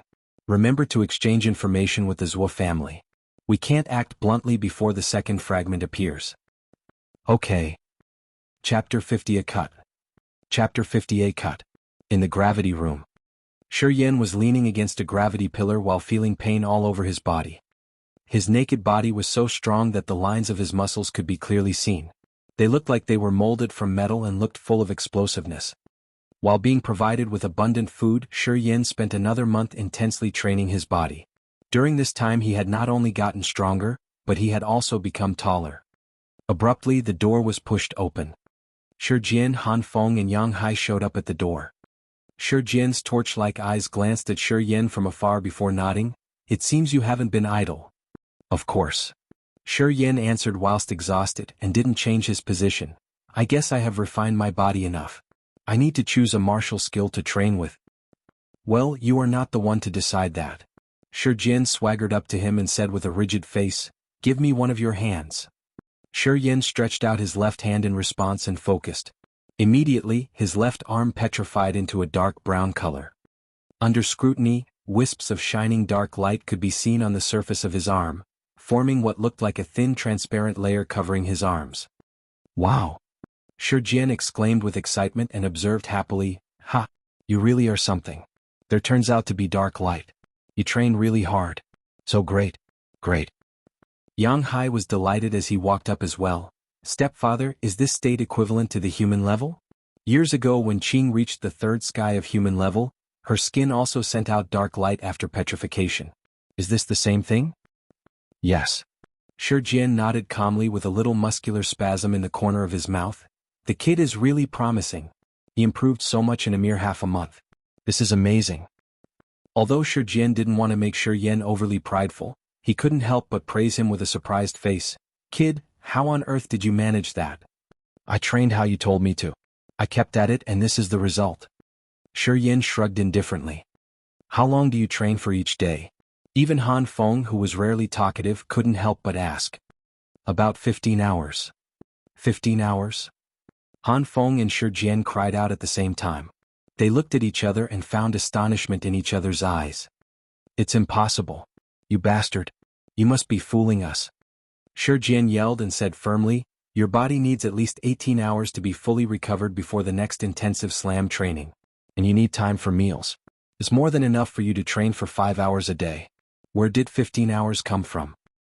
Han Feng was skeptical as well as he shook his head softly. "Little bastard, tell us the truth. Don't be naughty in front of your big grandpa." Yang Hai grunted and reproached. "Who says I need 18 hours to recover?" Shi Yin said lightheartedly, "I just need 4 hours. "That's impossible." Shi Jian and Han Feng yelled in surprise at the same time. "Your body won't recover so soon after such intensive training. I have managed the Shi family for so many years and have never seen anyone who could recover in such short time. Shi Yang was the most talented kid I've seen, and even he needed about 15 hours to recover when he did slam training at the human level." Shi Jian shook his head and grunted, "You mean to say that you recover 4 times faster than him? Do you even think that is possible?" "Nothing is impossible." Shi Yin smiled and stood up immediately. He walked to the corner of the room and took out a dagger from the bag on the ground. "Big Grandpa, something has confused me for a long time. Now that my father is here, I want to ask for your permission to do a test." "What test?" Shi Jian frowned. "Uncle Han, I want to cut your arm." "Bastard!" Shi Jian shouted, "Kid, what are you talking about? Just a slight cut." Shi Yin kept calm, "And for an accurate comparison, I will also cut my father's and my own arms as well. Family head, maybe young Master Yin had some plan. Why not have a try?" "What the hell do you want to do?" Shi Jian was confused. "You will know." Shi Yin walked to Han Feng in an easy manner. "Uncle Han, please don't operate your profound chi even if it bleeds, okay?" "Got it. So I will do it now?" "Okay." Shi Yin walked up and made a cut on Han Feng's left arm. Crimson blood gushed out at once. "Father, it's your turn." Shi Yin walked toward Yang Hai. "Little bastard. What are you going to do? Your father is not a warrior. Be gentle." "Okay. I know it." Shi Yin stepped up and made a cut as fast as lightning on Yang Hai's arm. Seeing his bleeding arm, Yang Hai screamed and yelled, "Little bastard. You are so cruel. I wasn't ready." Under Han Feng and Shi Jian's gaze, Shi Yin then casually cut on his own arm and watched as it started to bleed. "Bastard, what do you want to show us? What do you mean by this? I can't see anything." Yang Hai clamored. Wait for a moment." Shi Yin was quite serious now and his expression became more rigid. Han Feng and Shi Jian were full of suspicion as they couldn't figure out what was going on and moved their eyes over to Shi Yin. Shi Yin smiled but didn't give them an explanation. He covered his bleeding arm with his jacket, not letting them see it. 10 minutes later. "What?" Han Feng noticed something strange first as he gazed at Yang Hai's arm in astonishment. "Family head, look." Shi Jian was focusing on Shi Yin, and upon hearing Han Feng, turned to Yang Hai. He also noticed the strange thing. "Hai, why did the blood on your arm freeze and turn into a blood cocoon?" "Ah." Yang Hai cried out as soon as he noticed the cocoon. "I don't know. But my arm is still bleeding, Han Feng stretched out his arm and showed it to Yang Hai. "What's up?" Yang Hai asked in surprise. "You trained with martial skills for so many years and your body quality is higher than mine. You should have stopped bleeding earlier than me. What happened?" "Look at my arm." Shi Yin smiled and unbuttoned his jacket to show them his arm, and wiped the frozen blood away. The cut on his arm turned to be as thin as a needle and the flesh on the both sides seemed to be moving toward each other and recovering quickly. Shi Jin and Han Feng were aghast and quivered. "Bastard Hua! What on earth is going on?" Shi Jin asked after a long astonishment. "This is a type of martial spirit. My father possesses it as well. But he doesn't train in martial arts and hasn't been severely hurt before, so he never noticed it." Shi Yin spilled out this secret calmly. Shi Jin kept silent with his eyes shining brightly and hands clenching. After a long while he burst into wild laughter. "Ha! Martial spirit. Self-recovery martial spirit. I call it the immortal martial spirit." Shi Yin explained. "I assumed that this martial spirit could recover lost limbs and heal internal organs at its highest stage. Which means one would be immortal." Han Feng and Shi Jin were stunned, but after some careful thought, they both realized the power of this martial spirit. They couldn't suppress their excitement anymore as their breathing became faster. "Bastard, so you possess twin martial spirits now?" Yang Hai wasn't able to contain his joy either as he realized this and couldn't help but cry out. "Of course it's twin martial spirits. Absolutely." Shi Jin laughed wildly. He patted Yang Hai's back so hard that the latter fell to the ground. "Hai, I can't believe you possess a martial spirit as well." "Ah. I've never thought of that. I should have cut your body when you were still a kid." "Ah. Now do all of you believe I can recover in 4 hours?" Shi Yin smiled. "Definitely. Completely." "Ah." Shi Jin couldn't be happier. Ignoring Yang Hai who was still sitting on the ground, he declared, "Kid, come with me. Let's go to the Martial Spirit Palace. All the secret martial skills are kept there. You can choose any you want." "Great." Chapter 51, The Martial Spirit Palace. Chapter 51 The Martial Spirit Palace. There were 5 floors in the Martial Spirit Palace of the Shi family. Every floor was named after the cultivation levels and each floor held the martial skill books corresponding to that cultivation level. On the first and the second floor were martial skills of the mortal level. Generally, elementary level warriors would choose from the martial skills on the first floor, while nascent level warriors would choose the books on the second floor. On the third and fourth floor were the martial skills of the profound level. Human level warriors would go to the third floor and disaster level warriors to the fourth floor. The fifth floor of the Martial Spirit Palace held the soul spirit level martial skill of the Shi family. But this floor was exclusively for the family head, Shi Jin, who occasionally went up there. The spirit level martial skill was so special that even the ministers of the Shi family didn't have a chance to look at it. Only the Shi descendants who reached the earth level would have the chance to train with it. However, among the Shi descendants, Shi Yang had reached the highest level, but was only at the third sky of the disaster level. He was still one step away from the earth level. Shi Jin led Shi Yin directly to the Martial Spirit Palace. In front of the Martial Spirit Palace, an old woman with wrinkles all over her face bowed as she saw Shi Jin, family head.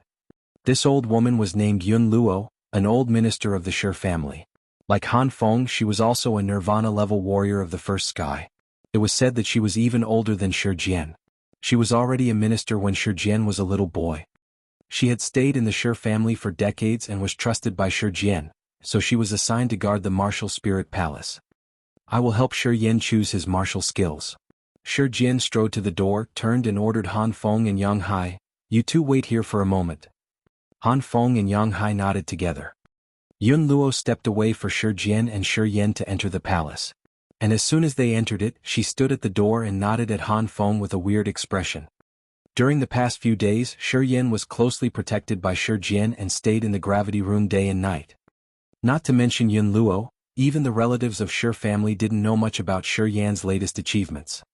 And now Shi Jin had taken him to the Martial Spirit Palace to choose martial skills in person, which means Shi Yin was officially a warrior. Yun Luo knew about Shi Yin. She knew that this young master didn't possess a martial spirit and was not into martial arts as a kid. Now he was 17 and turned out to be a warrior. This was too abnormal. Thus Yun Luo was confused. As she couldn't figure it out, Yun Luo looked to Han Feng in suspicion, but Han Feng shook his head, implying that he couldn't explain. Yunlua was even more confused but didn't ask any more. She stood at the door and began to think. If it was a normal day, she would have closed the iron door and followed the visitor into the martial spirit palace, in case they went into an unsuitable floor. But this time Shi took Shi there in person, so she didn't need to be too cautious. There are 18 mortal level martial skills on the first and the second floor, 8 profound level martial skills on the third floor, and 4 profound level martial skills on the fourth floor. Now that you are at the third sky of Nascent-Level, you can go up to the second floor directly. Shi briefly explained to Shi and took him directly to the second floor. On the walls of every floor of the martial spirit palace, there were several stone grooves. In each of these grooves there was a book on martial skills. The grooves were covered with green crystals, at the center of which was a small keyhole.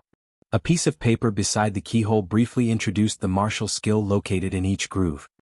After walking around the second floor, Shi found that at least 10 martial skills of the 18 martial skills were ordinary and were trained by many mercenaries and warriors, such as Kinmo's Star Fist.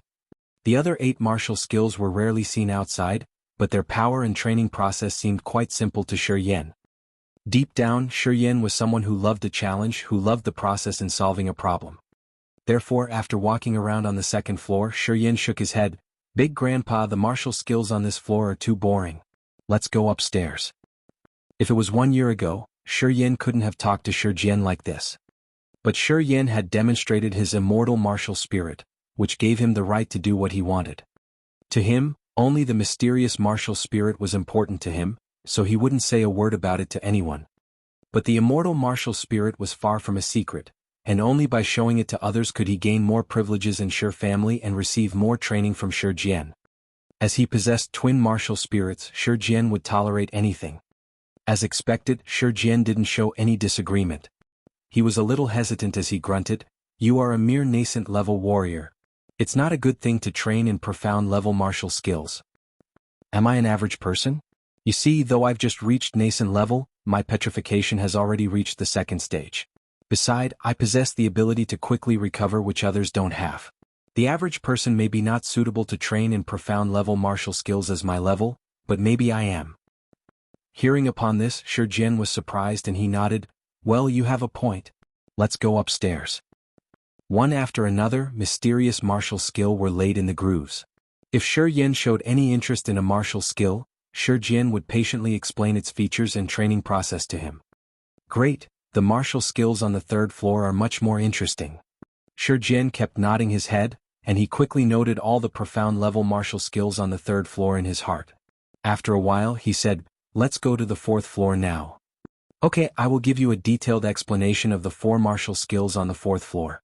You are different from those common people, so I can explain them in advance." Shi then took Shi to the fourth floor. As they got to the fourth floor, Shi walked to a groove directly. This is Star Net, which can turn one's profound chi into light and weave it into a star net. This star net can directly restrain the enemy's profound chi so he can't use it at all. That's amazing. Well, it's currently beyond your ability. This martial skill requires very dense profound chi and complete control of your profound chi. You are too far away from it. Shi was very strict. He sneered and walked to another groove. This is Desert Prince, which can produce thousands of handprints from all directions and block the enemy's movement, pushing them to fight you directly. We of the Shi family have a special martial spirit, and used in conjunction with Desert Prince, we can release our ability to the fullest. This Desert Prince is the perfect match for our petrification martial spirit. This is great too. Well, it's also beyond your ability. You can't train with it before you reach disaster level for the same reasons as before. How can you block people from all directions if you can't even release a handprint? What's the next one? It's Dark Moon Shadow. When trained to the highest state, your body would turn into an untouchable shadow. It's not easy either. It requires a high level and the help of the energy of disaster level. So just forget about it. This is the last groove. Shi exclaimed as he seemed to find something. His eyes brightened and then he paused. This martial skill trains one's fingers. Once you complete it, your fingers will be as sharp as knives and can pierce the enemy's body easily. It's very easy to defeat an enemy and completely shatter him after training in this martial skill. Combined with our petrification martial spirit, it has an extremely strong power. I'm intrigued about this one. Shi was surprised. Any special requirements? There are. But it seems you are very suitable for it. Shi Jian said after hesitation. To train with the finger gun, one needs to reach the second stage of petrification and have the dark light first. Thus he won't break his fingers while training. You can train with it. Then I choose this one. Shi Yan said decisively. Shi Jian gazed at Shi Yan with a weird look and sank in deep thought. What's wrong? Anything else? Shi Yan felt a little anxious. Kid, you really want to train with this finger gun? Shi Jian took a deep breath and looked abnormal. What's the problem? You can train with it at a very fast speed and your immortal martial spirit would be used to its fullest. Shi Yan paused then continued speaking, but it's a hideous process to train the finger gun. It's much harder than slamming your body into the mace. It's complete torture. You really want to try it? Not those elementary martial skills? Yes. Okay, then I will tell to the process to train the finger gun. Your fingers will become very sharp after you finish the training process. But it's torture to get there. A day later in the gravity room. Out of 7 gravity pillars, 6 were covered by the skins of a 5th-level demon beast, the silver snake. The skin could negate the gravity, so the gravity was currently 2 times normal. Beside the only pillar not covered by the snake skin, Shi Yan was positioned upside down, supported by the index finger of his left hand. This thin index finger was supporting his whole body weight, which was twice as heavy due to the increased gravity. His index finger was trembling slightly and seemed about to break at any time. Shi Yan's face was as red as a lobster. The muscles on his left arm were quivering and the veins were shaking like small snakes which were trying to force their way out of his skin. Extreme pain came from his fingertip to his heart. It felt like numerous needles were stabbing into his finger. The pain stroked his nerves like waves and he was about to break down. Endure it. Shi Yan gritted his teeth and blood was about to gush out of his face. As he was positioned upside down, his blood had flowed down into his head which was intolerable. 5 minutes. Shi Yan was about to break down after only 5 minutes. The pain from his finger almost made him give up. It would have broken if it wasn't petrified. Carry on. 6 minutes. 7 minutes.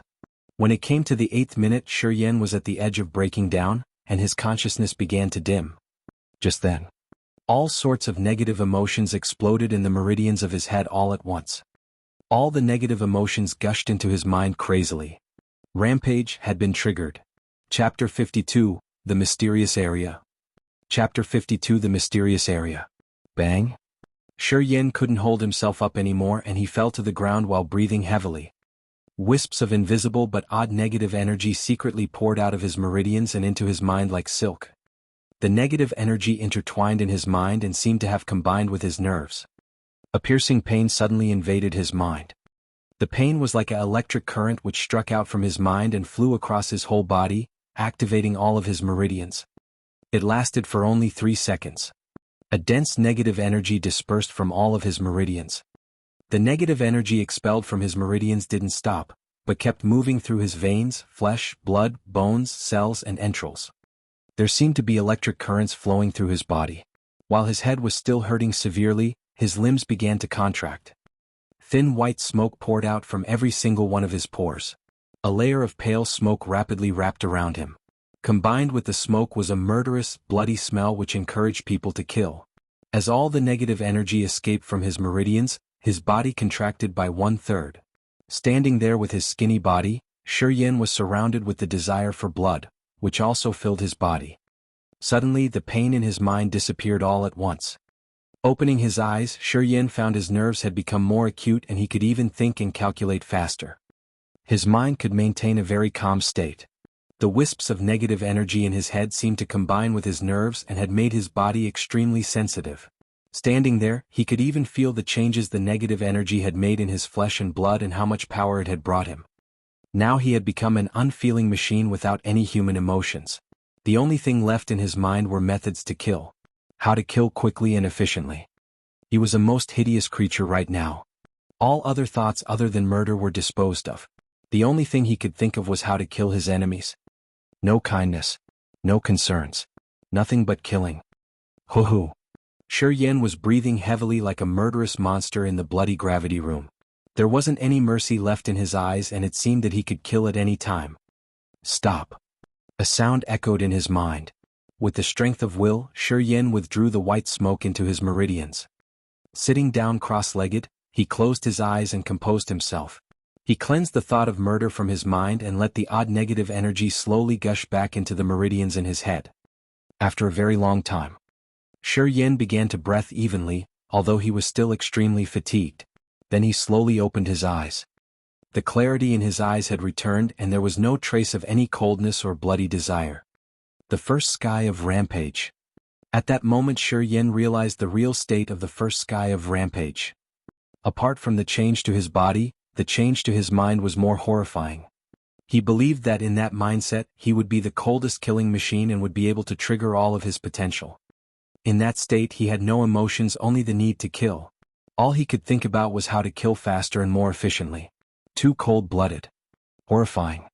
Shi Yin couldn't help but shout in his mind after he recovered and remembered that weird state. And at that moment he realized that maybe the direction of his training was wrong. The training of rampage should start from the head and the whole process would be led by the head. Once rampage started in his head, his whole body would change with it. But he had begun to train from his hands and feet and then his whole body. When he finally trained with his head, body would change and then the recoil would strike the meridians in his head. Apparently he was training in an incorrect way, thus he fainted during several trainings. Now the last step of rampage was finally complete. Exhausted, Shi Yin didn't have any energy to train his finger gun. He had to sit where he was and drive out the side effects of rampage, using the immortal martial spirit. After a full circulation, his profound chi had recovered by a lot and so he tried to strike the blood ring. Recently he was often trying to strike the blood ring and break another shield to see if there were other secrets. But every strike ended in failure. Although he was at the third sky of nascent level, he couldn't break another layer in the ring. His sharp profound chi was always blocked when touching that shield. The profound chi bounced back in waves. Shi Yin stood up and went to the corner of the gravity room and took out the spirit-level martial skill book, Gravitational Field, out of his bag. Sitting in the corner, Shi Yin was frowning as he was turning the pages one by one. He was very grateful to the previous master of his body now. He could read the ancient book all because of that boy's knowledge. And apart from that boy, no one else in the Shi family could read the ancient language. Luckily that boy passed the ancient language to him. Or he would have had to find a special person who could read the ancient language and translate it for him. This book was a spirit-level martial skill. He didn't say a word about this book even to Shi Jian or Yang Hai. It would be much too troublesome if his translators spread it. He slowly read out those ancient characters secretly in his mind. The book was not thick at all as it only had 27 pages. He quickly finished reading all the content. Closing the book, Shi Yin looked weird as he mumbled, "This book on the spirit-level martial skill is too much fun. One needs to possess different types of power to train with it." Though this martial skill wasn't strict about one's cultivation level, it had strict requirements on one's power. Though it was a type of spirit-level martial skill, elementary level and nascent level warriors could also train with it. There was only one requirement for training it: one had to possess at least two types of power. Only when the two powers clashed against each other would a field be created. The space in the field would twist and thus create attraction. Once the field was created, it would drag everyone but its creator into it. Under its power, anyone who was dragged into the field would automatically spin and their blood and flesh would be squeezed. Their profound chi would be suppressed and they wouldn't be able to operate their martial skills. According to the author of the book, Gravitational Field, the more types of power the trainer possessed, the more powerful the field would be. If the trainer had 3 or 4 types of power, the field he created could directly kill disaster-level warriors. Once there were 5 types of power in the field, even an Earth-level warrior would definitely die. Holding the book and thinking for a while, Shi Yin chuckled softly as his eyes turned bright. Common warriors had only one type of profound chi in their body. Only those who possess special martial spirits could have another type of power, such as Di Yalin's blue magic flame. Apparently most warriors couldn't train with this magical spirit-level martial skill, because it was rare for people to possess 2 or 3 types of powers in their body. Luckily Shi Yin was among the minority. The negative energy from his meridians was very different from profound chi. He could train with it directly.